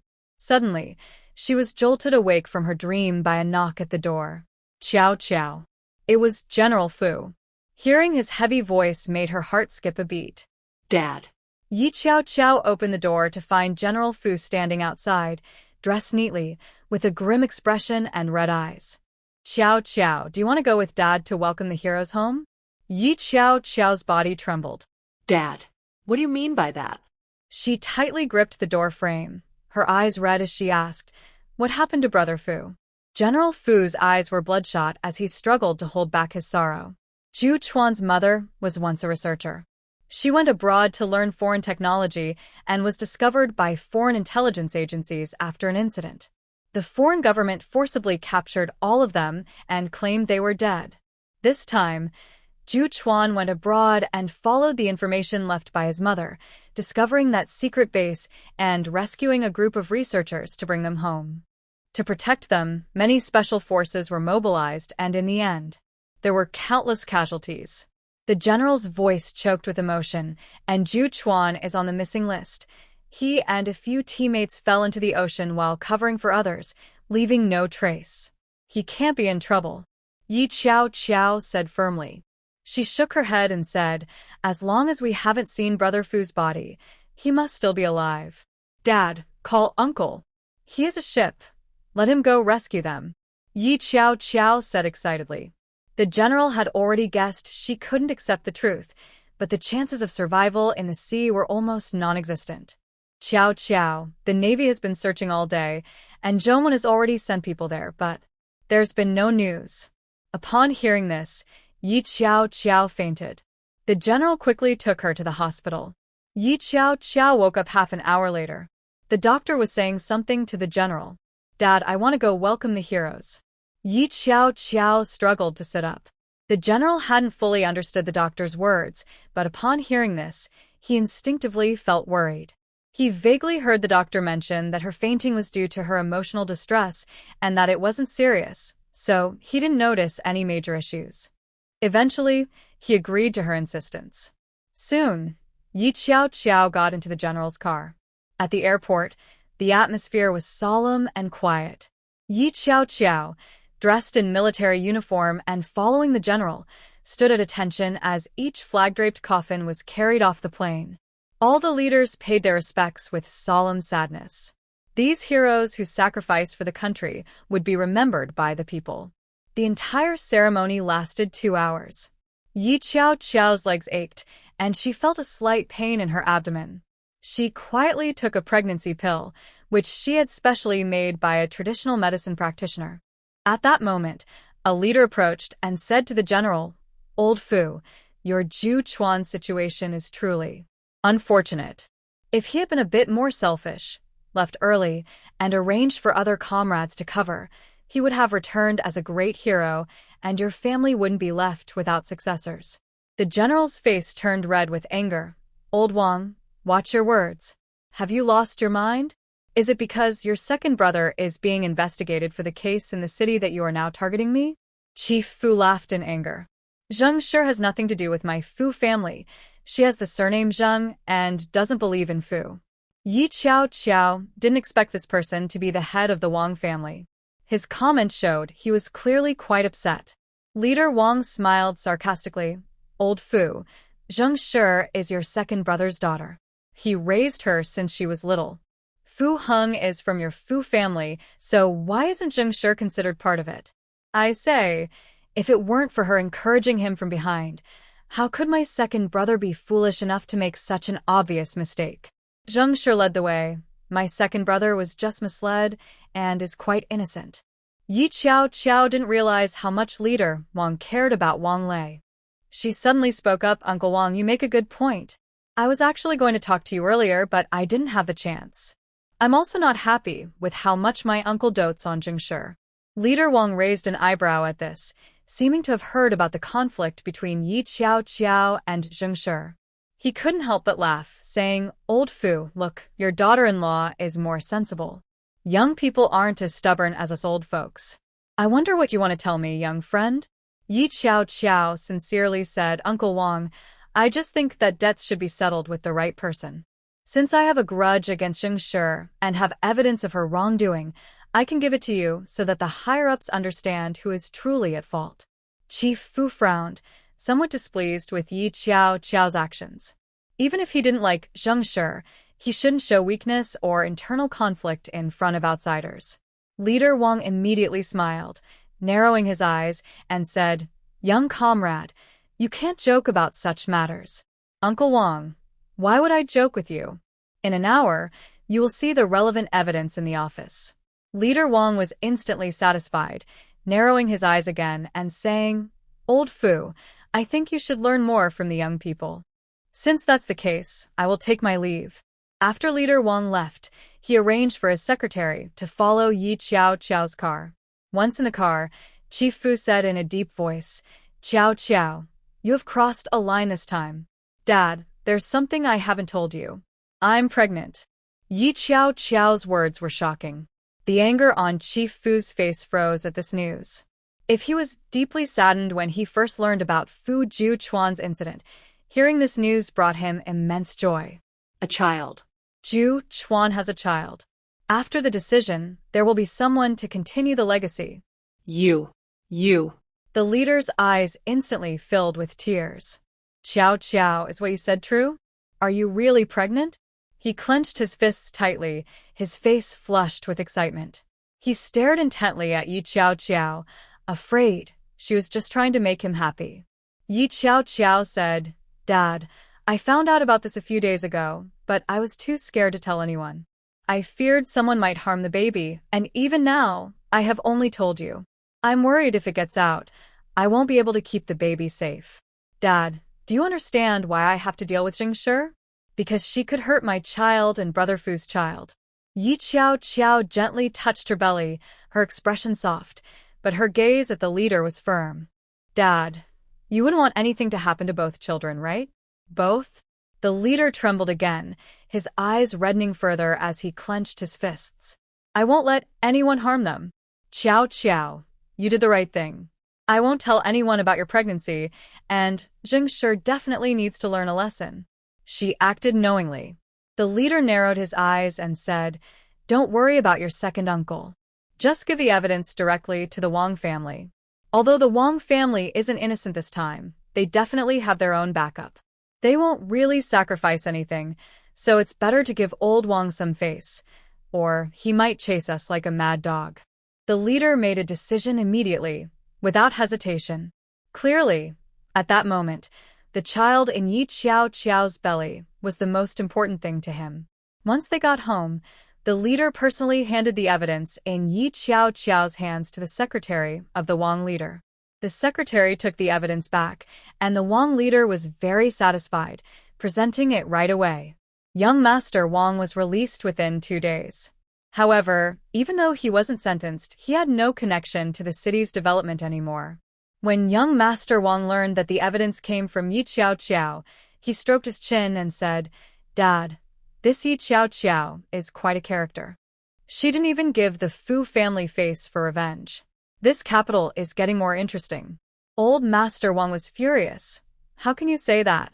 I sent you to gain prestige, and look what trouble you've brought back. Now, the chance for prestige is gone. Young Master Wong remained calm. Dad, there are many ways to gain prestige. Don't worry, I was just too lazy to manage the people below. Don't worry, I won't make such foolish mistakes again. I don't need to, and I have enough money anyway. I'm quite interested in Yi Qiao. Let's help her out, Mr. Wong said with a smirk. What do you want to do? Mr. Wong's father squinted, displeased. Well, Uncle Fu has given Dad some face, so we should return the favor. Since Yi Qiao dislikes Zheng Shi, let's send Zheng Shi to the northwest for a big change. The construction team needs people, and with Fu Juchuan in trouble, keeping Zheng Shi around will only cause more annoyance for the Fu family. Mr. Wong's father angrily replied, I can't get involved in this matter. Just clearing your name would be good enough. And you must also take responsibility for compensating the farmers. Don't think you can escape. Got it. Mr. Wong waved his hand. Although his father disagreed, he was naturally headstrong. Mr. Wong quickly arranged for those who were caught to provide testimonies, shifting all the blame onto Zheng Shi. Comrade Yi, come on, I have good news to show you, Mr. Wong said when he arrived. Yi Qiao had been anxiously waiting for a call from the Zhong family in Port City. She didn't believe Fu Juchuan was dead. She felt he must be alive somewhere. Though she had to control her emotions for the sake of her unborn child, she couldn't allow herself to be overly sad or happy. But during this time, her eyes had been swollen and red. General Yi and the elders had already tried to comfort her, but they knew that words couldn't truly soothe her. She had to come to terms with it on her own. So, when Mr. Wong showed up, Qi Jiang angrily said, Mr. Wong, don't you know Qiao hasn't been in the mood lately? What are you doing? Mr. Wong, not bothered by her tone, casually sat on the sofa, looking at Yi Qiao's swollen eyes and half-jokingly said, with Fu Juchuan gone, Comrade Yi, you're single now. There are so many good men out there. Try to lighten up. Look at me, how about it? Yi Qiao looked up at him with calm and rational eyes. Mr. Wong felt a bit guilty under her gaze, but he was mostly confident. He straightened his chest. What? You still don't find me appealing? Qi Jiang rolled her eyes beside them, almost saying, besides your status, you have nothing else to offer. Just look at your ordinary face, average figure, and height. How can you compare to Fu Juchuan's impressive build? Mr. Wong, I appreciate you coming to see me, but making jokes like this right now is a bit much, Yi Qiao said, looking down, unable to hide her sadness. Mr. Wong cleared his throat, his gaze towards her filled with an unrecognized admiration. All right, I won't mention it again. I actually came to tell you some good news, Mr. Wong said, his face showing pride as he looked at Yi Qiao. You don't like Zheng Shi, right? She's been sentenced. Yi Qiao suddenly looked up and asked, Really? Of course. She will be sent to the Northwest Construction Corps for rehabilitation in half a month. For a year. Mr. Wong added with a hint of helplessness, It's all because of Fu Heng's years of contributions. He wants to protect Zheng Shi, which means she only has to pay a large sum in compensation and support national construction. Her company was taken over by the state, and that's how she got a year of punishment. I've done my best, so please don't be upset. Qi Jiang had a subtle expression, wondering if Mr. Wong really liked Qiao. He had never seen him so patient and accommodating before. Mr. Wong was usually quite arrogant in the capital. Yi Qiao didn't expect Mr. Wong to help her. It seemed that Zheng Shi's one-year sentence and heavy penalties were due to the Wong family's influence, considering Zheng Shi's power and Fu Heng's support. Thank you, Yi Qiao said, not caring about his thoughts. Zheng Shi wouldn't be back for a year, but she could focus on her pregnancy. At least the dangers from others weren't as high as Zheng Shi's. Mr. Wong's lips curled into a smile. No need to thank me. Let's go. I want to see Zheng Shi, Yi Qiao decided after thinking for a moment. Qi Jiang looked worried, but Yi Qiao gently shook her head, assuring her she was fine. Qi Jiang had no choice but to call Xiao Heng to accompany Yi Qiao. Mr. Wong invited Yi Qiao to ride in his car. Comrade Yi, please give me some face, Mr. Wong said with a smirk. My car is safe. Hearing this, Yi Qiao had no choice but to accept. She sat in the back seat of Mr. Wong's car. Xiao Heng thought for a moment and took the front seat, leaving Xie Song to accompany Qi Jiang. Mr. Wong sat beside Yi Qiao and noticed her long eyelashes and rosy cheeks, but the tip of her nose and the corners of her eyes were red, making him swallow hard. Although he had thought Fu Juechuan's wife was not unattractive, he hadn't realized she was this beautiful. Mr. Wong's eyes were glued to her. Yi Qiao suddenly turned to him. Young Master Wong, do you need something? No, not at all. Young Master Wong quickly looked away, coughed lightly into his hand. I was just taking a casual look.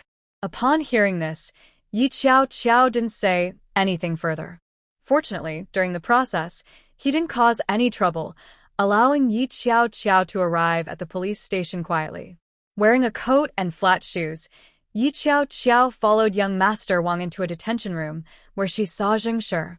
This was Zheng Shi's first time staying in such a small room. Each day, staff brought her some very poor quality food that she couldn't eat at all. During the week of her confinement, Zheng Shi lost a lot of weight. When she saw Yi Qiao, she rushed over. What are you doing? Young Master Wong kicked Zheng Shi, who was wearing a prison uniform with a blue work jacket over it. She had lost her former glamour and looked dull. After being kicked by young Master Wong, she stumbled back, leaving a footprint on her leg. Zheng Shi stared in disbelief. Young Master Wong, what are you doing? I just saw you weren't steady on your feet, so I thought I'd help you steady yourself. Young Master Wong replied unhappily. Just sit still. I'm here to accompany Comrade Yi to see you. Zheng Shi turned sharply to Yi Qiao, gritting her teeth. Yi Qiao, I didn't expect you to get close to young Master Wong. Did you think that as soon as Brother Fu had trouble, I would be eager to find someone else? Zheng Shi scoffed. If Brother Fu knew you were so fickle, he would be furious enough to rise from the grave. Are you jealous? Yi Qiao looked at her, sneering. Even with your uncle's help, it doesn't matter. Dad has completely given up on you. I hope you can reform well in the construction team. Zheng Shi was already angry about her punishment, and hearing Yi Qiao's mocking words made her want to rush at her again. But she was kicked back by young Master Wong and fell onto the simple bed. Zheng Shi clenched her fists, her head lowered, hatred almost spilling from her eyes. She never thought Yi Qiao could truly hurt her, and this outcome made her completely hate Yi Qiao. Just wait, I will be back.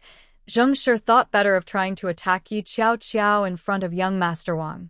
Not to mention she couldn't do it. She also didn't want to offend young Master Wong any further. She needed to ensure her safety for a year before she could return. Seeing her give up the struggle, Yi Qiao finally felt relieved. In fact, She had been worried that Zheng Shi would find a way to escape the country.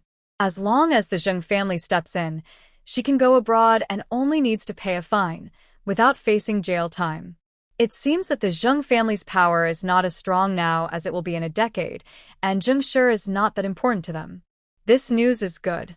Yi Qiao walked out of the cell, feeling a bit lighter in her heart. At that moment, as she passed the neighboring cell, a tall figure suddenly appeared at the visiting window. Qiao? Zhou Zong looked at her in confusion and shock. You knew I was getting out today? Yi Qiao frowned tightly upon hearing this. What did you say? You didn't know I was getting out today. Zhou Zong's tone was certain, and his expression showed disappointment. It seems what Zheng Shi said is true. You don't care about my safety at all, so you never thought of helping me get out. Who are you? Why should Comrade Yi help you? Young Master Wong was displeased and showed no kindness to Zhou Zong, who was just one of his subordinates. I mean, Zhou Zong, as a grown man, isn't it shameful to ask a woman for help? Zhou Zong suddenly looked at young Master Wong, noticing the unusual feelings in his gaze towards Yi Qiao. His expression turned extremely grim. Yi Qiao marrying Fu Juquan could be seen as her trying to provoke him. But now, even young Master Wong had taken an interest in her. While Zhou Zong felt heavy-hearted, his gaze unintentionally fell on Yi Qiao's face. He realized he hadn't looked at her seriously in a long time. To him, she had once only been delicate and proud, without the gentle understanding that Yao had. But now, upon closer inspection, the soft glow emanating from Qiao made his eyes darken. Young Master Wong, you are right, I misspoke. Zhou Zong was adaptable, and the more he failed, the more he hid his true thoughts. Young Master Wong was somewhat satisfied.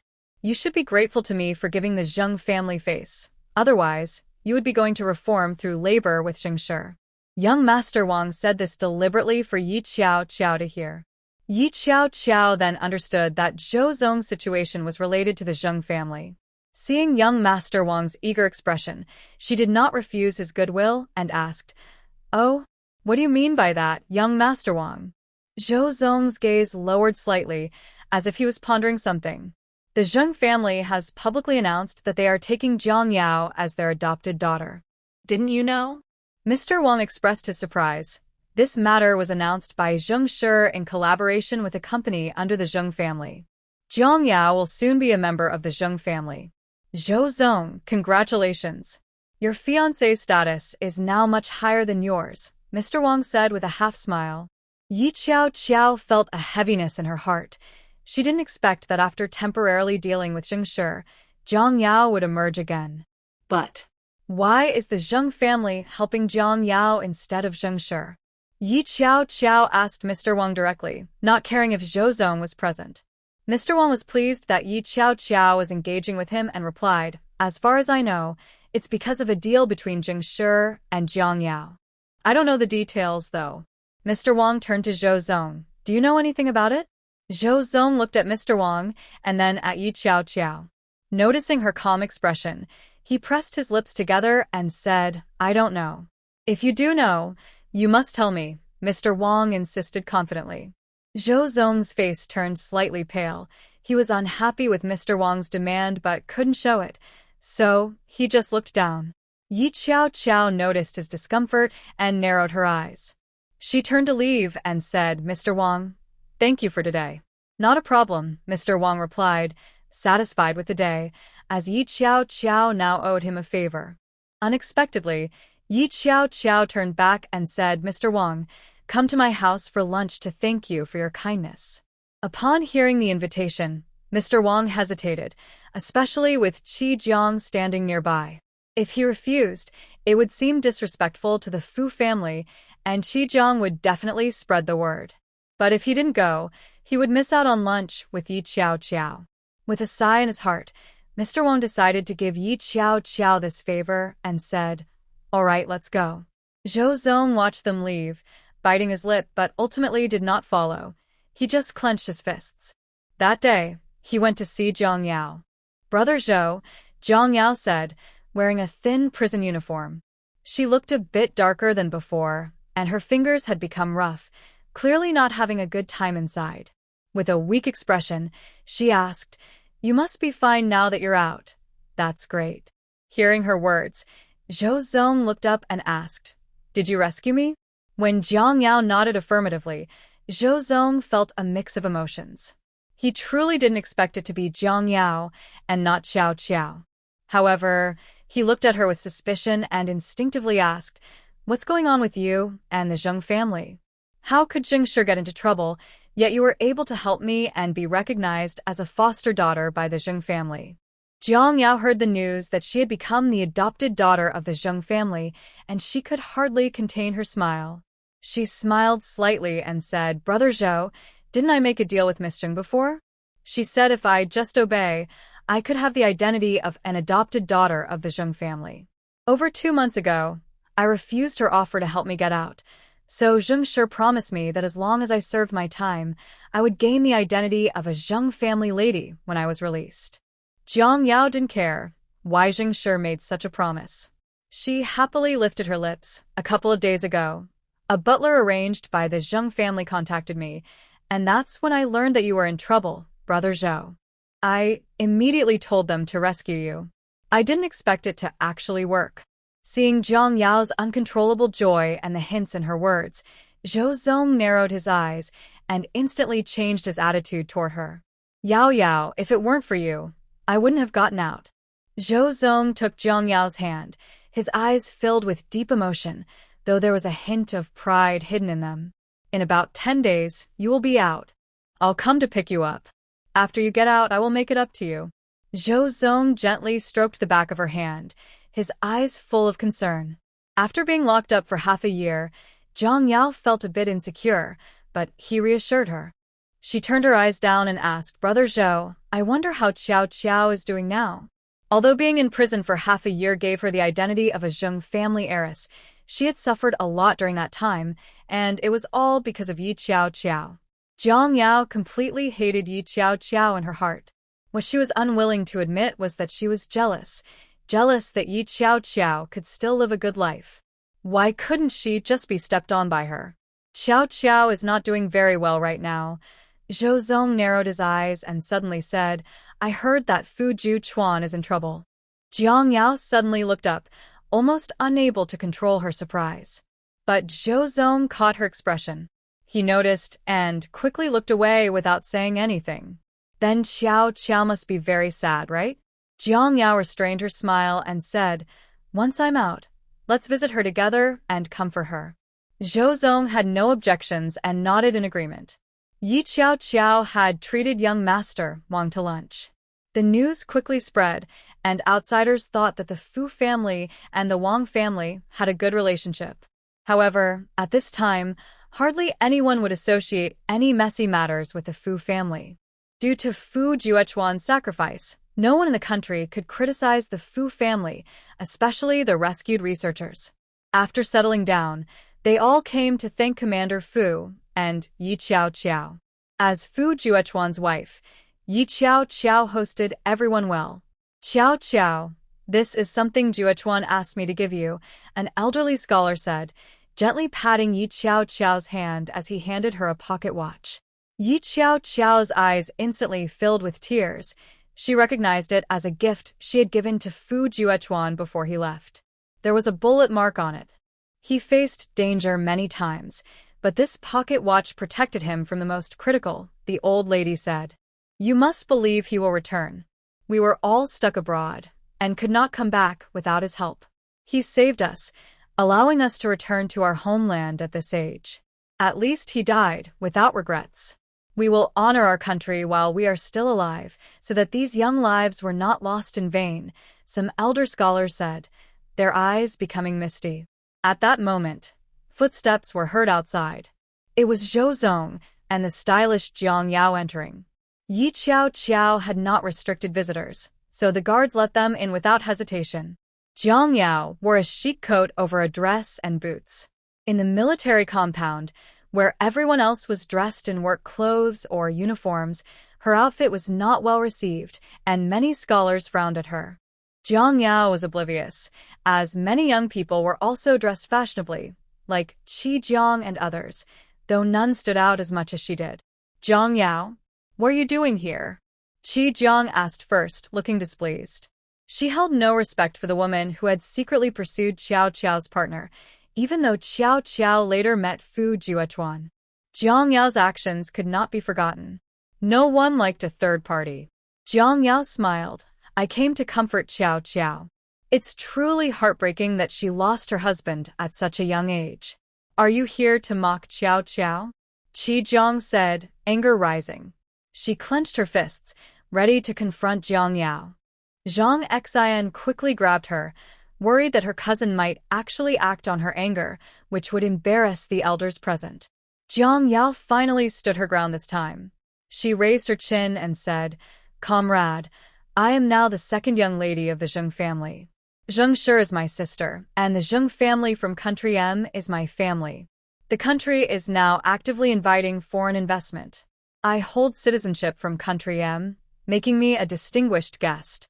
If you harm me, it won't just be a conflict between us, but a conflict between two countries. Are you sure you want to take action against me?" Jiang Yao spoke with confidence, as if she could finally stand tall. Unlike before, when she relied on Zhou Tsong for respect and admiration, she couldn't compare to Yi Qiao Qiao. Now it was different. She wasn't even a citizen of the country anymore. She was a foreigner. The people here couldn't possibly disrespect her now. Qi Jiang's face turned green with anger. "You changed your nationality?" Of course, Jiang Yao thought Qi Jiang was just envious. After all, obtaining foreign citizenship was quite difficult. So many people admired foreign goods and foreigners, and even factory managers had to please foreign engineers to fix machines. What was there for her to be modest about? Enough. The elderly scholars sitting around the sofa looked furious. They had worked hard to study abroad to gain advanced knowledge to strengthen the country. Yet, because they excelled, they were stuck abroad for years, even having to work for those people to survive. These were their humiliations and pains. Now, a fellow citizen was proudly flaunting her admiration for foreigners in front of them. Someone, throw Jiang Yao out. Yi Qiao Qiao understood the elder's feelings of anger and sadness. She also turned cold and ordered Jiang Yao to be removed. Jiang Yao looked at her in disbelief. "Yi Qiao Qiao, didn't you hear my current identity? Aren't you just relying on Zheng Shi? She's been sent away for reformation. You're still being arrogant in front of me. You really don't know your place. Zheng Shi isn't as arrogant as you. I see you truly don't understand the consequences." Upon seeing Jiang Yao's attitude, Yi Qiao Qiao suddenly realized why the Zheng family adopted her and changed her nationality. Besides providing Jiang Yao with some special legal protection in the mainland, it was also to make Zheng Shi less conspicuous. After all, the country had sacrificed certain things for development, which allowed these foreigners to be so arrogant, and the trend of admiring foreign things persisted. Jiang Yao covered her mouth and chuckled lightly. "Qiao Qiao, how am I being arrogant? It's clearly you who won't give me any respect. I'm here to visit you kindly, and you want to kick me out without saying a word. This situation makes no sense." Jiang Yao thought of something and blinked innocently. "Could it be that since you lost your man, you're now interested in my brother Zhou?" "Huh, your brother Zhou? Then why haven't I seen you two get married?" Yi Qiao Qiao deliberately provoked her. "Is it that he doesn't want to marry you? Or now that you're in a higher position, you look down on him as just a small businessman?" Zhou Tsong clenched his fists, standing quietly in the back. Jiang Yao instinctively turned to Zhou Tsong. "Brother Zhou, when will you marry me?" Zhou Tsong felt that Jiang Yao was pushing him to make a decision. He felt unhappy inside but said, "Whenever you are ready, I can give you a grand wedding." He said this while looking at Yi Qiao Qiao. As soon as he learned about Fu Juchuan's incident, he knew his chance had come. So, in the end, Qiao Qiao would still return to him. Jiang Yao said happily and shyly, "Okay, brother Zhou, I'm very glad to marry you. I say, you two, whether you get married or not is none of our business. Hurry up and leave. Don't waste our time here," Qi Jiang said bluntly. Jiang Yao frowned. Instead of leaving, she sat down. She said, "Qiao Qiao, I came all this way, so I can't just leave like this." Yi Qiao Qiao narrowed her eyes. What do you want to do? I want you to apologize to me. Jiang Yao had someone bring her tea, deliberately trying to put pressure on Yi Qiao in this important moment. She had been looking forward to this day for a long time. I should apologize to you? Yi Qiao asked calmly. First, tell me what I did that requires an apology? Seeing that she still looked down on her as before, Jiang Yao felt a surge of anger. Fine, let me ask you, if it weren't for you using the Fu family's connections, how could I have been locked up for 6 months? Jiang Yao said, I asked many inmates inside. Their crimes were even worse than mine, and they only served 1 or 2 years. Are you really saying you didn't have a hand in this? Yi Qiao saw that she still dared to question this matter and seemed genuinely aggrieved. She couldn't help but laugh. If you put it that way, you've reminded me. You say your crime is minor, but it could also be defined as espionage or treason. Do you want me to report you? Jiang Yao was shocked and stood up suddenly, both surprised and angry. You're talking nonsense. Jiang Yao glared at Yi Qiao. Yi Qiao chuckled lightly. This isn't something I can decide. Besides, in our Fu family, everyone has their role. If there were any illegal activities, they would have been caught long ago. You made a mistake, and instead of admitting it, you think I'm the one causing trouble. Huh, Jiang Yao, someone as selfish as you probably won't remember the kindness others show you. You're just a thankless person. There's no need for me to argue about who's right or wrong. Yi Qiao's sarcasm was sharp. Jiang Yao's chest heaved with anger from the insult. You. Yi Xiao. Jiang Yao screamed.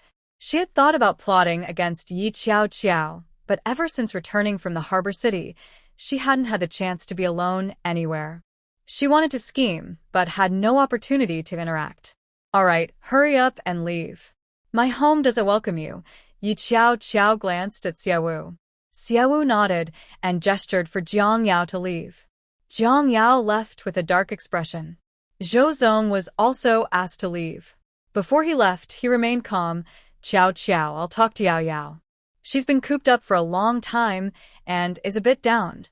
She didn't mean to cause you trouble. Let's meet again next time. Take care of yourself. Although Fu Juan is gone, you're still young and have a bright future ahead. Don't worry too much.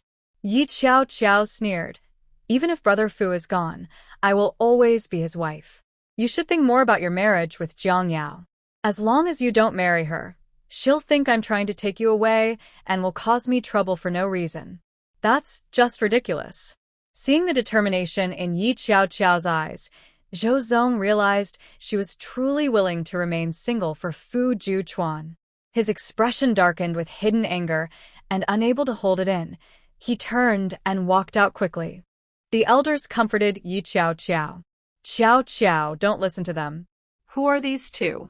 Their words are too much. Fu Juan's sacrifice is a heartbreaking matter, yet they seem pleased. Old Lady Chen said angrily, if they can change their nationality, there's no telling what other hurtful things they might say. In that moment, the scholars all expressed their support and affection for Yi Qiao. One by one, they offered her tokens of goodwill. Qiao, if you ever need anything in the future, just come to us. That's right. Although we may not have much money, we have knowledge and skills. As long as it's permitted, we can guide the technicians in your company whenever we have time. Yi Qiao was surprised by this unexpected support. After thinking it over, she decided not to refuse their kindness. Dear seniors, please take care of yourselves. I haven't suffered much. It's best to ignore those people, Yi Qiao said thoughtfully. The old scholars immediately had a better impression of her. By the way, Aunt Chen, were there any others left behind during your rescue? Yi Qiao thought of Aunt Zhongyi. If it weren't for the information she left, Fu Juan wouldn't have been able to rescue so many scholars. However, she had been so immersed in the sorrow of losing Fu Juan that she had forgotten about this matter. Upon hearing this, Elder Chen sighed softly and said, yes. Some seniors were harmed early on, and their remains were never found. There are rumors that some seniors were taken away, but useful information is very scarce. Every year, a few researchers disappear from that institute, and we don't know if they are alive or dead. Yi Qiao bit her lip and asked, "Do you know Comrade Zhong Yanran?" Many seniors shook their heads. However, one elderly man in his 60s, who looked frail, slowly said, "Yanran, I know her." Yi Qiao looked over excitedly. "Old Xiao, don't keep her in suspense. Look how anxious the child is," Elder Qin teased. Old Xiao replied without even lifting his eyelids, "If I remember correctly, Comrade Yanran was taken away by those foreigners. But that was 15 years ago." Yi Qiao quickly realized something was off. "But we thought Comrade Yanran had sacrificed herself 21 years ago." "No, Comrade Yanran was still alive 15 years ago. If it weren't for her, I would have been long gone." Yi Qiao's eyes became moist. She thought that if Brother Fu knew this news, he would surely be happy. "This time, we were able to bring you back thanks to the information left by Comrade Yanran 21 years ago," Yi Qiao said softly. The scholars all remembered this kindness. By evening, the guests from the Fu family were almost ready to leave. Yi Qiao arranged for people to them out of the military compound, with special personnel to ensure their safe departure. For a while, they would remain hidden, and this rescue would surely be recorded in history. "Qiao, you worked hard today," General Fu asked with concern. "Are you tired?" Yi Qiao knew he was worried about the baby, so she gently shook her head and said, "Dad, I'm fine." "That's good. So, what are your plans next?" General Fu just wanted Yi Qiao to rest at home, especially since she was only a little over 3 months along. There are still 6 months until the baby is born. He is worried but feels embarrassed to directly ask Yi Qiao. "Dad, I just asked old Xiao, and he said Aunt Zhong was still alive 15 years ago." Yi Qiao shared this news, reluctant to give up. "What if we tell Uncle Zhong, and he finds a way to spread the word? Maybe Brother Fu will hear it somewhere, and we'll try to survive." "What?" Commander Fu was almost overwhelmed by the series of news and managed to calm himself down after taking a sip of tea. He murmured, "So, E might not be dead." "She could still be alive. But now our actions have already angered those abroad, and they surely won't give us an easy chance to find her again. It will be harder to find someone." However, Commander Fu narrowed his eyes. "E is very smart. She will definitely find a way to survive. Right now, the most important thing is to save Zhu Chuan." Commander Fu actually thought Yi Qiao's idea was not very useful, but he couldn't give up. "I will contact Zhong Wen." "Thank you, Dad." Yi Qiao opened her mouth several times, but couldn't say that she wanted to go to the sea. She touched her belly, looking worried. The baby is very well behaved. Aside from feeling unwell for a while and vomiting for half a month, the baby hasn't caused any trouble since. Her back pain is also quite mild. But because the baby is so well behaved, she knows she can't take any risks. She realizes that if she goes, she might not be able to help Fu Chuan and could even endanger the baby. Jiang Yao's current identity is indeed a bit tricky. As long as she doesn't break the law, she can go wherever she wants. But she doesn't dare to gamble on her character. Yi Qiao looked out the window into the distance, whispering to herself, "Brother Fu, will you really not come back?" Far away in a seaside fishing village, a couple of bodies were dragged back by 2 siblings passing by while fishing. In the capital, Yi Qiao felt uneasy sleeping at night, dreaming of the tragedies of her past life and of Fu Chuan covered in blood saying goodbye to her. She woke up scared around 5 in the morning and couldn't fall back asleep. She sat expressionlessly at the dining table, not even noticing what food was in her bowl until she burned herself. Fu Qingrong and Fu Qingyu exchanged worried glances. Fu Qingrong was the first to speak, asking with concern, "Sister-in-law, don't be sad. Even without brother, my brother and I will protect you." Yi Qiao didn't respond. She felt uneasy, guilty for causing trouble for Fu Chuan. "The biggest change in this life is that I have been reborn. In my past life, Fu Chuan had a peaceful life and path. If it weren't for marrying me." At that moment, Xie Song suddenly appeared. "Miss, the old Chinese doctor you asked me to find has sent over various emergency pills." Xie Song handed over a wooden box containing several types of rescue pills. The doctor said that as long as the patient is still breathing, taking these pills in time can restore their energy and provide time for rescue. Yi Qiao immediately stood up upon hearing this and went to find Colonel Fu, who was in the study contacting Zhongwen. Dad, this is the medicine I had made. Please send a portion to Uncle Zhong. Yi Xiao applied had intention. Colonel Fu understood that she had not given up on Juechuan. He felt a bit emotional. He had previously been willing for Yi Qiao to be his daughter-in-law because Juechuan insisted and to give old Yi some face. Now, true feelings show in times of trouble. Not to mention that only Qiao could have Juechuan's children in the future. Just the fact that she was thinking of Juechuan made him not want to let her down. Colonel Fu took the box and assured her, "Okay, I will arrange for someone to send it as quickly as possible." Qiao, don't worry. The troops are still searching. We need to find him alive, or at least recover his body. Besides, with Zhongwen's help, we have some good news. No bodies have been found in that sea area. Because it's a shallow sea and the surface has been calm lately, the chances of being swept into deep water are low. We have also found some remnants on the seabed. Colonel Fu shared all the good news with her. Yi Qiao listened and thought about her past life, trying to find some useful information. Suddenly, she asked, "Dad, you know Fu Ji's character. Even if he was trying to avoid falling into the sea, he would definitely have a backup plan. Plus, he had some emergency tools and a locator with him. I wonder if we can think of something? Our country currently lacks a navigation system and has to rely on foreign ones. The US wouldn't be willing, but what about Uncle Zhong? He is from the port city and might have some ideas." Yi Qiao was unwilling to give up.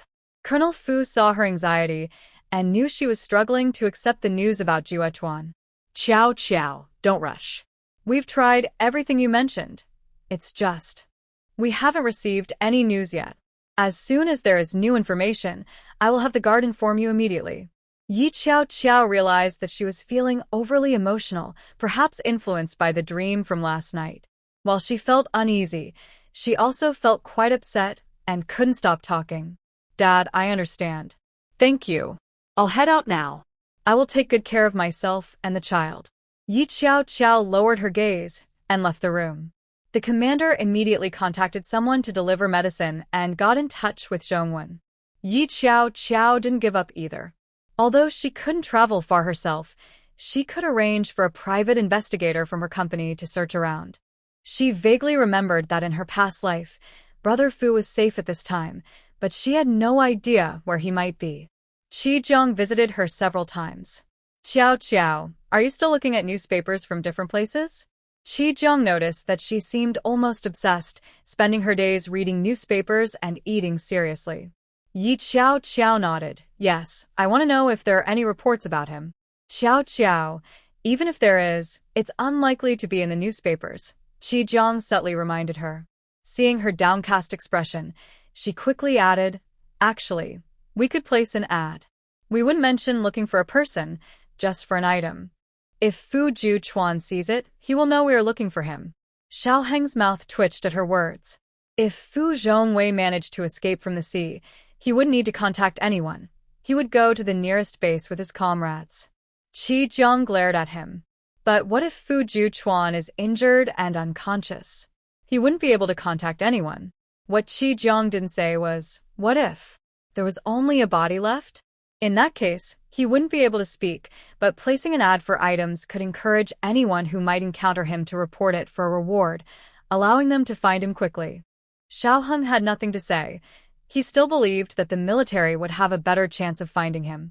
"All right, let's do it," Yi Qiao agreed with Jiang's suggestion.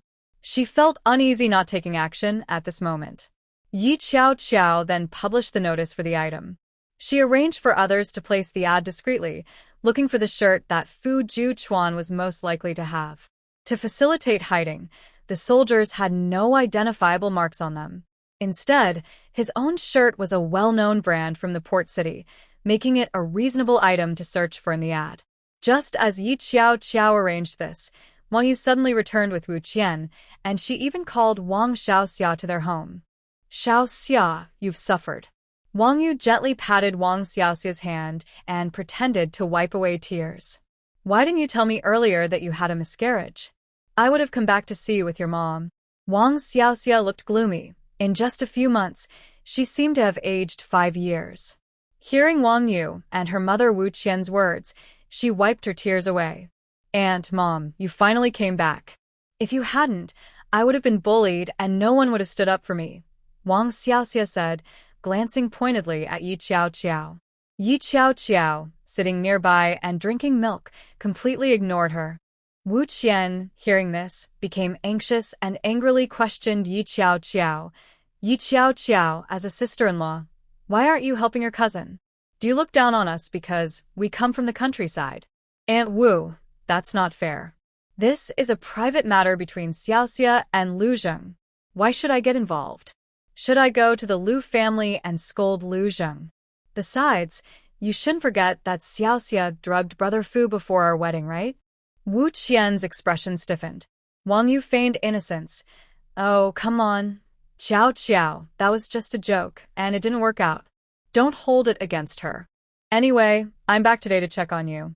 After all, something happened to Ju Chuan, and as his stepmother, I feel very sad about it, Wang Yu said, finally revealing her purpose for coming back.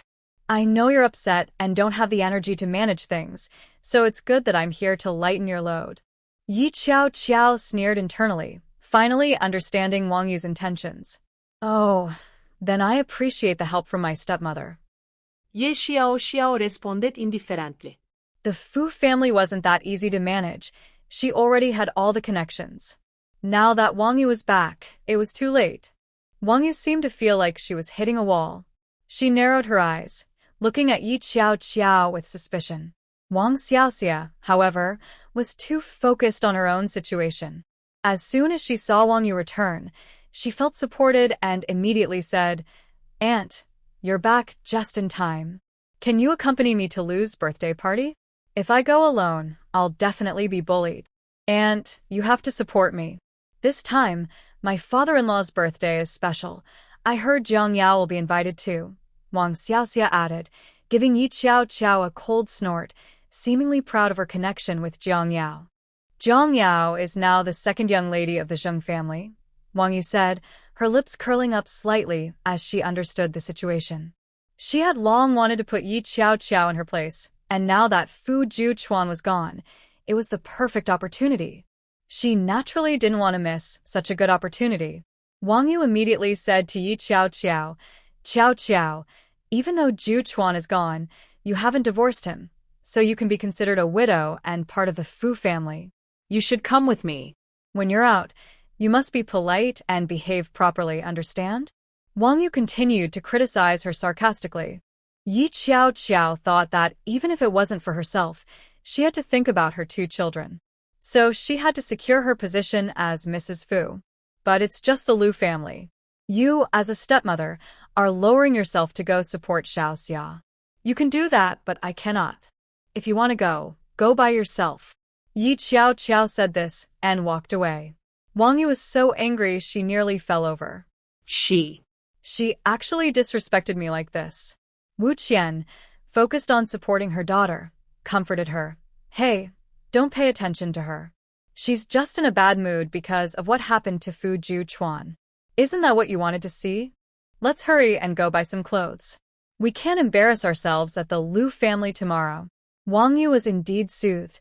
She only cared about her reputation and status in the capital. As for Yi Qiao Qiao, with Fu Juchuan gone, what could she possibly do? The next day, the 3 of them really went to Lu Fu's birthday party. Due to the special circumstances, there weren't many guests. But Wang Yu's arrival still brought a hint of displeasure to the Lu family, especially when Wang Yu opened her mouth and said, Mrs. Lu, Xiaoxia is my niece. It's only been a short time since her marriage, and you made her miscarry. Are you slapping my face, Wang Yu? Mrs. Lu replied with a half-smile, Mrs. Fu, your eldest son's life is uncertain, and even General Fu is busy looking for him. Yet you come back and want to support your niece. Isn't it obvious she's not your biological niece? You don't seem to care, and I wonder what General Fu thinks about this. Wong Yu's expression instantly darkened. Mrs. Liu, what is your status to interfere in my business? Not afraid, Mrs. Liu replied without fear. If it were Yi Qiao, she would be more cautious. The reason was simple. Everyone knew that Yi Qiao had taken on the burden of those researchers, and the country would attribute Fu Juquan's achievements to her. Even General Fu's attitude made everything clear. As for Wong Yu, leaving before was her biggest mistake. But why isn't your daughter-in-law, Comrade Yi Qiao, here? Mrs. Liu chuckled. We only recognize her now. What did you say? Wong Yu's expression darkened. Jiang Yao was sitting nearby. Hearing this, he said, Mrs. Fu, it's not that we don't want to give you face, but if we don't give Qiao face, we can't handle her anger. Look, my sister Zheng Shi has already been sent for re-education through labor. Who here would dare to go against her? Wong Yu clenched her fists in anger. Ha, she really has a lot of nerve. Jiang Yao exchanged glances with Madame Liu. Jiang Yao subtly asked, Mrs. Fu, why didn't Qiao come today? She remembered that she had specifically asked Madame Liu to invite Yi Qiao. Wong Yu impatiently replied, if Yi Qiao doesn't want to give face, that's her problem. Madame Liu already knew that Yi Qiao wouldn't give her face, and she wasn't very upset about it. However, Jiang Yao was quite unhappy. Ever since she was kicked out of the Fu family last time, she had been eager to get back at Yi Qiao. She thought for a moment and said, Mrs. Fu, please tell Qiao that I am going to choose wedding clothes with Zhou Zong. Out of respect for our past acquaintance, I hope she remembers to come help me pick them out. Wong Yu immediately thought of Zhou Zong. Fu Juquan was already dead. To get Yi Qiao out, all she needed was for her to act improperly and get involved with another man. Then she would see how her husband favored Yi Qiao. Thinking this way, Wong Yu felt a sense of impatience. As soon as she got home, she actively sought out Yi Qiao. Qiao, come out with me tomorrow, Wong Yu said proudly, her attitude unchanged from usual. Yi Qiao didn't want to engage with her. Stepmother can go by herself. Are you refusing to even go out with me now? I don't care. You must come with me. Otherwise, I'll buy some offerings and gold ingots to burn for Fu Juquan. Wong Yu said this and then laughed. She squinted her eyes and asked, what do you think? Buying these things now is appropriate, right? Once the news of Fu Juquan's demise is confirmed, I can burn them for him. The old man at home won't say anything, and will even think I'm being respectful. Yi Qiao's expression darkened instantly upon hearing this. How dare you curse Fu Ge? Yi Qiao thought angrily. Seeing her finally react, Wong Yu felt a sense of triumph. She squinted her eyes and said, I'm doing this for my dear son's memorial. It's my intention as a stepmother. How can it be considered a curse? After all, it wasn't me who caused his accident. Wong Yu couldn't help but laugh at the thought. It seems that one should do more good deeds. You see, even though I was schemed against and returned to my hometown as soon as I got back, oh dear, my son has died. Honestly, Yi Qiao, why do you stay here arguing with me at the Fu family? You should just leave and go back to the Yi family. You can still get married again, since you're so young. You can't just stay single forever, right? Yi Qiao smiled when she saw her stepmother wanting her to leave. Sorry, but since you want me to go, I won't be leaving. Since you're mocking me like this, I can't let you have it easy. You. Wong Yu was so angry, she could hardly speak. This only made her more determined to get Yi Qiao to leave. Are you coming with me or not? Wong Yu asked forcefully. Yi Qiao suddenly felt uncertain. Where do you want me to go with you? Just to the department store. After spending months in the countryside, I look so plain compared to you enjoying life in the capital, Wong Yu said sarcastically. Ye xiao narolet hareas. All right then. The next morning, Yi Qiao accompanied Wong Yu to the department store. Wong Yu went in and started shopping with Wu Qian on the first floor, showing interest in shoes and clothes. Wu Qian pointed at a radio display and said, Oh, I really want to buy this radio. She headed straight for the counter. Wong Yu arrogantly told Yi Qiao to wait nearby. You don't seem happy to be shopping with us. Wong Yu pretended to act indifferent. Fine, if you don't want to, I won't force you. Rest wherever you like, Wong Yu said as she followed Wu Qian into the radio section. Yi Qiao thought for a moment and decided not to follow them. She found a stool at a nearby shoe store and sat down, keeping an eye on Xie Song, Xiao Heng, and others around her. Suddenly, Qi Zheng sniffed and said, Qiao, do you smell something burning? Burning smell? Yi Qiao noticed it too. She jumped up suddenly. At that moment, chaos erupted on the second floor. Fire. Run. The clothing counter is on fire. Yi Qiao's heart sank. The department store had wooden shelves everywhere and no safety exits, just one staircase to get in. As everyone rushed down the stairs, screams filled the air. Let's go out the window. Xiao Heng quickly found the curtains, trying to make a makeshift slide to get down from the second floor.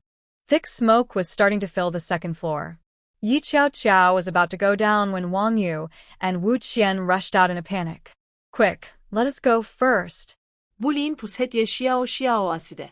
Yi Qiao had to let go of the curtain to protect her stomach. Wu Qian took the spot. Before Xiao Heng and the others could angrily push them apart, time was running out.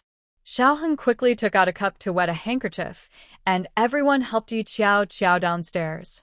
She was coughing and felt dizzy, only realizing someone was supporting her as she was taken outside.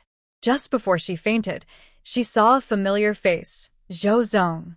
Qi Jiang pushed Zhou Zong away. Let go of Qiao. Zhou Zong looked impatient. I'm saving Qiao, not harming her. If I hadn't shown up, she would have fallen to the ground. Xiao Heng and the others surrounded him, looking coldly at him. Let go of Comrade Yi. Xiao Heng felt a heaviness in his heart as he realized there was a drug in the smoke in the department store. If that wasn't the case, Zhou Zong wouldn't have been able to take advantage. I'm just carrying Qiao to the car. Do you really want to waste time? If something happens to her, you all can't handle it, Zhou Zong said coldly, showing no intention of letting her go.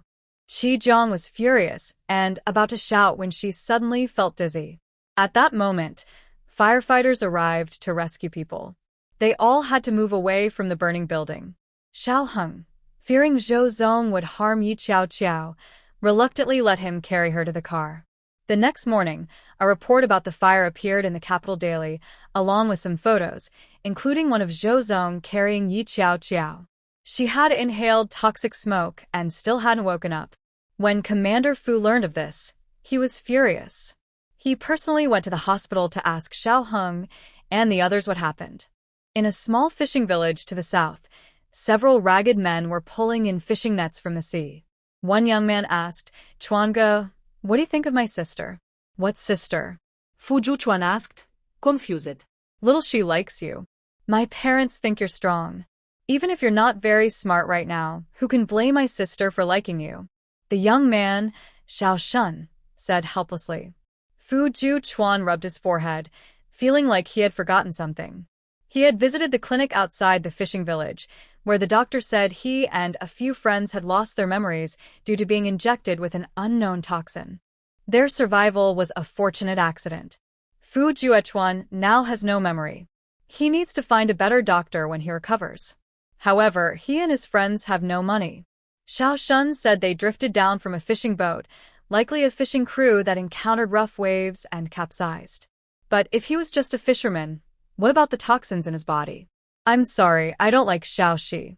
My friends are all good, you can call Xiao Shi, Fu Juchuan said firmly. He feels like he has forgotten something very important or someone. In any case, he cannot be in a relationship with anyone right now. Xiao Shun looked unhappy. If we hadn't saved you, you would have died. How can you refuse? I don't like her, Fu Juchuan said seriously. Xiao Shun didn't believe him. Xiao Shi is so pretty. Why don't you like her? Why? Fu Juchuan instinctively tried to think, but his head started to hurt badly. Brother, what are you saying? I like Chuange, it has nothing to do with him. Don't scare him away. Xiao Shi rushed over to call them for dinner and overheard this, her face turning red with embarrassment. After speaking to Xiao Shun, she sweetly asked Fu Juchuan, Chuange, please don't be angry. My brother is just talking nonsense. I'll talk to you when you're ready to date, Fu Juechuan said, rubbing his forehead. Sorry, choose someone else. As he spoke, he quickly walked past Xiao Shi towards the old house, where a rope tied to a wooden post held his clothes. For the past few nights, Fu Juechuan felt an unbearable discomfort, as if he had reached his limit.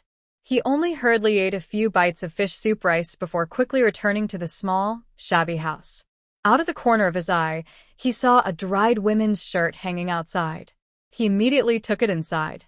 When he woke up, he found his outer clothing was torn, and even the shirt underneath was too dirty to see its original color. But after washing it, it turned out to be a women's shirt. This made Xiao Shun tease him about having special preferences. Fu Juechuan ran his fingers over the shirt, which had several snags from his rough hands. He felt that having this shirt meant he probably wasn't single. Maybe his family or wife was waiting for him to come home.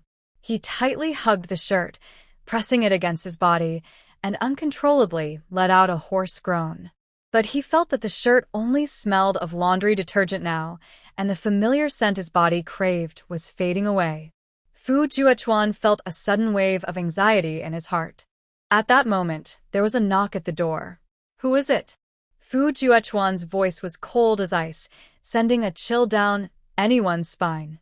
Standing at the door with a bowl of soup, Xiao Shi felt a shiver run down her back. Her admiration for Fu Juechuan's looks and physique faded in fear. She felt as if she was being watched by a fierce beast. Brother Chuan, it's me, Xiao Shi. I noticed you didn't eat much tonight, and might be feeling unwell from being out at sea. You should drink some soup to warm up, Xiao Shi said, gathering her courage to show concern. Fu Juechuan replied coldly, I don't need it. Just go, he said, holding his shirt to his nose, his face slightly flushed despite the severe headache he was enduring, his back already soaked with sweat. His smooth skin revealed strong muscles, tanned from the sun, with beads of sweat rolling down, adding to his appeal. But I'm worried about you, Xiao Shi said, initially wanting to leave. Just then, she heard Fu Juechuan let out a muffled groan, and in a panic, she pushed the door open. As soon as she opened the door, she saw him leaning against the wall, shirtless, with powerful muscles. The sight made her face turn red. Get out. Fu Juechuan's voice was icy. His narrow eyes were half closed, resembling a fierce beast ready to attack. Xiao Shi was still in shock when suddenly a book flew toward her legs. Startled, she stumbled and fell, dropping the soup, which shattered on the floor with a loud crash. With a bang, Fu Juechuan slammed the door shut, showing no mercy or compassion. Hearing the noise, Lin's mother rushed out and quickly helped Xiao Shi up. Xiao Shi, I think you should just let it go. This Chuan looks strong, but he doesn't care for others. Listen to me, don't choose a man like that. Life with him will be tough, Lin's mother advised patiently. Xiao Shi brushed off her knees and stood up, feeling pain in her knee and limping slightly. Mom, you have a point, Xiao Shi sighed. I just wanted to see if the handsome brother Chuan was worth it. Since it's not working out, I guess I'll look for someone else. I see that a few of brother Chuan's friends also have good physiques. If I marry one of them, they could help with fishing at home, Xiao Shi said thoughtfully. Mom, which one do you think I should choose? I think a Hao and Aching are both good. Although they aren't as handsome as Chuan, they look fine and are strong. They clearly know how to work well. Xiaoxi smiled, Mom, I'll listen to you. The next day, Xiaoxi stopped bothering Fu Juechuan and began to pursue other comrades. However, Fu Juechuan unexpectedly got up late, around noon, with a flushed face, clearly unwell. Brother Chuan, are you okay? Xiao Shun asked with concern. Fu Juechuan shook his head and said, I'm fine. He knew that his issue was not physical, but mental. He also understood that Xiaoxi had given up on him, saying, Once I find my family, I will repay you all. It's nothing. You stay to help us, Xiaoshen said, feeling a bit upset that he disliked his sister.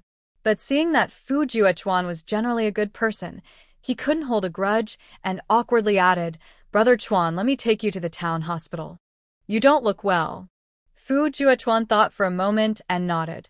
He felt he was losing control over the anxiety inside him. It was a pain deep in his bones that no ordinary medicine could fix.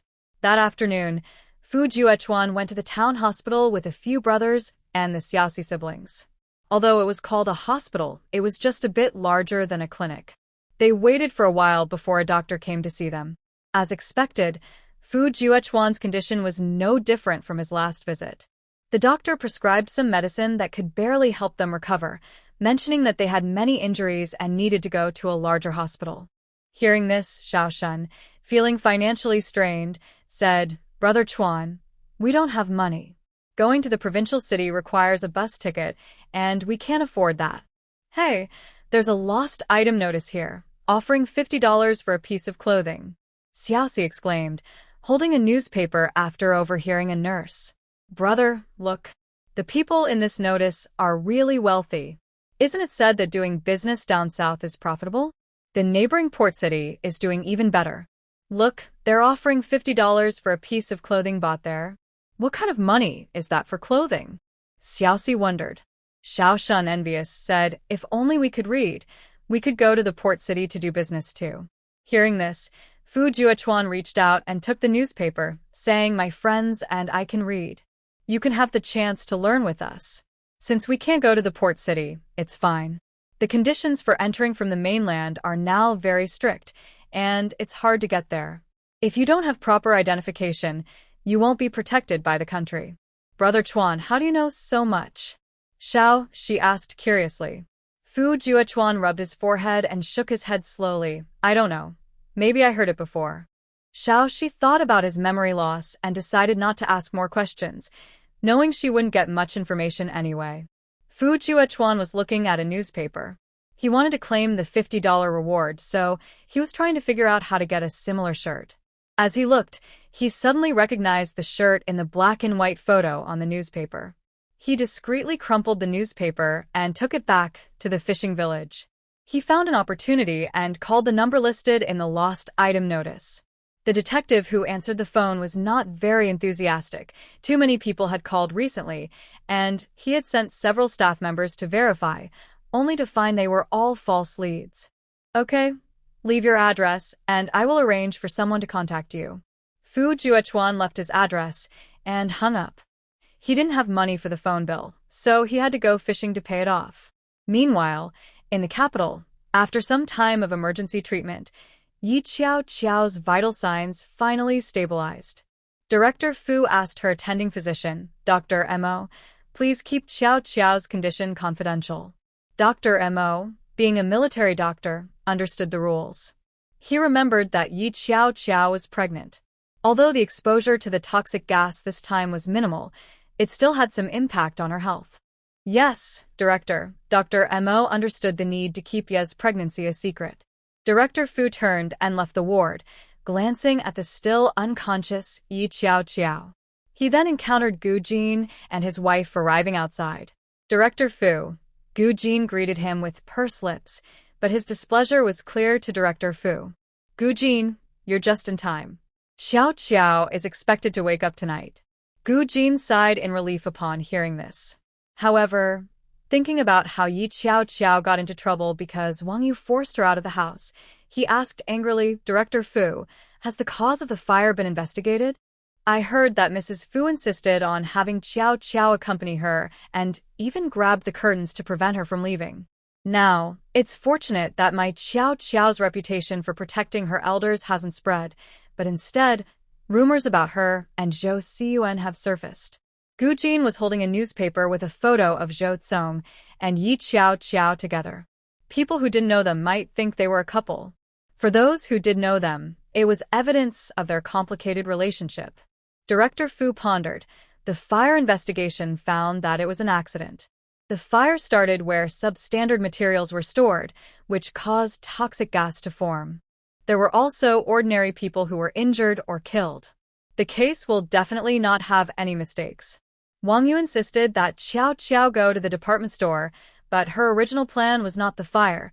She wanted Qiao to meet Zhou Tsong alone, and then arrange for someone to take photos. She intended to use this to tarnish Qiao's reputation. Gu Jin was not satisfied with this explanation. "Are you saying Wong Yu is innocent? She hasn't done Anything yet, Director Fu replied, feeling a bit frustrated. Legally, she hasn't made a mistake. As for the photo of Qiao Qiao, it was taken by someone arranged by Jiang Yao. It was for a foreign investment newspaper, and there is only this one photo. Once it's sold, it can't be taken back. Director Fu shared the real situation. Gu Jin was furious. So, even if Qiao Qiao was unfortunate this time, why should she suffer? Even if Wong Yu hasn't done anything, she already had that intention. Does that mean my Qiao Qiao deserves to be bullied by her? Gu Jin exclaimed angrily. Director Fu finally understood what it meant when a fair official struggles with family matters. He said, I will still send her back to her hometown. What good will that do? Didn't we send her back before? She found a reason to come back, and her first target was Qiao Qiao. Director Fu said firmly, this time, I won't let her return easily. Forget it, I will take Qiao Qiao back. After all, she is alone now, and it will be safer for her in Huai City. No, Director Fu said without hesitation. Gu Jin was taken aback by his attitude. Director Fu? What do you mean? You don't want my Qiao Qiao to go back to Huai City? No, that's not what I mean, Director Fu said, feeling a bit uncomfortable under her gaze. After all, he had promised Qiao Qiao to keep her pregnancy a secret, and he personally wanted her to stay in the capital to take care of herself. Director Fu continued, I'm worried that Qiao Qiao's health can't handle any more ups and downs. You know she is sad about Zhu Chuan. Yes, staying here will only remind her of painful memories. Gu Jin gave a cold laugh. The more Chief Fu opposed him, the more he disagreed. I don't care. When Qiao Qiao wakes up, I will take her home. Chief Fu was so anxious that he almost lost his temper. He couldn't say it directly, so he decided to stall for time. Let's wait until Qiao Qiao wakes up and ask for her opinion, he suggested. Gu Jin thought this was reasonable enough to accept. Fine, Gu Jin agreed. Chief Fu sighed in relief. However, I hope Wong Yu can give Qiao Qiao an explanation. An apology is the least she should do. Gu Jin said this to annoy Wong Yu. A senior apologizing to a daughter-in-law would surely upset her for days. After saying this, Gu Jin ignored Chief Fu's thoughts and walked into Yi Qiao Qiao's hospital room. Xiaolin followed him in with some fruit. Seeing Yi Qiao Qiao lying on the bed, pale and weak, she felt worried. I don't know how to explain this to my uncle. Who knew Fu Zhu Chuan would get into trouble? Sigh. Qiao Qiao's marriage has had too many ups and downs. Zhou Xiyuan is not a good person either. He took advantage of Qiao Qiao. Xiaolin said with displeasure. Are we really taking Qiao Qiao home? Of course. I'm not at ease leaving her here, and I'm worried she'll be sad. Even though she just married Fu Zhu Chuan, she is soft-hearted, and I can't relax. Infine. Yi Qiao Qiao regained consciousness and heard their conversation. Qiao Qiao, you're awake? Xiaolin exclaimed, grabbing her hand. Yi Qiao Qiao looked up and saw their worried expressions. Uncle, Sister Lin, she smiled gently, I really am fine. How long was I unconscious? Yi Qiao Qiao immediately checked her abdomen and felt no discomfort, so she assumed the baby was okay. She didn't see any sadness on their faces, so she thought everything was fine. Although Yi Qiao Qiao thought this, she didn't show it. She planned to ask the doctor later, because she wouldn't feel at ease until she did. Qiao Qiao, you've been unconscious for 2 days. If we hadn't been far away, we would have been here sooner. Sigh. Qiao Qiao, why don't you come back to Huai City with us this time? Xiaolin cautiously shared Chief Fu's explanation. The problem is, we can't really do anything to Wong Yu. At most, we can make her apologize to you. Your uncle and I care about you. Why should you suffer because of a stepmother? Xiaolin urged her with a frown. Hearing this, Yi Qiao Qiao smiled lightly. Uncle, do you think I stayed in the capital for what reason? Isn't it because you married Fu Zhu Chuan and living in the capital is more convenient? Gu Jin frowned, confused about why she was saying this. Yi Qiao Qiao gently shook her head, squinting her eyes as she said, No, I stayed in the capital to develop our Yi family's influence. Look, ever since I married Brother Fu, haven't those people in Huai City been more peaceful? Aren't you and Dad facing less trouble now? Gu Jin, hearing this, found it hard to deny and fell silent for a while. He lowered his gaze and said, in the end, it's because your dad and I are not capable that you, Qiao, have to take the lead. Uncle, don't say that. As long as our family is doing well, it doesn't matter who puts in the effort. Besides, how do you know I don't like power? Yi Qiao understood deeply that in her past life, she was bullied because she didn't use her influence. With her status, even if she acted arrogantly, no one would dare to bully her. This time, now that she is a child, she cannot allow herself to be weak anymore. So you're not coming back with us? Gu Jin sensed her implication and sighed internally, but Fu Ju Chuan. As soon as Gu Jin finished speaking, Xielin tugged at his sleeve, urging him not to bring up this sad topic. Yi Qiao lowered her gaze. I believe Brother Fu is fine. I have been looking for him. Uncle, do we have any news from Xie Song and the others? Yi Qiao asked. Gu Jin felt frustrated. You really care too much about men. Yi Qiao chuckled. Uncle, then why didn't you stop me from getting married back then? Gu Jin was left speechless by her question. Of course, it was because everyone was getting married. How could one live without marriage? Gu Jin still held old-fashioned views and didn't see any problem with marriage, but he just wanted to find a man who would care for Qiao and let her live comfortably. Isn't it because Fu Ju Chuan tricked you into marriage? He didn't mention he had such a difficult stepmother. Gu Jin rolled his eyes. Yi Qiao smiled lightly. Uncle, Brother Fu told me from the start. I also had thoughts of escaping Zhou Xiyuan at that time, which is why I chose Brother Fu.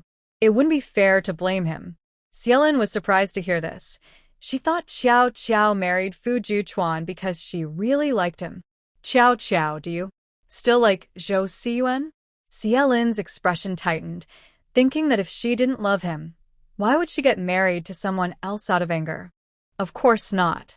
Yi Qiao looked repulsed. I only feel hatred for him. No feelings at all.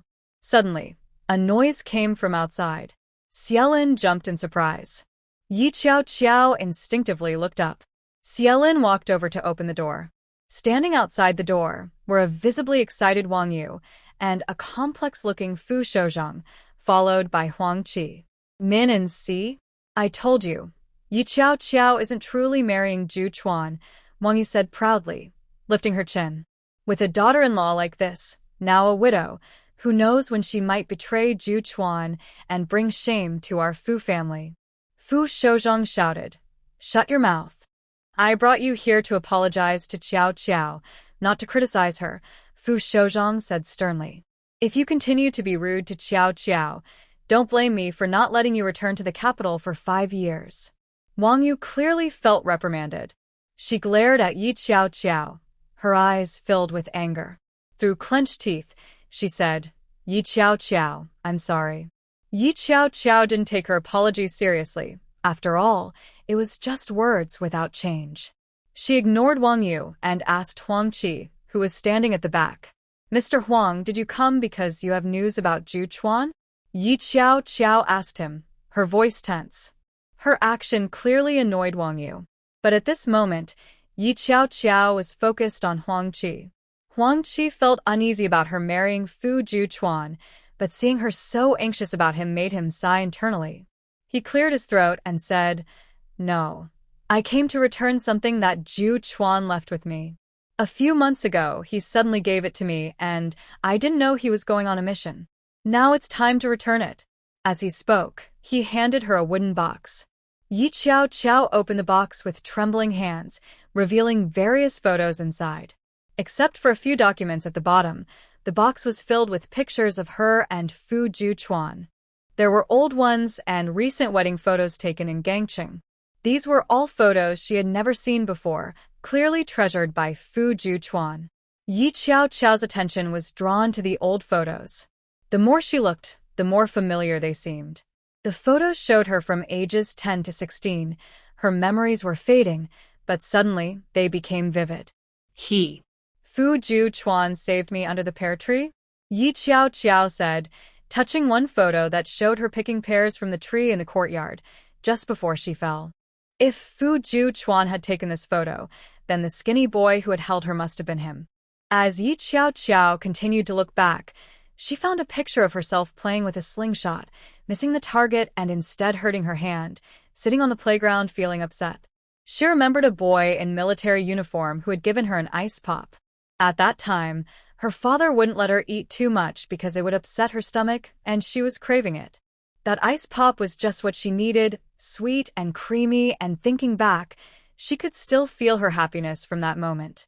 The more she looked at the photos, the more memories that had been buried deep inside her surfaced. Yi Qiao's eyes turned red as she held the pictures.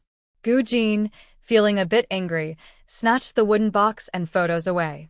What do you mean by sending these photos now? Do you think Qiao isn't sad enough? Gu Jin glared at Huang Qi. Huang Qi looked innocent. Hey, I didn't mean to. Originally, Fu Juchuan only asked me to transfer his belongings to Yi Qiao. This box was meant to be kept in the safe, but I thought since it was his stuff, it would be more sincere to give it to Yi Qiao. I didn't know it was photos. Gu Jin was fuming. Huang Qi felt a bit guilty. I just saw that Fu Juchuan liked Yi Qiao for a long time, but he never confessed even after getting married. Now that he's gone, he still had to hide his feelings. Isn't that sad? Besides, it seems that Qiao knew Fu Juchuan well, and their feelings were deep. Well, at least it's a good thing that someone loved her so much, Huang Qi said, a hint of sadness appearing on his face. Yi Qiao sniffled, her eyes red but holding back tears. Mr. Huang is right. Even in death, one should be a wise spirit. I just realized that I had known Brother Fu for a long time. She began to remember many things from her childhood that she had overlooked, noticing a familiar figure that had appeared in her early years. Back then, Fu Juchuan had been so subtle, helping her and leaving without a word, making it hard for her to connect those moments. Yi Qiao wanted to dig into the past. If she had grown up with Brother Fu without misunderstandings, perhaps she wouldn't have had to endure a difficult marriage with Zhou Xiyuan, which made her cautious about loving someone completely, even in a new life. Once bitten by a snake, one is afraid of a rope for 10 years. Yi Qiao felt a pang of sadness. She hadn't expected that in her past life, when someone had hurt her, there had been a love that had almost touched her. Wait. Fu Juchuan left all his belongings to Yi Qiao. Wong Yu heard the crucial question and sharply asked, Old Fu, are you going to manage this? That belongs to the Fu family. Why should it go to an outsider? This marriage is too easy. Director Fu rolled his eyes internally, thinking that Juchuan must know that Qiao might be pregnant. Isn't it right for Juchuan's things to go to his wife? Director Fu said calmly. Wong Yu widened her eyes. Then your things aren't mine either. I'm not dead yet, Director Fu snapped, wishing he could silence Wong Yu. Forget it, I don't want to argue with you. Someone take Madam back. He waved his hand, and the guards forcibly escorted Wong Yu out of the hospital. Gu Jin wanted to retort to Wong Yu, but didn't get the chance.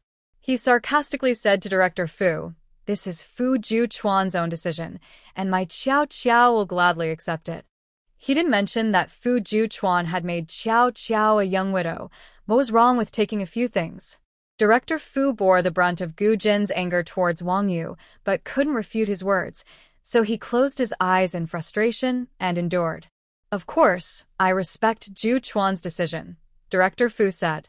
Only then was Gu Jin somewhat satisfied. Huang Qi didn't interfere in the family matters. He delivered the items and was ready to leave since he had no friends left in the capital. Before leaving, he asked Director Fu about Fu Juchuan's burial site, planning to return for the memorial service. Huang Qi's departure didn't attract much attention. He took a flight straight to a southern city. Due to the limited number of airports, he had to transfer. When he landed in Hai City, he was ready to take a car to the port. Unexpectedly, he saw a familiar figure carrying a fishing net outside. Stop. Huang Qi didn't wait for the car to come to a complete stop. He opened the door and ran after the figure, shouting, Fu Juchuan. He ran breathlessly, and the person finally stopped and looked back at him in confusion. Are you calling me? Fu Juchuan scanned him with sharp eyes, assessing whether he posed a threat, but soon relaxed, realizing the person was harmless. Fujuan. Huang Qi gritted his teeth and rushed over, hugging him tightly. You brat. You brat. His eyes turned red instantly. You really are okay? Do you know how much you scared all of us this time? I knew you would definitely cause trouble for generations. This is just wonderful. Huang Qi was extremely excited. Fu Juechuan looked at him calmly and asked, Do you know me? Come on, I'm your good brother. Are you joking about amnesia? Huang Qi rolled his eyes. Fu Juechuan maintained his indifferent expression. How can you prove you know me and aren't a fraud? Wait. Huang Qi, despite being slow to react, sensed something was off. He squinted at Fu Juechuan and, seeing the unfamiliarity in his eyes, felt a sinking feeling in his heart. You really have amnesia? Fu Juechuan nodded. Yes, I have amnesia. Huang Qi shivered slightly and immediately took him to the police station to confirm his identity, and he also brought along a few other comrades. In less than half an hour, a small team from the nearby military arrived to take a few people away. Xiao Shi and Xiao Shun watched in shock as Fu Juechuan and the others were taken away with such a commotion. Brother, who are they? They seem so important. Xiao Shun swallowed nervously. They must be soldiers. Didn't you see them being picked up by the military? No wonder they look so fit, Xiao Shi sighed. Xiao Shun sighed too, realizing that his sister's ideal partner was now gone. In the capital, when the news about Fu Juechuan reached the office of General Fu, he was so excited that his face turned red. Juechuan is back.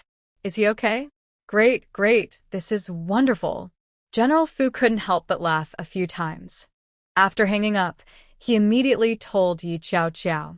Yi Qiao Qiao received the call while resting at the Fu family home. Gu Jin and Xie Lin had not left yet, wanting to stay and take care of her. The call came in at that moment. Qiao Qiao, General Fu said they found Fu Juechuan. Xie Lin exclaimed in shock, turning to look at Yi Qiao Qiao, who was resting in bed and reading newspapers. Yi Qiao Qiao paused for 2 or 3 seconds, then dropped the newspaper and jumped out of bed. Hey, Qiao Qiao, don't rush, Gu Jin said, frowning with concern for her health. At the same time, he was skeptical about the news of Fu Juechuan's return. Alan, did they really find Fu Juechuan? What's the situation? Gu Jin asked cautiously. Xie Lin's smile froze. Yes, finding him alive or dead was significant. She was about to ask General Fu again when Yi Qiao Qiao stepped forward and took the phone. Dad, what exactly is going on? Yi Qiao Qiao held the phone tightly, her breathing shallow, fearing bad news. The commander spoke cheerfully. Qiao Qiao, Juechuan is fine. He and his comrades were rescued by fishermen at the seaside. He is currently being escorted back by Old Lu from the military district in Haicheng. He will arrive tomorrow night. Great, I'll go pick him up, Yi Qiao Qiao said without hesitation. The commander agreed and said he would accompany her. After hanging up the phone, Yi Qiao Qiao began to pack her luggage. Uncle, Sister Lin, Brother Fu is still alive. Yi Qiao Qiao's face was filled with smiles as she cheerfully packed the men's shirts she had worn recently into her suitcase.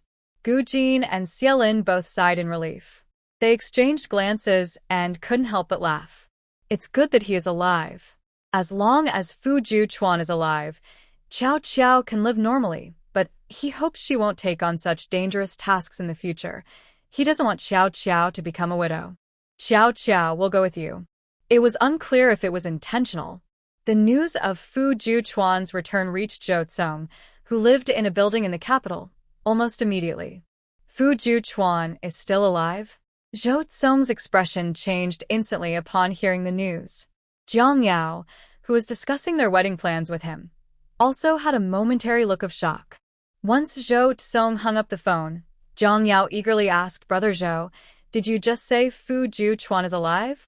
Is that true?" "Yes, he is alive," Zhou Tsong replied, his brow furrowed, clearly not pleased with the news. It was a call from Lu Zheng, who heard it from Fu's wife. Since Lu Zheng realized he couldn't shake off Wang Xiaoxia and suffered losses with Zhengshe this time, he had to keep a low profile. He simply used Wang Xiaoxia to gather information from the Fu family. Zhou Zong had long held onto Lu Zheng's secret, maintaining just the right distance in their communication, which allowed him to learn about Fu Juquan's news first. He's really lucky, Jiang Yao said, a hint of envy in her tone. Does that mean Xiao Qiao will be happy again? The thought of Yi Xiao Qiao returning to a good life made Jiang Yao feel jealous, and upon closer inspection, her expression looked somewhat twisted. Why should she have such good luck? Fu Juquan survived such a dangerous mission. A flicker of displeasure crossed Zhou Zong's eyes, but he said, well, that's a good thing. After all, Xiao Qiao is clearly looking forward to Fu Juquan's return. Brother Zhou Yu. Jiang Yao looked at him in disbelief. Are you happy? She originally thought that Zhou Zong was still gentle with her recently, but he seemed too concerned about Yi Xiao Qiao. Although he said it was to win her over while she was weak, so that their time in the capital wouldn't be difficult, seeing Zhou Zong get close to Yi Xiao Qiao made her feel jealous. Why was he so nice to Yi Xiao Qiao? Why not just use force? A simple threat could achieve the same goal. She had heard many people in prison talk about how to commit crimes. Yao Yao, have you forgotten? Xiao Qiao is unhappy with our relationship, which is why she fell out with us. Now that Fu Juquan is back, she has her own family, so I believe she will want to mend things with us, Zhou Zong said, his words sounding casual, but his eyes held hidden plans. Jiang Yao felt a little relieved upon hearing this. Brother Zhou, we are true love. We should be together, Jiang Yao said, her eyes red. Zhou Zong pulled her into his arms and gently patted her back. Don't worry, aren't we getting married soon? Jiang Yao felt a bit more at ease. Suddenly, Zhou Zong said, let's find an opportunity to congratulate Xiao Qiao. Jiang Yao's expression darkened instantly. It turned out that Zhou Zong had said all that just to see Xiao Qiao. The next day at 3 in the afternoon, Yi Xiao Qiao, dressed neatly and carrying a handbag, along with Gu Jin and Xie Lin, boarded Fu's military vehicle, heading straight to the train station. At the train station, on a certain train, 2 entire carriages were filled with soldiers. Among them, Fu Juquan and others sat upright in the most prominent positions. Meals and drinks were arranged in an orderly manner. No one moved in the carriage. It was quiet and disciplined. As the train's stopping whistle sounded, it began to glide forward. Commissioner Meng looked at the serious Fu Juquan and smiled gently. Juquan, soon your dad and your wife will come to pick you up. Given your memory loss, just listen to my introduction later. Okay. Fu Juquan felt no emotion at the mention of wife, as if what he had suspected was now confirmed. He couldn't muster any feelings.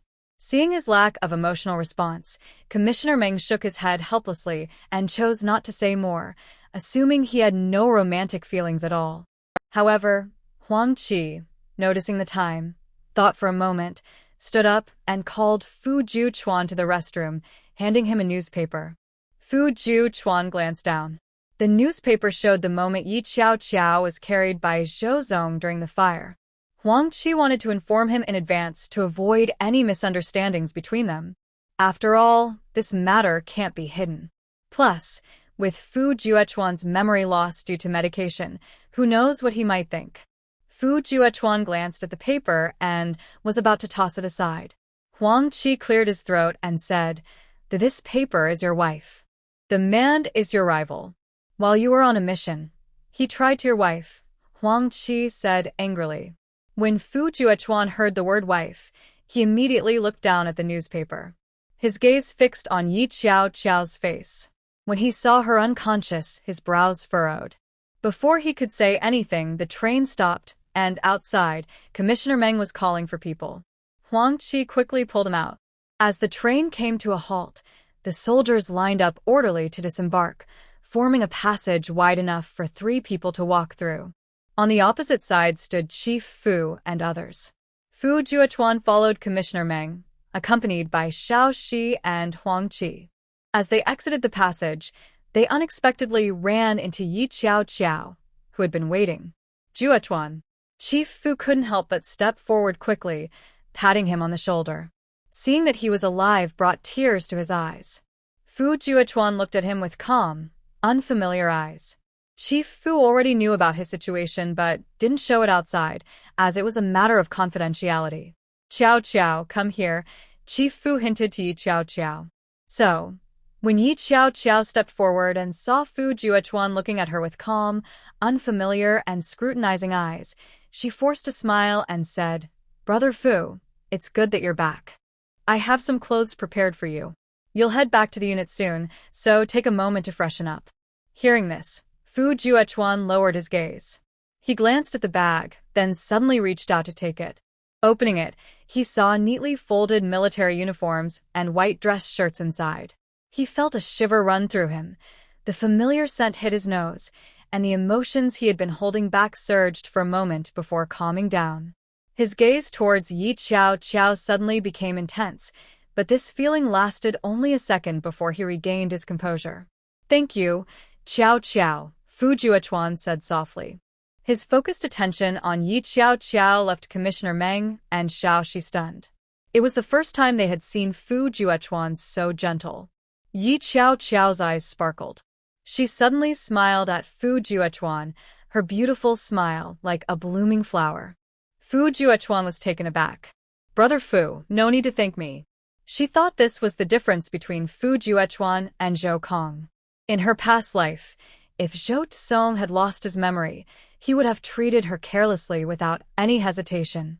But even though Fu Juechuan had lost his memory due to a task and medication, his good character could not be erased.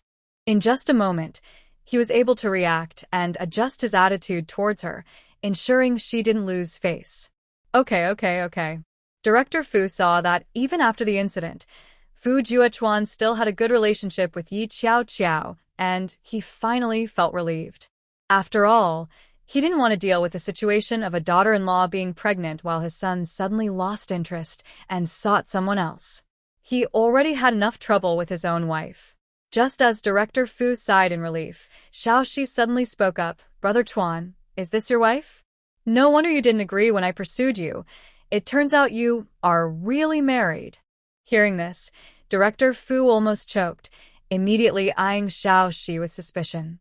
However, Yi Qiao Qiao didn't see any infatuation on Xiao Shi's face, just pure curiosity. "Hello, Ye Xiao Xiao." Yi Qiao Qiao reached out her hand to Xiao Shi. "You saved Brother Fu, right?" "That's right, it was me." Xiao Shi lifted her head proudly. "I never expected I could save a soldier. My family will earn the title of a glorious family this time." Yi Qiao Qiao couldn't help but smile. "You're great." Director Fu was relieved to see the two not arguing. To be honest, if the two had a dispute now, with Xiao Shi's comment, someone might report Fu Juechuan for misconduct, which would be troublesome. After all, Juechuan was a hero now and would likely receive awards and promotions. But there are always those who are unhappy, so adding a blemish to his record could be useful in the future during critical moments. "Qiao Qiao, please take care of these two lifesavers," Director Fu said quickly. He trusted Yi Qiao Qiao's abilities, mainly because of her character. She wouldn't make things difficult for Xiao Shi and her brother. Yi Qiao Qiao felt the pressure and thought about how Wong Yu was pursuing the position of housekeeper, which was now in her hands, and couldn't help but smile. "Yes, Dad." Yi Qiao Qiao nodded. "All right then, Comrade Meng. Let's go. We should leave the station." Director Fu arranged this and immediately prepared to return to the military district. Fu Juechuan stepped forward without hesitation, taking Yi Qiao Qiao's hand confidently. Yi Qiao Qiao couldn't help but glance up at him, subtly noticing that Fu Juechuan seemed to have changed. Fu Juechuan held her hand tightly, showing no intention of hiding it. The other comrades smiled kindly. A few military vehicles were already waiting outside.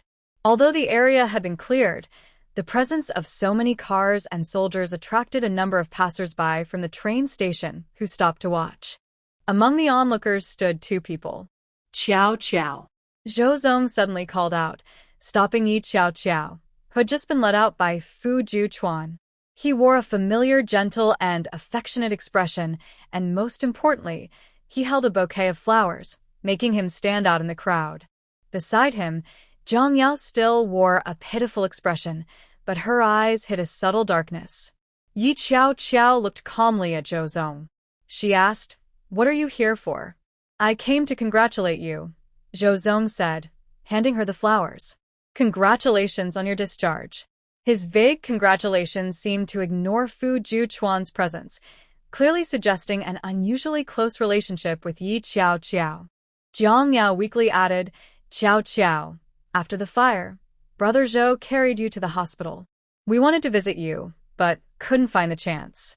Now that you're out, you must be feeling much better." Yi Qiao Qiao narrowed her eyes, realizing the two were trying to provoke her. Were they trying to stir trouble between her and Fu Juchuan? Before Yi Qiao Qiao could respond, Fu Juchuan suddenly released her hand and stepped forward toward the two. His actions startled Yi Qiao Qiao and surprised Colonel Fu, considering that Juchuan had no memory now. If a fight broke out, it would be another point against them. Colonel Fu was about to speak when Fu Juchuan took the flowers from Zhou Zong. He said, "Thank you for caring about my Qiao Qiao. You say you took Qiao Qiao to the hospital? You don't need to trouble yourself next time. We have plenty of people at home." "I'm just worried you might have ulterior motives," Fu Juchuan said bluntly. Especially since he stood half a head taller than Zhou Zong, his posture straight, and his military uniform gave him an air of authority. Zhou Zong's handsome face seemed ordinary and even weak under the pressure. Zhou Zong clearly realized this and smiled lightly. "Fu Juchuan, I'm just a friend concerned for Qiao Qiao. Don't think too much of it." "Is that so?" Fu Juchuan, unaffected by his words, seemed fearless in his amnesia. "You're trying to win over Qiao Qiao because you know she's exceptional and her background can help you. With business?" He looked Zhou Zong up and down, judging his profession by his attire. He said, "Although the country has opened its economy, please follow the rules." Zhou Zong felt the disdain and contempt in his eyes, and his expression darkened instantly. He stared at Fu Juchuan, trying to find a hint of displeasure or doubt in his eyes. He couldn't believe that Fu Juchuan wouldn't care that during his absence, Qiao Qiao had been in contact with him. After all, he used to care a lot about his presence. Zhou Zong was good at reading people, otherwise, he wouldn't have risen from a small businessman to someone wealthy in the capital. Zhou Zong hadn't found any clues yet. Yi Qiao Qiao walked over. She glanced at the flowers in Fu Juchuan's hand and took them back. "The congratulations from both of you are appreciated, but I can't accept this. If you insist, it feels like you want to harm me," Yi Qiao Qiao said with a half-smile, staring at Zhou Zong. Zhou Zong looked at her affectionately and sighed. "All right, Qiao Qiao, how could I make things difficult for you? I won't delay you and Fu Juchuan any longer." Zhou Zong took the hint and nodded to Fu Juchuan and the others. With Fu Juchuan's indifferent gaze, he left with Jiang Yao. Yi Qiao Qiao wasn't worried about others misunderstanding her relationship with Zhou Zong. After all, people in the military compound were used to it. But Fu Juchuan, who had lost his memory, was a different story. "Brother Fu." Yi Qiao Qiao looked up at him. Fu Juchuan held her hand without changing his expression, showing no signs of emotion. "Let's go, we need to get in the car." Fu Juchuan led her to the back row of the car. Yi Qiao Qiao was unsure of his thoughts, but she wasn't anxious. She sat calmly in the back seat, her hands resting on her abdomen, looking at peace. The car started, heading straight for the military district. Before Yi Qiao Qiao could figure out how to ask him about his experiences during this time, Fu Juchuan suddenly turned to her, curiosity and questioning in his voice. "Qiao Qiao, when did we meet? When did we get married? Can you tell me? And the pills you had Huang Qi bring are very effective. My comrades and I have suffered some injuries, and although we had some underlying issues after taking those pills, our energy and vitality were replenished. With some more treatment, we should be able to regain our previous combat strength." Yi Qiao Qiao felt relieved, especially seeing that Fu Juchuan, although thinner, still seemed in good spirits.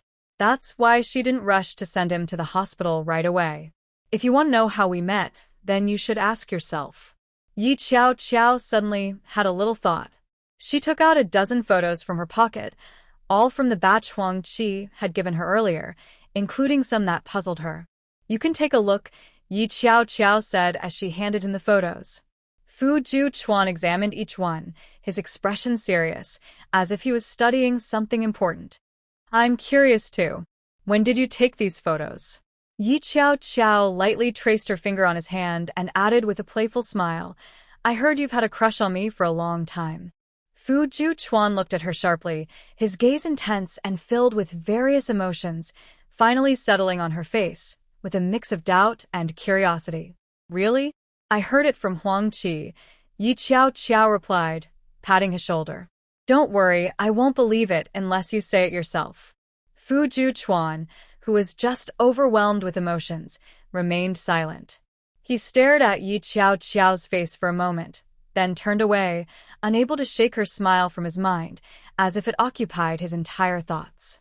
Fu Juan swallowed hard and, without hesitation, tried to tuck the photos into his pocket. Yi Chao quickly snatched them back. Brother Fu, it's not appropriate for you to have photos of me, Yi Chao said seriously. Fu Juan suspected she was doing it on purpose, but he had no proof. He looked at her with his dark eyes for a moment, then cleared his throat and said, Aren't you my wife? It's normal to have photos of your wife. It will help with recovering memories, Fu Juan added seriously, quickly snatching a few photos back and putting them in his pocket, leaving no chance for Yi Chao to take them back. He didn't notice Yi Chao's subtle smile as she lowered her gaze. She felt that everything Fu Juan did now tugged at her heartstrings. But Yi Chao was not in a hurry. The atmosphere between them was pleasant. Once they arrived at the military compound, Yi Chao got out of the car and watched him continue with Commander Fu into the base. Huang Qi took Fu Juan's car and saw him still gazing at the almost invisible figure of Yi Chao. He clicked his tongue. Still can't let go?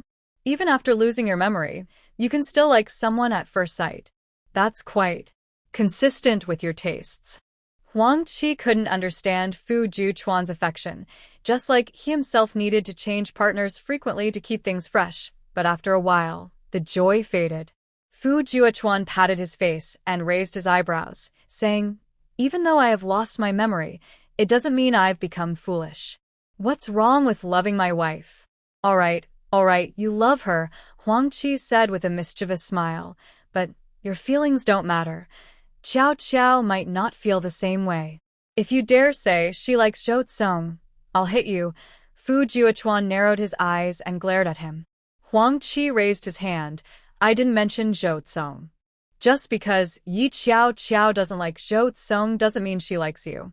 Zhou Tsong is so persistent with Yi Chao because of the chances you gave him. I think you should take advantage of your memory loss to scare Yi Chao a bit, so she feels the pain of being without you, realizes she loves you, and cherishes you more. Listening to his description, Fu Juan's throat tightened. He paused, remembering that unforgettable smile. He gritted his teeth and pushed Huang Qi away, saying, Shut up. If I'm in trouble, doesn't that mean Chao has lost me too? No, don't you know that love needs a little competition to feel real? Just like after a fight, you both feel even better. Get lost. Fu Juan looked down and ignored him. Meanwhile, Yi Chao was walking home with the two siblings, Xiao Shi and Xiao Shun. Gu Jin and Xielin were in charge of entertaining them. Sister Yi, these pastries and drinks are so delicious. Xiao Shi exclaimed happily. Xiao Shun blushed and felt a bit shy. To him, Yi Chao was incredibly beautiful, and Xielin was a mature and elegant woman. Both were dressed simply but elegantly. He had never seen such refined women before. Yi Chao was busy serving Xiao Shi while also asking about the details of rescuing Fu Juan at the beach, and learned that they knew about his memory loss. Yi Chao immediately said, Xiao Shi, Xiao Shun, please keep this matter a secret, as it involves Brother Fu's profession. We can't disclose any of his information to avoid unnecessary trouble. Xiao Shi and Xiao Shun were startled by her words. Under Yi Chao's serious expression, they took her warning to heart. Sure enough, not long after, some young people from the military district came to visit, inquiring about Fu Juan's safe return home. Xiao Shi was caught up by Wang Xiaoxia, who had brought Lu Zheng along. Wang Xiaoxia looked Xiao Shi up and down, Smiling mysteriously, they say that a life-saving grace deserves a lifetime of devotion. I'm sorry, but you saved Fu Juechuan and Yi Qiao Qiao is still here, so you can't expect to marry him. Xiaoxi had already been informed by Yi Qiao Qiao about the family disputes. She rolled her eyes and said, I think you must be crazy. You rely on Brother Fu's family to marry into the capital, yet you still turn against him. No wonder Brother Fu and Sister Yi don't like you. Don't ask me anything, and don't come near me. I don't want to talk to you. I just saved Brother Fu's life. It doesn't mean I have to fall in love with everyone I meet. Do you think I can just sit around all day thinking about love? Xiaoxi snapped at Wang Xiaoxia. A soldier standing not far away showed a subtle smile. Yi Qiao Qiao observed the situation closely. Xielin asked worriedly, Qiao Qiao, aren't you worried that Xiaoxi might really like Fu Juechuan? After all, feelings can develop easily. Such things are hard to guard against. Yi Qiao Qiao gently shook her head. After all, being admired depends on whether the person being loved has boundaries. Itrast Fu Yuquan. Yi Qiao Qiao didn't expect to feel so calm. But 3 days later, Fu Juechuan suddenly returned home. After dinner, he pulled her into the room and held her tightly. Qiao Qiao, I heard you don't like me. Then who do you like? Before Yi Qiao Qiao could respond, he picked her up and laid her on the bed, quickly unbuttoning her clothes. Wait. Yi Qiao Qiao was stunned and flustered by his sudden actions. Why are you asking this all of a sudden? Did Zhou Xiyuan do something again? Unexpectedly, just hearing Zhou Xiyuan's name made Fu Juechuan's emotions surge. He held her neck and kissed her, jealousy overwhelming her. Qiao Qiao, how can you think of him while in my arms? It seems I was too reserved with you before. Fu Juechuan became assertive, and Yi Qiao Qiao realized he was serious. Breathless, she pushed against his shoulder. Brother Fu, please stop. I won't. Fu Juechuan, taking advantage of his amnesia, refused to be as timid as Huang Qi had described. His deep eyes showed displeasure at being rejected, filled with jealousy. You say you don't dislike me, but now that I love you, you push me away. Is it because my figure isn't good enough? Or my abilities? Yi Qiao Qiao's heart raced under his gaze, but thinking of the baby in her belly, she quickly calmed herself, took a deep breath, and said, Do you want to see your child? What child? Fu Juechuan didn't understand at first and stubbornly held on to her. Looking closely, he was actually the same as before, just more restrained back then. But every time he held Yi Qiao Qiao, he never loosened his grip and played around. Yi Qiao Qiao found Fu Juechuan's current personality fresh and interesting. She deliberately lifted her chin and placed his large hand on her slightly curved belly. Right here, your child. Since Fu Juechuan returned, she had no intention of hiding it from him. After all, as long as Fu Juechuan was alive, her pregnancy wouldn't be so noticeable. At least it felt safer. Child. Fu Juechuan froze, staring at Yi Qiao Qiao's belly as if it were a treasure, filled with a sudden, overwhelming happiness. He slowly leaned closer to her belly, resting his head on it, quietly listening. Although there was no sound, he could vaguely sense the strong presence of the child forming. Qiao Qiao, I have a child now. A smile broke through Fu Juechuan's stern face. He looked up and asked, How many months along? For months. It had been over 3 months since Fu Juechuan went on his mission and was missing for half a month. The child came when you left. Hearing this, Fu Juechuan suddenly remembered something. Huang Qi said I left for a mission right after our wedding. So, Qiao Qiao, this child, was conceived then? Fu Juechuan thought it through and realized something was off. Even though he had lost his memory, he knew himself well. If the child was conceived at that time. Qiao Qiao, I want to ask, didn't we take precautions on our wedding night? I shouldn't have let you handle this alone. Fu Juechuan's tone was firm as he looked at her intently. Yi Qiao Qiao felt his strong presence for the first time. But inside, she felt a desire to retreat. She was afraid of falling deeply in love with Fu Juechuan. In her past life, trusting someone completely had ended badly, making her learn to hold back even if she liked someone. Her situation in this life was already good, and now with a child, She couldn't let love cloud her judgment. She feared that being swept away by love would make her lose control. Yi Qiao Qiao had made up her mind. She smiled lightly at Fu Juechuan. You guessed right. I really wanted a child back then, so I secretly broke the protection. You just happened to be drugged by Wang Xiaoxia and didn't have time to notice. Fu Juechuan's eyes darkened as he realized that Huang Qi was telling the truth. He suddenly embraced Yi Qiao tightly. Qiao Qiao, are you turning your back on me? Fu Juechuan lifted her chin and kissed her tenderly. Shouldn't you be punished for that? Yi Qiao coughed lightly, trying to stay rational, but soon found herself breathless from his kisses.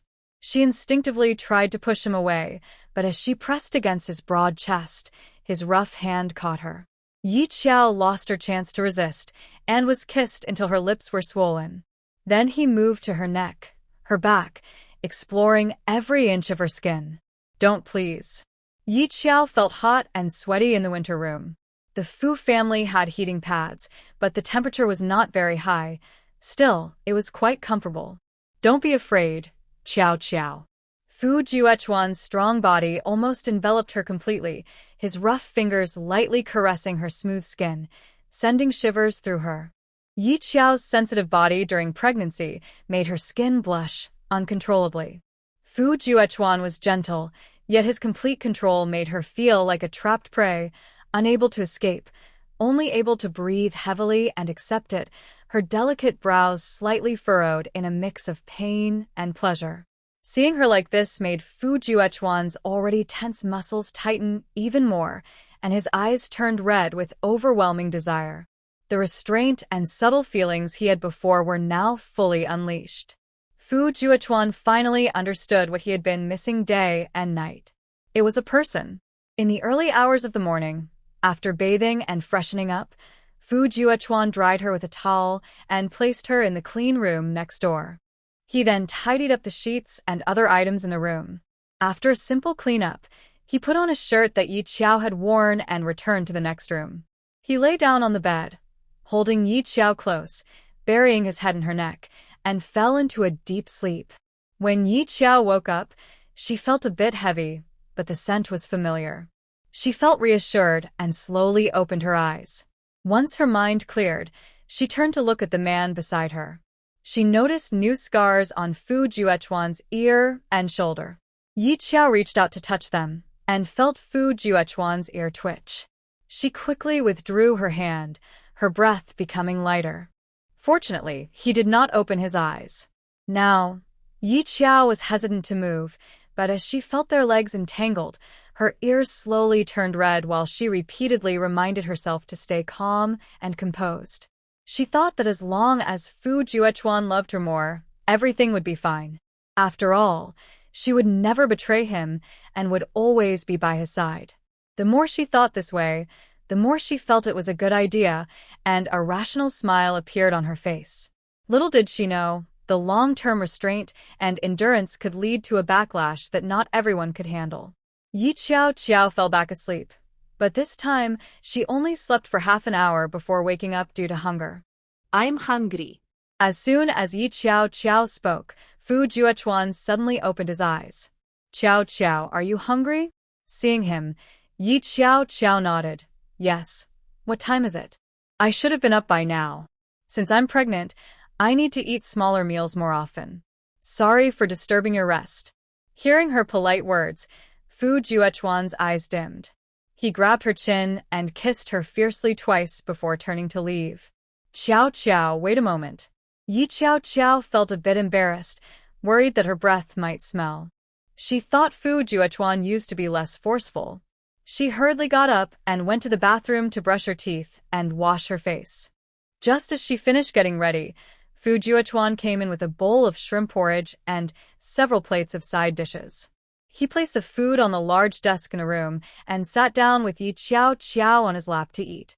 Yi Qiao felt a bit uncomfortable sitting on him and wanted to get down, but Fu Juechuan wouldn't let her go and directly fed her.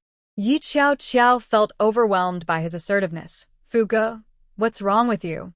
How am I different from before? Fu Yuquan asked calmly. Yi Qiao looked at him helplessly. You used to be very gentle and nice, and you wouldn't force me to do anything. Are you angry that I'm feeding you? Fu Juechuan put down the spoon and looked at her steadily. Yi Qiao instinctively shook her head. I'm not angry. I know you mean well. Hearing this, Fu Juechuan immediately smiled and continued to feed her without holding back. Yi Qiao was usually easygoing about these things, so she didn't say much and cooperated until they finished the meal.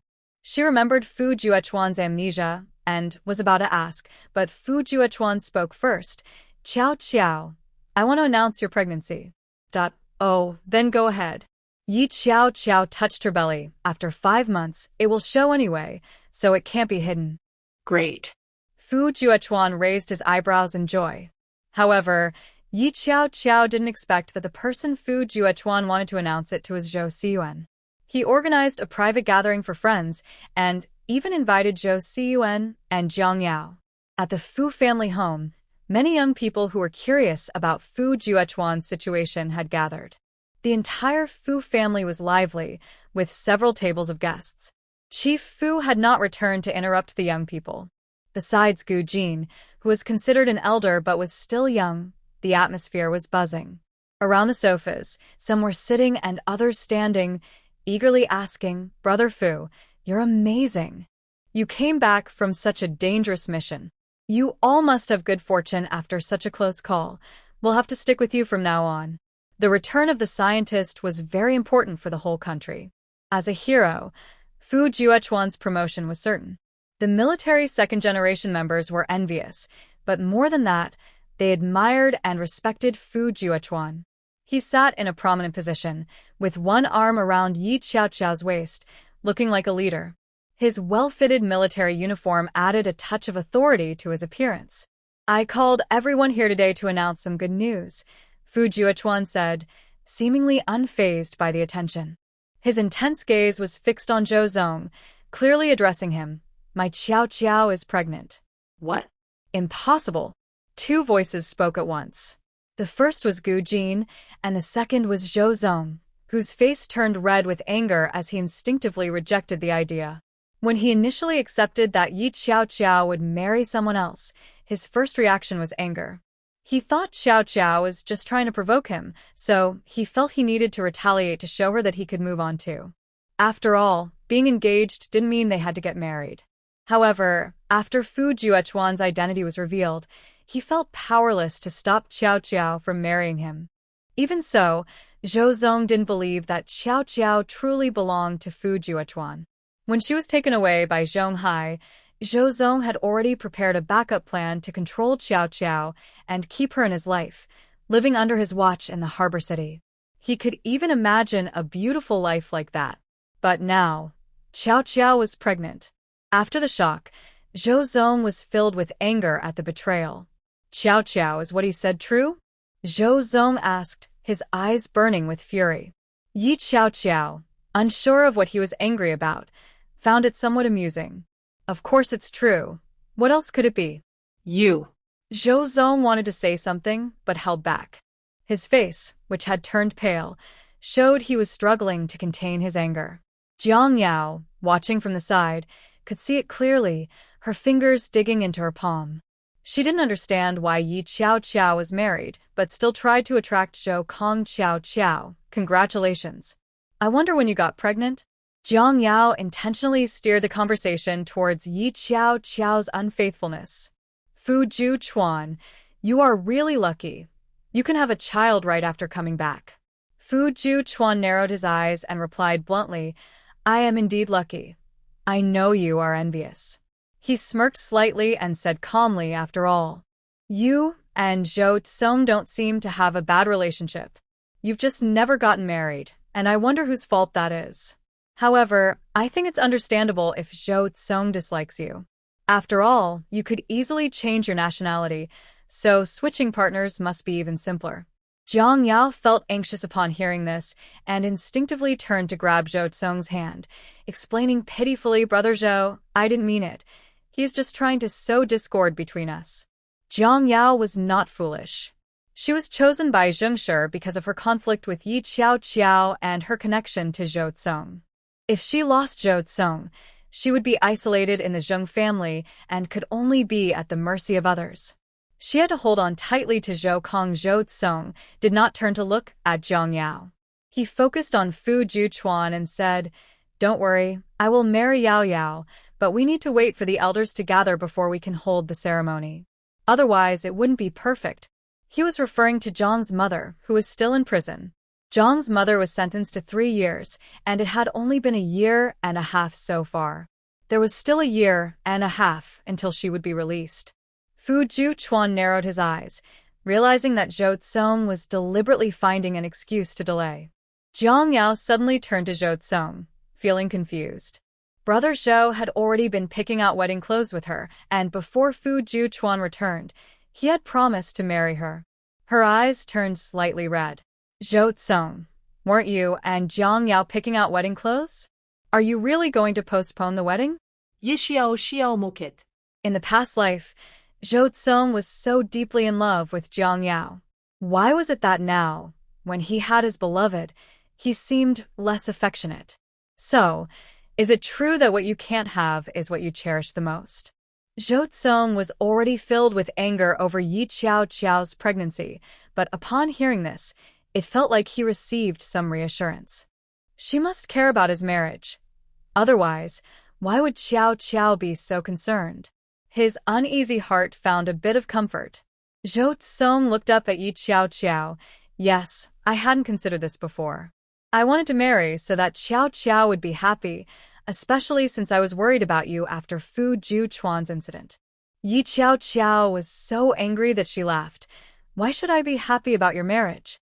Zhou Zong, hearing this, gave Fu Juchuan a smug and subtly provocative smile. "Qiao Qiao, you're pregnant, so you need to take care of yourself. I came here to congratulate Fu Juchuan on his return, and I brought a statue of Buddha. That doesn't really suit you. I'll have someone prepare some medicine for you to support your pregnancy," Zhou Zong said, turning to instruct his assistant. "Go get the precious herbs I collected from the mountains for Qiao Qiao." "Yes," the assistant nodded and left. This time, Yi Qiao Qiao did not refuse. Why would she turn down good herbs? Knowing Zhou Zong's personality, he would surely keep bothering her. It was better to accept this now than to let him find other ways to send her random gifts. "Thank you, I won't be polite then." Yi Qiao Qiao nodded at Zhou Zong. Zhou Zong's smile grew wider, but when his gaze fell on her abdomen, it paused for a moment, and that feeling of frustration resurfaced. Fu Juchuan noticed his expression, scoffed, and pulled Yi Qiao Qiao into his arms, playing with her fingers. "Comrade Zhou, your gift is too precious. Naturally, Qiao Qiao and I should repay you, as our family can't accept valuable gifts without a reason. How about this? I heard Jiang Yao has a biological sister who is raising a child alone. The foreign language kindergarten in the capital is opening this year and enrolling students. I can provide a recommendation letter to help her get a spot." After saying this, Fu Juchuan deliberately asked for Zhou Zong's opinion. "What do you think?" What did he think? Zhou Zong naturally felt it was not good. This seemed like a return gift, but it was of no help to him at all. However, it was strange for Fu Juchuan to help him. He was doing this on purpose. Was he trying to bring Xiaolan in to annoy him? Zhou Zong scoffed internally, thinking that Fu Juchuan's behavior showed his lack of confidence. Qiao Qiao didn't love him that much, or he wouldn't be competing with him. Feeling satisfied, Zhou Zong naturally wouldn't refuse. "All right, then I'll trouble Comrade Fu." Fu Juchuan smiled. "No problem." The school is funded by Huang Qi to improve the children's English from a young age, making it easier for them to communicate with foreigners. It's a rare opportunity. Although Huang Qi didn't understand why his friend didn't confront his rival directly and instead chose to offer a favor. He felt confused but went along with it, smiling as he shook hands with Zhou Zong. "Mr. Zhou, I'm Huang Qi. Let's keep in touch." It was important to stay connected. Otherwise, who knew when this man might deceive Yi Qiao Qiao? Huang Qi was sharp and quickly noticed Zhou Zong's intentions toward Yi Qiao Qiao. They were both men, after all, and understood each other well. Zhou Zong had heard of Huang Qi through a newspaper about overseas Chinese aid projects. Recognizing Huang Qi's identity made him wary of his financial power. He returned the handshake without showing any emotion. There was a competitive atmosphere between them. Xiao, I can't believe you kept your pregnancy a secret from us. That's really not fair, Qi Jiang said, finally realizing what was happening. She grabbed Yi Xiao's hand, feeling anxious. You were fainted from the smoke before. Thankfully, the baby is okay. Jiang Yao's eyes flickered as she focused on Yi Xiao's belly, lost in thought. Ye Xiao similet gente. I didn't want you to worry. After all, it's still early, and it's not confirmed yet. That's true. Some people just can't stand to see you happy, so it's better to be cautious, Qi Jiang said, casting a cold glance at Jiang Yao. Jiang Yao looked hurt and accused Qi Jiang. Miss Qi, are you talking about me? That's unfair. Isn't it good news for me that Xiao is having a baby? Her implication was that no one was competing with her for Zhou Zong. Qi Jiang thought there was some truth to that, and huffed lightly. If you think that way, then that's great. Jiang Yao smiled and stood up. Excuse me, everyone. I need to go to the restroom. After saying that, she turned and walked toward the restroom, casting a subtle glance at Wang Xiaoxia as she passed. Wang Xiaoxia, who had been feeling jealous in the crowd, caught her hint and followed her into the restroom. What do you want? Wang Xiaoxia asked, crossing her arms as she entered. Jiang Yao looked at her belly and smiled silently. You had a miscarriage before, right? Or was it caused by Lu Zheng? Yi Xiao saw you at the hospital then, so she must have been pregnant too. How unfortunate for you that you lost your baby while Yi Xiao's baby is fine. You really have it tough. Wang Xiaoxia clenched her fists, her eyes filled with anger. What are you trying to say? Jiang Yao smiled lightly. It's simple. She leaned closer to Wang Xiaoxia and whispered something in her ear. In no time, they had come to an agreement. Meanwhile, Yi Xiao was arranging the meal. Dishes were served at the table, and familiar young people sat together. Fujian sat at the main table with Yi Xiao. He naturally moved to help Yi Xiao with the dishes. Zhou Tsong watched the two of them intently, his expression growing more and more troubled. Jiang Yao couldn't bear the pain of seeing her man focused on someone else. She suddenly stood up and said, Xiao, I toast you with tea instead of wine. Yi Xiao saw her approaching. She slightly raised her eyes to look at Jiang Yao and noticed her displeasure, which made her feel a bit satisfied. Jiang Yao was trying to steal her man, but it turned out that this man wasn't as appealing as she thought. This was getting interesting. Yi Xiao raised her cup and said, All right. I also wish you and Zhou Tsong have children soon, Yi Xiao said with a smile. Instead of being happy about her generous words, Jiang Yao felt mocked for having Zhou Tsong, but not his heart. Why should that be? Jiang Yao gritted her teeth secretly. Suddenly, she bumped into Yi Xiao, losing her balance and crashing into her. Ah! Someone gasped. A teacup fell to the ground with a loud crash. I'm so sorry. I didn't mean to. Who dropped a piece of meat on the floor? I slipped, Zhang Xian said, frightened. Meanwhile, Jiang Yao had forcefully collided with Yi Xiao. If she made contact, Yi Xiao's baby would definitely be in danger. Before falling, Jiang Yao flashed a triumphant smile at the startled Yi Xiao. But in the next moment, her expression froze. A strong force hit her, and she felt as if she had been kicked against the wall, nearly losing her breath. When she finally steadied herself and looked up, she saw Zhou Tsong and Fujian both concerned for Yi Xiao. In an instant, Jiang Yao's eyes widened in anger. Xiao. Are you okay, Xiao? Zhou Tsong immediately reached out to help Yi Xiao to the nearby sofa. Fujian kicked him aside and lifted Yi Xiao to move her. Yi Xiao wrapped her arm around Fujian's, saying, Brother Fu, I'm fine. You protected me well. I know with you here, I won't get hurt. Fujian, who initially thought he hadn't kicked hard enough, suddenly smiled. Zhou Tsong watched as Yi Xiao showed affection towards Fujian, his fists tightening at his sides. Brother Zhou, help me. Jiang Yao coughed violently, struggling to reach out to Zhou Tsong with a desperate look in her eyes. Zhou Tsong heard her and turned to look at her, His brows furrowed. He didn't approach her with concern as he usually would, and there was a hint of reproach in his eyes. Yao Yao, why did you suddenly rush at Xiao Xiao? Zhou Zong questioned her. Jiang Yao felt a chill run through her body. Brother Zhou, I was bumped into too. It wasn't intentional. No, you could have fallen to the side, but you didn't. Xiao Xiao is pregnant. Do you understand? If she gets hurt, it could mean trouble for both of them. Zhou Zong's anger surged at the thought. Even though Xiao Xiao had betrayed him and was carrying another man's child, it was due to Fu Juechuan's coercion. No matter how upset he was, he didn't want Xiao Xiao to die. Jiang Yao's actions touched a nerve, and his usual gentleness vanished, resembling the time he confronted Yi Xiao Xiao about harming Jiang Yao in the past.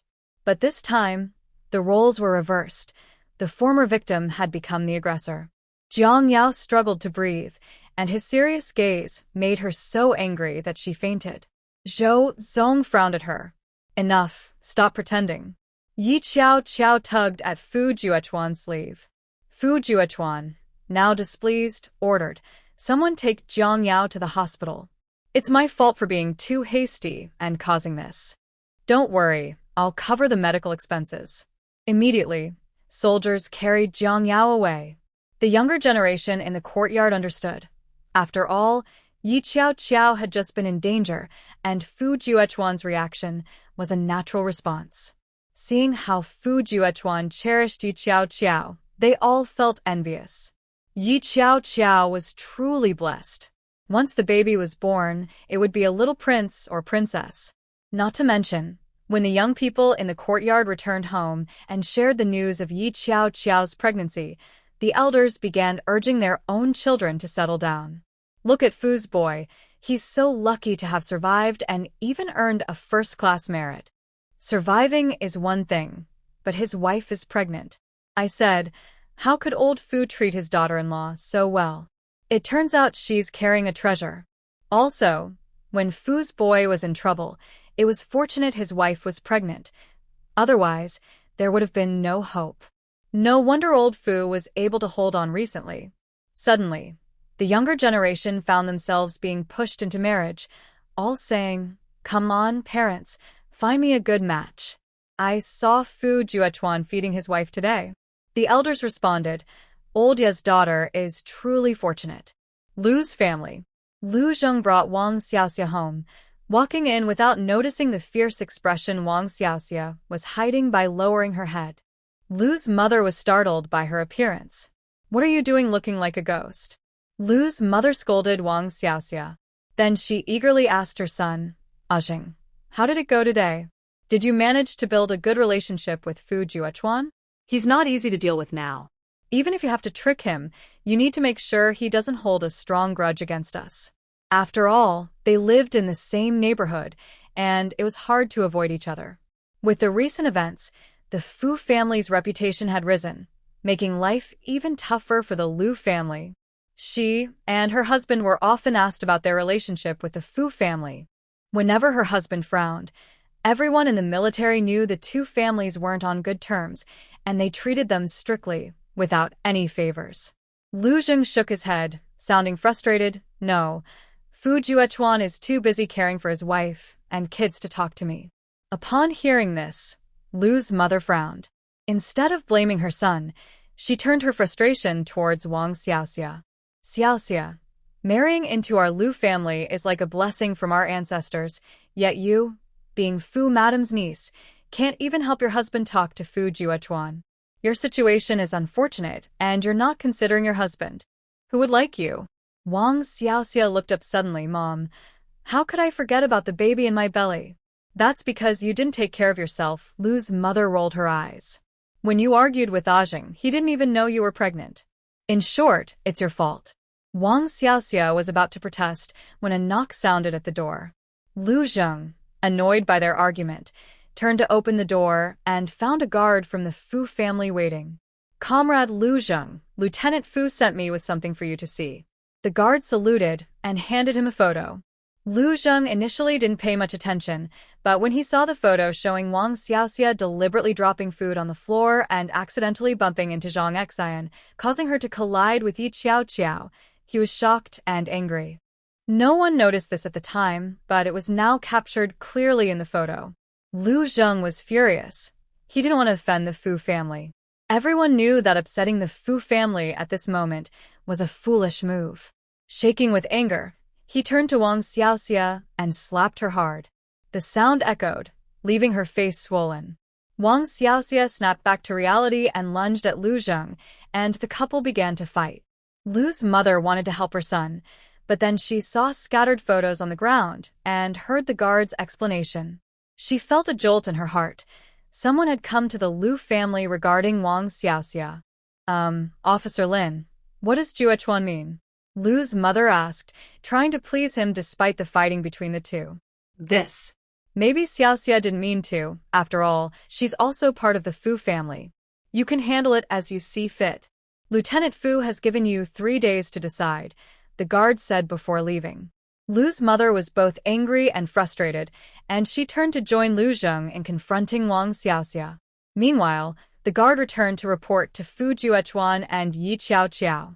Upon hearing this, Yi Qiao said, Jiang Yao is behind this, but I didn't expect Wang Xiaoxia to be so foolish. The furniture in the Fu family's living room was already arranged, and she was sitting with Fu Juechuan, waiting for the military doctor to arrive. The doctor was sent by higher-ups to check on Fu Juechuan, but he insisted on having Yi Qiao join him for the examination. Yi Qiao recalled Jiang Yao's look when she fell and made a confident guess. Jiang Yao, Fu Juechuan murmured. Hearing him say her name made Yi Qiao frown slightly, feeling uneasy. She turned and said, Brother Fu, please don't say her name. It worries me that you might like her like Zhou Xiyuan does. Fu Juechuan turned to her with a serious expression. Qiao, I've looked at my diary and remembered some things. I understand your conflict with Jiang Yao, and I know her character. There's no way I could like her. Yi Qiao popped a slice of citrus into her mouth, realizing she was craving something tangy. She lifted her eyelids and smiled sweetly at Fu Juechuan. Oh, Brother Fu is different, he's smart. Fu Juechuan felt his throat tighten under her gaze and raised his hand to signal the guard to leave. In the distance, Huang Qi and the others were playing cards. Taking the opportunity, he grabbed Yi Qiao's chin and kissed her deeply. She was startled and wide-eyed.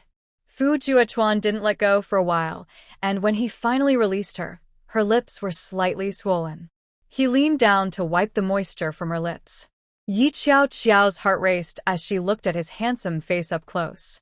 His clean skin and strong features were unlike any ordinary man. This strength was captivating, as if he could overcome anything that came his way, radiating a strong sense of belief. This is a unique quality of soldiers. Yi Qiao's ears turned red for a moment, and she was about to say something. Just then, there was a knock at the door. The military doctor had arrived. Fu Juechuan frowned in displeasure and got up to greet him. Yi Qiao, relieved to avoid being discovered, sighed just as she saw Fu Juechuan bringing the doctor over. Dr. Tan, please take a look at my wife, Fu Juechuan said urgently, making it sound like Yi Qiao was seriously injured. She almost got hit just now, and she is pregnant. I'm worried. Upon hearing about the baby, the doctor softened his gaze and patiently checked Yi Qiao's pulse. Everything is fine. There's no risk to the pregnancy. Just take care of yourself as before and don't be overly anxious, but avoid falling or similar actions. Yi Qiao was aware of her health condition, but seeing Fu Juechuan so anxious was quite special to her. Brother Fu, shall we go upstairs to check on your health? Sure. Fu Juechuan led the way, with Dr. Tan following him upstairs. Once they entered the room, only the three of them remained. Dr. Tan looked at Yi Qiao. Fu Juechuan said seriously, Dr. Tan, just speak freely. Qiao has signed a confidentiality agreement and won't leak anything. Dr. Tan nodded and got to the point. Juechuan, we conducted a large-scale investigation into you and your comrades and found that you were exposed to a type of neurotoxic agent known as the E-agent. This agent appeared 10 years ago and was used for animal anesthesia, but due to side effects, including amnesia, it has been illegally used in various hidden places. especially when you were undercover. Fujian understood that the agent had been injected into him. He knew there was a problem at the time, but had to endure it to complete the mission without sacrificing his life. Now, trying to make amends was indeed challenging. However, we currently do not have an antidote for this agent, and we are unsure if the damage can be reversed. The higher-ups believe this won't affect your physical condition or abilities. You just need to review the knowledge you learned to recover, so they suggest conservative treatment. Even if you lose some memories, it's better than losing your life. We can't allow experiments on your bodies without reason. As a medical expert, Dr. Tan's involvement showed how much the higher-ups valued Fujian and his comrades. After all, special forces capable of saving the country are rare. I understand. Fujian did not show his disappointment and simply said, "It's a pity we have amnesia. We have very little useful information to provide." Old Tan's expression changed slightly upon hearing this. Actually, the higher-ups have asked those researchers, and some of them have heard of this eerie agent. Oh! Fujian looked up, his eyes questioning him. How do they know? If it's a researcher from abroad, I could just send someone to bring them back. Old Tan was amused by his boldness. This time, the higher-ups will give you time to recover your previous special training. There's no time to send you on a mission. Fujian was not surprised by this outcome. He thought that spending time with Xiao was good too. Since Xiao was pregnant, he really didn't want to go out on missions. He had already scared her enough this time. As he thought this, he subtly held Xiao's hand tighter. Xiao was confused by his concern. She was still pondering the matter of the eerie agent. She felt like she had heard of it before. Old Tan, is this eerie agent related to the E2 reagent? She remembered hearing about the E2 reagent, but that was 10 years later. The E2 reagent? Is it the second version? I haven't heard of it. Old Tan quickly took out a notebook to jot down notes, wearing a green military uniform with a pen ready at hand. Actually, this e-reagent appeared in a pet shop owned by the Zheng family overseas, but it was later withdrawn due to regulatory issues and side effects. The Zheng family? The family of Zheng Shi overseas? Once Xiao heard it was related to the Zheng family, she had no doubts. The reason was simple. She had heard in her past life that the E2 reagent was indeed used by the Zheng family. However, at that time it was clearly banned, yet they still used foreign laws to evade restrictions, leading to its appearance domestically. That's right. Old Tan adjusted his glasses. You may not know this, but among the research scientists, several seniors have actually received financial support and help from the Zheng family privately. However, the Zheng family's actions were not obvious, and the higher-ups have already noticed this. They suspect that the Zheng family might want to help the country or have other intentions. Impossible. Xiao's expression changed slightly. She never expected the higher-ups would think this way. The Zheng family definitely did not want to help the country. In the next 20 years, the Zheng family would be one of the main culprits in undermining the domestic economy, almost leading to a collapse. Just thinking that if the higher-ups consider the Zheng family as patriots, it would be a disaster. Even if she can protect herself, she cannot bear to see such traitors emerge. Old Tan, don't joke around. The higher-ups will definitely analyze the Zheng family's situation carefully. This little issue cannot prove they are on our side. Besides, Yi Xiao questioned, no one abroad knows about the Zheng family's eerie agent, but how did you find out? Old Tan looked at her with appreciation. That's right, Comrade Yi has a sharp perspective. This information was voluntarily shared by the Zheng family. They only made one request. They want to cooperate with the country in business. Upon hearing this, Yi Xiao thought the Zheng family would choose to save Zheng Shi, but their decision not to do so aligns with their profit-driven nature. What did the higher-ups say? They're also quite conflicted. After all, the rescue of the researchers has caused quite a stir domestically, and people abroad are already trying to harm our reputation through public opinion. But it's okay. As long as this group of researchers returns, that is the most important thing. So the current issue is to maximize benefits. Yi Xiao sensed the unexpected meaning in this statement. They didn't want to pay too high a price. It's not surprising. She doubted the Zheng family's true intentions, So how could the higher-ups easily trust them? Often, it's just about weighing the pros and cons before making a decision. Yi Qiao looked at Fu Juchuan and gently tugged at his sleeve, saying, "There's also Jiang Yao and Zhou Kong. We can use them." Hearing this, Fu Juchuan felt a bit frustrated. He didn't see the need for those two, especially Zhou Kong. But he couldn't resist Yi Qiao's questioning gaze. "We'll give it a try," Fu Juchuan said helplessly to Old Tan. "We just need to find out who the researchers of the reagent are. Maybe we can find a solution." Old Tan nodded. The main thing is that the higher-ups want to know what Juchuan and the others can provide. After all, they are the only ones who successfully infiltrated and escaped. It's no wonder they could infiltrate. It's because of this reagent. Fu Juchuan nodded. "That seems possible, but unfortunately, there are no leads at the moment. Don't worry, your health is the priority. The higher-ups will make arrangements for this matter. By the way, Comrade Yi, I see you seem to have a different opinion about the Zheng family. If you can provide evidence, perhaps the higher-ups will take it into consideration." Old Tan said this because he noticed Yi Qiao didn't have a good impression of the Zheng family, and it was also due to Fu Juchuan's affection for her. "I believe Yi Qiao has a good eye for things." When Yi Qiao heard this, she thought there was a chance. "Thank you for the reminder, Mr. Tan," she thought to herself. There was plenty of evidence, and she had already instructed someone to keep an eye on the Zheng family, even overseas. They could produce useful information at any time. "By the way, this is a protective pill I prepared. If you get hurt suddenly, remember to use it. It can help save your life as much as possible. If there's a difficult delivery, take this red one." Mr. Tan carefully took out 2 pills, looking reluctant. "This is a rare royal medicine." Yi Qiao was surprised and instinctively looked at Fu Juchuan. Without hesitation, Fu Juchuan reached out to take them, his speed suggesting he was worried Mr. Tan might change his mind. "Thank you, Mr. Tan. So this counts as your gift to me. I appreciate it. You truly have good intentions, as expected from a descendant of royal doctors." Fu Juchuan praised Mr. Tan, which was quite different from his usual quiet demeanor. Mr. Tan rolled his eyes.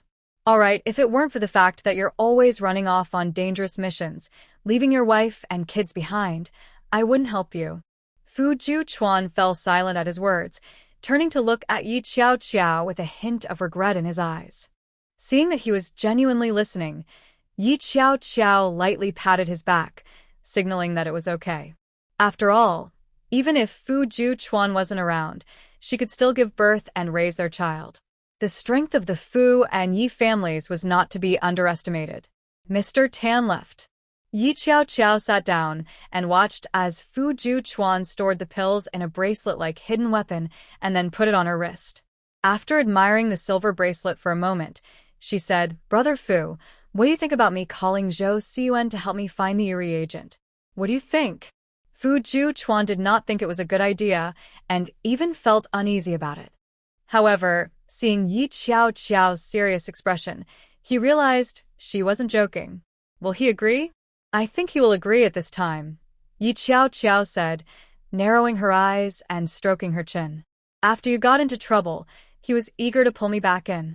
Fu Juchuan tightened his grip on her hand slightly. Yi Qiao knew he was concerned, and after squeezing his hand back, she calmly continued, "But I already know what kind of person he is, so I won't trust him. However, to deceive and confuse him, I will intentionally act ambiguously. But if you mind, I won't do it." Yi Qiao looked up at him, seeking his opinion. Fu Juchuan wanted to speak, but looking at Yi Qiao's gentle face, he felt a bit soft inside and trusted her more. "I believe in you." Yi Qiao touched his face and said, "Don't worry, I'll contact him in front of you. Now, you can relax, right?" Fu Juchuan responded by pulling her in for a kiss that lasted half an hour before he reluctantly agreed. With a flushed face, Yi Qiao called Zhou Zong in front of Fu Juchuan. When Zhou Zong received Yi Qiao's call, he was arguing with Jiang Yao. He was surprised to hear Yi Qiao's voice. "Qiao?" At the Zhou family, Jiang Yao, lying in bed, suddenly looked up, glaring at Zhou Zong. "What do you want?" Zhou Zong felt displeased by her glare and frowned, but his voice on the phone was gentle. Yi Xiao stated her purpose directly. I need your help to buy a certain reagent, and it has to be official. A type of medicine? Zhou Zong had never heard of it, but since this was the first time Yi Xiao actively asked him for something, his narrowed eyes showed he wouldn't miss this opportunity. He believed that if he treated Xiao well enough, she would eventually come around. Sure, give me a month. Thank you. Yi Xiao replied and thought for a moment. Since you are being so sincere, I won't hold it against Jiang Yao for using Wang Xiaoxia against me. I hope you can manage her better. Before you all betrayed me, at least I didn't treat Jiang Yao poorly. You should know what kind of life Jiang Yao and her mother had at my family. It shouldn't have been AE. Zhou Zong knew this well, but at that time, he thought it was what the Yi family should do. Jiang Yao was so weak. But now, looking at Jiang Yao throwing a tantrum on the bed, Zhou Zong felt a hint of hidden dissatisfaction. Xiao, do you have evidence of what Yao did? Zhou Zong asked. Yi Xiao replied, of course, I have photos. If you want, I can arrange for someone to send them to you. Zhou Zong was left speechless. He had only half believed Yi Xiao before, but now with evidence and considering her way of doing things, he had no doubts. After hanging up, Zhou Zong's gentle voice turned cold. Yao, you and Wang Xiaoxia wanted Xiao to have a miscarriage, right? Zhou Zong approached her and suddenly grabbed her chin. Who allowed you to do this? Jiang Yao was startled by his appearance, her pupils shrinking. She had never seen Zhou Zong truly angry before, and she was frozen in fear. No. I didn't. Jiang Yao instinctively tried to argue. But Zhou Zong firmly pinched her cheek, and in that moment, she winced in pain.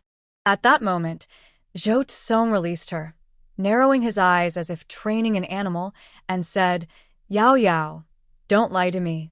Jiang Yao felt her mental defenses crumble under his gaze. It was me. I'm just jealous of Yi Xiao. She can have children, but I can't have yours, brother Zhou. I love you so much. Why won't you marry me? Jiang Yao cried, her demeanor turning soft and vulnerable, reminiscent of when she first met him. This time, Zhou Zong was not fooled. After all, it was true that she had schemed against Yi Xiao many times before. He used to enjoy the rivalry between them. Now, however, Jiang Yao wanted to harm Xiao. She had crossed a line with him. Yao, I told you, once your mother is out, we will hold a grand wedding. Zhou Zong looked at her with disappointment, seemingly unhappy with her immaturity. You used to be so understanding. Why are you being so willful now? I already told you, we need to make up with Xiao. Stop targeting her. Hearing him defend Yi Xiao made Jiang Yao even more jealous. Yi Xiao has Fujian caring for her. Can't you just care for me, brother Zhou? Zhou Zong looked at her reproachfully. You weren't like this before, Yao. Xiao is right. She hasn't done anything wrong to you. I'll assume you're just jealous. But I can't be with Xiao now, can I? Zhou Zong's words seemed to convince even himself. Jiang Yao silently shouted in her heart. She just didn't want everyone to care about Yi Xiao. Clearly, brother Zhou had been angry and disliked Yi Xiao before. Why had he changed now? Is it true that men only value what they can't have? A sudden impulse surged within Jiang Yao. She stared at Zhou Zong, a plan forming in her mind. Jiang Yao lowered her gaze and said, Brother Zhou, I'll listen to you. It's my fault for being immature. Now that's more like it. Zhou Zong stood by the bed, pulling her head into his embrace, half closing his eyes as he stroked her long hair, lost in thought. Meanwhile, Yi Xiao hung up the phone and was embraced from behind by Fujian, who gently placed his hand on her abdomen. Yi Xiao smiled slightly. My belly hasn't shown yet, so you don't need to be overly cautious. I'm just concerned about the baby. Fujian spoke confidently, thinking about how he had arranged for Xiaolon to bring the child to the capital, which should divert Zhou Zong's attention. As a man, he understood Zhou Zong's thoughts well. It's always the things we can't have that we cherish the most. Xiao, I need your help with something. Fujian hesitated for a moment before speaking up. I want you to help arrange a way to repay Xiao Shi and Xiao Shun. After all, They saved me. Fu Juechuan said this while keeping his gaze fixed on Yi Qiao Qiao. Yi Qiao Qiao found his worried expression amusing.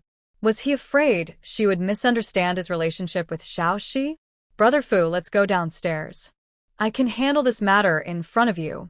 Fu Juechuan couldn't recall his previous impressions of Qiao Qiao, but he was drawn to her calm and gentle demeanor, especially as she wore a fitted coat, her black curls casually draped over her shoulders, exuding elegance and refinement.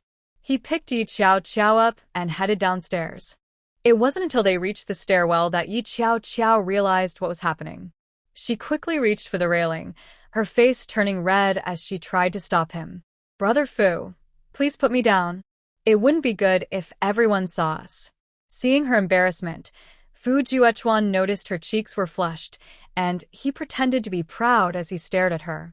His eyes deepened with emotion as he looked at her. Qiao Qiao, what's wrong with us? We are a married couple, and we're at home, aren't we? Yi Qiao Qiao felt a bit uncomfortable under his intense gaze. Before she could think of a response, Fu Juechuan continued to carry her downstairs. Hey, look. The main character finally decided to come down. Just leaving us here to play isn't much fun. Huang Qi joked intentionally. Gu Jin turned around and immediately noticed the way Yi Qiao Qiao and Fu Juechuan were positioned. He paused for a moment, realizing Yi Qiao Qiao's discomfort, and couldn't help but chuckle. Beside them, Xia Lin looked at him and then at Yi Qiao Qiao. For a brief moment, her expression showed a hint of sadness, but then she perked up and quietly said, Jin, are you reassured now? Actually, Juechuan treats Qiao Qiao quite well. You don't need to take her back to Huai City. It's okay, mainly because Qiao Qiao is pregnant and the child needs a father. Jin, what? Not hearing her continue, Gu Jin turned to her in confusion. Xia Lin shook her head slightly, swallowing her words. She forced a smile and said, It's nothing. I just wanted to say that now that things are stable for Qiao Qiao, when will we go back? Gu Jin thought for a moment and said, Let's not rush. I'm still worried. Fu Juechuan laid Yi Qiao Qiao down on the sofa and shot a glare at Huang Qi. What's wrong? You have something to say now that you're playing? Don't go looking for trouble. Xiao Shi, Xiao Shun, come over here. The two siblings, Xiao Shi and Xiao Shun, had come to the capital and almost treated Fu Juechuan like an older brother, especially since he looked even more imposing in his military uniform. They put down their cards and obediently walked over. Brother Fu. Sister Qiao Qiao. They called out honestly. Seeing the two were nervous, Yi Qiao Qiao tugged at Fu Juechuan's sleeve, urging him to sit down and not scare them. Fu Juechuan sat down, but his sharp gaze remained on the three of them. Ye Xiao Shao similet genti. Xiao Shi, Xiao Shun, don't be nervous. I just want to thank you for saving Brother Fu. Is there anything you would like? My husband and I will do our best to help. Xiao Shun and Xiao Shi looked confused. Xiao Shi said, Before we left, our parents told us that the army had given us a lot of food and that our village recognized our family as a model family, so life at home will be good from now on. We shouldn't be greedy. Sister Qiao Qiao, don't worry. What I said about liking Brother Chuan was in the past. I'm looking at other options now. Xiao Shi waved her hands quickly, worried that Yi Qiao Qiao might misunderstand. She had seen how well the couple got along these days. Those who offended the Fu family didn't end well. Xiao Shi even felt pain from the kick Jiang Yao received. Of course, she admired strength, but she clearly had no hope there, so she wouldn't act foolishly. I don't misunderstand. I trust Xiao Shi. Yi Qiao Qiao patted her head and asked, How about I arrange a job for you? A stable job? Xiao Shi exclaimed, her eyes wide with excitement. Sister Qiao Qiao, I want it. But I want a job near home. That's fine. Yi Qiao Qiao thought about the economic development in Haicheng and said, How about I start a seafood processing factory? You and Xiao Shun can work there. It's not a state-run factory, but the pay will be good. Of course, if you want to work in a factory, I can arrange that too. However, once you're in, I won't be able to control what happens inside, and you'll need to work your own. Alternatively, I can give you some money to help you fix your house or buy a shop. What do you think? Yi Xiao's suggestions were very suitable. Xiao Shun still seemed a bit hesitant. Xiao Shi said without hesitation, Sister Qiao, I want to work at your company. Then, I will buy a house and a shop, Xiao Shun thought. If his little sister lost her job, their family could still live by selling seafood, so they wouldn't suffer. This time, they were benefiting from the Fu and Yi families. Xiao Shun had faced hardships before, and while he felt embarrassed to ask, he didn't want his family to suffer again. Okay, I'll arrange that, Yi Xiao said, turning to ask Fu Juchuan for his opinion. Fu Juchuan leaned in and kissed her softly on the lips. Yi Xiao was getting used to his affectionate behavior lately. Xiao Shi shyly covered her eyes. After handling Xiao Shi and Xiao Shun's matters, the siblings planned to explore the capital for a few days before heading home. Gu Jin took the initiative to host them. Yi Xiao didn't mind that someone liked Fu Juchuan, but Gu Jin did. This man couldn't resist temptation, so he had to be cautious. Gu Jin also took them back, and he was bringing along the manager Yi Xiao had chosen to open a factory in High City. Now that his business had grown, he could consider investing there. That evening, when Fu Shouzhong returned, he clearly knew about Wang Xiaoxia. He said, Xiaoxia's character has been spoiled by the Wang family, but now she is part of the Lu family. They sent this compensation, promising to keep her in check. Fu Shouzhong handed the list of compensation gifts to Yi Xiao and Fu Juchuan. Yi Xiao glanced at it and noticed some expensive gifts. There were even medicines for protecting pregnancy. Yi Xiao pushed them back, saying, Dad, there's no need to accept these. We just need Wang Xiaoxia to write an apology letter and publish a statement. This was a way to undermine her dignity forever. Fu Shouzhong smiled. That's a good idea, but I think Xiaoxia is quite thick-skinned. Your plan might not work, but it will hurt the Lu family, and they won't tolerate her anymore for the sake of their reputation. Dad, are you sure this is just a problem between the Wang and Lu families? Fu Juchuan suddenly asked. Fu Shouzhang's face turned red. He knew his son was referring to Wong Yu. Your stepmother. Fu Shouzhang sighed, feeling a headache coming on. What do you suggest? She hasn't committed a crime. She's just making things difficult for Qiao and you. I want to do something, but I have to consider your younger siblings' feelings.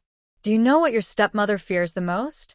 Fu Juchuan said with a mysterious smile. Suddenly, a bad feeling arose in Commander Fu's heart.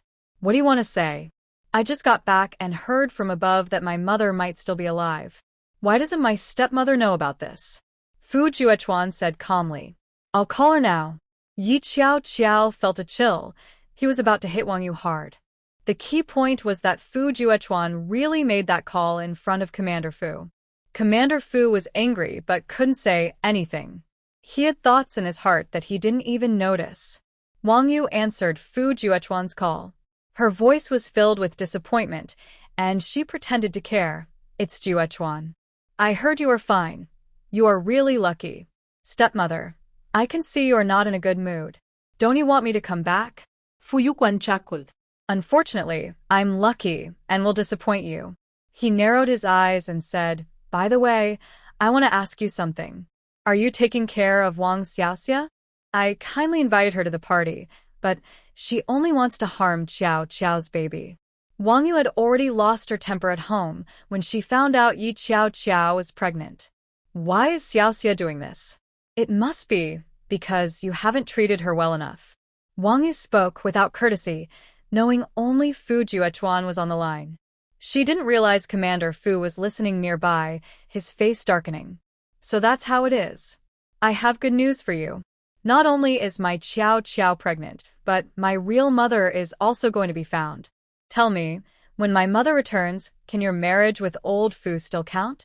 After all, my mom didn't divorce my dad at that time. Now my dad is facing this issue.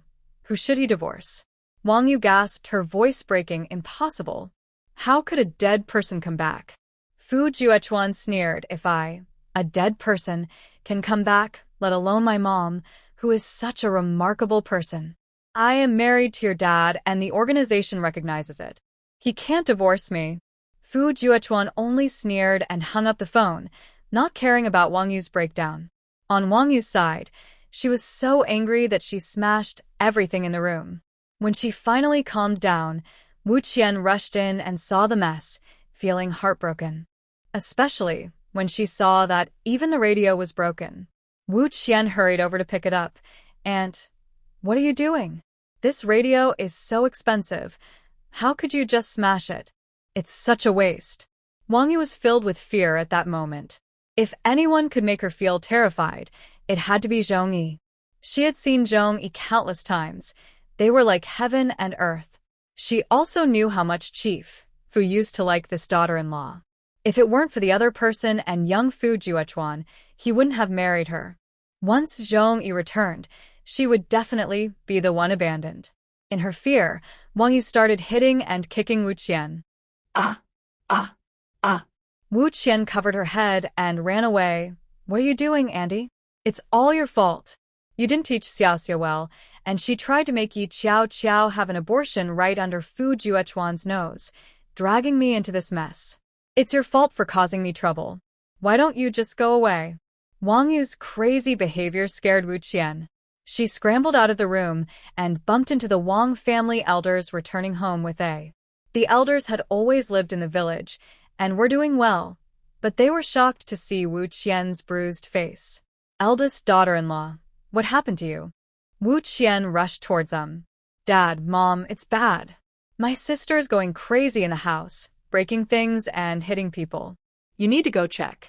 In the end, the elders worked together to calm the angry and frightened Wang Yu down. Wang Yu quickly wanted to go back. Chief Fu answered the phone coldly. "Come back when you finish reflecting." When she tried to call again, the line was busy. At the Zhou family, Zhou Tsong woke up to find himself lying in bed with various marks on his body. He looked over at the messy bed, where Jiang Yao lay unconscious under the covers. His expression darkened instantly. Zhou Tsong recalled what happened last night. He had just arranged for someone to inquire about the e-reagent when Jiang Yao brought him a cup of tea. Seeing her hurt and crying, he couldn't help but take it. Not long after drinking, Jiang Yao climbed into bed with him. His face turned extremely grim. Zhou Tsong threw off the covers, got out of bed, and dressed before heading outside. When Jiang Yao woke up, she saw it was already afternoon. The soreness in her body made her smile slightly. Wasn't Zhou not willing? Then she would make him have no choice but to be willing. Feeling pleased, Jiang Yao put on a pained expression, dressed in a thin coat, and slowly went downstairs. She saw Zhou Tsong sitting at the dining table in the living room, reading the newspaper. Jiang Yao stumbled down the stairs, looking pitiful and scared. "Zhou Go, what exactly happened last night?" Jiang Yao shook her head in confusion and fear. "Did someone drug us? Brother Zhou, how could this happen to us?" Zhou Tsong, hearing this, looked at her with a calculating gaze. He asked calmly, "Yao Yao, are you saying the drug in the tea has nothing to do with you?" Jiang Yao's eyes filled with tears, feeling wronged. "Brother Zhou, do you suspect that I drugged it? I poured the tea, but I really didn't put anything in it. How could I do something so obvious? Brother Zhou, you don't believe me either?" Jiang Yao clutched his sleeve, her eyes brimming with tears. For a moment, Zhou Tsong seemed lost, as if he saw her the way she was when they first met. "Brother Zhou, if you think this way, you doubt my sincerity. I can't compare to Qiao Qiao. I shouldn't have developed such deep feelings for you. I shouldn't have involved you. Since you don't want to believe me," Jiang Yao said, her sadness reaching its peak, "I'll leave now. Brother Zhou, I promised I wouldn't make you unhappy. I'll go right now." As Jiang Yao said this, she ran out and Zhou Tsong frowned, watching her figure, without chasing after her. As soon as Jiang Yao ran out, something went wrong.